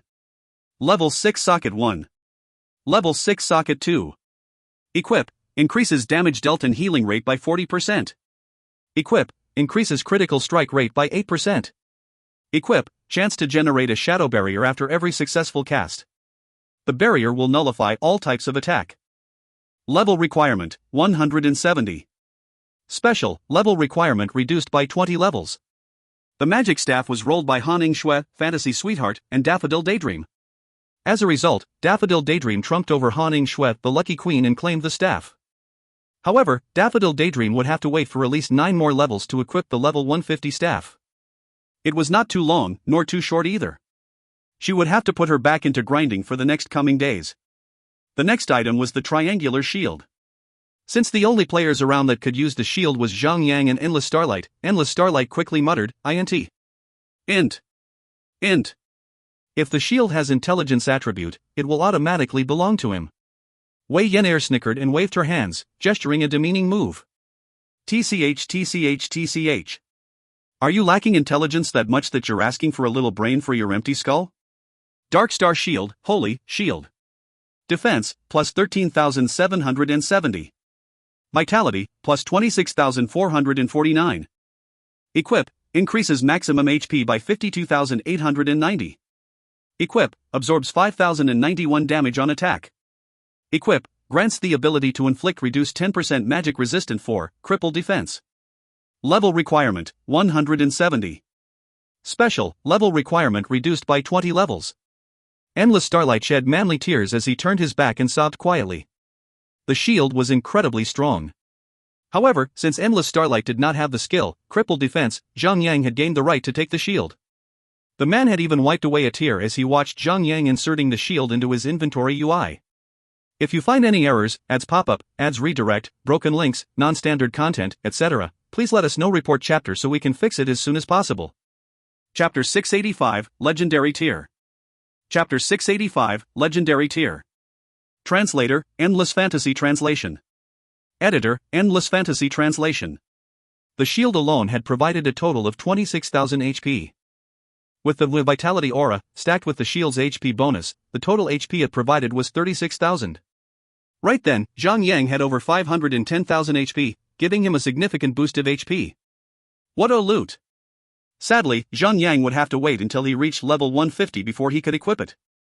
Right then, he was level 144, with a little push, Zhang Yang could reach level 150 in just 1 month's time. Little Yen Air's hands are really lucky. 2 weapons and a shield? That's better than striking the lottery. Fatty Han gave her 2 thumbs up. It's a shame that there's no hunter's EQ though. Zhang Yang pretended a cough. Giving you a weapon would be a major waste. Hey! I heard that. How could you say this to a bro? Fatty Han puffed. Everyone ignored the fatso and paid their attention to the last dagger. Shadow Totem's dagger, holy dagger. Weapon attack, 8,465 to 12,465. Attack interval, 1.9 seconds. DPS, 5,508. Level 6 Socket 1. Level 6 Socket 2, dot. Equip, increases damage dealt by 40%. Equip, increases critical strike rate by 8%. Equip, grants a chance to reduce a target's movement speed by 50% after a successful strike. Last for 8 seconds. Level requirement, 170. Special, level requirement reduced by 20 levels. Ever since Sin Xinu had acquired the Shadow Dancer S-Class inheritance, she had changed her weapon of choice to swords. Hence, with no competitor around, the dagger fell into Lost Dream's hands easily. It's sad that the dagger normal attack would be affected by strong defenses. If only Lost Dream could learn the skill, Eagle Eye, as well. Said Zhang Yang. Ooh! I want that as well. Wei Yin Air jumped up like a bunny. She was afraid that Zhang Yang might steal his decision to let Lost Dream have the next Eagle Eye. Everyone finally laughed as there were no more equipment for them to feel anxious about. Still, excitement remained in the air. Weapons would be the greatest buff to any players, while shields would be the greatest asset to a tank. Soran might be an enemy, but he had been generous enough to reward his killers with awesome equipment. The next person to receive the skill point crystal, according to the cycle, was 100 shots. There was no rolling needed, for there was a 100% chance for all of them to receive it in the end. It was not that difficult for them to find and kill an open-world boss. Especially when Zhang Yang is known to be a boss fight magnet. Amongst the books found, one of them was a recipe. Wei Yenair straight away threw the book at Zhang Yang for him to learn. It was an alchemy recipe. Even though many players in the party had learned alchemy as well, they did not possess the alchemist intuition. For them to learn new recipes would be a waste since Zhang Yang could concoct potions with transmuted grades. Zhang Yang took the recipe and learned it immediately. Temporary invincibility potion, usable. Use, gains invincibility to all attacks, skills, and disabling effect. Last for 5 seconds. Cooldown, 5 minutes. Using this potion will place all other potions into the same cooldown time. Level requirement, 120. Invincibility potion. Everyone widened their eyes with delight. If it is a transmuted grade, it would increase the duration length. Even though it was just a second long, it would be the thin line between winning and losing. Furthermore, this potion is incredibly useful in boss fights. For example, if they had already possessed this potion during the fight with Soran, they would not have needed to fear him in his Demon Unleashed status. Jackpot! Everyone screamed in delight. Zhang Yang had the herb foraging familiar, he would never be short on materials, ever. Hee, I'm going to show this to Snowseeker. We'll sell her all the normal potions and keep all the transmuted grade for ourselves. Zhang Yang snickered evilly. Others joined in on the evil master plan. As expected, Snowseeker, Greensleeve's prince and other guildmasters quickly begged Zhang Yang for all his supplies of the potions. With a large demand and low supply, Zhang Yang could be monopolizing the potion, for good. Wei Yenair took out the second book and displayed it. It was not a recipe, but a skill book. Indistinct skill book, fake death. Use, teaches you, fake death. Class requirement, unrestricted. Level requirement, 30. Bound on obtained. Everyone gasped with both surprise and joy. Since the start of the game, up until that point, the only indistinct skill book they knew was the beast taming skill of Zhang Yang. It allowed Zhang Yang to use his battle mount as a hunter's pet, giving him the upper hand in battles, dungeons, and PvP arenas. TCH. I already have the skill. Fatty Han puffed disgruntledly. Indistinct, that means that skills from other job could be learned by other class without any restrictions. It would be incredibly game-breaking if the skill is OP. Zhang Yang smiled with satisfaction. Little brat. You take it. Everyone here has skills to clear their aggro easily. You would benefit best from it. Hunters had, fake death. Thieves had vanish. Although Spellcaster had no skills of that sort, they could at least use Ice Barrier to gain 10 seconds of invincibility to allow tanks to grab the aggro back to them. Berserkers were different. If they are not careful enough, the boss would come after them whenever they go OT, with no way of rectifying the situation themselves. When that happens, strong bosses could easily wipe them out with a single puff. Now that Wei Yan'er has the skill, she can kiss goodbye to the fear of OTing Zhang Yang. The little girl patted the skill book on her pitiful chest and jumped around joyfully. The next second, she screamed "Ack," and fell to the ground lifelessly. Fake death allows the caster to mimic a real death animation to allow monsters to ignore your presence and to break free of the battle. Everyone waited for the little girl to get back up, but she continued to lie there. Wham! Han Shui walked over to Wei Yan'er and gave her a tight slap on her butt. Enough! Get up, you stupid, flat-chested girl. People are still waiting for you to show them the loots. Arg! Wei Yan'er finally got up to her feet and screamed at Han Shui for calling her a flat-chested girl. They fought for a little while and Zhang Yang had to separate the two females. The third book was weird. It was neither a recipe nor a skill book.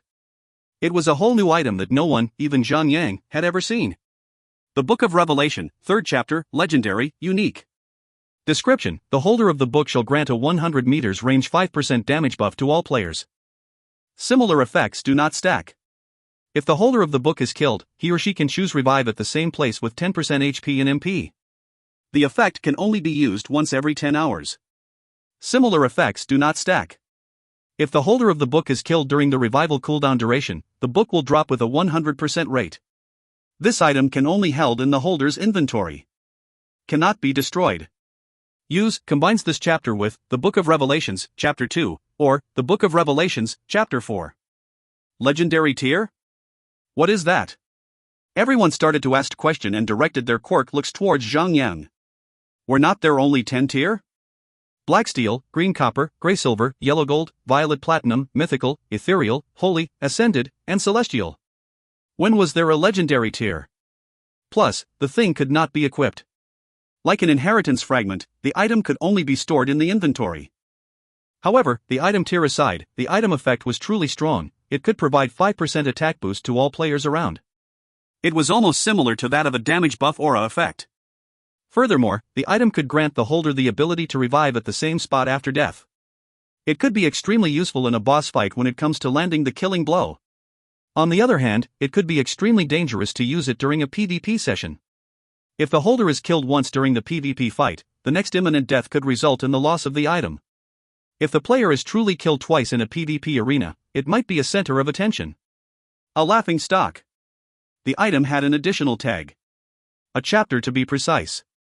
Based on the item description, there could be more than 3 chapters left to be found. Even though it was not stated that the effect of the chapters could be stacked, that glimpse of oppression still lay at the end of this path. If the complete book is assembled together, what would the effects be? Don't look at me. I have no idea what is this, said Zhang Yang when he noticed that everyone was waiting for him for a response. Truth be told, all of Zhang Yang's experience that had been brought forth to this lifetime had almost been used. That aside, the item was extremely useful, for it could be used as a secret trump card. Secondly, the item had never been announced to the whole world. Who would want to let anyone know about the item? They might be hunted and killed for it. That was probably the main reason why Zhang Yang had never heard of the item before, in his previous life. Then again, he had never been able to mingle around with pro players, back then. If the effect could stack on each other after combining, this item might be able to live up to its legendary name. Still, just having one chapter was not truly a whole revelation. It was still a helpful hand. A 5% attack boost might be tiny, but it was still an aura effect, everyone could gain from it. In the end, the book was thrown to Zhang Yang for safekeeping. The man was a walking boulder. No one could kill him. With Burrow, Shadow of the Void, the man was practically unkillable. If someone is still able to track him down, Zhang Yang's turtle shell defense could defend him, and paired with his world destroyer-like attack, he would kill anyone before he is killed. The last item was the Black Command Order. Territory Command Order, Surin's Castle. Use, incites a territory conquest war on Surin's Castle. Level requirement, 100. Zhang Yang panicked for a moment there when he saw the Territory Command Order. He thought that the bastard system will announce it to the world again. However, after what seemed to be the longest 1 second ever, the channels were still empty. The system did not announce anything. Perhaps, the developers had already patched it to help players. To be able to hunt this command order, players would most likely have used their transformation skills to defeat the boss. Hence, considering the fact that many players had already obtained their inheritance, the developers decided to provide players a breathing room to allow players to make preparations for the war. Since it has come to that change, the command order was changed from interact to activate, to manual activation. Zhang could now make proper preparations. Since the command order was found by Zhang party, it would be fair for them to have the upper hand as a reward. Zhang then switched to the guild channel and commanded all players with inheritance transformation skills to not use their transformation skill for the next 3 days. He announced that there would be a special guild-wide event where he would require the support of all players with inheritance. He had not announced that it was a territorial conquest war since he was afraid of spies. Instead, he had fed them hints of fighting something else. If the real news about the new territory is leaked, other players from other regions might rush in to start another nation war. Alone, Lone Desert Smoke could never handle the simultaneous attacks from all regions. Luckily, the number of players that could set foot in Margaya Forest was not many. Hence, the estimated number of participants in the upcoming war should be not more than the war in the canyon some days back. After careful consideration, Zhang decided to ask for Snowseeker, Greensleeves Prince, and other local guild masters for their help. Although Lone Desert Smoke would be the guild and Zhang would be the owner collecting the transport fees, the ones that would also gain from it would be the players of China. It was a matter of regional pride and glory.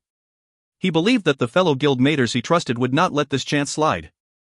If you find any errors, ads pop up, ads redirect, broken links, non-standard content, etc., please let us know. Report chapter so we can fix it as soon as possible. Chapter 686, The Fight for Surin's Castle. Chapter 686, The Fight for Surin's Castle. Translator, Endless Fantasy Translation Editor, Endless Fantasy Translation. All level 6 gemstones were instantly kept in the guild warehouse, since only level 170 equipment would have level 6 sockets. Whoever who gets their level raised to that level may take the gems for themselves. After all the items were distributed, the party returned to Hanier Valley to submit their quest to General Turkin Han. Back at the valley, the party was warmly welcomed not just by the general, but almost by everyone present. The party was surrounded by NPCs congratulating them for their deeds. Naturally, Fatty Han and Endless Starlight were at each other's throats, trying to grab the limelight, but after obtaining 20 million experience points as their reward, they also obtained an equipment. Mark of the Demon Slayer, Mythical, Ring. Vitality, plus 1889. Strength, plus 635. Dexterity, plus 635. Equip, increases maximum HP by 3770. Equip, increases damage dealt and healing rate by 8%. Equip, absorbs 539 damage when attacked. Use, deals additional 20% attack on demon-type targets. Lasts for 15 seconds. Cooldown, 3 minutes. Level requirement, 170. Special, level requirement reduced by 20 levels. Note, a token of appreciation for defeating the shadow demon Sauron. The reward ring given differed from class to class. However, all of them had the similar special effects of reducing level requirement. The ring was both defensive and offensive, which was awfully rare and sought after. Sadly, the ring had to wait as well. Until the party reaches level 150, it would have to wait in the warehouse. Zhang and the party left the valley to complete the promise they had made to Malander. They headed straight towards Nordinja town and demanded that the old nobles release the poor girl. By then, the party was wearing the hero's halo over their heads, making the quest easier to complete. Even though it pained them to do so, the nobles had no choice but to comply to Zhang demands. Zhang left Vanita at the Townsend until they are able to take down Surin's castle and have her to set up a new home there. Before leaving town, the grumpy little Wei Yen heir had swung her axe and beheaded the pompous old fart for keeping Vanita against her own will. The next thing to do for the party was to make preparations for the upcoming war. Everyone was both anxious and excited for the war. By normal means, when the declaration of the territorial war is announced, the battle will only start on the next day, at 7 p.m. However, since it was a crucial matter, he would not allow anyone to make any mistakes. Hence, he waited for everyone's inheritance to be ready and only then did he announce the war. The server channel flashed with red text and everyone was notified about a new territory appearing in the Margaya Forest and the battle to claim the land will be held the next day at 7 p.m. Everyone around the world was notified and got to work almost instantly. A territory that has appeared in a level 150, 180 map is new and unguarded. However, being a territory, it still held great value to its lands. Even though not a single player in the entire game had reached level 150, it was just a matter of time before the territory would have visitors from all over the world. When that time comes, the teleportation fees would be the one that earns the big bucks. Zhang contacted all guildmasters that he was close to, Snowseeker, Sword of Light, and even one Swordstroke to call for their aid. As a means to reason with them, Zhang got them to fight for him in order to bring glory to the nation of China. However, while his voice might be inspiring to others, the guild masters were not stupid enough to fall for something as lofty as that. Everyone was smart enough to ask for something in return for them to provide aid. As such, Zhang and the other guild masters sat together and discussed their demands. It was an unavoidable move. Margaya Forest was a level 150-180 map. Players who dared to set foot in this map must be at least level 130. Any lower, the monsters in the map could crush them with a single finger. As per calculation, the number of players in China that reached level 130 were about 3,000. The globe, however, had amassed as much as 20,000 players. Not many of them may have inheritance transformation skills, but surely, each of them possessed inheritances of their own. Lone Desert Smoke had only over 100 members that were over level 130. How could 100 players fend off over 20,000 players? Even though the main goal was to protect the player carrying the territory command order, the chances of survival were extremely low. How could 100 players endure constant bombardment of 20,000 players? Hence, Zhang had called for all China players to unite. Naturally, since the order was found by Zhang, he would not allow any of the helping players gain any advantage over the territory. It would not make sense. However, despite the unbalanced discussion, everyone was not too greedy. Everyone reached a settlement and left with extreme satisfaction. The one person left being greatly annoyed was none other than Zhang. What greedy bastards! How could they make me concoct such a large amount of potions? Don't they know I need to eat and sleep as well? For God's sake, I only have a pair of hands. Sheesh. Zhang blew off some steam. Ha ha ha. Little Young. I shall help you get that billionaire chick Snowseeker as your consort. Might as well add her into your harem, said Fatty Han with great determination. Yeah. That chick called Frost Sparks is not bad as well. I see that she's got some real honkadongs. Frost Sparks is the new guild master of the guild Rolling Rocks. She is beautiful and well endowed. Her poise was that of a noblewoman. An ever stoic stance. It was unknown as to how she had managed to step up as the new guild master. Everyone knew that the previous guild master had left her with the post and disappeared elsewhere. Are you guys nothing but boobs, jugs, and honkers? Lost Dream laughed manically. Zhang nodded and said, please get yourself ready for the war. Anything from bandages to potions. Get more than enough for the sake of it. For the next 3 days, Zhang was in town, crafting potions endlessly. As a result, he was able to concoct a large batch of potions and even transmuted potions, as well. Each ascending grade of transmuted, temporary invincibility potion, will provide an additional 0.5 seconds extended duration. The strongest, grade 10 transmuted potion would provide a total of 10 seconds of invincibility to the user. Sadly, despite having only 10 seconds of invincibility, the cooldown time was just too long. They would have to count the cooldown time for that. If they are debuffed by status effects, they could use mobility potions to overcome the maim. If they are surrounded from all corners, they would have to use the invincibility potion to survive long enough to kill a few players before running away to safety. As a wage for requesting help from other guildmasters, Zhang had personally forked out 20 million gold coins and a bunch of potions to each guild participating in the war. Snowseeker was kind enough to reject the offer, however, she came up with an even outrageous demand, that was to ask for a 20% profit claim from the new territory teleportation fee. Zhang said no almost immediately to her and had even smacked her on the head for asking it. 20 million gold coins might be a large sum of money, however, anyone smart enough would know that it is a one-time payment. Snowseeker had asked for 20% profit as a lifelong agreement. She knew that when the game matures a little, level 150 maps would gain a large influx of players. Zhang knew that the woman was the most difficult person to deal with, despite being surrounded by female hooligans. However, he knew her weakness. Simply by playing as a pervert man around her, he could baffle and embarrass the eyebrows out of her. It was extremely effective when Zhang jokingly said that he would even date her. With that, she stopped demanding for much and settled her agreement with the 20 million gold coins and potions. Naturally, not all members of the guild will receive many gold coins. But that was not a priority. The main aspect was to get as many strong members that could contribute to the war. Zhang could have sworn that if Han Shui's son Xinu were present then, he would have lost his life. With one more day left to prepare, Zhang spent an entire day to craft as many potions as he could.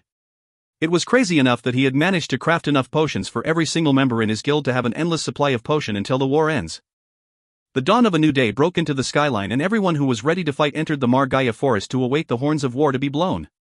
The location of the territory was not known to all. However, according to several experiences, a territory would normally be situated in the center of a map. That narrows it down to 3 places: Surin's Castle, Baya Town, and Castle Shandar. The furthest one would be only 20 minutes flight away. Naturally, Zhang and his guildmates were all standing by inside Surin's castle. At 7 p.m. sharp, when the horns of war were blown, all non-lone Desert Smoke players were teleported out of the territory. It was a little service advantage to the guild of the player that holds the command order. The battle started, but Zhang and his lot had not used their transformation skill immediately. The battle will last as long as 3 hours. Hence, it would not be wise to use it at the start. Within the castle, there was a large church that could fit in a large number of players. Zhang led his guild towards there. Those that could participate in his war were all strong players. At least 90% of them possessed flying mounts by then. Since the territory was ownerless, the castle defenses were left empty. Hence, anyone could fly around without any difficulty.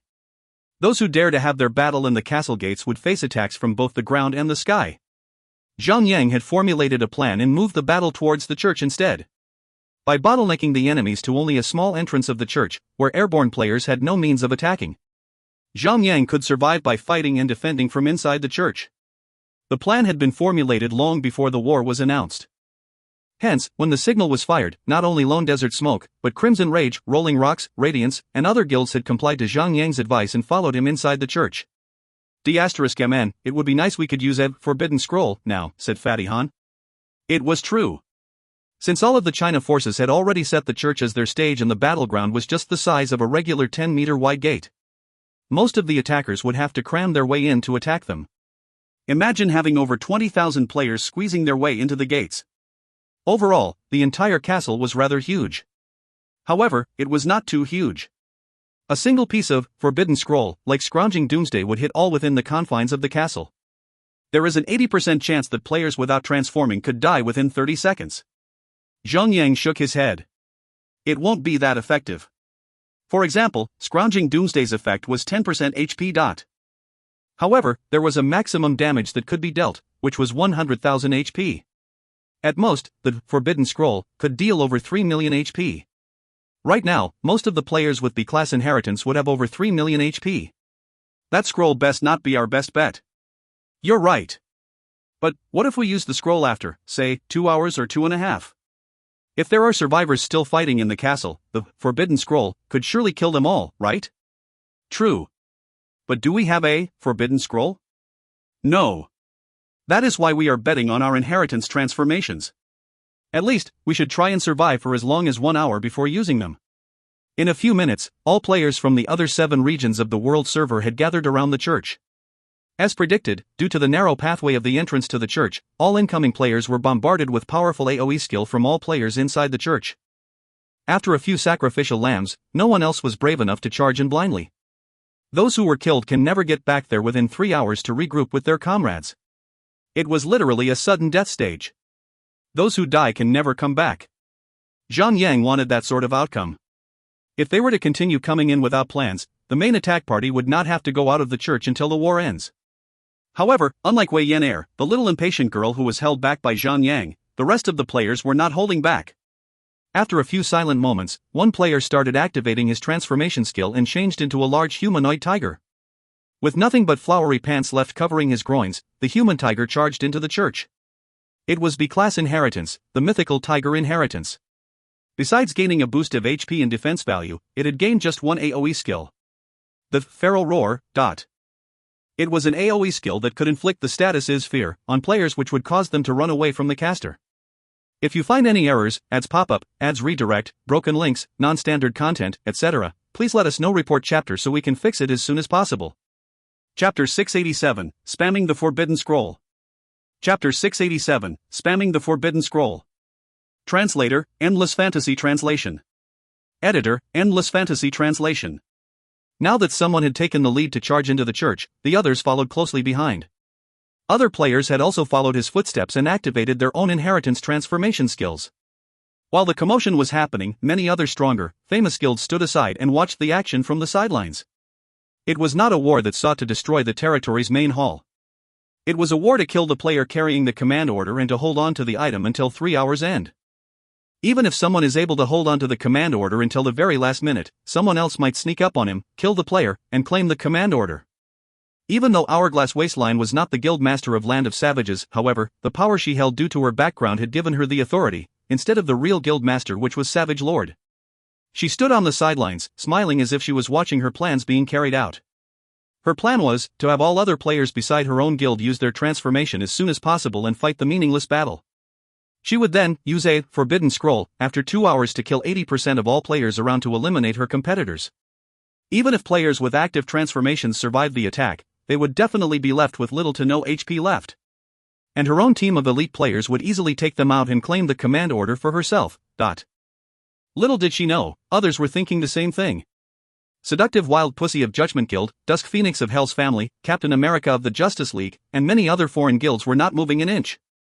However, if each of the guild master has a piece of forbidden scroll in hand, the situation might be chaotic when all of them use it later. Zhang Yang, Endless Starlight, One Sword Stroke, Sword of Light, and other strong tanks were in charge of holding players behind the entrance. When they saw the large human tiger character charging into the church, Zhang Yang was the first to rush up to him and attack. He was extremely familiar with the inheritance, since he had fought many other players of such inheritance in his past life.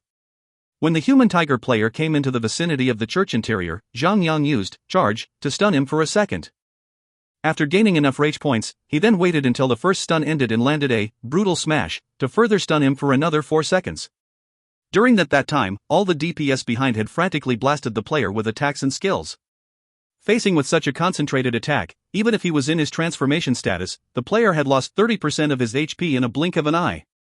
He would have lost even more HP if the inheritance had not provided him with magic resistance. The player was still shocked and had immediately used his accessory skill to dispel the stun. However, not all dispelling spells carried an invincible effect as well. As such, Zhang Yang smirked and blasted the player with a blast wave to stun him for another 4 seconds. The poor player could literally cry right there and then. Just how many stunning skill did Zhang Yang have? He had literally 0 seconds to react. Wham bam boom. Another barrage of skills and attacks landed on the player, causing him to lose another large portion of his HP.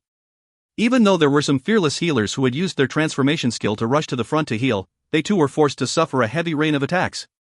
On the China side, many players had also activated their transformation skill. The human tiger player was a guardian, hence, after panicking for a second there, he quickly activated Shield Wall and used Warrior's Will to break free of the third stunning skill. Little did he know that Zhang Yang had leaped in grandly with Heroic Leap and stunned him for another 4 seconds. Mamma mia! Zhang Yang had already used all his stunning skills for now. Since the player had used Shield Wall to gain an impregnable defense, he quickly summoned Endless Starlight over to have him continue the chain stunning. A defender has Sanction and Hammer Drop that could also stun. With 2 more skills coming at him, the player would surely be dead in a few moments. The chaos had started when players of Crimson Rage had used their inheritance transformation skill one after the other. Even though most of them were C-class inheritance, they were at least in their transformation states which could increase their maximum HP and attack. It was rather crucial then, during the intense initial defending stage. AoE spells and skills filled the airspace. Those that survived could attack, and when there's an attack coming, the ones who fall were those who could not endure the massive barrage. The entire church had turned from a holy ground to a bloodfest. Every moment of every second, there would be pillars of light that blasted into the sky, indicating that players had already died and chose to revive somewhere else. Mountain Mover was not in the battle, instead, he was sitting back behind in the center plaza, far from the fight. There, he had several I opened as he constantly monitored players' formation, lineups, party formations, and many other aspects that he could control to maximize survivability and attack. Zhang Yang could hear his voice ringing in the chat page as he commandeered the flow of the battle. That was the sort of strategist that he should be. Zhang Yang could never be any prouder to have such an asset. His prowess was emphasized during the battle at the War Canyon and back then. As such, his deeds had spread throughout China, which led to many guildmasters offering up a high price to have him on their side. Fortunately, Mountain Mover was a man who does not care about money. He was having a great time in Lone Desert Smoke and everyone had even appreciated him for his work. Unlike the other guilds that would interfere with his judgment, Zhang Yang had given him full authority over the guild during a war. Hence, he showed no signs of ever jumping ship. That left Sword of Light and one sword stroke stumped at their own persistent offers. Since it happened right under Zhang Yang's nose, he quickly butted in and said, Hey. You guys might want to have a step back there. You've already accepted the wages I've offered. Why are you still trying to steal my own asset there, huh? Although his tone was that of joking, the other guild masters that were trying to recruit Mountain Mover felt guilty and quickly retreated. The bloodbath continued on chaotically. More and more players were forced to use their inheritance transformation skills under such pressure. All but Zhang Yang, Endless Starlight, One Sword Stroke, and other stronger tanks had remained adamant about not resorting to their transformations. Unlike them, the other tanks who were not as strong had to use their transformations to survive under heavy fire. Although they may have the geographical advantage, China had killed the most players, yet they had suffered the most casualties as well. Initially, they started off with over 3,000 players. Slowly over time, they had lost more and more players. After just 1 hour, they had lost so many players that their numbers were left less than 500. Luckily, it was already 1 hour past the start. When the timer ticked into the second hour, almost all players who had not activated their inheritances flashed out their skills and transformed. If they had chosen to remain in their original state, it would be a complete waste. Zhang Yang gained a pair of radiant wings and soared into the sky as soon as he did. He already had Felice and the Phoenix used their transformation skill earlier. Right then, with 3 supercharged characters in the battleground, a random B-class inheritance player in his transformation form would surely die within a few exchange of blows with Zhang Yang. With nothing held back, Zhang Yang unleashed all his warrior skills. Horizontal Sweep, Blast Wave, Thunderstrike, and other AoE skill were blasted out. Not a single God of War skill was used then. He wanted to build up his EP as much as he could. Right then, Hanning Shui had also activated her Milkmaid deity transformation skill and healed all the players around with her milk. Zhang Yang had no worries of charging into the front lines. His sword danced around like a dragon in the sky and slaughtered players as if they were made of soft tofu. Since the church was considered to be an interior environment, mounts were not permitted inside. Besides S-class and A-class inheritances players who had flight capabilities, other inheritance players could only be the fight on ground level, since their transformations did not grant them wings. Zhang Yang flew around the ceiling of the church, landing as many attacks and skills as he could. As such, he had been spamming the temporary invincibility potion, mobility potion, accessory, and the skill, Warrior's Will, to keep himself mobile at all times. Naturally, by flying around amongst the players with his glowing, radiant wings on his back, he had become a strawman's target for all enemies. He had to fly back to Hanning Shui and have her and other healers heal him urgently. He was the main attacker then, hence, he had gained the utmost healing priority there. Despite having a crazy long HP, with more than 10 healers focusing their heals on him, his HP bar was filled back instantly without much delay. Finally, after a painful 1,000 seconds later, Zhang Yang had amassed a full bar of 100 EP. He then targeted a random European player and used Charge Up Strike. Charging. The priest was stunned at his damageless swing and jumped. God of War Devastation. Shring. A total of 101 swords appeared in the air around him and flew towards 101 targets, dealing 2,200,000 damage to 101 targets. Shring. The Sword of Purging Devourer procced its effect and 101 swords appeared again. Zhang Yang had earlier set his attack mode to regional targets only. All of his attacks would not hit players from China, hence, there was no need to hesitate at the moment of attack. Paired with Sun Xinu, Wei Yin Air, and other A and B inheritance players, their combined attacks had instantly killed 89 players. 12 of them were fast enough to escape the Grim Reaper's grasp at the very last second by activating their life-preserving skills. Zhang Yang's feat was instantly noticed by all. What sort of power does he have to kill close to 100 players in their transformation mode? The attackers started to fall, not physically, but mentally. Even though they had once witnessed Zhang Yang godly powers in the War Canyon, it was only players of Japan and Korea. At then, Zhang Yang had displayed his powers to all top-tier players from all 8 regions of the game server. Let none remain oblivious to his name. In truth, some had over-speculated Zhang Yang's prowess. To be able to deal such immense power, Zhang Yang would have to accumulate 100 EP. It was 1,000 seconds. Others might had a different perception. The only thing they could think of was that Zhang Yang could easily whip out 202 swords in the air and kill 101 players without a problem. It was truly a magnificent sight to behold. When Zhang Yang activated God of War Devastation, the invading 7 regions players were all held back. China was able to grasp the opportunity to push back and gain control of the church slowly. 90 minutes, 100 minutes, 120 minutes, slowly, yet unconsciously, 2 hours had passed in a flash. From over 20,000 attacks, China was able to hack away their numbers down to only 2,500 and below. However, China had lost a great deal of fighters as well. The odds were 100 against 2,500. 120 minutes, 130 minutes, 150 minutes. It's about time. Hourglass figure opened her inventory UI and took out a scroll. She tore the scroll in half and tossed both parts into the sky. Forbidden Scroll, Ice Age, usable. Use, relives the past of the Ice Age. Deals ice-based attack to all targets within 5 kilometers of the caster. Deals 10% HP as damage per second. Damage dealt cannot exceed over 100,000 damage per instance.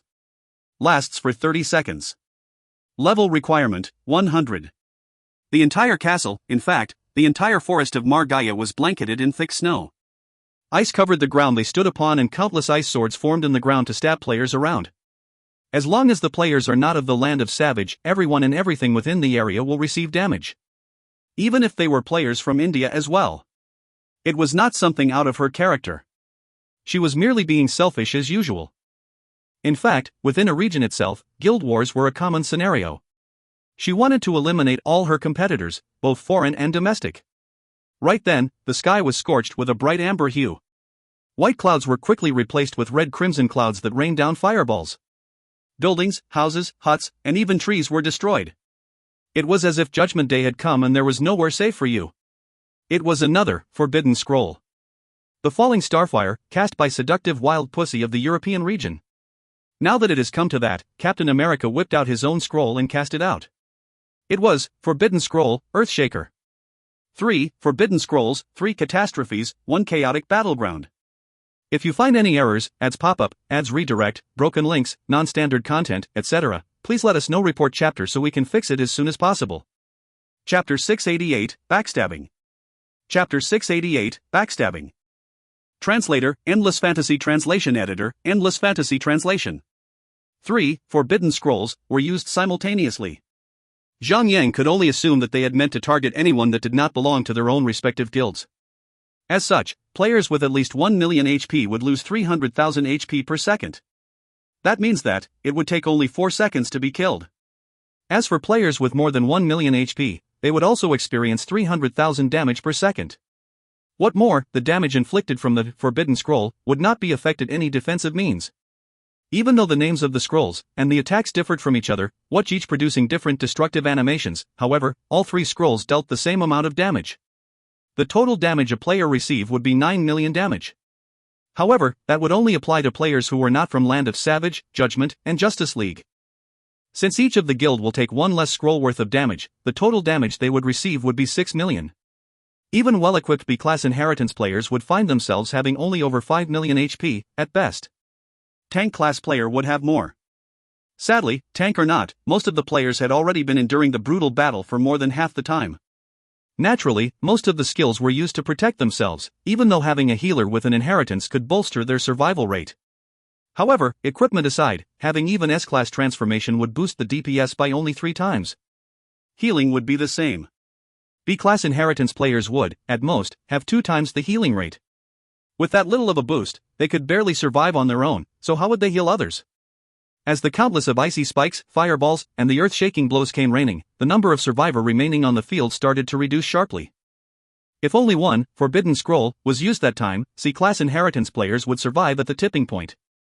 However, when 3 Forbidden Scrolls were used simultaneously, the destruction power could wipe out 95% of all players in the battlefield. As for Zhang, he had over 20 million HP. With that vast amount of HP, he could take 6 Forbidden Scroll's worth of attacks and still walk it off. In fact, he had been waiting for such an attack and had all members of Lone Desert Smoke stand close to him. When he saw the drastic change in the environment, a signal or a hint that a strong attack was coming, Zhang did not hesitate to use Vanguard's aggression to save everyone. The blue barrier burst out of Zhang and enveloped all members nearby. Sadly, the damage from the Forbidden Scroll was a direct HP deduction, not an attack, rendering Zhang efforts of protecting the guild useless. It was not only Vanguard's aggression, even the skill, Shield Wall, Ice Barrier, accessory skills, or any invincibility effects were useless against the power of the Forbidden Scroll. That is the power of a rare, Forbidden Scroll. Many had died even after they had spammed all their survival skills. This was the second occasion when multiple forbidden scrolls were used. F***CK. Zhang Yang started to be wary. Zhang Yang gathered his senses close and charged up front. With his 20 million HP still standing strong against 3 simultaneous use of Forbidden Scroll, Zhang Yang took the initiative to kill the surviving players around. Typically, those players were not soldiers. Under heavy pressure and the change of the battlefield, most of them would have already lost the will to fight. They came to fight for the command order, not to slaughter each other. Many of healers had already given up on healing for their MP well had run dry. Many had chosen to use their potions and bandages instead. However, using bandages in the middle of an attack be of no use to them. Then again, even if they could heal over 50,000 HP, it would do no good to them. However, when it comes to the end of the world, a tiny drop of hope was worth grabbing onto.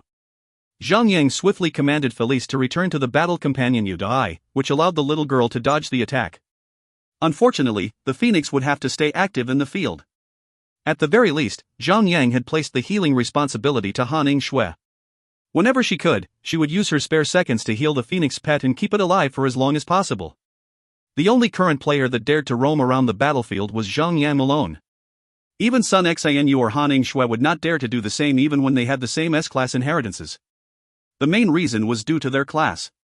They were considered to be tofu. Classes with inherently low HP. With Zhang Yang leaving their vicinity, they lost a total of 28% vitality bonus from his aura. With less than 1.2 million HP, they had no choice but to remain on the defensive. Zhang Yang slaughtered anyone he saw on the battlefield. He wanted to kill all the inheritance players. However, that required his attack power to be extremely strong. With Charge Up Strike, he could pull it off. However, the skill required a 1-minute cooldown time.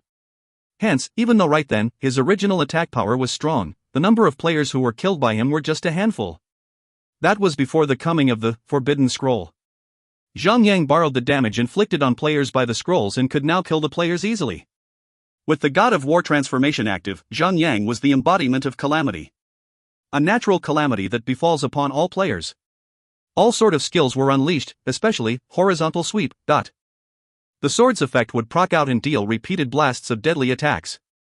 The sort of attack coming from Zhang Yang was like pouring oil to a bonfire. Or rather, cutting the rope of the straw bridge when someone is struggling to cross over. It was a pity. To others, 30 seconds might be an eternity, but for Zhang Yang, 30 seconds was not long enough for him to kill more players. 30 seconds was just enough for him to cast a God of War crushing strike, enough to deal 100,000 chaos damage to only frighten some players. 30 seconds later, the world returned to normal. The skies cleared up, the ice melted, and the earth returned to its slumbering state. However, the aftermath of the Forbidden Scroll was that of a nuclear fallout. Buildings and houses were completely flattened to the ground. The surviving players were reduced from 2,500 players to only over 100. Naturally, China had the greatest number of survivors based on percentage. That was all due to Han Shui's super healing capabilities. Her skill, Milkmaid Deity's Ripple, had restored 100% HP of all surviving players who were almost dying. Technically, players with more than 4,500,000 HP would have all their HP hacked away by the Forbidden Scrolls. A single use of Milkmaid Deity's Ripple was enough to negate the usage of the scroll. As expected of the S-class inheritance. No. It was all thanks to Han Shui, the true Milkmaid Deity. Zhang Yang managed to survive due to his tank constitution while some others relied on Han Shui's super healing to survive. Unfortunately, many C-class inheritance players had died, even with her 100% healing rate. After all, there were 3 Forbidden Scroll used on them. So far, the remaining survivors of China were 33 players, and 19 of them were of Lone Desert Smoke members. As for the other 3 guilds that used their Forbidden Scroll, they had lost approximately 80% of their own members. As such, their healers had got to work at speed in order to revigorate all the half-dead members. As for the random players, all of them were only at 50%, at most. Zhang Yang laughed and attacked his way out of the church. With a loud, cheerful voice, Zhang Yang shouted, "Thanks for the help." What in tarnation? Hourglass Figure, Seductive Wild Pussy, and Captain America were infuriated. Based on their initial plan, the use of Forbidden Scroll was to reduce the number of competitors. However, their main objective was to kill the most annoying person. Zhang Yang. Little did they know that the guilds had not formed a pact to use the Forbidden Scrolls. In fact, it was mere coincidence that they had brought along and used the Forbidden Scrolls. They were all forced into a defensive stance and had pushed everything they had on healing to survive. Their uncoordinated actions had not only caused them their demise, but also helped Zhang Yang clear off random players.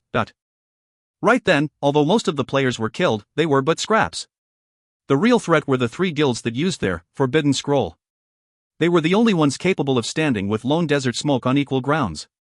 In short, they formed a quick alliance and shared a common goal: to kill the strongest player in Lone Desert Smoke and settle the rest for last.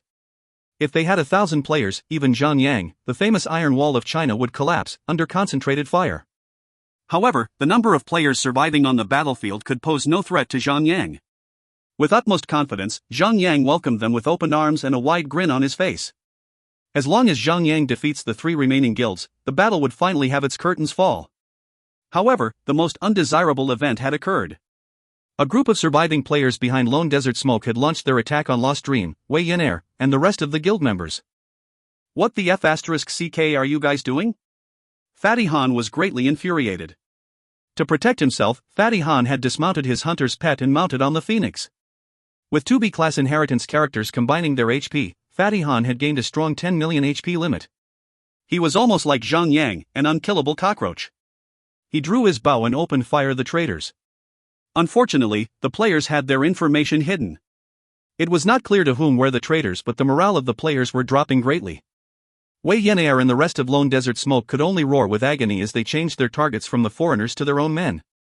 The other enemies saw the commotion and charged abruptly at the church. It was a matter of luck. Whether or not they could kill the person that holds the command order, and endure for another 30 minutes to be the new owner. Luckily, Snowseeker and the other guild master were loyal to Zhang Yang. Instead of turning their backs, they protected Lone Desert Smoke and stopped the attack from the traitors. However, their numbers were only down to the last 5. Even though they were strong, they were still helpless. Zhang Yang avoided fighting with Hourglass Figure for the moment, because he wanted to kill the weakened players. There was high chance that besides the guildmaster, other players would have little to no HP left after being bombarded by the Forbidden Scroll. Despite having elongated HP, healers could not heal the great HP lost in time. It is extremely hard to heal someone when their HP is at least 3 times longer than normal. It was possible, but that required more than 10 healers to heal just a single player. There were surely had to be more attackers than healers around it then. Surely, healers will find it harder to survive in the commotion earlier.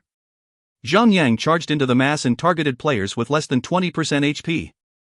He activated Indiscriminate and laid down the killing blows. Killing Cleave. God of War Devastation. God of War Heavy Axe. Each of his attacks were over 1 million damage. There were not simply attacks that could harm. No. They were meant to kill. Zhan Yu. You shall die right here. Hourglass Figure finally chased after Zhang Yang and shot him with an arrow. The current battle greatly differs from the war in War Canyon. This time, they would have to kill Zhang Yang since the command order was in his possession. Zhang Yang grinned, "Do you really think that I can't kill you now?" Zhang Yang flapped his wings and soared to her side. With a clean swing of his sword, Zhang Yang landed a cleave on her back. Instead of playing chase with Zhang Yang, she stood there and fought him head-on. She possessed the passive skills that remove the blind spot of a hunter. A hunter cannot attack a target within 3 meters. Her attacks were some sort of homing missiles. She shot arrows into the sky that could fly down and backward and struck Zhang Yang in his back. The attack had successfully dealt full damage, since they ignored the defense value of the shield. If you find any errors, ads pop-up, ads redirect, broken links, non-standard content, etc., please let us know. Report chapter so we can fix it as soon as possible. Chapter 689, The New Territory. Chapter 689, The New Territory. Translator, Endless Fantasy Translation Editor, Endless Fantasy Translation. Zhang Yang was left with over 9 million HP left. Hourglass Figure planned to have Zhang Yang attack her, so that others might have the chance to attack him instead. Zhang Yang applauded her strategy. By having an S-class inheritance, she was more than qualified to have him, another S-class inheritance holder, to fight her. As for the attacks, she was more than capable of being on par with him, and with coordinated attacks, Zhang Yang could be killed.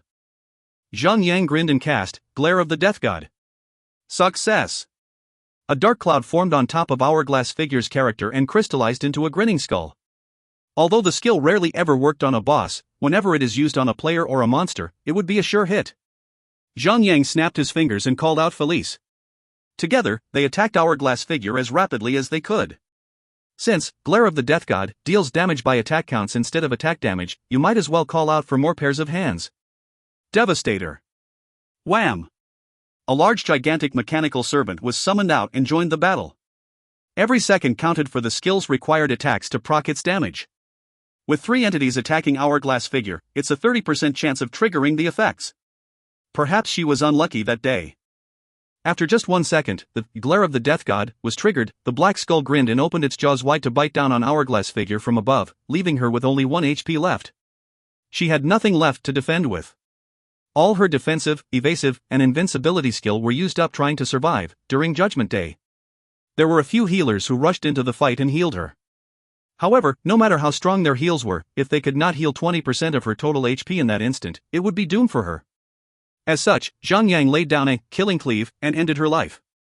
With her cries, Hourglass Figure was now the first S-class inheritance player to fall. Zhang flew upwards into the sky and back to Han Yingshue's side. She healed him immediately and scolded him for coming back with only so little HP left. Zhang had paid a rather steep price to have Hourglass Figure killed. His 20 million HP was hacked down to left with only 3 million HP. Han Yingxue scolded him again and again to remind him that the command order was in his possession. He cannot afford to be killed, now that the countdown was almost over. However, while Zhang had retreated back to his headquarters, it did not mean that he could not attack. God of War Crushing Strike could reach out by as far as 50 meters radius around him. Even though it might take some time to charge up his EP up, each strike could deal as much as 120,000 chaos damage. The battleground was not as large, now that many players had already perished. The best part was that the players who still survived were all left with little HP. Taking 120,000 chaos damage was something that they could not afford. 100, 80, 40, and the number still dropped. Even though Lone Desert Smoke had accepted the help from Snowseeker, their surviving players were not doing too well. Mountain Mover does not put much time in battle and grinding. Hence, it was not strange for someone like him to not own an inheritance. He had already been a target for assassination before the Forbidden Scroll was used. Since there were not much strategy to fight with left, and none was needed as well, the battleground was left with few players, but with strong killing intent. Despite being left with only a few players, they were but the strongest players. Hence, with no time at all, Snowseeker and the other guildmasters were killed, leaving only Zhang, Sun Xanu, Han Yingxue, Wei Yinair, Daffodil Daydream, and Fatty Han left on China's side. Fatty Han was able to hold out longer than he had expected since he was able to mount on the Phoenix during its transformation status. The rest of the team were at least A-class inheritances with a strong boost of HP. On the other hand, the enemy's side still had over 30 players standing. Right then, their current alliance still holds until Zhang death. After the command order was dropped, the battleground will return to be a chaotic mess. The time on the countdown timer was ticking with 18 minutes on the clock. Kill Zhan Yu. Aim for Zhan Yu alone. People started to panic as the time was cutting short. Since there were little to 30 players left on the battlefield, they gathered together, banded up and aimed for Zhang Yan alone. At that point, Zhang had over 7 million HP. Han Yingshue's MP was finally drained clean after healing him with everything she had and would require some time to recharge. It was the best opportunity to kill Zhang right there and then. Ha ha. Things have gotten pretty interesting, I reckon. Which one would you want to fight, said Zhang as he unleashed his last trump card. Zhang activated his shadow clone technique and created 5 copies of himself. All of them shared the same image as him and 7 million HP, but Zhang had already pumped shadow clone to level 5, which allowed him to summon a total of 5 shadow clones. Accounting himself into the fray, there was a total of 6 Zhang on the field. Which one? All 30 pairs of eyes were instantly dazed, confused, baffled, or rather bamboozled. Although they knew that their AoE attacks could hit them all, targeting even a single one of them would take a lot of time. 7 million HP is not a small amount. If they are extremely unlucky, they would have to deal 42 million damage to determine the real one. Ha ha ha ha. All 6 Zhang laughed with the same manner and charged at the enemies. Although the information was only known to Zhang and his friends, the enemies did not know that the shadow clones could only last for 120 seconds. There was no time to lose. Each of the shadow clones could only deal 10% of Zhang original attack, hence, 5 shadow clones would increase Zhang overall DPS to 50%. The key point of Zhang using the skill was not for its attack but for its psychological attack. The enemies did not know that the shadow clone could only deal 10% of Zhang original attack. Hence, when they saw 6 Zhang coming right at them, what could they think of? Just one of him could cause enough trouble to the heavens. Right then, there were 6 of him. How would one react to that? Fortunately, the players there were left on the battlegrounds were veterans. They knew how to calm themselves and to formulate a plan at the very last second. If they were just amateurs or beginners, they would have *T themselves when they saw 6 Zhang Yang coming at them. Even so, their morale suffered a great fall. Wavering, the enemies could not come up with any countermeasures of dealing with the shadow clones. Wei Yenair took the chance and struck at them. Sun Xianyu dashed in as well. She cast Soul Cleansing and could kill anyone within 5 minutes. No one could run away from death's grasp then. 2 minutes up, and 4 shadow clones disappeared. One of them was killed, leaving the Real Zhang Yan laughing at them. Lone Desert Smoke still stood strong with no casualties, while the enemy was left with 24 players. It was a 6 versus 24 player battle. However, albeit the disadvantage in numbers, Lone Desert Smoke still held the upper hand of the battle. It was due to 3 S-class inheritance holders. Their combined power and endurance had turned Lone Desert Smoke as solid as an impregnable iron fortress. The main reason why they were still at a disadvantage, even though they had 24 surviving players, was due to their allegiance. They were not all from a single guild and did not share a common goal. They could kill Zhang Yang with their numbers, but at what cost? It would not make sense if they have to offer their lives for someone else's region to win the war. In the end, they were all there for a single purpose, to kill and claim the command order and own the new territory. As the number of players dropped, the doubt in their heart increased exponentially. Each player did not want to go all out and wanted to keep their trump card until they could get a hold of the command order. That is, if only Zhang Yang was killed. When one stops to think, they had unconsciously provided Zhang Yang and his team breathing room to counterattack. 5 ultra-strong DPS and 1 supercharged healer, it was a battle where Zhang Yang could not lose. In the end, the enemy side was left with lesser and lesser players. Captain America roared, "You all are a bunch of selfish pricks. Why are you still holding back? That's Lone Desert Smoke's 5 strongest players, right there. If we can't kill Zhang Yu, no one gets the command order. Use all your ultimate skills and wipe them all clean. Only after Lone Desert Smoke is defeated, we can settle the score between ourselves, afterwards. You want to lose it all now?" His words made sense then. Or rather, the players on the battlefield were started to get weary of the fight. Any command they receive would be complied instantly. Hence, in an instant, all 18 players left on the battlefield had unleashed their hidden skill. Han Yingshui's MP was already drained to the last drop. With no resources left to support her team, she could only stand at the corner of the church and watch teammates' HP bars being whacked down. Zhang Yang reacted quickly. He gulped down a bottle of temporary invincibility potion and cast Vanguard's Aggression to protect all 6 of them. Kill. Zhang Yang had managed to create a short 10-second window to attack and command his team to lay it all out. Instead of targeting anyone, Zhang Yang took charge and marked one player at a time to maximize the killing rate. By then, none of the players on the field had a full HP bar. In fact, most of them had only half HP at most. Hence, Zhang Yang started weeding out the lowest HP player first and killed him within 2 volleys of attack. 15, 13, 11. By the time the enemies had been cut down to 10, Zhang Yang was the only person amongst all 6 of them who had been taking damage. However, he was still holding strong. His ironclad defense was so strong that no one was able to hurt him when he had been killing them continuously. Having 1% HP or 99% HP does not affect a player's attack power, unlike the real world where the more damage you sustain, the less damage you could deal. Zhang Yang's character was able to take all the damage, and he forced himself to take them all for the team. With Han Yingshui healing everyone with every drop of MP she regained, the team's destructive power had not dropped a single bit. The end of the war was in sight. In truth, if none of the guild masters had used their forbidden scrolls, it would have been extremely hard to predict how would the battle unfolds. After all, with numbers, even ants could take down an elephant. In fact, Lone Desert Smoke's powers versus the combined forces of the other region's guilds would be a landslide. Thanks to the usage of the Forbidden Scroll and Han Yingshui's Super Milk, the number of hostiles on the battlefield was reduced dramatically and the survivability of Lone Desert Smoke, or rather, China's defenders were extremely high. It was an unexpected turn of events. The enemies, plural, had mistakenly helped Zhang Yang to ease his burden. A Forbidden Scroll is valuable but not as valuable as a territory. However, the enemy was left burning in the war and Zhang Yang had poured petrol over them. All 3 players, Hourglass Figure, Seductive Wild Pussy, and Captain America had regretted their actions so much that they now wished that they had sat down to discuss the attack plan. Zhang Yang and his party had killed every single surviving member of the enemy. Even though the countdown had not ended yet, the battle was already over. The winner only had yet to step up to the podium. While sitting and resting, Han Ningxue suddenly asked, "Back then, when we were left with around 20 players, who were the bastards that backstabbed us?" She had almost lost her life if she had not forgotten about activating an accessory skill.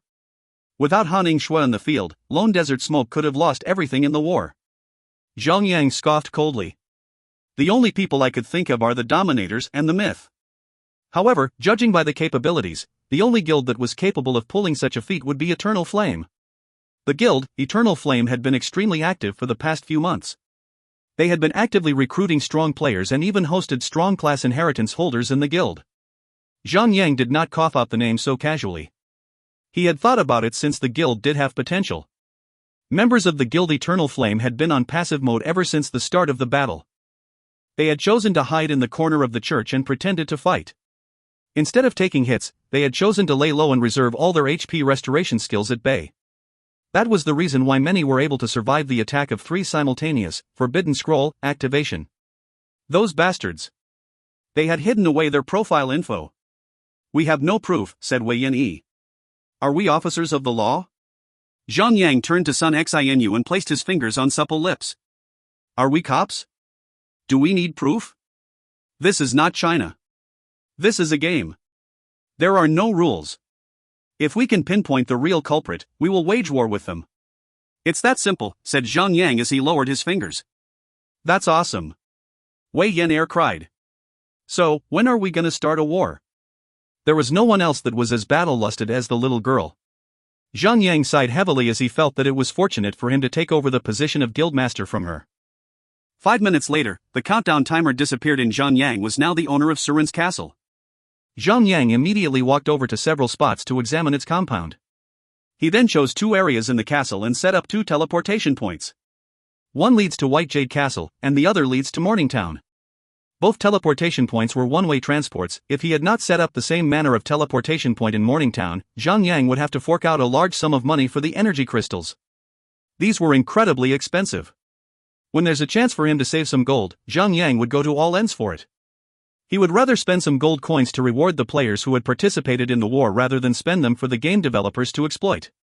If you find any errors, ads pop up, ads redirect, broken links, non-standard content, etc., please let us know. Report chapter so we can fix it as soon as possible.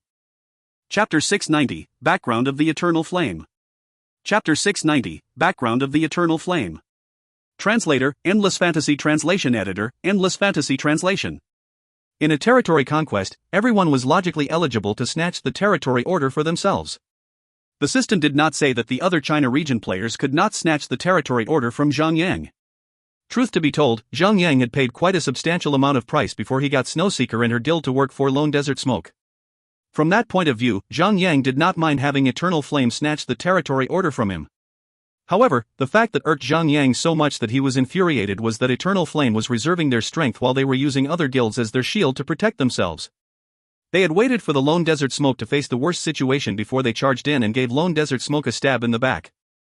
It was infuriating, even for the others. It was not acceptable at all.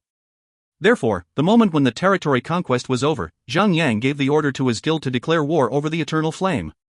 Including the alliances of Lone Desert Smoke, over 80,000 high-tier players were involved in hunting down the Eternal Flame. The guildmaster of the Eternal Flame was very generous at throwing his money into the guild. The strength of the guild had grown incredibly fast because of that. However, they were not able to outgrow the strength of Lone Desert Smoke in just a few days. Under the heavy assaults, infused with the wrath of Lone Desert Smoke, the Eternal Flame was suffering heavy casualties. The slaughtering went on for 7 days straight. Some would say that Lone Desert Smoke was showing everyone who was the boss. They had not attained enough evidence yet before they launched their attacks on the Eternal Flame. They suspected that Lone Desert Smoke was taking advantage over a guild that was growing stronger. Some would support the Lone Desert Smoke. They would say that the Eternal Flame was using money to buy high-tier players. The first impression that they gave was that the guild was like a marketplace. Their actions would only shame the China region. Hence, they deemed that it was necessary for Lone Desert Smoke to hit them hard in the face. However, there were also others that were passionate, watching the drama from aside. The outcome of this madness would not concern them at all after all. They were also bored at having nothing to do at the moment. So they could just enjoy a good show of a war between 2 powerful guilds. They could also make topics out of the battle on the forums so that they could have something interesting to discuss there. However, the war only lasted for 7 days. Zhang Yang had ceased the assaults on the Eternal Flame after that. Everything went calm once again. However, the war ended, not because Zhang Yang wanted to. Zhang Yang put an end to the war because many guild masters had advised him to. Even Snowseeker had to be frank with Zhang Yang. She told Zhang Yang that she received a certain amount of stress from someone powerful on the higher levels of management of the city. That someone wanted her to persuade Zhang Yang to stop the war. That someone even threatened Snowseeker that if Zhang Yang would not stop right away, Crimson Rage would be forced to declare war on Lone Desert Smoke. Well, she was threatened with the leverage of Crimson Cosmetic Holdings' market.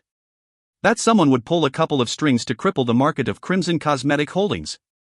Although Crimson Cosmetic Holdings was indeed a large-scale company that was very influential in the market, they would not have the capability to go against the power of politics.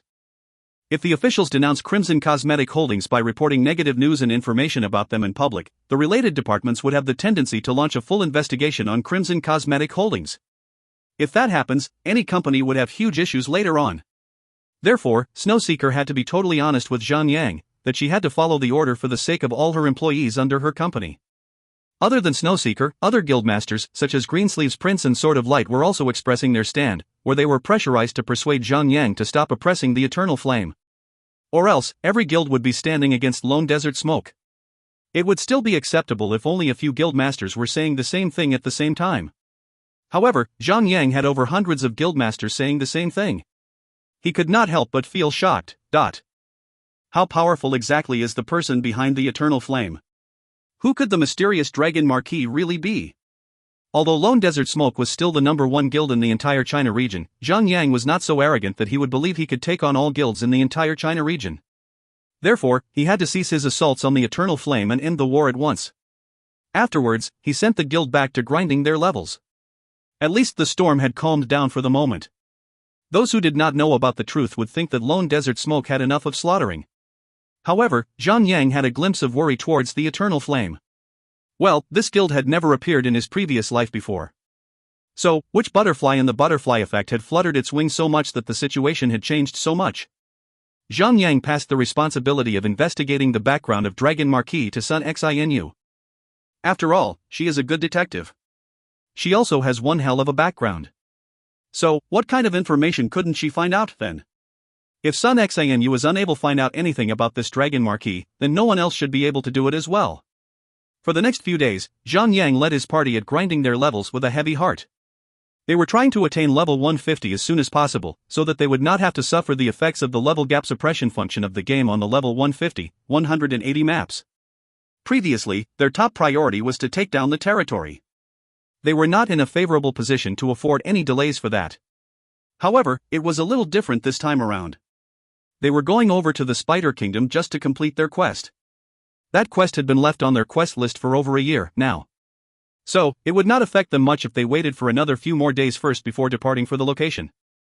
Zhang Yang made some invincible potions whenever he had the time. He only placed a small number of this potion to sell at his little merchandise shop. Each bottle was tagged at 200 gold pieces. That amount of value would be 50 times higher than its initial cost. It was sold as a luxurious good in the game.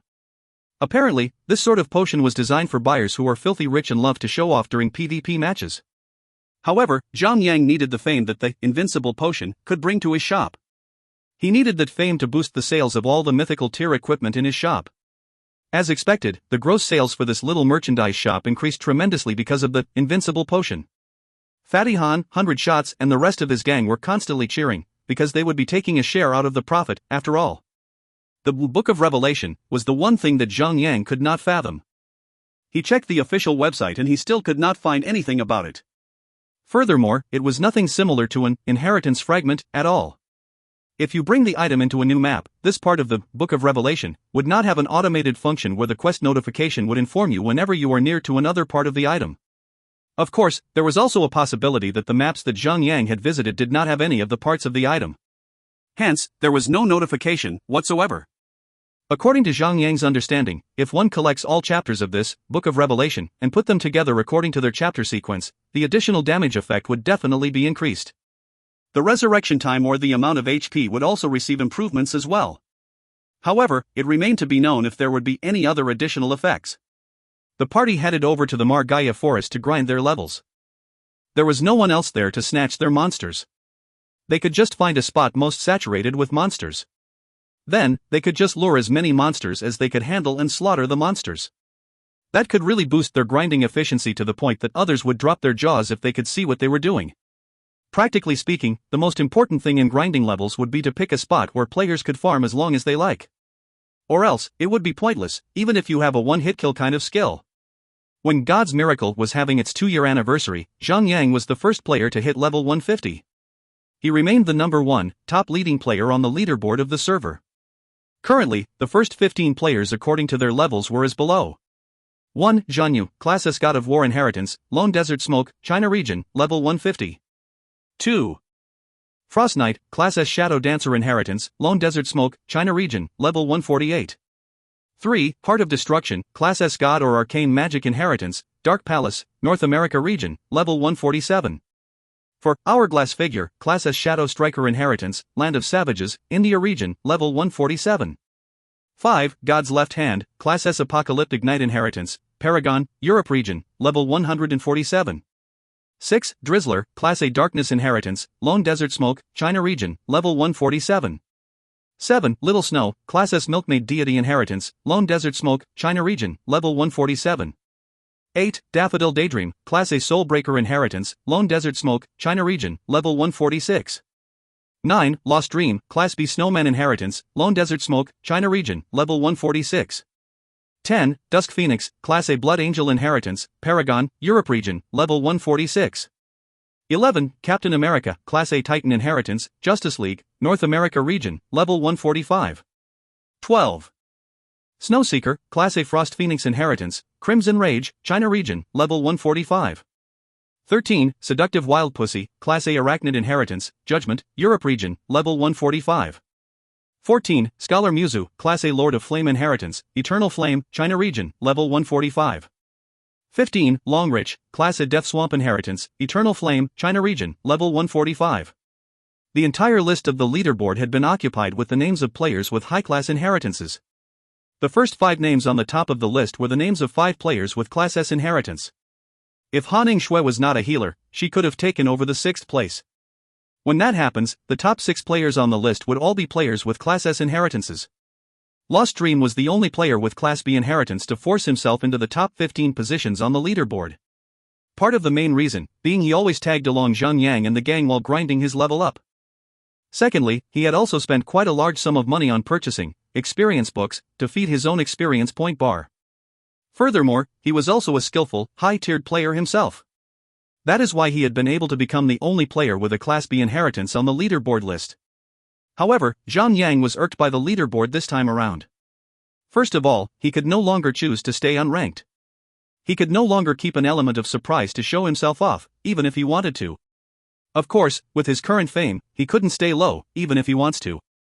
Most importantly, the leaderboards had blatantly revealed everyone's inheritance to the public. Although the names of the inheritance would not reveal much information about the inheritances, it was just annoying to see your inheritance being listed out into the public. It felt like one's privacy and hidden triumph card is being invaded. Zhang could clearly remember that the leaderboard in his previous life was very different from this one. Meanwhile, everyone could choose not to appear on the leaderboards, if they choose not to be. Furthermore, the leaderboard did not reveal everyone's secrets, such as inheritance names and levels. In other words, the details in this life compared to his previous life had changed much. However, the fact that China Region dominated the leaderboard was a fact that the China Region should be proud of. 9 of them had made it onto the leaderboard. That being said, they had dominated over 60% of the list. Their claim was much larger than the sum of other regions combined. Meanwhile, among the 9 players, most of them were from Lone Desert Smoke. 6 of them had made it to the leaderboard. Nevertheless, Zhang felt a little pressurized at seeing the 2 names that belonged to the Eternal Flame. Scholar Muzu was quite a renowned player in Zhang previous life. However, he was the ace for a guild by the name Breaking Dawn. So Zhang had not expected to see this player in Eternal Flame instead. Zhang had never encountered that fellow, because he was not that powerful in his previous life. He had no chance at all of encountering that person. All he knew was that Scholar Muzu was a berserker and he became famous because of his detailed and precise controls. On the other hand, Long Rich was a name completely unfamiliar to Zhang Yang. Well, the game was not short of skillful and powerful players, after all. Because of some unforeseen circumstances, they had remained in the shadows for the moment without having the chance to show their faces to the public. For instance, in his previous life, if Zhang Yang could have gotten some support and care from any large-scale guild in boosting his level and providing him some high-tier equipment, he could have become one of the most fearsome players in the history of the game, but... Therefore, Zhang Yang was being extra careful, even though he had not heard such a name in his previous life. Who knows how well a player could perform with a great deal of money supporting him from behind. If you find any errors, ads pop up, ads redirect, broken links, non-standard content, etc., please let us know. Report chapter so we can fix it as soon as possible. Chapter 691, Spider Kingdom. Chapter 691, Spider Kingdom. Translator, Endless Fantasy Translation Editor, Endless Fantasy Translation. However, it would be pointless to be in fear all the time. Zhang Yang had never underestimated his opponents. He would not fear them either just because they were powerful as well. On the contrary, Zhang Yang had enough confidence that he would be able to triumph over his opponents, as long as his opponents were of equal level and equipment. Furthermore, his current level and equipment tier were the best in the entire world now. He also had an extremely powerful battle companion, Felice, and a legendary tier pet mount. Who could best his current attributes now? Upon reaching level 150, Zhang Yang had another new skill point to add to his Shadow Clone. With the new upgrade, he could now summon up to 6 Shadow Clones at the same time. Once he activates his Shadow Clone, 7 Zhang Yang would become a threatening existence that would send anyone trembling in fear. After switching to his Demon Slayer's Ring and Dark Star Shield, Zhang Yang's attack power did not increase much. However, his HP and defense had increased immensely. Player, Zhan Yu. Level, 150. HP, 779,420, with Vitality Aura. Defense, 14,890. Attack, 81,479 to 101,719, 32,205 to 40,205, asterisk 253%. Damage absorption, 10,606. Critical rate, 21%. Lucky strike rate, 2.9%. Currently, the physical attack on a player or a monster must reach over 28,147 in order to penetrate the thick defense of Zhang Yang. On the other hand, the magic attack of a player or a monster must reach at least 13,257 in order to cause effective damage. These attributes did not even include his God of War transformation yet.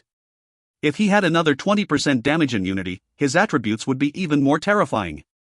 Felice and Phoenix Pet had also hit level 150 and had their equipment upgraded automatically. However, because it was just like upgrading a level 140 ethereal equipment to a level 150 ethereal equipment, his improvement did not even exceed 10%. Hence, it was much more normal in that sense. After farming monsters for another couple of days, Sun Xinu, Han Shui, and Wei Yenair finally hit the level cap of level 150. The party no longer had any reason to stay in the Margaya forest. Instead, they made way to Spider Kingdom to finally complete the quest that had been sitting in their quest list for over a year. The Spider Kingdom was just as its name sounded like. Not long after they set foot on the map, they could see spider webs blanketing every corner of the mountains. There were black, gray, flowery, big, small, gigantic spiders all over the place. Wei Yenair and the ladies were very disgusted by the scenery. Though the map's main theme centered around spider, there were also other sorts of beings in the surroundings. There was also a substantial amount of wild boars and gigantic bats roaming in the forest. These monsters were acting as the predators hunting on the little spiders. However, if they ever meet giant spiders that were much larger than them, they would become the prey instead, being hunted by the gigantic spiders. These spiders did not just weave their webs across the ground, in between the forest and in between the valleys. They were also all over the sky. Furthermore, the webs in the sky were actually more than the webs in the surroundings on the ground. The moment when a pet mount touches these webs, they would be paralyzed for over half a minute. Therefore, the party decided to take the route on the ground. Though they had encountered a large number of spiders, it only took them approximately 1 second to kill each of the spiders. Hence, the spiders did not slow them down at all. After progressing onwards for about half an hour, the party had entered a thick forest. There, they finally managed to see humanoid beings in the area. The place could still be considered as a village, albeit an unconvincing one. However, the design of the buildings did not belong to humans, elves or orcs, or even dwarfs. The buildings were actually formed from layers of spider webs. Many Spider-Men were crawling on the spider webs on their 8 legs. Their butts were attached to strings of spider web thread. Some of the spider web threads were ended with a beast tied up, while some ended up with just items and belongings. The scenery looked amazing. Spider-Man. Burrow Forest Spider-Man, normal, humanoid. Level 155. HP, 98,160.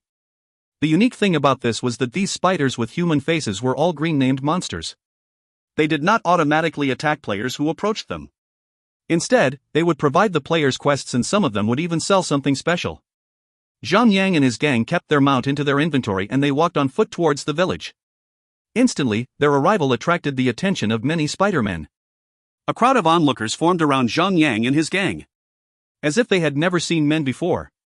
Their facial expressions on their face were surprisingly humane. They were most probably wondering why the appearance of Zhang Yang and his gang looked so bizarre to them. Ha ha ha. So ugly. My lord, what kind of mutation is this? I wonder what is the origin of their species. They look like freaks. They actually only have 4 limbs. How unfortunate that some of the females actually have cute and pretty faces. But their butts are so small. They do not look like they are good at producing offspring. The Spider-Men were discussing about the appearance of Zhang Yang and his gang. They were criticizing Zhang Yang and his gang from head to feet, literally. Han Shui and the other ladies frowned intensely. These Spider-Men were actually comparing their fine hot bodies to the body figures of a female spider with the face of a human. If they really had such body figures that would include a butt of the size of a bathtub, these ladies would rather die. Outsiders. A male Spider-Man crawled out from the crowd with his 8 legs. He had white hair and he had a thick beard too. Zhang Yang and his gang could not help but wonder how many years have this Spider-Man lived. It appeared that this Spider-Man had quite the reputation among the community of Spider-Man. The others were clearing up a path so that he could walk up to Zhang Yang and his gang. This human-faced spider was called Sandria the Wise. Although he was just a normal tier monster, he had a specific name on top of his head. It seemed that he was most likely the one who would give quests to the players. Zhang Yang bowed and made a polite salute of an adventurer, then he said, "My respected elder, we are adventurers who hail from a faraway land called the White Jade Castle. We are in urgent of meeting the Spider God." Everyone in the surroundings looked at each other and burst into laughter. Sandria raised one of his legs up to calm the crowd. Then he said, "Humans, do you have any idea who are you meeting with? He is our god, the greatest among our gods. Even the true believers are not necessarily able to see him." Zhang Yang smiled vaguely and said, "My respected elder, you can just tell us where to find the Spider God. As for whether he would like to see us or not, we'll let Spider God himself decide. I'm afraid that you are going to be disappointed in such regard." Sandria shook his head and said, "We can't allow you to interrupt our fatherly god even if you're here to worship him." Bastard. Wei Yenair began to grind her teeth. She moved her battle axe around, facing Sandria's 8 legs as if she was deciding which leg should she chop first. Arg. Just when things were getting nowhere, a miserable scream was heard coming from afar, followed by a loud rumble that shook the ground. The rumble was so loud that it could be described as deafening. It's Dai. The facial expression of a face of a human-faced spider suddenly changed. Then he quickly raced towards the direction where the scream came from.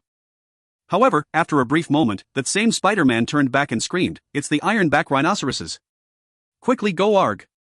Before he could finish his words, he also let out a miserable scream, and that was it. He never got any chance to scream ever again.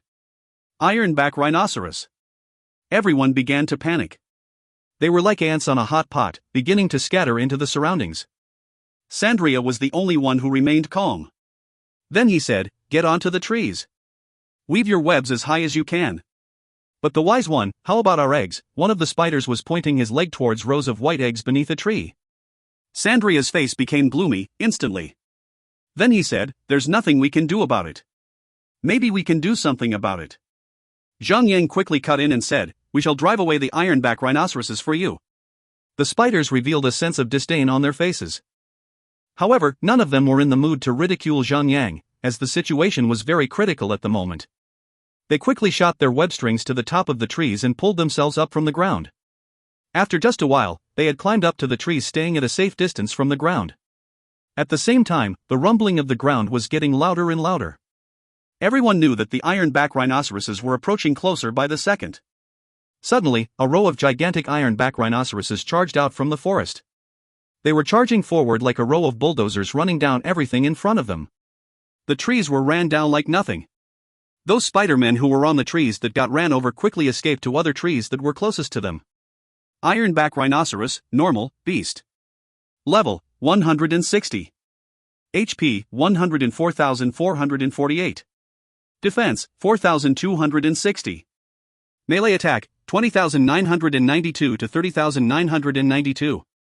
Skills, dot. Battering Horn, uses a sharp horn to flip the target in the air, causing 100% melee attack of physical damage to the target. If the target is stunned, this skill will cause 150% melee attack of physical damage. Brutal Trampling, tramples the ground and blasts all enemy targets that are within the range of 3-meter radius. Stuns all targets within the effective area for 5 seconds. Note, the Ironback Rhinoceroses are famous for having high defense. However, that did not stop the Spider-Man from making them into their favorite food. Hence, these Ironback Rhinoceroses would sometimes gather together to get their revenge on the Spider-Men. It's time to work. Zhang laughed. He did not summon out his Phoenix pet this time. Instead, he just charged towards the monsters. With the first swing of his Sword of Purging Devourer, Zhang activated his Blast Wave and caused immense damage to the Ironback Rhinoceroses. With that strike, he also stunned the monsters for 4 seconds. The others began to round up on the Ironback Rhinoceroses and unleashed their attacks on the monsters. The attacks of fire, magic, and swords were raining down upon the Ironback Rhinoceroses. Those normal tier monsters did not even last any longer than 3 seconds before they collapsed onto the ground and died. The spiders hiding on the trees dropped their jaws as they stared straight at what was happening down there. They unintentionally lowered down their web strings down while they were so focused on staring at Zhang and his gang slaughtering the rhinos up. They looked just like normal humans drooling. Strings of spider threads were dangling down from the trees, looking like white hairs hanging down from the trees. The scene was oddly spectacular. Under the heavy assaults of the party, hundreds of Ironback Rhinoceroses did not last any longer than a few minutes. It did not take long before Zhang and his gang wiped out most of the monsters. The remaining monsters realized that they were out of their league. So they quickly turned their butts around and escaped. After the rhinos rumbled their way out of the forest returned calm and peaceful once again. However, the peace was broken by cheers of joy after a short while. The Spider-Men were sliding down to the ground from the top of the tress. Then they began to dance with their traditional dance moves. Their 8 legs were moving oddly smooth and their dancing was oddly satisfying to look at. Well, Zhang and his gang got a chance to feast their eyes upon something today. Human warriors that hail from afar, I must show our gratitude for fending off those foul beasts from our village and saving our next generation. Sandria walked up to Zhang and the rest of the gang with his 8 legs. Then he made a gesture that suggested he was grateful for their help. Well, if you spiders weren't so into the meat of those Ironback Rhinoceroses, would you all be attacked, then? Zhang smiled vaguely and said, no problem at all. About the, Sandria revealed an embarrassed expression on his face and said, I know that you wanted to meet our Father of God. However, telling outsiders about the whereabouts of our spider god would be blasphemous in our religion. I still cannot tell you about the whereabouts of our spider god. However, you can head over to the Temple of Andrus to seek out some quests. Upon completing some quests, you will be accepted as one of the believers of our religion. By then, you will be able to know the whereabouts of our great spider god. Phew, at least they did not pointlessly kill the monsters this time. Zhang and his gang nodded and left the odd village. Then, they followed the instructions given by Sanrio and made their way over to the Temple of Andrus, located by the west. If you find any errors, ads pop-up, ads redirect, broken links, non-standard content, etc., please let us know. Report chapter so we can fix it as soon as possible. Chapter 692, Red Dragon Pet.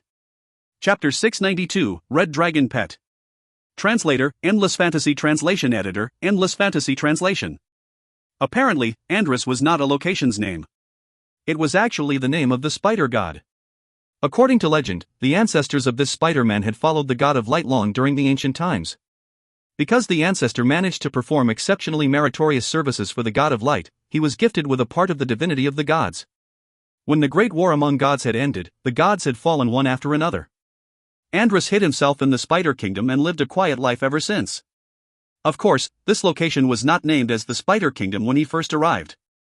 Well, this spider brother could not stand the loneliness for long. So he shot his junk into a few female spiders. Well, one female spider could lay many eggs at a time.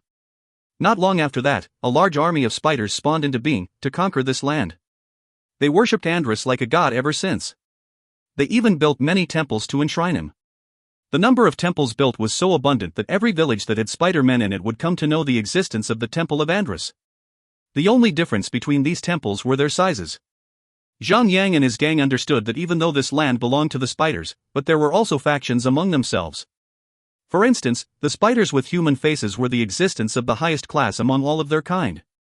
They had evolved so much that they attained intelligence just like humans. On the other hand, gigantic spiders and other kind of spiders only had the instincts of beasts. They were just like gorillas and monkeys. Therefore, gigantic spiders and the other type of spiders did not just attack the beasts, they also treated the spider-men the same, hunting them down as food. Upon leaving the forest, the sky was still covered with spider webs. Zhang Yang and his gang could only travel on foot like how they came into the map. After traveling on foot for over half an hour, they saw a white temple within their sights. That was the Temple of Andrus.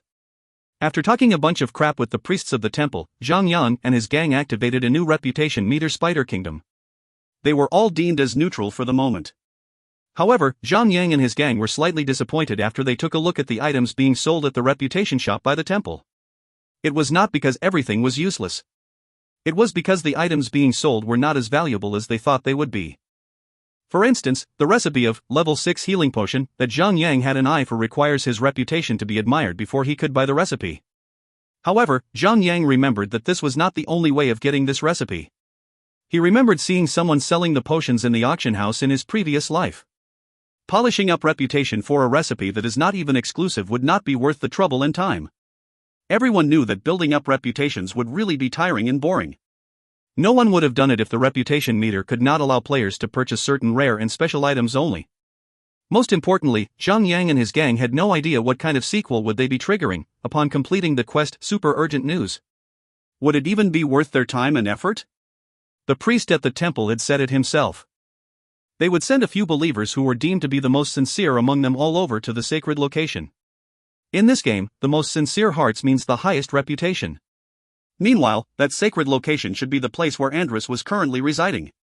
Of course, the believers could only worship Andrus from afar. However, Zhang Yang only needed to know exactly where Andrus would be in order to complete the quest. Unfortunately, only Zhang Yang, Sun Xinu, Haning Shui, Wei Yin Air and Daffodil Daydream had the quest Super Urgent News.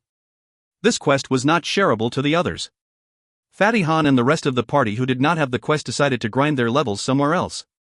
In such circumstances, Fatty Han would say Zhang Yang and the four ladies were having a 5p while everyone else is gone. Of course, he had to say that in front of the ladies.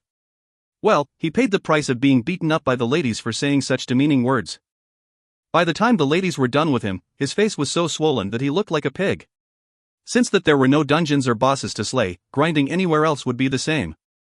Furthermore, this map was very suitable for players to grind their levels, mainly because there were only a few people on this map. So, they would not have to compete against each other in killing monsters. Zhang Yang and the four ladies began to camp on the map and ran errands to boost their reputations. The quests for boosting reputation were quite simple and straightforward. For example, they only had to kill tens of specific beasts. While the quests were easy, naturally, the reputation points rewarded were not abundant either. In 2 days, the 5 of them only managed to elevate their reputation up to friendly. They still had a long way ahead, before they even get themselves eligible to purchase the recipe. So, it would take even more effort before they become the most sincere believers. Zhang Yang did not mind actually. He could have 4 pretty ladies to keep him accompanied. So it would not be boring for him at all, even if he is doing the same thing repeatedly. Furthermore, Han Yingshui kept pulling Wei Yin Air's leg from time to time. Sometimes, the little brat was so annoyed that she began to scream and shout like a little bee *tch. The atmosphere was never dull. Zhang Yang, just when they 5 of them were slaying monsters, 100 Shots' voice suddenly came across the party channel. His voice was filled with joy and excitement. Zhang Yang could not help but laugh. Then he asked, "Uncle 100 Shots, are you going to become a dad for the second time?" "Yeah, no. Arg. I've got a new baby." 100 Shots began to lose his words, or perhaps, his mind as well. "Huh? Uncle 100 Shots, didn't your wife just give birth to a baby last November? So how dot? Wah. Uncle 100 Shots. You're so bad. How could you secretly keep a mistress from your wife?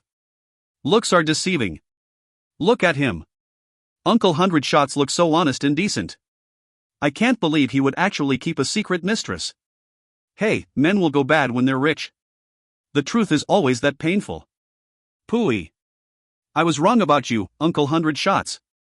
No. No. 100 Shots quickly explained himself, I'm not having a baby girl or baby boy in real life. I'm having a baby pet for hunters. Shay. Everyone sighed. Should he be so happy and excited over a new baby pet?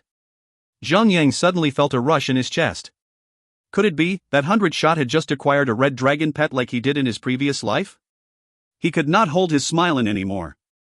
He joked and said, Uncle 100 Shots, don't tell me you got a dragon pet. That would be even luckier than having a bird *T on you, Ha? How did you? You got it right. 100 Shot staggered for a while before he continued to talk. I passed by a godforsaken jungle. Then I saw two monsters battling against each other. The mountains and the ground shook so heavily that I was sent flying and I fell into a cave. When I tried to get up on my feet, I saw a dragon egg right beside me. After I took it up, it hatched and a red baby dragon came out of it. A dragon pet. Everyone was surprised. An accidental fall that could lead a person to a red dragon pet? That is even better than a beginner's luck if you ask me. Zhang laughed out loud. No wonder 100 Shots did not reveal any details on how he got his red dragon pet in Zhang previous life. It seemed that his luck was too good to be true when he got his red dragon pet. Maybe, people would laugh so hard that they might lose some teeth if they ever knew about the truth behind it. However, it was very fortunate for Zhang as well. Although he had stirred up the butterfly effect a little, things that were not supposed to happen did not happen at all. For instance, Sun Xianyu did get her Shadow Striker inheritance and 100 Shots had also acquired his red dragon pet. Zhang had finally feel relieved after all this while. The red dragon pet and the phoenix pet were basically the same. Their tiers would automatically improve as their levels increase. However, now the red dragon pet was only level 0. No one could see the skill descriptions for the red dragon just yet. Therefore, 100 Shots immediately took his red dragon pet out and went to grind its level up. In a few days' time, Lone Desert Smoke would get another super powerful hunter. The amount of experience point that a pet needed to level up was far lesser than the amount of experience point that players required to level up. So, 100 Shots managed to level up his red dragon pet up to level 146. The power of the red dragon pet was beginning to show its form. It was amazing. The red dragon pet was also similar to the phoenix pet in the regard of their attacks and skills. The red dragon pet only had dragon breath that could only attack one target at a time. However, the attack could also be spread out widely. This red dragon pet was a godlike pet that could do rare normal attacks which could bring out the effect of AoE attack. The most impressive part of this pet was that its dragon breath could cause chaos damage to the targets. It was slightly more powerful than the phoenix pet, in this sense. The fire damage of the phoenix pet could be reduced with a fire resistance attribute. However, there was no way that the chaos damage would be reduced in any way or form. If they are going to challenge bosses that are more than 20 levels higher than them, the existence of this red dragon pet could be one of the most powerful supporters that they could ever have. Furthermore, upon reaching level 100, the red dragon pet had also acquired the Godly Dragon transformation, which was as powerful as a Class B inheritance transformation skill. That skill could boost its maximum HP, attack and defense as well. Although the Phoenix pet also had a transformation skill that was as powerful as a Class B inheritance transformation skill, the Phoenix pet would lose out because of its fire attack attribute. Therefore, it would be slightly weaker compared to the red dragon pet. Although the Phoenix pet had reborn from the ashes, it could no longer activate its transformation skill upon its resurrection through the activation, reborn from the ashes. Well, no matter how powerful a pet without a transformation skill gets, there would still be a limit there. Initially, 100 Shots already had a Class B inheritance. Now that he had acquired a red dragon pet which also has the capability of activating a transformation skill that is as powerful as a Class B inheritance transformation skill, 100 Shot basically got a super boost to his strength and attributes. When he and his pet activate their transformation skills at the same instant, their power level should be able to triumph over the power level of a player with Class A inheritance while having his or her transformation skill activated. 100 Shots and his red dragon pet might even be able to match the power level of a player with Class S inheritance while having his or her transformation skill activated.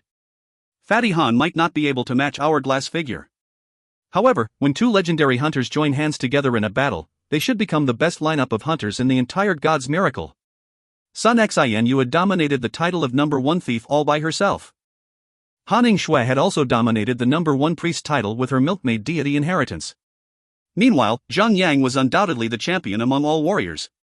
The top players of Lone Desert Smoke were basically so powerful that most of the players might lose their minds if they ever encounter them. Meanwhile, during the next few days, someone in the guild had finally met that mysterious guildmaster of the Eternal Flame, Dragon Marquis. That guild member of Lone Desert Smoke ran into Dragon Marquis while he was grinding his level. Of course, he was not alone. There were at least hundreds of players escorting him while aiding him in grinding his levels up. Meanwhile, Zhang Yang had finally knew the reason why Dragon Marquis was acting secretly. It was not because he wanted to stay low profile, it was because his level was too low. Currently, he was just level 78. However, if a person is influential enough, he could form a large group of players to aid him in grinding his level up. They could just lure and weaken the monsters for that person. When the monsters are almost dead, the person would just have to give the monsters a final strike to earn 50% of the total experience points as the one who finished the monsters. Such tactic could also be applied to level 140 players who would want to grind their levels as well. They could also let a bunch of level 120 players do it for them. The efficiency would not be great in such a way. However, that efficiency would still be much better than the grinding efficiency of a player who would sacrifice all his time, including his sleeping time, to grind his level. So, when a bunch of level 130 and level 140 players are aiding a level 80 player, his grinding efficiency would rocket through the roof. According to the guild member, Dragon Marquis could actually level up once every 2 hours. That grinding efficiency was a little too scary to be true. Actually, if Zhang Yang was willing to do it, he could have all of his high-tier guild members aiding him in grinding his levels. Furthermore, the current strength of the Lone Desert Smoke would definitely be able to boost the grinding efficiency to a level that no other guild could attain. However, it was not necessary to waste time doing that. He was currently the number 1 on the world leaderboard. Even if he hits the level cap of level 300, what would be the point then? Looking down at the other players from the top, all alone would be extremely boring. It was also fortunate that Dragon Marquis could not enter the Chaos Realm yet, because he had not reached level 100 just yet. Or else, he would be leveling up at an even more insane rate. That is possible, because the monsters in Chaos Realm were much higher in levels, so he could obtain even more experience points with the aid of his guild members. Well, it would just be a matter of time before that guild master of Eternal Flame would also make it into the Chaos Realm. He might even make it up to the world ranking leaderboard soon enough. However, it would become even harder to climb on the leaderboard when your level gets higher. Well, you would get lesser help from the other players when your level becomes much higher than theirs. Furthermore, the players that made it up on the world ranking leaderboard were all experts at grinding their levels up. So their grinding efficiency would surely be much more efficient than all average players in the entire world. It would basically be impossible to rely on the help of many other players to grind with the aim of becoming number 1 on the world ranking leaderboard. If you find any errors, ads pop up, ads redirect, broken links, non-standard content, etc., please let us know. Report chapter so we can fix it as soon as possible. Chapter 693, Dragon Marquis. Chapter 693, Dragon Marquis. Translator, Endless Fantasy Translation Editor, Endless Fantasy Translation. Sun Xin pulled some strings and discovered the real identity of Dragon Marquis from the databank of Dream Technology. It was a surprise to see Sun Xin so shocked at her own discovery. Her face turned gloomy for quite some time after that. So, this Dragon Marquis had the surname Zhang. His full name was Zhang Xiuhua. He was in fact Sun Xinu's playmates in her childhood. When Sun Xinu was still small, she had stayed in Beijing for quite some time. This Zhang Xiuhua was her neighbor right beside her house. According to Sun Xinu, Zhang Xiuhua had liked her ever since they first met. Meanwhile, she hated the personality of Zhang Xiuhua. She felt that this man was a little too devious. Sometimes, even though he is angry, he would still put a smile on his face. That personality trait of his made quite a hypocrite out of him. Later on, Sun Xinu and her family moved out from Beijing. However, Zhang Xiuhua did not stop contacting her. He would call her every single day just to stay in contact with his beloved girl. Until 2 years ago, things began to change after Sun Xinu left her house and worked at the police station. Then, she had also moved into Zhang Yang's big bungalow. Ever since then, Zhang Xiuhua no longer phoned her up on an everyday basis. However, that did not mean that Zhang Xiuhua had given up on hope. Truth to be told, ever since Zhang Xiuhua set foot in God's miracle, he had been doing everything just to get close to Sun Xinu. According to Sun Xinu, Zhang Xiuhua was a very prideful person. He could be stubborn as hell, defeating his enemies in their own turfs. He wanted his enemies to lose their balls and will to fight. When he was recruiting players into Eternal Flame, his slogan was to defeat Lone Desert Smoke. Obviously, it was not merely a slogan for Zhang Xiuhua. It was his actual goal. He wanted to defeat Zhang Yang in Lone Desert Smoke to prove himself as the strongest in the game. He knew that Sun Xianu loved this type of game very much. So, he followed her interest and joined God's Miracle. Of course, Zhong Xiuhua had not yet found out that Sun Xianu was currently madly in love with Zhang Yang, that they would basically heat up the bed together every night. He just thought that Sun Xianu liked strong people in the game. So he had set his goal to defeat Zhang Yang and become the strongest player in the entire game. He believed that by doing so, he would win Sun Xianu's heart over. After listening to Sun Xianu's story, Zhang Yang could not help but frown bitterly. Then he said, if that's the case, this Zhong Xiuhua really is a faithful son of the beach. He still loved you after all these years. Are you jealous? Sun Xianu said without any expression on her face. Ha!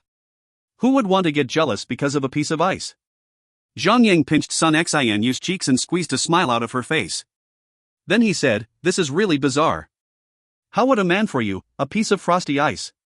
Then, why are you still filling this piece of ice up every night? Sun Xianu forced Zhang Yang's hands away from squeezing her face and rolled her eyes at him. Well, when a cold frosty girl begins to flirt, men might get shocked straight down to the bone marrow, and they would feel numb from head to toe. Zhang Yang fell for her, mostly because of that. That was why he always raised his gun and saluted her well every night. Zhang Yang laughed evilly.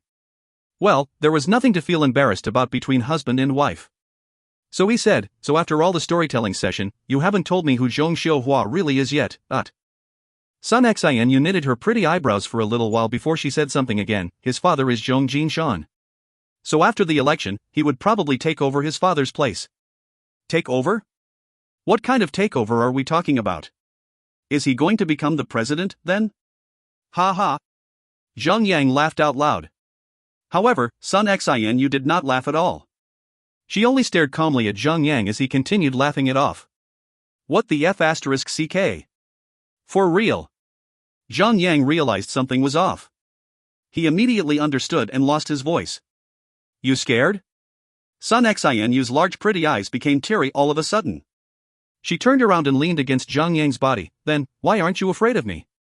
Hee, that was because you forced yourself on me. I'm innocent. Zhang Yang raised both of his hands high in the air to express that he was innocent. So that's why when we were pressuring Eternal Flames, so many guild masters came up to me. Now I finally understand the reason behind all that mess. Knowing that Zhong Xiuhua had such a powerful background backing him up, everything made sense now. No wonder he could pressurize so many guild masters in the game. However, Sun Xianu smiled with a disdainful expression on her face, then she said, this Zhong Xiuhua thinks too highly of himself. If you haven't forced his hands so tight, he would not have used his background to influence the entire network to solve his own **T. Humph. His father did lay quite a bright path before him with all the political strings he had in hand. Plus, his grandfather was the previous prime minister of the country, and his mother is currently the president of the board for the Business Investment Fund Corporation. If it weren't because of all that, how could he have everything going his way, then?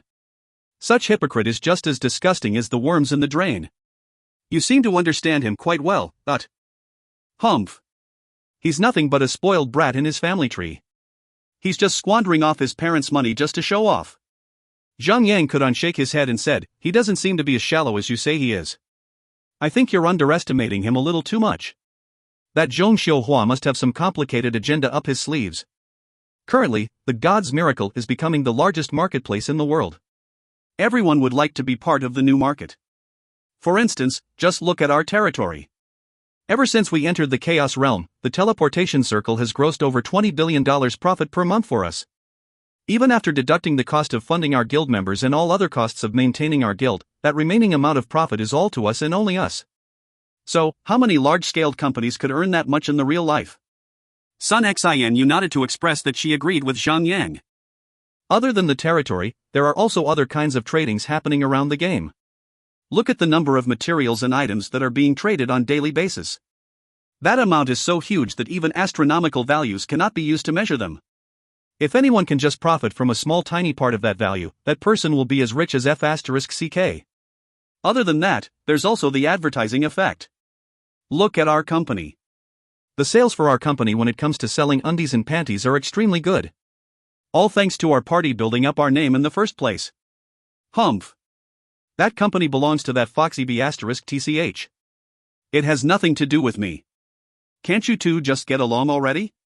Zhang Yang sighed heavily. It's just shameful to know that you're talking bad behind others, you know? Han Ningshui came right up from the other side of the bed as she revealed that mesmerizing naked upper body of hers. Please wear a bra, B*TCH. That two chunk of your fats are dangling so low that they're about to cover your belly button. You're jealous of me, aren't you, Ice Queen?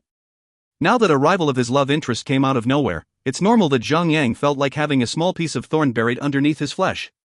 However, Sun Xianyu convinced Zhang Yang that Zhong Xiuhua would only duel him in Lone Desert Smoke in the game. Zhang Yang felt a little relieved upon hearing that. However, he would not let his guard down so easily. Even if Zhong Xiuhua really had a darker side hidden from Sun Xianyu, Zhang Yang would have to be careful a little to avoid any surprise attack from him. Fortunately, he was just alone without any relatives. Even if he had relatives, he would not have to worry that his relatives would be targeted by his enemies. They were not close to each other in the first place. Meanwhile, Silky Soft Holdings had become a company that could sustain itself. Upon eliminating Wei Yin Air's relatives from the company and reorganizing of the company was transparent and clear on their finance. They had nothing to worry about, even if their company goes under investigation. For now, Zhang Yang believed that Zhong Xiuhua would only compete with him in the game fair and square. However, that guy is destined to lose. Well, would a spoiled brat that thinks so highly of himself willing to admit defeat after he is defeated? Especially when the reason he was fighting for involves a factor called woman. When he loses, he would be using all sorts of dirty tricks to defeat his enemy. If he cannot defeat Zhang Yang in the game, he surely will try to push Zhang Yang to his demise in real life. After all, Zhong Xiuhua did not only aim to get Sun Xianyu, he also saw the great business opportunities that lay in the game. So he would not just give up, even after he is defeated.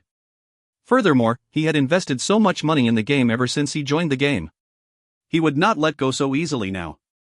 However, Zhang Yang had no reason to worry about it too much for now. Although Zhong Xiuhua had not made any big moves yet, the Sun family was also a vital influence in the realm of politics. Even if Zhong Xiuhua really gets the chance to take over his father's place, he could not do much harm to the Sun family. After all, the two families were deeply rooted in the realm of politics. If the two families clash into each other, the end result would be disastrous. No one could afford such a catastrophe to happen. As he hacked wild boars apart, Zhang Yang smiled bitterly. In his previous life, although he was considered poor and insignificant, he was so insignificant that no one would even pay attention to him. In this life, he is so significant that he was going to have a duel with a future president. Not to mention that he also had a royal lady, a princess great woman on his bed's collection. He even had another future duchess in Luxembourg waiting to devour him as her own. Zhang Yang's luck with women in this life was a little too flared up, don't you think? Upon farming to increase their reputation for over 10 days, Zhang Yang and the ladies had finally attained revered. They had finally earned enough reputation points to get set on a journey to worship the Andrus the spider god. Because 100 Shots and the others did not have the quest on their quest list, they did not come back to join up with Zhang Yang and the ladies. After all, they would never know what sort of rewards would be waiting for them upon completing the quest. It would be pointless for them to join up with Zhang Yang and the ladies for now. Furthermore, even if Zhang Yang suddenly needs their aid, he could just conveniently use his party summon order to summon the rest of the party. Zhang Yang had finally obtained the recipe for making level 6 healing potion. The ingredients required to make the potion was not a problem at all. Zhang Yang could let his herb foraging familiar collect them in no time. Zhang Yang had nothing to worry about at all. All he needed were the recipes. If he has the recipes, he could make anything up. As he did not bring along many empty bottles on him, Zhang Yang had to travel all the way back to the main city to make the potions. Since he had the lover's charm, he could just get back to the ladies in no time. The level 6 healing potion could instantly heal up to a total of 60,000 HP. If Zhang Yang could transmute the potions up to grade 10, each bottle of the potion could heal up to 120,000 HP. Currently, Zhang Yang has already increased his lucky attribute up to 29 points. So there would be a rate of 2.9% of a transmutation occurring in every potion made. If Zhang Yang makes more potions would undergo a transmutation. Sun Xianyu and the ladies were almost level 150 now. Zhang Yang distributed the level 6 healing potions among his party for free. With the current fortune in his possession, he could easily afford to give those healing potions that were at least grade 5 transmutation or better. Endless Starlight and the others were surprised and overjoyed for that reason. Although these healing potions were insignificant to players who have already activated their transformation skills, these healing potions would still be very practical when they are not transformed. Furthermore, players with inheritance could only transform once in every 3 days. Most players would not activate their transformation skills right after the cooldown was over. They would only transform during a large battle or during a battle against an extremely powerful boss. Hence, the time that players stayed transformed wouldn't be long. After preparing all the necessary support items, Zhang Yang traveled back to the Spider Kingdom once again and rendezvoused with the ladies. Then, the 5 of them made their way to Andrus's palace. Upon a few hours of rushing, they finally arrived at the entrance of a large forest. They saw that the sky was full of spiraling spider webs that hung a large palace in the middle of the sky. The scene was oddly spectacular. However, Zhang Yang felt like an idiot all of a sudden. He regretted that they had wasted so much time to raise their reputation. This place was huge and conspicuous. It should have been very easy to spot if they had gone around the map in the first place. There was no need for them to waste their time and effort to increase their reputation at all. Now, Zhang Yang could only use the level 6 healing potion recipe to comfort himself for doing all those pointless things back then. The entire forest was covered in spider webs. There was no way of entering the forest at all. However, the palace that Zhang Yang and the ladies wanted to go was hanging in midair. So, they hopped onto their flying mounts and flew straight towards the palace without wasting any more time. Who goes there? How dare you trespass the palace of the great Andrus? A string of spider web shot across the air at lightning speed. Zhang Yang and the ladies found themselves wound up in web. Their mounts were also tied up along with them.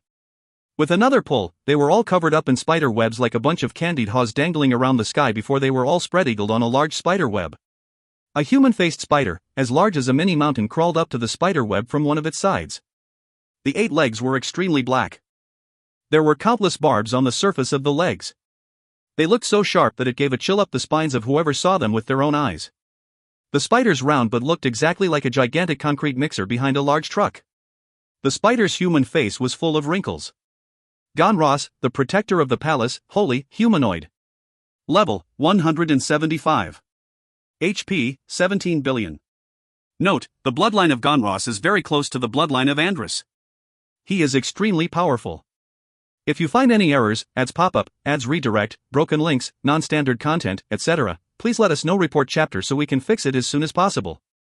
Chapter 694, Andrus's Wrath. Chapter 694, Andrus's Wrath. Translator, Endless Fantasy Translation Editor, Endless Fantasy Translation. Wah! You stinky 8-legged freak. Let go of me, now. Wei Yenair began to scream like a little bee *tch. She repeatedly tried to break the spider strings with her battle axe. However, Conros was a green-named monster. Zhang Yang and the ladies had obviously triggered some sort of drama mode. No matter how hard Wei Yenair tried, she could not do anything about the webs wrapping around her. You're the believers of the temple? Conros found a piece of green marking on Zhang Yang. He took it down to have a closer look. Those were the markings that were given to Zhang Yang and the ladies by the priest of their temple when Zhang Yang and the ladies had worked their reputation up to revered. Conros threw the marking back to Zhang Yang and wiggled his but a little. The webs wrapping around them loosened up and they were able to move freely again. Wei Yenair immediately stopped cursing like a little bee *tch. Now, she stared forward with her eyes wide open as if she had just seen some treasure. Zhang Yang nodded and said, "We have an urgent matter that needs Andrus's attention." Human, not anyone can meet our fatherly God, not even our own kind. So what makes you think you have what it takes to meet our Father of God? Conros backed away to a large spider web and sat on it. However, his eyes were fixed on Zhang Yang and the ladies. It was obvious that he was not willing to let them enter the palace. Zhang Yang revealed a serious look and said, "We received a command from Katerina to pass on her last words to Andrus." Katerina? The banished princess? Conros widened his eyes. He seemed shocked. She died? Zhang Yang nodded and said, "Unfortunately, yes. She has some important words that needs to be passed to Andrus. And she insisted that we must be the one who speak to him. So we must personally meet Andrus to do so." Conros began to go into deep thoughts. After quite some time, he finally returned from his drifting thoughts and said, "Katerina. Although she was fatherly God's daughter, she was born late. I was the one who watched her grow. She used to be a naive and good-hearted little girl. But I have no idea when or why. She suddenly changed. She changed so much that she seemed to turn into another person. And now, I can't believe that she passed away." Conros walked around the spider web for a while before he said, "All right, follow me." This gigantic human-faced spider began to lead Zhang Yang and the ladies into the palace. Though the palace in the sky was large and vast, there were very few residents in the palace. There were also no signs of any maids in the surroundings. Only a few human-faced spiders were scattered around in the corners of the palace with the title Sons of Andrus right on top of their heads. This Father of God had been really good at producing his offspring. He had a large number of sons and daughters. Obviously, Canros had quite a reputable status in the palace. As he was passing by the hall of the palace, the sons and daughters of Andrus were nodding at him, expressing their respects towards him. They were also looking at Zhang and the ladies with curiosity filling up their eyes. After walking through the halls for quite some time, they finally arrived before a large palace. However, even though the building was magically hanging in the middle of the sky, but the designs on the walls and the ceilings were simple and there was nothing fancy about them at all. Instead of looking like a palace, the entire place looked more like a larger-than-average temple. Upon stepping foot into the palace, Zhang and the ladies saw a gigantic human-faced spider resting right in the middle of the hall. If Canros is described as the size of a small mountain, then this spider could be described as a gigantic spider of the size of a middle-sized mountain. He was extremely huge. Andrus, spider god, celestial, humanoid. Level? HP? Note, the ancestor of the Spider-Men. He served the god of light before time. He has the divine power of a god. What a huge spider! Wei Yenair began to mutter on her own. Then she whispered, "It'll definitely be awesome if I can make this spider my pet." This little brat would usually come up with some weird notions, as usual. My great Father of God, these humans claim that they have Katarina's last words for you. Canros lowered down his frontmost 4 legs to bow at Andrus. Then he spoke politely to Andrus about the situation. Katarina had passed away. A fierce sense of fury flashed across Andrus's indecipherable eyes like a lightning flashing across the sky. It gave Zhang and the ladies a chill up their spines.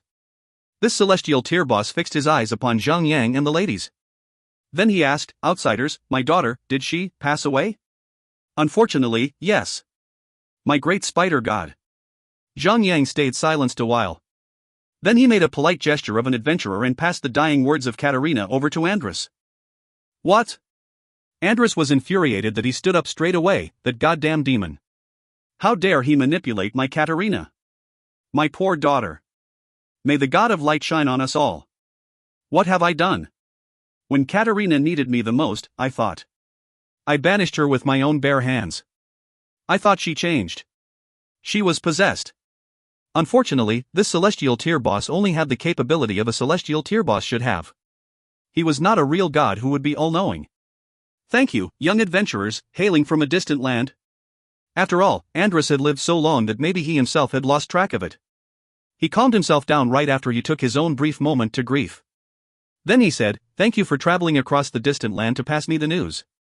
You have enlightened me. I now realize my own fault as a father. I have doomed my own daughter. Ding! You have completed a quest, super urgent news. You have received a reward, 5 million experience points. Though the amount of experience points rewarded was not bad, it was not enough to cover the time and effort that they had spent to raise their reputation. Andrus reached out with one of his long legs and touched the air right in front of him. Then he muttered vaguely in his mouth as if he was casting some spell.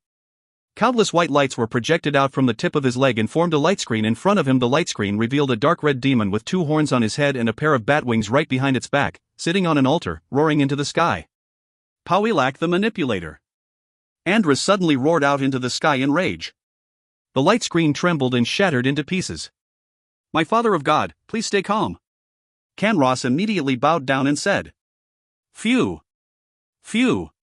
Andrus began to gasp for air as if he was out of breath.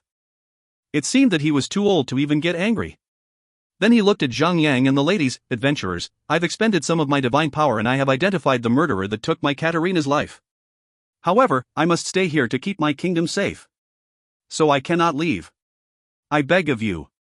Please, slay this demon for me. Ding. Andrus has given you a quest, Andrus's Wrath. Do you accept?" The 5 of them looked at each other and quickly accepted the quest. "Take this with you." Andrus gave Zhang a jade order. "This jade pendant has a part of my power sealed inside. Use it when you are confronting Pawilak the Manipulator. Even though I can't go, I will never let this demon go. Ding. You have received an item, Andrus's jade pendant. Andrus's jade pendant, consumable. Use, summon a shadow clone of Andrus. It will help you attack Pawilak the Manipulator. You can only use it when you're within the distance of 50 meters away from Pawilak the manipulator. Afterwards, Andrus rested his face behind two sorrowful talons and asked Zhang Yang and the ladies to leave the palace at once. The word asked was to show his courtesy. He basically chased Zhang Yang and the ladies away from his palace. However, it was understandable. The man had just lost his precious daughter. How would he be happy after everything that he had been through? Zhang Yang brought up the quest list and took a good look at the quest description. Andrus's Wrath, difficulty, rank A. Description: Andrus wants you to eliminate Pawilak the manipulator to avenge his daughter. You can find Pawilak the manipulator at the Dark Mist Canyon, within the map, Forest of Clouds. Take note, the demon will not go down easily. You better bring more friends before you go. Completion: Slay Pawilak the manipulator 0/1. Silly you, this quest is only ranked as rank A. Could the boss only be an ethereal tier? Han Shui asked. If that is the case, then they would have no reason to travel so far just to get the quest done. Zhang Yang shook his head and said, well, this quest is ranked as rank A instead of rank S, because we got this quest item. He took out Andrus's jade pendant, and showed it to the ladies. This piece of jade could summon the shadow clone of that celestial tier boss. The boss would not be that weak. With the power of a celestial tier boss on their side, the difficulty of the quest would definitely plummet. The five of them teleported back to Surin's castle with their scrolls. Then, they traveled from Surin's castle over to the Forest of Clouds. The main reason that they did not fly to their destination was because the map of Spider Kingdom was just plain F***king annoying. The sky was filled with spider webs that would slow them down so much that they would be able to walk faster than to fly in the sky. Furthermore, getting entangled in the spider webs was not a pleasant experience at all. Level 150 maps were just large. It took Zhang Yang and the ladies approximately 3 hours to fly out of the Margaya forest. After that, they needed to pass through the Plague Land as well. That took them another 7 hours before they finally entered the Forest of Clouds. The Forest of Clouds was as its name suggested. Every part of the forest was green and lush. Meanwhile, right above the forest, mist clouded the sky. The mists looked like countless clouds shielding the forest from above. Traveling in the forest would cause poor visibility. Basically, players could not see anything that is further than 10 meters from them. Meanwhile, the movement speed of the flying mounts was extremely fast. When you realize that you are about to crash into something, it would have been too late. No brakes are that good. Fortunately, Zhang Yang and the ladies had guidance from their small maps.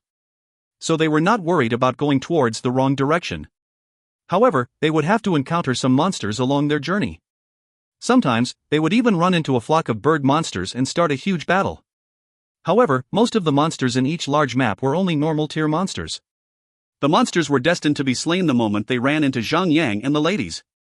It did not take long before Zhang Yang and the ladies wiped out the entire flock of bird monsters.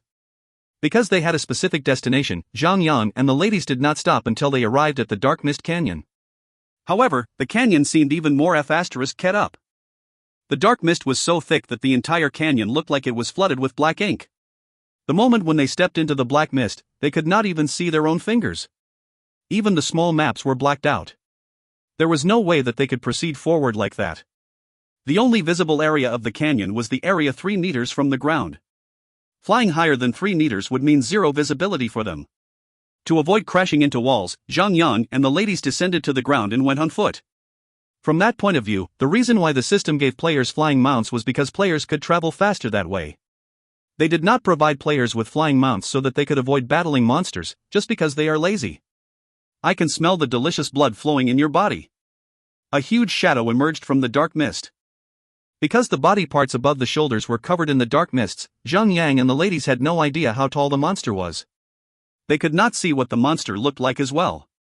However, they could clearly see that there were large fish scales covering the monster's entire body. The muscles on the monster's body were bulgy as F***ck. They looked like freaking metal rocks. There were also 7 sharp barbs right on its back. The demon also had a long tail that looked like the tail of a scorpion. It was moving around as if it was a snake. Dark Mist Divine Punisher, Elite, Demon. Level, 164. HP, 4,920,000. Defense, 6,640. Melee attack, 42,966 to 52,966. Skills. Tail Sting, uses a tail filled with poison to sting a target, causing 100% melee attack of shadow damage to the target. The target's attack will be reduced by 10%. Last for 15 seconds. Flying Bone Puncture uses the bones in the back to shoot the target, causing 100% melee attack of shadow damage to the target. If the target is hit while poisoned, the target will receive another additional 50% damage. Dragon's Flame spits a blast of flames forward, causing 20,000 fire damage to all targets within the effective range of the skill once in every 3 seconds. The monster reached out at Wei Yan and began attacking her with its claws, right after it appeared. With one aggressive slash straight across the body of the little brat, she received a total damage of 40,000 in an instant. The little brat was shocked, and she began to jump around in panic. Then she screamed at Zhang Yang, "Noob tank! Lure the monster to you! Now!" Currently, elite tier monsters were getting outrageously powerful. Their basic attacks had reached up to 40,000 damage. Normal players could be instantly killed with 1 or 2 hits from them. If you find any errors, ads pop up, ads redirect, broken links, non-standard content, etc., please let us know. Report chapter so we can fix it as soon as possible. Chapter 695, Dark Mist Canyon. Chapter 695, Dark Mist Canyon. Translator, Endless Fantasy Translation Editor, Endless Fantasy Translation. As the levels of the players keep rising and improving, more and more equipment with higher tiers will appear. The difference between the normal players and the top tier players was getting wider and wider as time passed by. However, top-tier players were only one small cluster of the entire population in the game. Furthermore, they were so busy grinding their levels and killing bosses to farm for better equipment. Even if there is a PvP battle, it would only happen between players who are about the same level and tier. Therefore, the normal players would not really be affected much. It would be just like normal people watching 2 rich people fighting against each other. No matter how much money those 2 rich people had, it would not affect the plebeians. Wei Yan let out a raging roar and swung her battle axe straight at the monsters. Well, her attacks were not weak at all. She could cause more than 70,000 with her basic attack, which was way more powerful than the elite tier monsters. With just one chop, the Dark Mist Divine Punisher had its chest cleaved right open. Green blood oozed right out from the cut wound like a fountain. "You ugly piece of monster! You think I'm an easy target? You think you can bully me and walk away like nothing happened?" Wei Yan continued to mutter on as she was attacking the monsters aggressively. Well, her personality and mentally was basically still that of a child. She actually believed that the monster had picked her as its first target because it thought that she was a much easier target compared to the others. Could it be because the monster saw that her breasts were small, so she was supposed to be an easy target to pick on? Zhang Yang laughed out loud. Then, he commanded his Phoenix Pet and charged at the Dark Mist Divine Punisher. First, he activated his lure to get the monster's attention over to him. Then he threw a few more skills on the monster to maintain the aggro. Sun Xian clanked her 2 swords lightly against each other. Then she went straight for the back of the monster immediately. She stabbed and slashed the monster's back, causing immense damage values to the monster. Ever since she had attained Eagle Eye, her attack, especially her secondary weapons attack, had been boosted insanely. Due to that reason, her DPS has increased tremendously. Although there were only 5 of them on the party currently, the damage output of the 4 of them, with the aid of Felice, Phoenix Pet and Ankh the Assassin, managed to empty out a total of 5 million HP with ease. Why 4? Because Han Yngshui was a healer who needed to keep the HP bars of the other 4 party members well fed. She would not be free enough to deal damage to the monster while she is busy healing the others after all. Even though Ankh the Assassin's initial tier was only Grey-Silver tier, her attribute growth star points are one hell of a kind if compared to the others.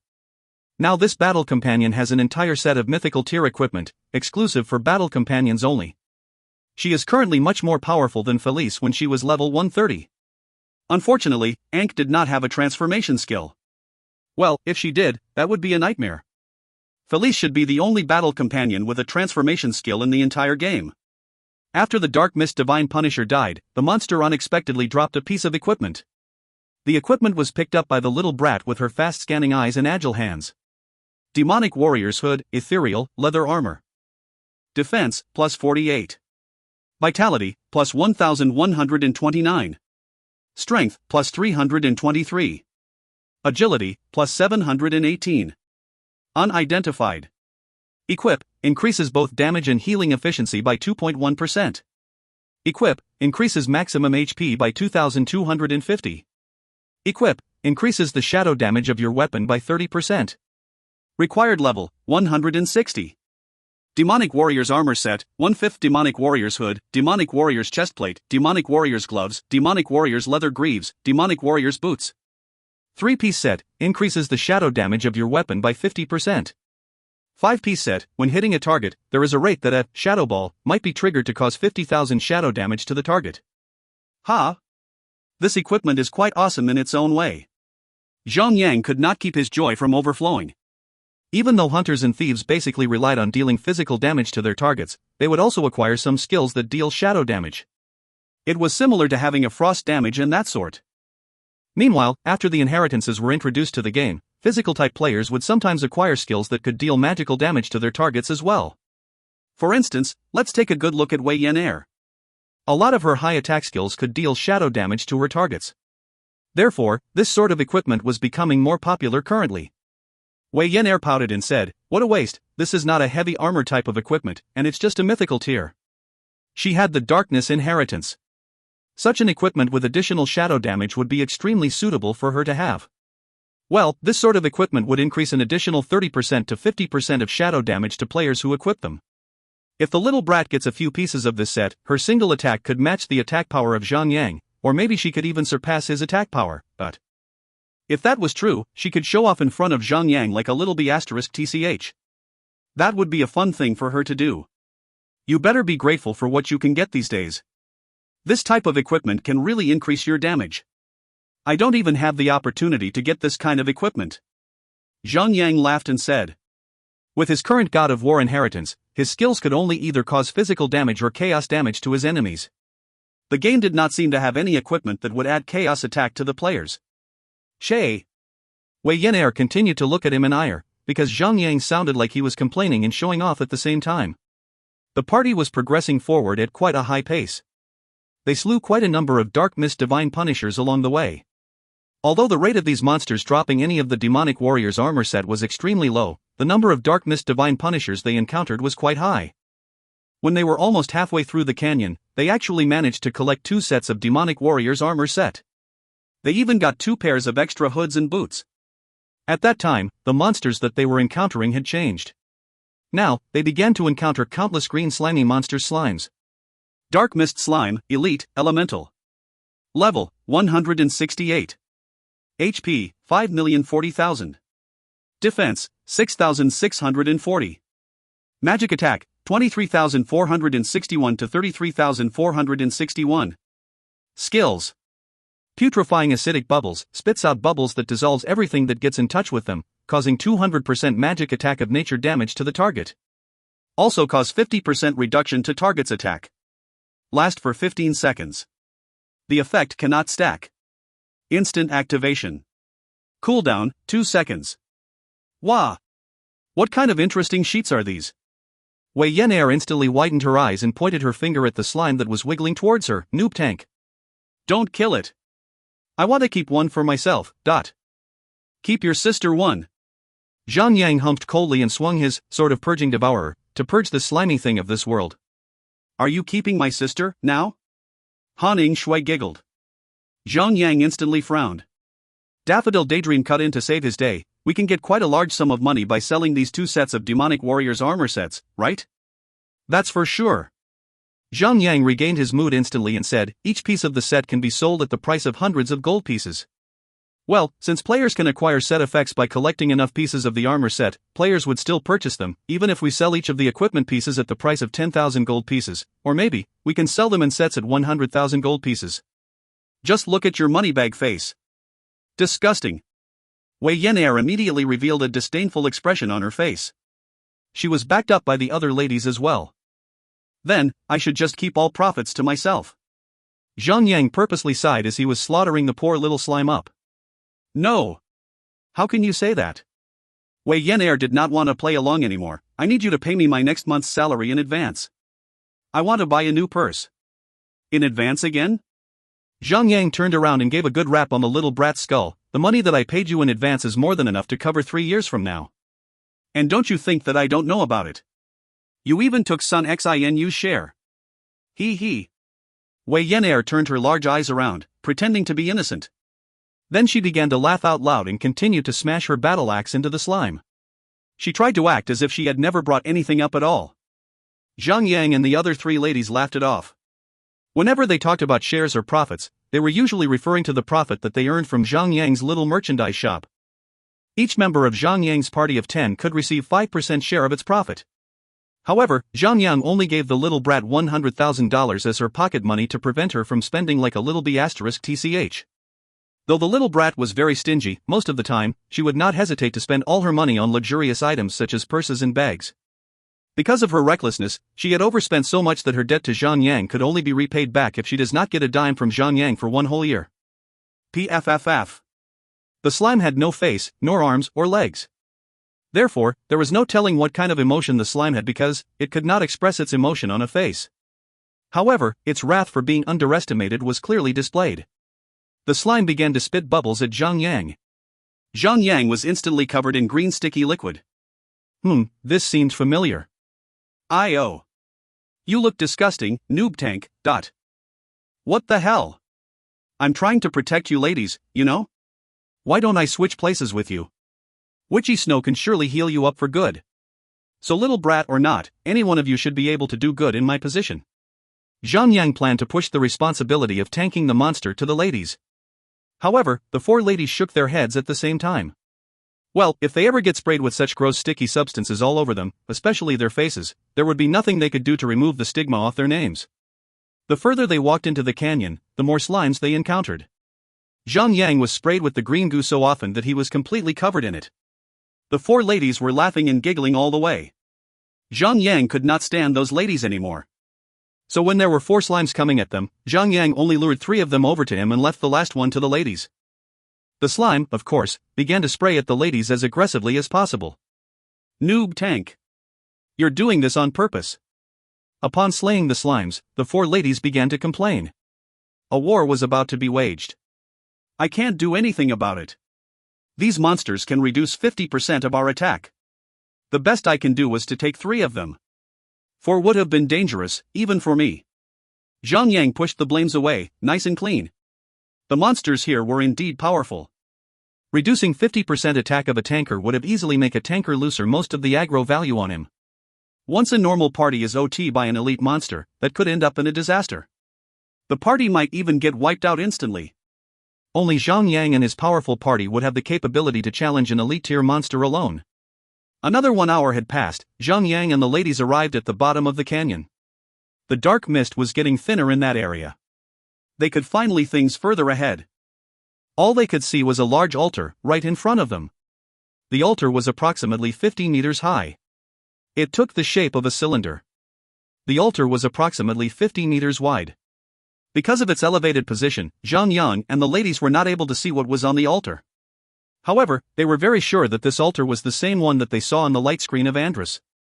Powilak the manipulator must be sitting on top of that altar at that instant. Well, it was not a problem at all for Zhang Yang and the ladies to get onto the altar. They summoned their flying mounts and flew straight up. However, when Zhang Yang and the ladies made it up to the top of the altar, they could not help but feel an intense chill up their spines. There was really a boss right in the middle of the altar. However, there were also at least hundreds of elite tier Dark Mist Divine Punishers closely knitted around boss's surroundings. With the monsters and the boss so packed up in one spot, there was no way that players could hit the boss without getting swarmed up. Furthermore, there was also a boss there. Any reckless move would cause certain death. Powilak the Manipulator, Holy Demon. Level 175. HP 17 billion. Defense 17,760. Magic attack 89,694 to 100,694. Skills. Mind control temporarily controls an enemy target, making the target serve Powilak. Lasts 30 seconds. Powilak won't use the skill on the player with the highest aggro value. Shadow Decay Aura, cause 50,000 shadow damage once in every 5 seconds to all targets within the effective range. Shadow Arrow, fires a shadow arrow at the target causing 200% magic attack of shadow damage. If the target is in a stun state, the damage dealt on the target will be increased by another 50%. Casting time, 2 seconds. Shadow Blast, radiate out a blast of shadow attack into the surroundings, causing 200% magic attack of shadow damage to all targets within the range of 50-meter radius. Targets will be stunned for 5 seconds. Demonic Build, recovers 1% HP every 30 seconds. The amount of HP recovered will not be affected by any other effects. Note, Powilak the Manipulator is infamous for befogging the minds of the people. He is also renowned to be a badass existence among the demon armies. TL note. 1. Raise your sister, a phrase used to scold people in a joking manner. If you find any errors, ads pop up, ads redirect, broken links, non-standard content, etc., please let us know. Report chapter so we can fix it as soon as possible. Chapter 696, Andrus's Shadow Clone. Chapter 696, Andrus's Shadow Clone. Translator, Endless Fantasy Translation Editor, Endless Fantasy Translation. The boss had a skill that could recover his own HP.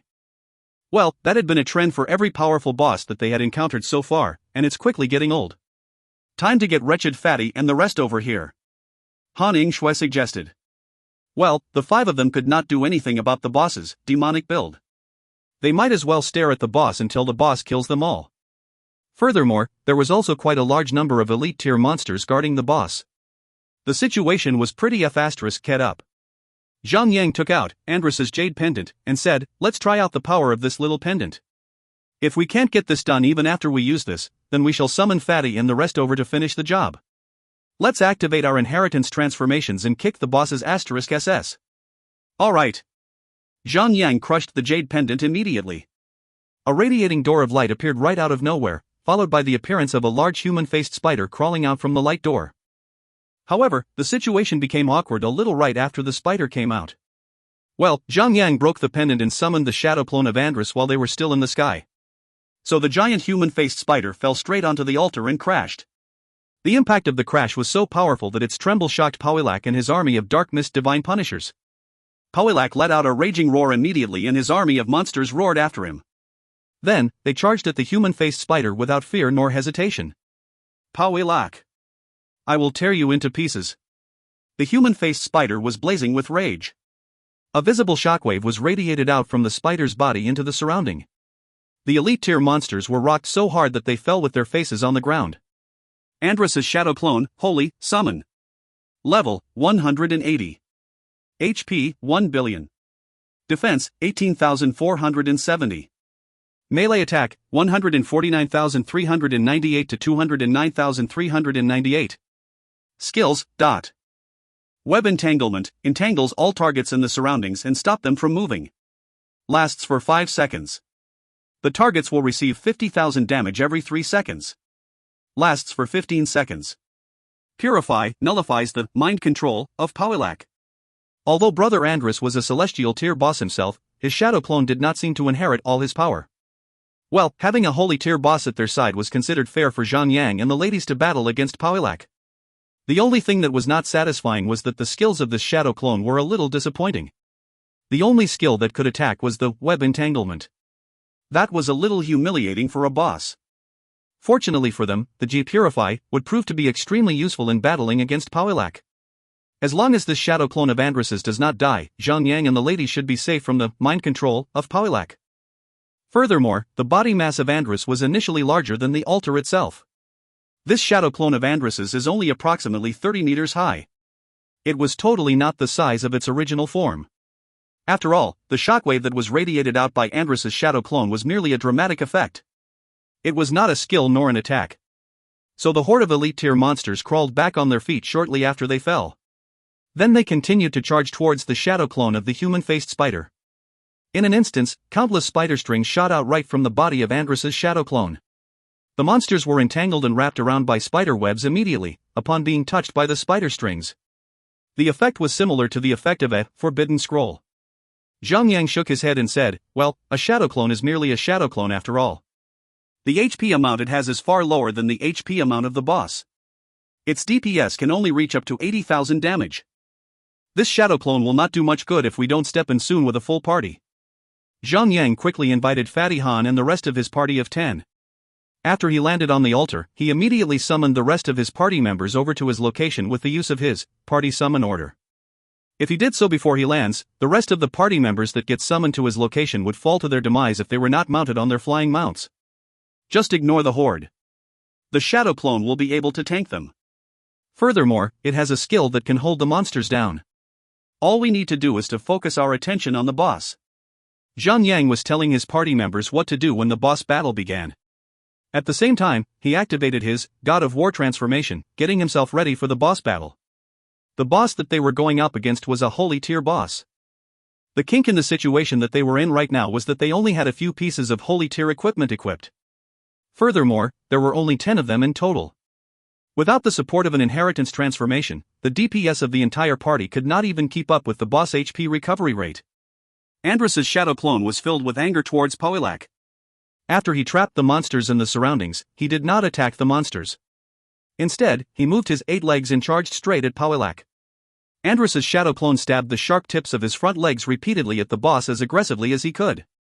Even though the boss had such a tremendous amount of HP that he hardly felt anything after being poked around multiple times, but those stabbings had left quite a number of bloody holes on the body of the boss. Green blood was spilled repeatedly every time the boss was stabbed. Spider God? Poilak was stunned for one brief moment before he could say anything. Then he said, "Are you suggesting that you're going to wage war over us, the great demonic army of darkness?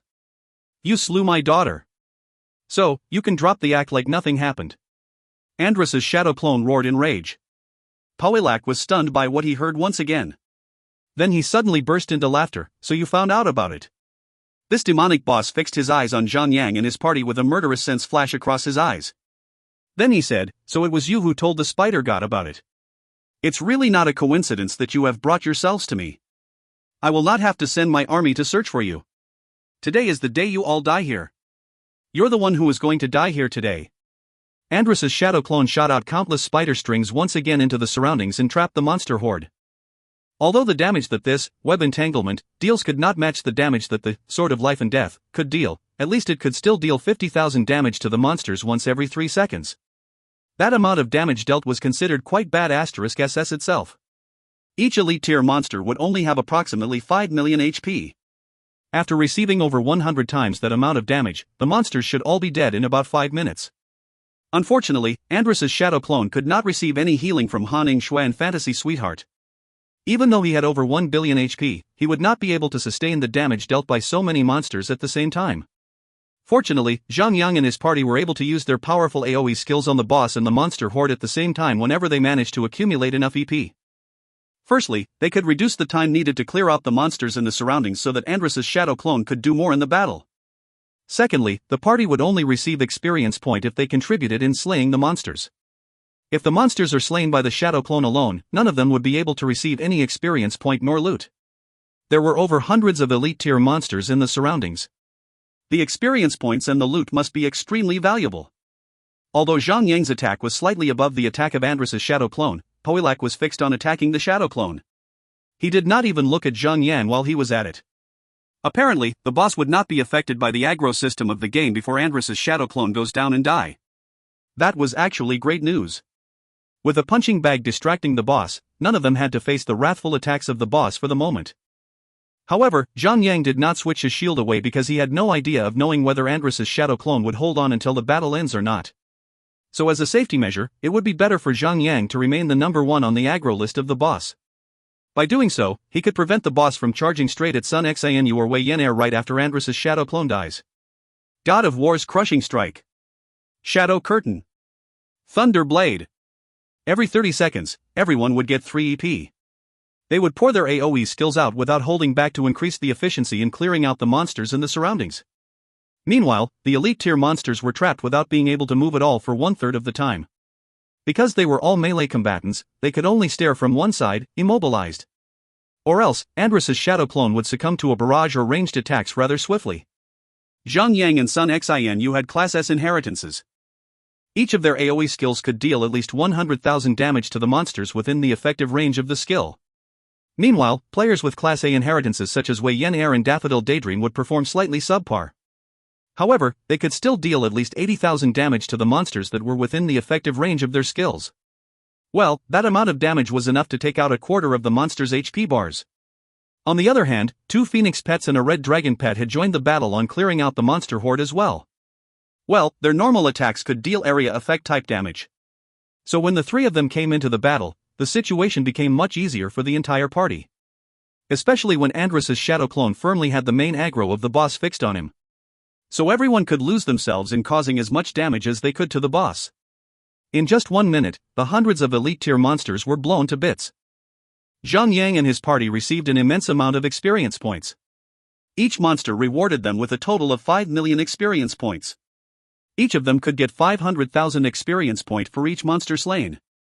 There were hundreds of them, right? Each of them received at least 2 billion or 3 billion experience points. Their experience bar had increased by a large chunk just by slaying these monsters. This is great. If they can just send a few more waves of these monsters over, I might be able to level up by the end of this battle. Fatty Han was so joyful that he talked with drool coming out of a crooked corner of his mouth. Fatty, why are you leveling up that slowly? You have a phoenix pet, a pet that is way more powerful than any pet out there. So, why are you still at level 148? What a disgrace. Little sweetheart, you know nothing about life. Life is short and miserable. I can't put all my time in the game. I need to put myself into other things that would keep my body and my mind healthy. Brother Fatty, could you be the renowned Mr. Whirlwind on bed that shoots in less than a minute? F***CKU. Andres. If the real you is here today, I profess that I would have fallen. However, you dare to send a shadow clone to fight me? This is not even enough to knock my teeth out. I shall control a few more of your sons and daughters and form an army of spiders to serve our demonic army. Poilak was battling against Andrus's shadow clone as he was teasing Andrus with his poisonous tongue. Demon! You're not worthy of me to take you down myself. Andrus's shadow clone did not falter. Instead, he fought back with his tongue as well as he stabbed Poilak repeatedly with his sharp legs. After the monsters were all out of the way, the drop rate on the HP bar of Andrus's shadow clone was beginning to get under control. He still had over 30 million HP left, which was enough for him to stay in the battle for a little longer. The biggest threat posed by the boss were still his AoE skills. Even though his single target skills were extremely powerful, they were not powerful enough to kill a top-tier tanker so easily. Or else, why would they need a tanker in a party? Therefore, the horde of elite-tier monsters actually posed a larger threat to Andrus's shadow clone. Ha ha ha. Drizzler! Become my servant and serve me. The boss suddenly roared out loud and pointed his finger at Wei Yin Air. A dark light shot right from the fingertip of the boss and entered the thick skull of the little brat. She immediately turned to attack Zhang Yang and the rest of the party members. Mind control. The divinity of light shall give without asking for any return. Andrus's shadow clone also roared out loudly at that instant. He reached out with one of his long legs and shot out a stream of golden light straight out from the tip of that sharp leg. The golden light sunk into the body of Wei Yin Air and nullified the mind control on her. Wah! Stinky boss! How dare you try to control me? I'll chop off your nose, no! Your head! Off with your head! Wei Yin Air had once again screamed in anger, like a little b***tch. She began to swing her battle axe at the boss, and Air was swept up by the force of the swing. Every single hit landed on the boss, causing devastating damage. Damn you, Andrus! Just wait until I wipe out these pests. I will go to your spider kingdom and turn every subject in your kingdom into my slaves. You shall not get the chance to do that. Today is the day you die. Right here. Andrus's shadow clone shot out countless spider strings towards the boss. Even though the status restriction effect of the V1 entanglement was not effective on Poilak, 50,000 damage in every 30 seconds was still considerably deadly. Then, I shall kill you first. Poilak roared out in anger as if he was in desperation. He continued to shoot his shadow arrow at Andrus's shadow clone. Each of the arrows could deal up to 200,000 shadow damage on Andrus. Meanwhile, even though Andrus's shadow clone had over 30 million HP left, but he only took 150 shots of shadow arrows before he collapsed onto the ground and died. Well, one of the bigger reasons of him dying so quickly was because he could not receive any healing support from the players. So, he only held up for about 5 minutes before he had to die. What the F***CK? How can that shadow clone be so noob? I thought he might be tougher than this? If you find any errors, ads pop-up, ads redirect, broken links, non-standard content, etc., please let us know. Report chapter so we can fix it as soon as possible. Chapter 697, Real Demonic Battle Boots. Chapter 697, Real Demonic Battle Boots. Translator, Endless Fantasy Translation Editor, Endless Fantasy Translation. The most important thing about Andrus's shadow clone was not its attack power. It was not his defense that allowed him to tank against the boss. It was his purify that could nullify the annoying effect of mind control of Poilak that mattered the most. However, the system deemed that the monster horde would be more annoying than the mind control by the boss. Hence, the system provided players with a huge advantage at the start of the boss battle. Andrus's shadow clone was meant to be there to wipe out the entire horde of elite tier monsters. Truth to be told, normal players would definitely find it more difficult to deal with so many elite tier monsters at the same time. If these monsters got the chance to swarm up on normal players, they would be as good as dead. They might even get wiped out in an instant. Not every player had an inheritance transformation skill, after all. Of course, if the number of players joining into this boss battle increased to a certain extent, they might stand a chance to push the monster horde back with numbers and slay them all. That is also one of the most used tactics in challenging a superboss in an open-world map. The more, the merrier. The moment when Andrus's shadow clone dies, Zhang became the one who took over the job of tanking against the boss, of course. The moment he took over the responsibility, the boss came up with a Shadow Blast as a greeting and stunned everyone for 5 seconds, closely followed by a series of Shadow Arrows, but those who were stunned would receive an additional 50% damage from each Shadow Arrow. Zhang did not intend to use his Warrior's Will to break free from the stun effect on him. After activating his Charge Up Strike, he activated his God of War Devastation and caused more than 2 million damage to the boss. It was a massive blow to the boss. Even though the rest of his party members also had skills that could break themselves free of the stun effect, none of them actually attempted to use those skills at all. They waited out for the 5-second stun effect to fade. Unfortunately, now that they have lost Andrus's Purify to counter the mind control of the boss, everyone would have to make use of their own ways of surviving. Their best way to counter Pawilak's mind control was to use their status restriction skills that they could spare. Therefore, they had to be extra cautious in using their status restriction skills.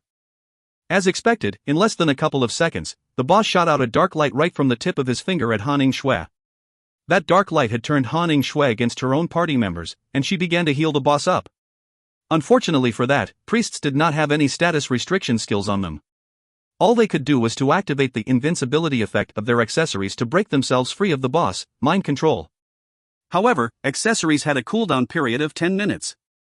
If the boss decides to pick Han Shui as his next victim again, that would be the end for the party. Now that everyone had activated their inheritance transformation skills, their maximum HP had been boosted up so much that their amount of HPs looked unrealistically high. Even if their healers are controlled for a period of time, they would still be able to survive for quite a while. The boss would not be able to cause any fatal blows to any one of them within such a brief moment. 100 Shots had finally decided to show off a little bit. He commanded his red dragon pet to activate its transformation skill. The dragon instantly became hundreds of meters long. The dragon scales that spread over its entire body was astonishingly beautiful. The red dragon did not only look good on the outside, its power level was beyond imagination. Blasts of dragon breaths were flung at the boss repeatedly, ignoring any defense, magic defense, and even the level of the boss. That chaos damage that could ignore basically anything was extremely terrifying. 100 Shots used to be the last one on the list of DPS ranking. Now that he had help from his red dragon pet, his DPS shot up to another whole new level and he became one of the top DPS players in the party now. Currently, he was ranked 3, which was just below Zhang and Sun Xinu. Wah! Uncle 100 Shots! How can you do this? Wei Yan'er cried in tears. Well, this little brat has always been very competitive. Knowing that she had been beaten up by someone else and her name became number 4th on the ranking list, of course, she would not be happy about it. 100 Shots smiled in joy. Of course he would not argue with a little girl in the middle of a battle. Noob tank. I want a phoenix pet. I want a red dragon pet as well. Wah! Wei Yan'er began to act in a spoiled manner like a little bee *tch. You're strong enough. It's true, you know. You don't even need a red dragon or a phoenix at all. You have your huge *SS battle axe to conquer the world. Zhang attempted to trick this little brat to calm her non-existent tits. Really? Really? Wei Yan'er was tricked into smiling again. She became happy again. You imbecilic humans, elves, orcs, or whatever you are. It's your turn to die. The eyes of the boss began to flash with murderous intent. He continued to make the shadow arrows by running his 2 hands through the air. Then he threw quite a number of shadow arrows towards Zhang. Each attack dealt approximately 200,000 damage to him. That amount of damage was rather deadly. However, Zhang had activated his God of War transformation. He now had over a 40% rate of resisting a spell-type attack. Furthermore, he had also taken quite an amount of damage absorption on his own. Averagely, he only received 80,000 damage from each of the shadow arrows. With the currently amount of HP he had, it was just a piece of cake for him to take the damage head-on.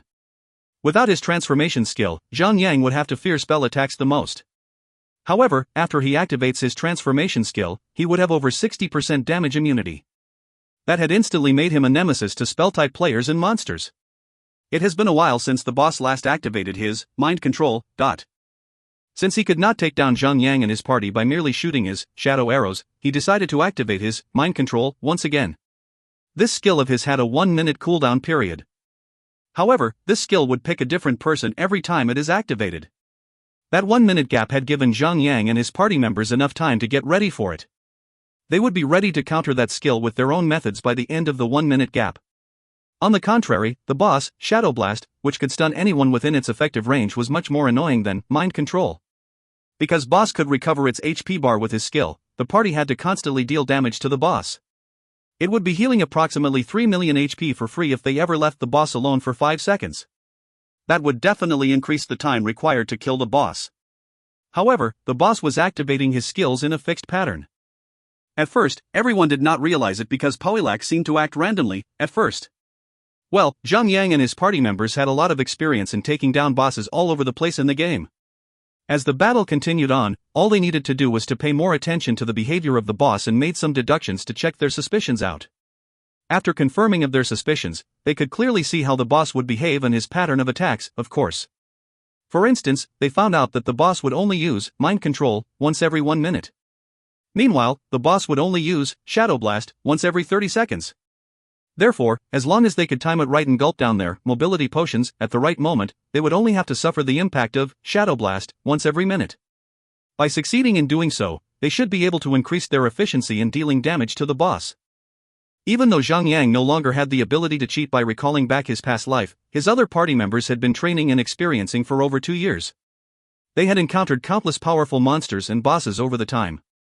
So they had formed a great understanding of each other. They also understood the art of battle in this game to a certain extent. They had no fear of new challenges now. Upon solving the problems that were brought in by Shadow Blast and mind control, everyone would only need to mindlessly attack the boss whenever they can. After 1 hour of mindless slashing and chopping with their weapons, the boss's HP bar had dropped to 20%. As the boss began to activate his skills more frequently than he did before, the battle became harder and harder to handle. However, the boss was quite an unlucky bastard. He kept picking Wei Yin as his target, for some reason. The little brat had already upgraded her Warrior's Will up to level 10 earlier on. She could activate her Warrior's Will to break herself free from the mind control every minute. Furthermore, she also had 2 pieces of accessories that could grant her the invincibility effect. Hence, Wei Yin was the one person who would be least afraid of becoming the target of Poilac's mind control. With the addition of the Red Dragon pet, the firepower of the party had increased to another whole new level. After tightening their teeth and held on for another few minutes, Zhang Yang sent out his Glare of the Death God to try out their luck. The skill was not resisted. It was like putting icing on a cake. With that skill special effect kicking in real hard, the boss finally met his end. After screaming a few "All hail the demonic army," and "the demonic army is invincible," the boss collapsed onto the ground and dropped a lot of loot. Wahahaha! Stinky boss! Who told you to keep picking on me? Now, it's already too late for you to know that you've been wrong all the time. Wei Yin put her hands on her waist as she was scolding the boss. She looked so cocky as if she had just taken down the boss all by herself. TSK. Little Yin, you've been called on the point. Come, whistle a song for me.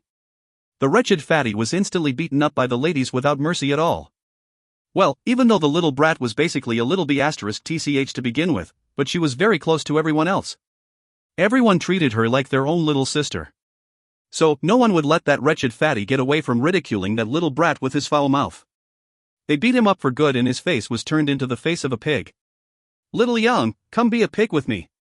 The wretched fatty was talking with his tears and mucus overflowing his face. His voice was muffled. Open up the loot. Check the dead body of the boss. Before Zhang Yang could open his mouth to talk, he received warnings from the ladies. He was clever enough not to open his mouth because he knew. If he ever opens his mouth to support that wretched fatty, he would become the next target they were going to beat up for good. Oh. Nice. Woohoo. Wei Yin scuttled over to the loots with her eyes so wide that they were glowing. After picking the loot and reorganizing them a little, the little brat laid out the valuable loots that the boss dropped right in front of everyone. The valuable equipment were 2 holy tier equipment. The first one was a pair of aquamarine colored heavy armor boosts. The second piece was a white hat that was very tall and pointy. Whoever who wears it will look like a white gargoyle. Other than the equipment, there was also one skill book, one skill point crystal and 8 pieces of level 6 gemstones. Because the party had established a rule previously, the skill point crystal was the first thing to be given out among the loots. Sun Xinu was the one who acquired it. Then everyone turned their attention towards the 2 pieces of holy tier equipment as usual. Zhang would use his identifying scrolls to identify the equipment first. Hey, that Sauron dropped 3 pieces of holy tier equipment. You stinky piece of rubbish only dropped 2 pieces, even though you have a much higher level than Sauron? Pooey. Wei Yan'er kicked the dead body of the boss and shrugged in frustration. She seemed to be extremely dissatisfied with what she found. Alright. That's because Sauron was the first holy tier boss to be killed. So it makes sense that we would get an extra piece of equipment from that boss. Normally, a powerful boss dropping 2 top tier equipment is the standard issue in this game, you know? Zhang explained. So, hustle up. Or else we're going to open up the body of the boss for you. Stinky noob tank. You always scare me with that. Pooey. Wei Yan'er began to hump like a little bee *tch again. However, she still snatched the pair of boots up and posted the attributes of it onto the party channel. Real demonic battle boots, holy, heavy armor. Defense, plus 640. Vitality, plus 7,935. Strength, plus 1,957. Agility, plus 826. Level 6 socket. Equip, increases maximum HP by 15,870 points. Equip, increases both damage and healing efficiency by 10%. Equip, absorbs 1,697 damage when being hit. Require level, 170. Special, reduces required level by 20 levels. Ha ha ha. Don't I have a pair of lucky hands? Wei Yan'er put up the boots and rubbed on it. However, she did not act cute, trying to claim the boots this time. Instead, she passed it over to Zhang and said, Noob Tank, you're still wearing mythical tier boots, right? What a disgrace. Take this. Just take it, .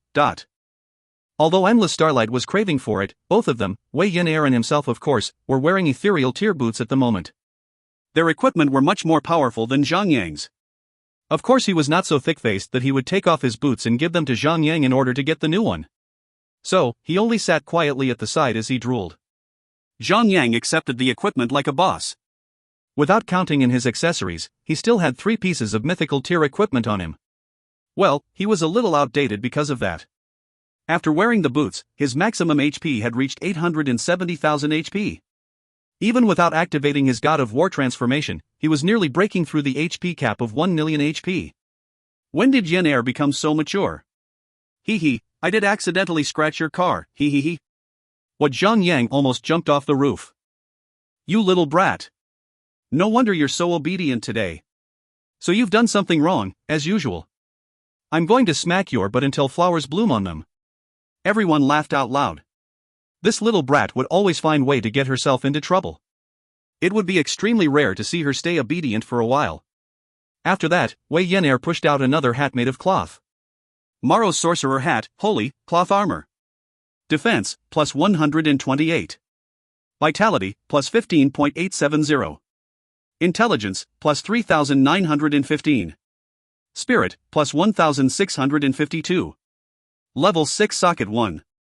Level 6 Socket 2. Equip, increases maximum MP by 7,830 points. Equip, increases both damage and healing efficiency by 10%. Equip, absorbs 1,697 damage when being hit. Require level, 170. Special, reduces required level by 20 levels.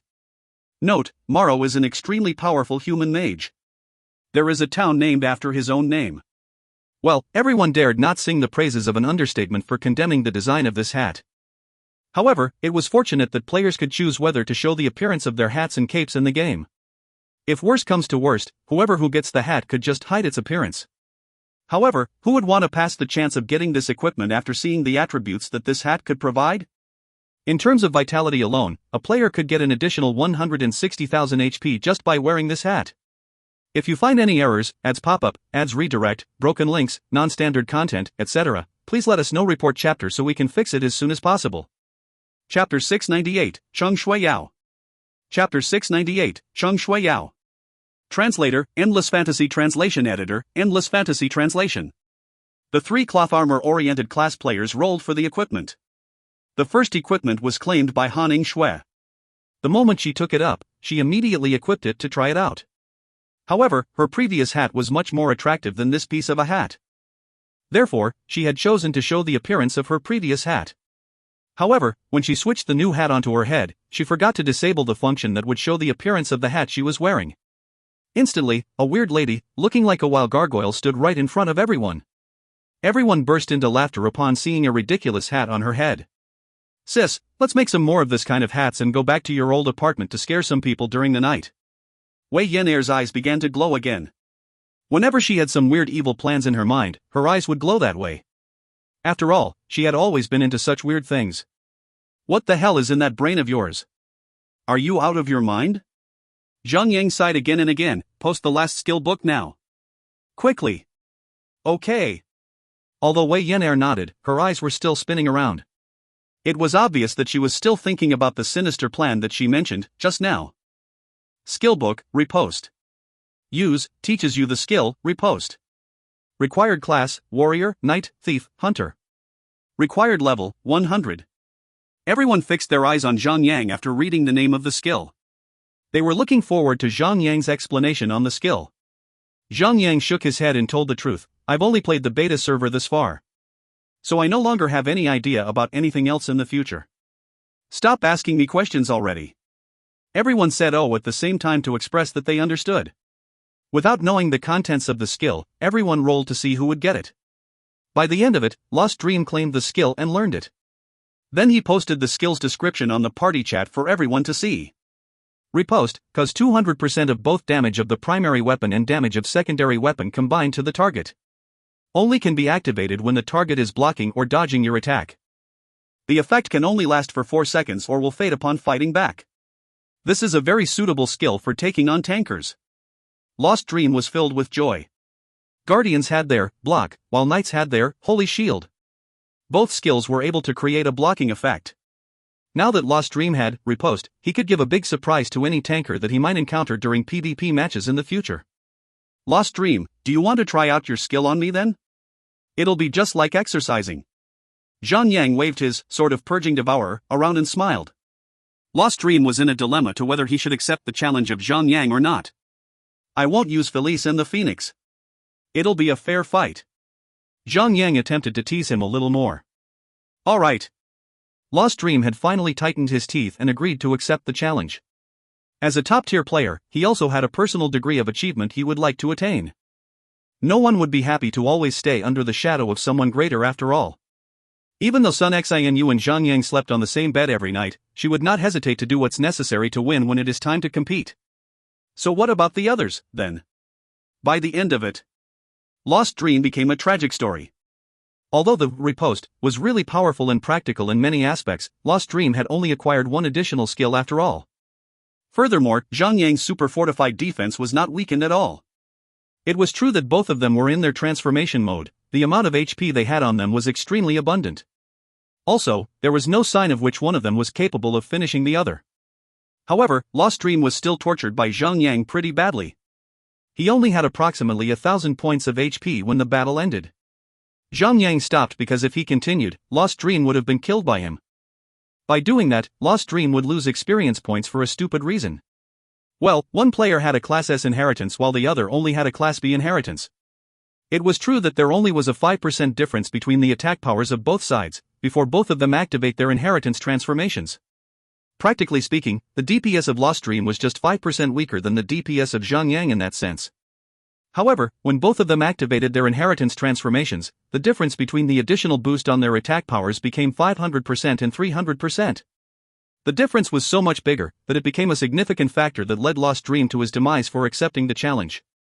What the F***ck? Let's battle again after our inheritance transformations end. Lost Dream was irritated. Fine. The party continued on to lure the monsters and slay them to prevent any wastage. After all, their inheritance transformations could still last for approximately 30 minutes. After their inheritance transformations were over, Zhang Yang and Lost Dream came together and brought on the second round of their match. However, Lost Dream had lost again. He was so ashamed of himself to the point that he did not even dare to look at the others. After clearing up the area, everyone went back to the main city. After disbanding the party, Zhang Yang took the four ladies back to the Spider Kingdom to complete their quest. It seemed that Andrus was still in great sorrow.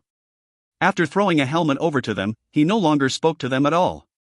The attributes of this helmet would differ according to the class of the player who wears it. If Zhang Yang and Wei Yan Air are the ones who pick it up, it would become a heavy armor. If Sun Xinu picks it up, it would become a leather armor. If Haning Shui and Daffodil Daydream pick it up, it would become cloth armor. However, the equipment would stay as an ethereal tier equipment. Demon Slaughterer Helmet, Ethereal, Heavy Armor. Defense, plus 320. Vitality, plus 7,557. Strength, plus 2,539. Agility, plus 1,102. Level 6 Socket 1. Level 6 Socket 2. Equip, increases maximum HP by 15,110 points. Equip, increases both damage and healing efficiency by 8%. Equip, absorbs 1,078 damage when being hit. Required level, 170. Special, reduces required level by 20 levels. Why did the system give us another hat? Haning Shui was dissatisfied with what she got as the reward of the quest. She had just acquired a holy tier hat, after all. So this hat would not catch her attention at all. Instead, Daffodil Daydream was very interested in acquiring it. Although her current helmet was also an ethereal tier equipment, the equipment was only level 140. Her current helmet was slightly weaker than this new helmet. After completing the quest, the five of them went back to Surin's castle. Then, they made their way back to the main city so that they could socket in the level 6 gemstones they had acquired earlier on into their equipment sockets. The attribute boosts that a level 6 gemstone could provide to a player was astonishing. Other than the cheap 400 points of vitality, players would get additional 200 points for other attributes such as strength, agility, intelligence, and spirit. Zhang Yang had inserted a total of 3 level 6 strength gemstones and increased his strength by an additional 50%. With just level 5 and level 6 strength gemstones, his strength had reached up to 2,100 points. Currently, his lowest attack would also exceed 100,000 damage. Upon activating his Vitality Aura, his maximum HP had reached up to approximately 950,000 HP. He could be deemed as a humanoid monster now. If he ever wants to show off his attributes in the public channel, 99% of the players would definitely rub their eyes in disbelief. In the eyes of the public, a top-tier player would only have a set of level 140 mythical tier equipment. They would be so shocked that they would drop their jaws even if they only see a player with a total amount of 200,000 HP. If the high-tier player was holding a two-handed weapon, that player should be able to deal approximately 40,000 to 50,000 damage. There was no doubt that others would not be able to match such a high amount of damage. That was the advantage that high-level players would have over the other players who were lower in levels. They could wear equipment of higher level and insert gemstones that were higher in grade in their equipment as well. They could also learn skills of higher level and drink potions of higher grades. These advantages could be combined together to create an improvement in the quality of a player. For instance, even if Zhang Yang had a Class C inheritance, he would have over 10 million HP after activating his transformation skill. His attack power would still exceed a basic damage of 200,000 because he was currently beyond level 150. On the contrary, as the player mentioned above, even if the level 140 player activates a Class A inheritance transformation skill, the player's total amount of HP would only hit the cap of 6 million HP. The player would only have over 130,000 basic damage. In that sense, the power level of a Class C inheritance transformation would actually be enough to defeat a Class A inheritance transformation. Therefore, the most important aspect of online games was still levels. Players could only battle on the same ground, only if their levels were on similar par. Then only could they compete against each other in terms of skills and equipment. Zhang Yang was content with his current attributes. After all, he only managed to attain such powerful attributes back in his previous life when he was at level 179. Back then, he did not have any equipment with the special attribute that allowed him to equip the equipment 20 levels before he reached the required level for those equipment. Currently, he had a full set of level 170 equipment. 2 of the equipment were holy tier equipment, while the rest of the equipment were all ethereal tier. However, because Zhang Yang only had a Class B inheritance and a one-handed weapon in his previous life, his attack power was far lower than the attack power he had in this life currently. Speaking of his HP, he already had equipped himself with defensive equipment that were most important to tankers. Furthermore, his shield was a holy tier equipment. In a nutshell, he is now far more powerful than he was in his previous life. Hey, the old days were not meant to be brought up ever again. Zhang Yang did not go lenient on himself when it came to grinding his level. One of the main reasons was that those few maniacs from the Eternal Flame were getting much more efficient in grinding their levels up for some reason. They were expressing their intentions clearly enough for everyone to know that they wanted to become number one on the leaderboard. Meanwhile, the other players from other regions did not slack off either. If anyone would allow themselves to have any self-satisfaction upon their current achievement, it would only lead them down to a path that they could just stare at others overtaking them. It was already July before any one of them knew it. The summer in Jiusu City has always been humid. Zhang Yang woke up early in the morning. He was already sweaty the moment he stepped foot out of his house.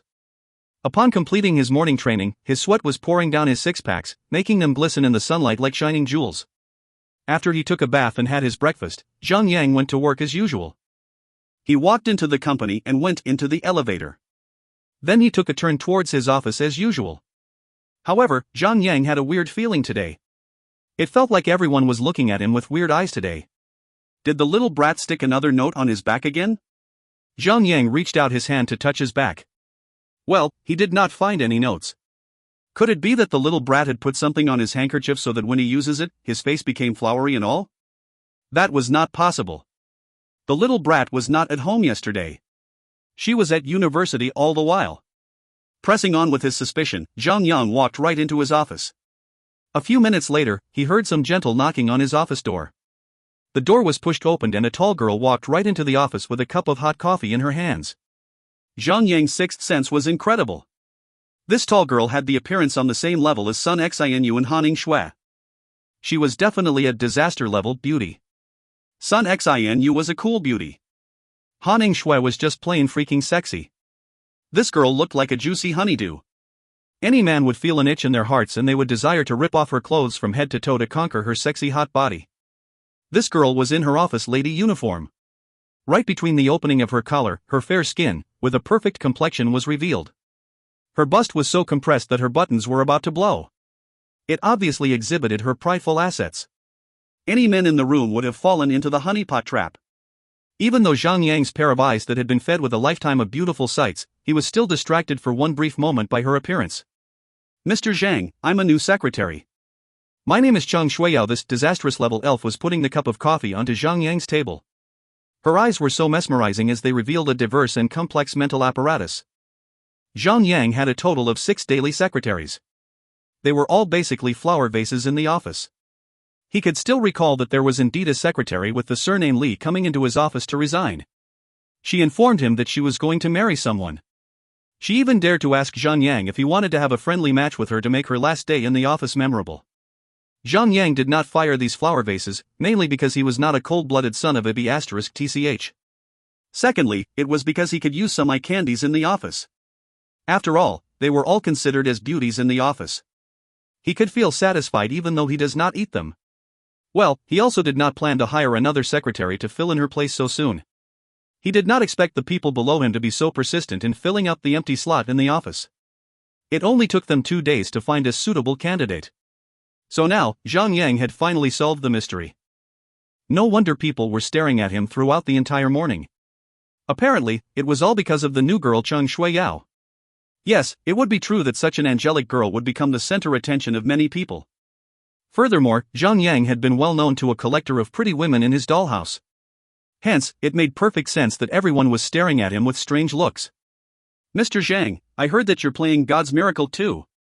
Cheng Shuiyao was quite passionate in trying to make a conversation with Zhang Yang. She was giggling softly while talking to Zhang Yang. Her mesmerizing eyes were as if they were able to whisper. It was seductive. How electrifying. Zhang Yang was mesmerized by her watery eyes so badly as if there were countless ants crawling in his heart. The ants were really biting through his heart from inside out right now.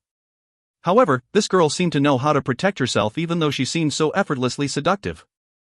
For example, when she was leaning over to put coffee on the table, her other hand was placed cleverly to shield Zhang Yang's eyesight from staring straight at her busts in cleavage. She did maintain a subtle distance between herself and Zhang Yang as well. The distance was just perfect, that both of them did not feel awkward at all. If you find any errors, ads pop up, ads redirect, broken links, non-standard content, etc., please let us know. Report chapter so we can fix it as soon as possible. Chapter 699, Newbie. Chapter 699, Newbie. Translator, Endless Fantasy Translation Editor, Endless Fantasy Translation. Yeah, I'm just messing around in the game, just for fun. Zhang said.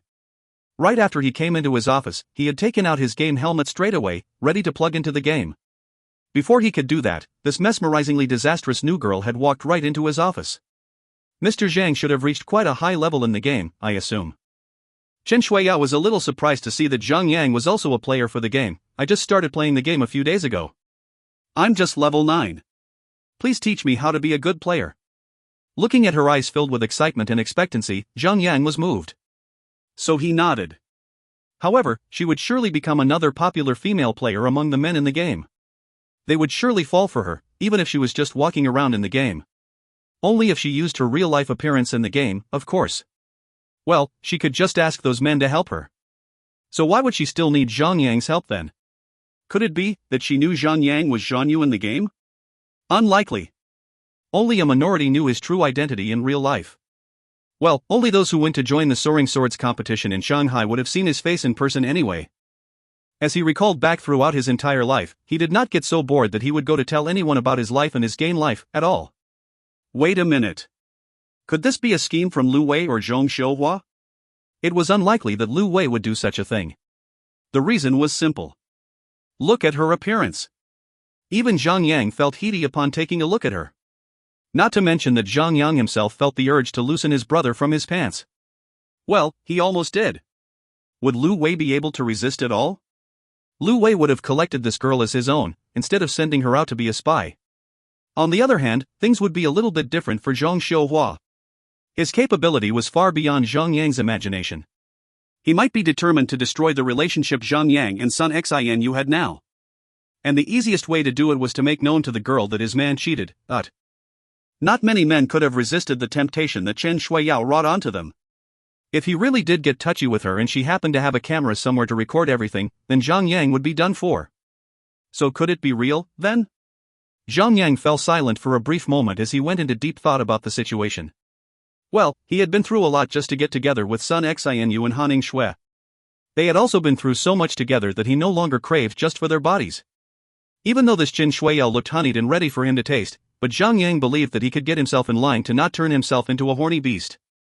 If Chen Shuiyao was really sent here by Zhong Xiuhua, then he should be able to use her to get back at Zhong Xiuhua. Furthermore, that accusation was just in his head alone. Maybe this girl was innocent, after all? We shall see about that.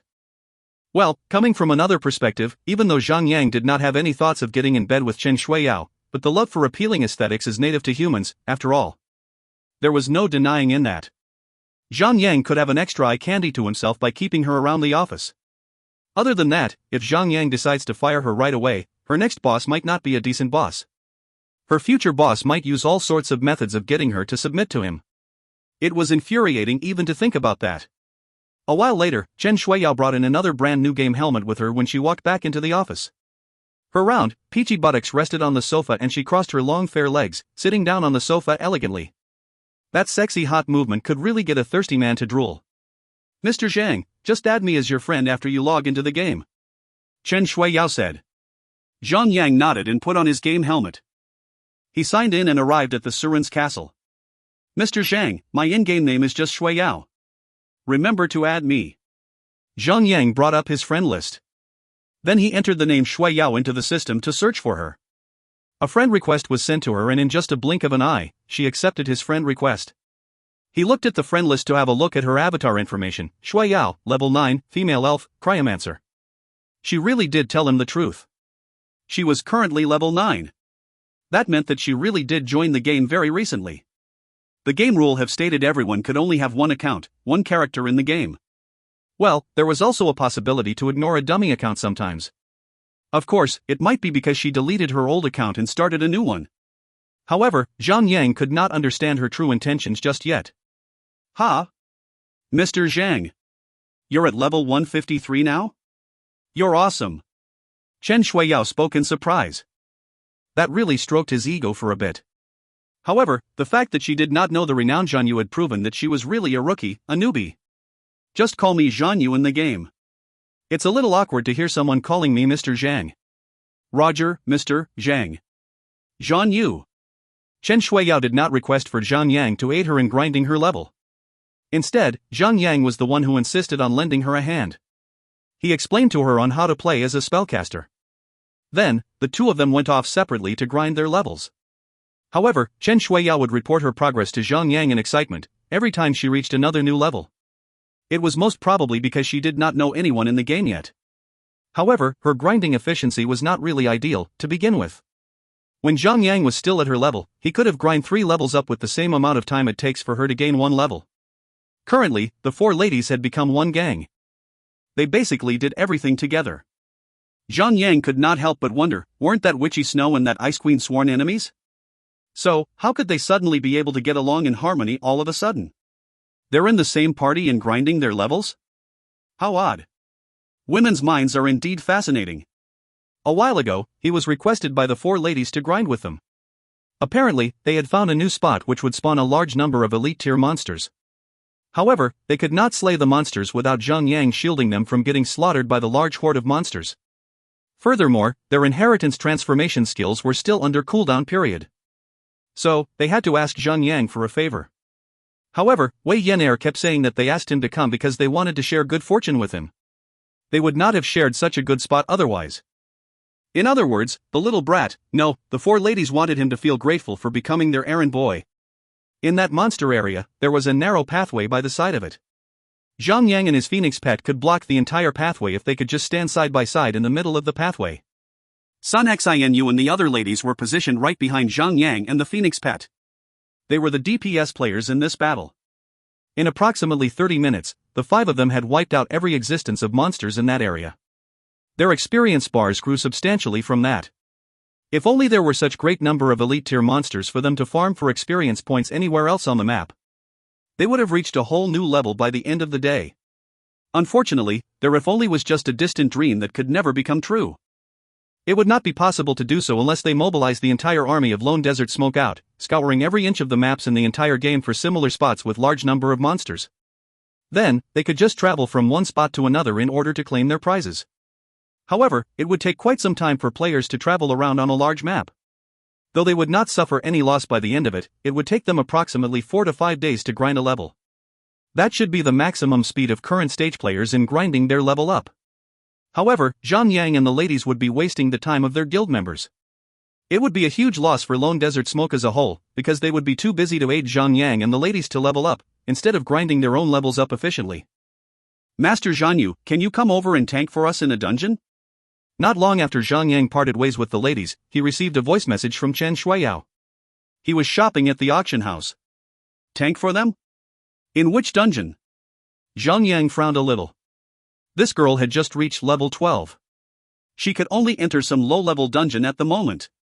Meanwhile, even if she is going to challenge the hardcore mode of the dungeon, she would only need a level 50 player with average equipment to clear it without a single problem. Even if it is a priest or a holy knight, she could have cleared the dungeon with only one level 50 player's help. Now that she requested Zhang Yang to aid her in clearing low-level dungeons, well, Zhang Yang did not know whether he should just laugh it off or cry it off loud. Newbie. She's just a newbie. Furthermore, she is actually the type of newbie that knew a little about the game. She knew that she needed a tanker to tank against monsters in the dungeon. So if Zhang Yang ever tries to show off his knowledge about the game, he might make a fool out of himself without even knowing if he ever misinforms her about something. So, Zhang Yang smiled it off and decided to help out. He thought to himself that he had not been showing off for quite a while. If he goes to tank the dungeon for Chen Shuiyao as the #1 tanker in the entire world, she should get a shock, right? Another reason was because he had been farming for quite a while now. Trying to do something different was what he needed. So, he accepted Chen Shuiyao's request. Upon finding out which main city to go, Zhang Yang teleported over to the main city and summoned out his phoenix pet. Then, he flew right away to the location where Chen Shuiyao was. However, his phoenix pet would give up his identity. It would be impossible to keep his identity as a secret if Chen Shuiyao ever sees his phoenix pet. So, he went to the ground and switched out Whitey long before he reached her. Then he hopped onto Whitey and the two of them raced their butts over to the girl. Here. Over here, right by the entrance of the dungeon, Chen Shuiyao was waving her staff, trying to get Zhang Yang to see her. She was wearing a set of shabby equipment from head to toe. Zhang Yang felt sad for her. Other than the cape and the staff, everything was just whitewood tier. Small maps would clearly show the positions of every player within a certain distance from the player and the map as long as they are not too far from each other. She was obviously a newbie, because she actually did not know about that function of the game. Instead, she was yelling and waving at Zhang from afar. Obviously, she had never played God's Miracle or other games that are similar to this game in her entire life. Because of that, she did not even try to change some settings on her appearance at all. Her face was the exact copy of her real face in real life. It was enchanting to look at. Zhang could not even look at her in disdain because of her face. He only knew how to stare at her without a blink of his eyes.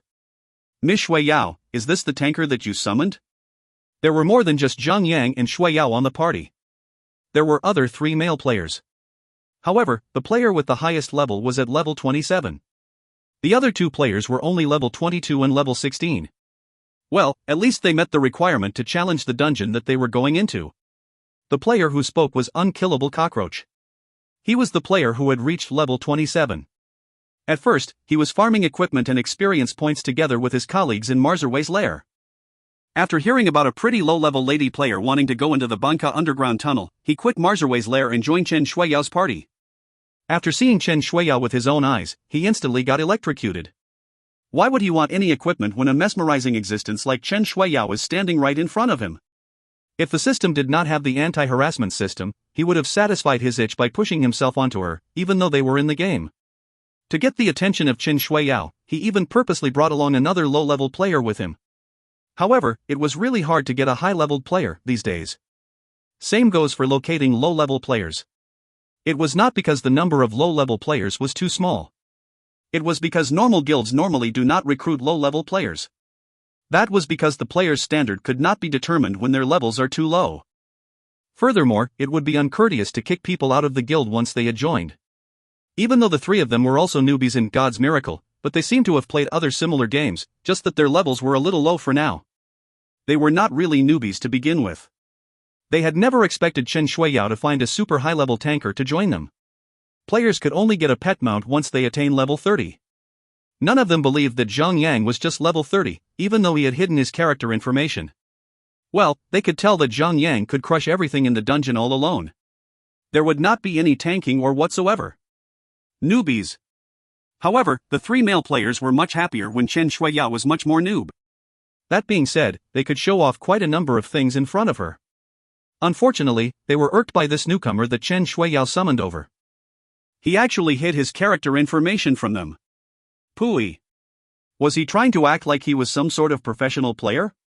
Not to mention that level 100 players were all over the place now. So, what was his true intention in trying to hide his information from the others, then? Beware getting struck by lightning for trying to act cool. Those were the thoughts that ran through the minds of 3 jealous male players. At the earlier stage of the game, players would be able to see character information of other players when they were joined into the same party. Their names, races, levels, and classes were all visible to their own party members. However, ever since the Chaos Realm had been unlocked, the game had changed some of its functionalities. Now, the character information of a player would only become visible when he or she enters the land of their enemy regions. Or else, the character information of a player would stay hidden even after they were joined the same party. Only friends on the friend list could see the character information of the player or the other way around. Therefore, Zhang character information remained hidden, even after Chen Shuiyao added him into her party. If you find any errors, ads pop up, ads redirect, broken links, non-standard content, etc., please let us know. Report chapter so we can fix it as soon as possible. Chapter 700, Snowbark. Chapter 700, Snowbark. Translator, Endless Fantasy Translation Editor, Endless Fantasy Translation. If they had known that Chen Shuiyao would summon a high-level tanker to aid them, they would have suggested looking for a tanker themselves. If Unkillable Cockroach's colleague could bring him to farm the level 20 dungeon, then they would not have problems clearing this dungeon at all. At first, the 3 male players were competing against each other to see who could win the girl over. They were trying to show off their strong suites one after another.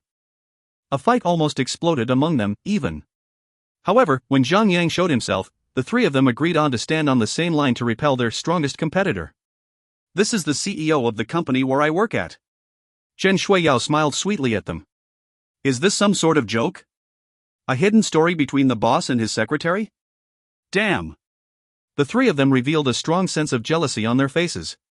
1,000 thoughts were racing through their minds at the same instant. Like a knave who uses his own yardstick to measure the motive of an upright man, some filthy people might have imagined others to be just like themselves. Although Whitey could not match Phoenix's pet at all, it did not take long before it reached the entrance of the dungeon. After seeing that the place was empty, Zhang sighed with all sorts of feelings welling up in his mind. 2 years ago, when the Banka underground tunnel was first unlocked, this place used to be so crowded that it looked like a bank or an auction house. There was no need to worry that one could not find a party to enter the dungeon.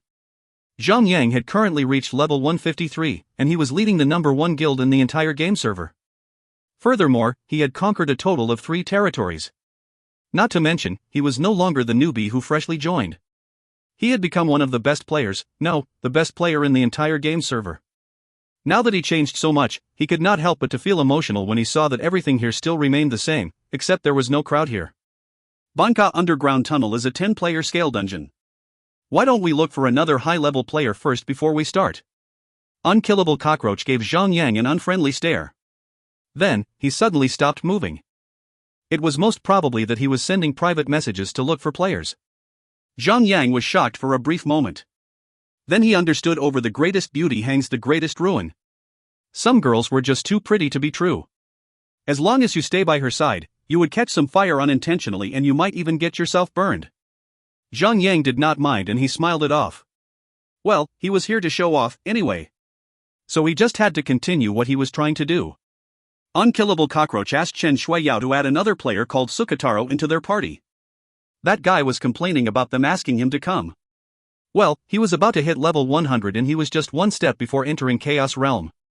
If he was not Unkillable Cockroach's colleague, he would not have come here, even though they paid him 1,000 gold pieces. Unkillable Cockroach instantly taunted Zhang by staring at him. Can you hear him? Our friend is about to hit level 100. So don't you think that you're the only one with high level now? Zhang was bored. So he took out all sorts of materials and began to make potions. When Unkillable Cockroach and his friends saw Zhang making potions such as armor-piercing potions, invincibility potion, and level 6 healing potions, they began to drool. Although they had not reached the required level to consume those potions just yet, they knew enough to know that these potions were extremely valuable. Zhang little merchandise shop had turned into a second auction house in the server. Countless players would visit his shop to make purchase of things they required on a daily basis. Whatever valuable and good, anyone who would set foot into his little merchandise shop would know. The items that were demanded the most would surely be armor-piercing potions and temporary invincibility potions. Zhang was also a Grandmaster-grade alchemist. He could make 10 potions in one single process. If he could perform the process once in every second, he could have made 600 potions in just 1 minute. The 3 of them were drooling because they knew that one bottle of that temporary invincibility potion could cost up to 500 gold pieces. With that price tag, the items was still out of stock very often. If they could just get the potions that Zhang made to the market and sell them, how much money could they make out of them? Hundreds of thousands gold pieces? Or maybe millions? How can this fellow be so rich? Zhang had never been short on ingredients required to make potions. He would constantly let his herb foraging familiar out to gather the ingredients. Of course, he did not do that in this dungeon. The reason was simple. The herb foraging familiar was paid, according to time.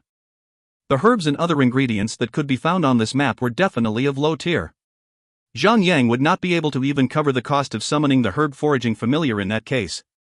Since making potions required time and patience, Zhang was willing to wait for that VIP Sukataro to come over. After waiting for approximately 25 minutes, Sukataro finally came together with his white ram pet mount. The moment when he saw Chen Shuiyao, his arrogant face instantly vanished. Instead, his eyes was glowing violently, as he was staring at Chen Shuiyao with a sense of horniness on his face. Ha ha. So you guys want to repeat clearing this dungeon, right? No problem. Even though the hardcore mode of the dungeon would only refresh once in every 3 days, we can still enter the normal mode and the hard mode repeatedly without any restrictions whatsoever. Although Sukotaro was talking, his eyes were fixed on Chen Shuiyao. Chen Shuiyao had a glimpse of doubt on her face. Well, she was indeed a true newbie here. She only knew that tankers were meant to tank the monsters out front, and the healers would be healing from the rear. The DPS players would be dealing damage from whichever angle, suitable according to the situation of the battle. However, she basically had zero knowledge of levels and equipment. Hence, she felt strange upon hearing Sukotaro, a thief, saying that out loud. They began their farming with the normal mode. Zhang Yang did not try to snatch Sukotaro's opportunity of showing himself off. He only let Whitey handle the monsters while he was making potions at the rear. Time was precious. There was no way that he would waste his time killing low-level monsters. With a level 99 thief and Whitey's support attacks, their progress was so efficient that they could not believe it themselves. Well, Whitey was basically abandoned in Zhang Yang's inventory. It was only level 124 currently. Furthermore, Zhang Yang had ripped off most of its skills. So, Whitey could only deal a limited amount of damage. Because Whitey did not have any AoE skill, Sukotaro could lure a bunch of monsters and wipe them out with his Blades of Fan. So, Whitey's damage was just simply not enough when it was compared to Sukotaro's. Sukotaro felt like a boss because he was clearing the entire dungeon like a boss, literally.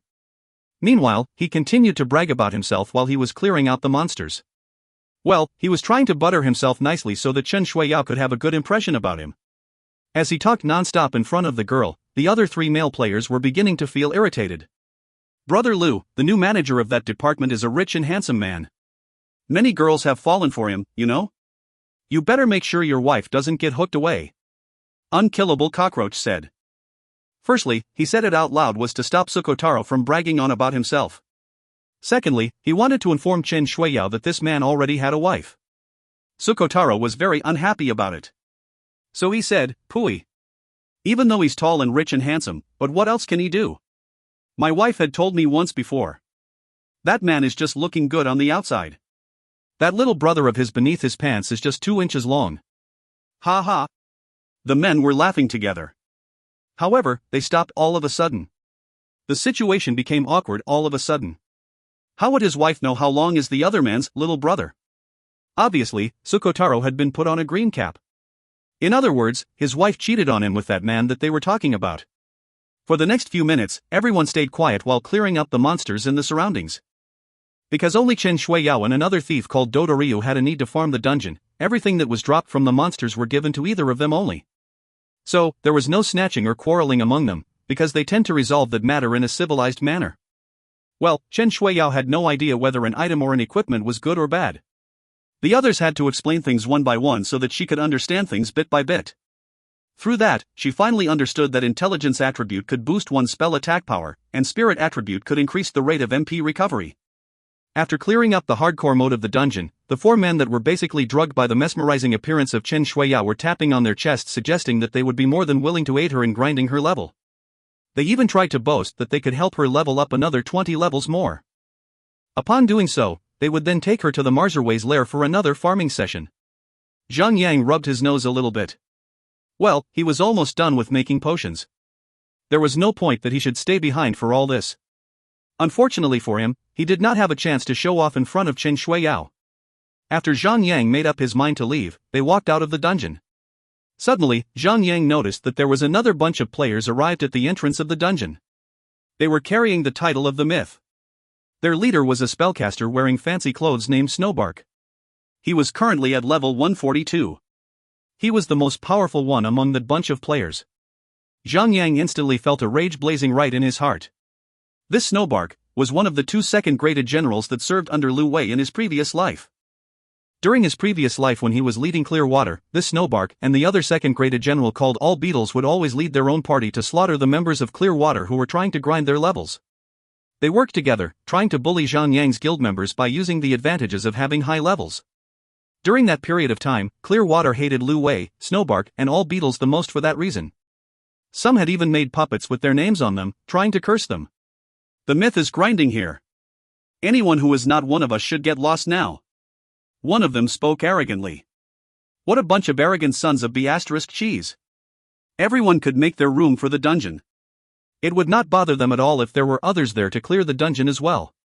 These people were actually trying to clear everyone out of the dungeon for their own joy? That was not a normal kind of arrogance anymore. However, Zhang Yang had never really cared about the people from the myth. Meanwhile, Sukotaro and the others had no balls at all to be so cocky in front of those people. Although the myth was not considered as one of the top-tier guild, under the showering of Lu Wei's money, the guild still managed to grow into one of the large-scale guild. Well, they were still too powerful for Sukotaro and his friends to take these people on slash. Furthermore, casting aside the name of the guild, that Snowbark was level 142, currently if he wanted to, he could have instantly taken out Sukotaro and his friends by just moving his fingers. So Sukataro and his friends were not daring enough to bark back at them even if they wanted to. Hold on. A berserker fixed his eyes on Chen Shuiyao and widened his eyes. Then he said, Brother Snow, look at that chick. What a decent, fine-looking chick. What the F***CK? That *SS and those tits. Her top is going to rip at any moment. Look at that, dot. If I can rub my D***CK in between her two tits, that would be heaven. Foul and indecent words were heard talking right out of those idiots' mouths. People of the myth were fixing their perverted eyes on Shuiyao. They looked like hungry wolves which were staring at a harmless lamb. Leave the girl behind and you guys, get lost. Snowbark spoke in disdain. Quickly. Into the dungeon. Sukataro was not an idiot. He knew that as long as they get back into the dungeon, they would be safe from these group of goons. No matter how powerful they were, there would be no way for them to pursue them. They quickly went back into the dungeon one after another. When they were in the dungeon, all they needed to do was to take out their teleportation scrolls, and they could just go back to the main city or territory. Ha! Where's Zhang Yu? Shuiyao was doing a head count. She was surprised when she realized that Zhang Yang was not with them. Then she said, oh no. Zhang Yu hasn't come through yet. He must have been cut off by those hoodlums. We must get back and help him. Zhang Yu, the other 4 players began to laugh. Sister Shuiyao, you're cheated.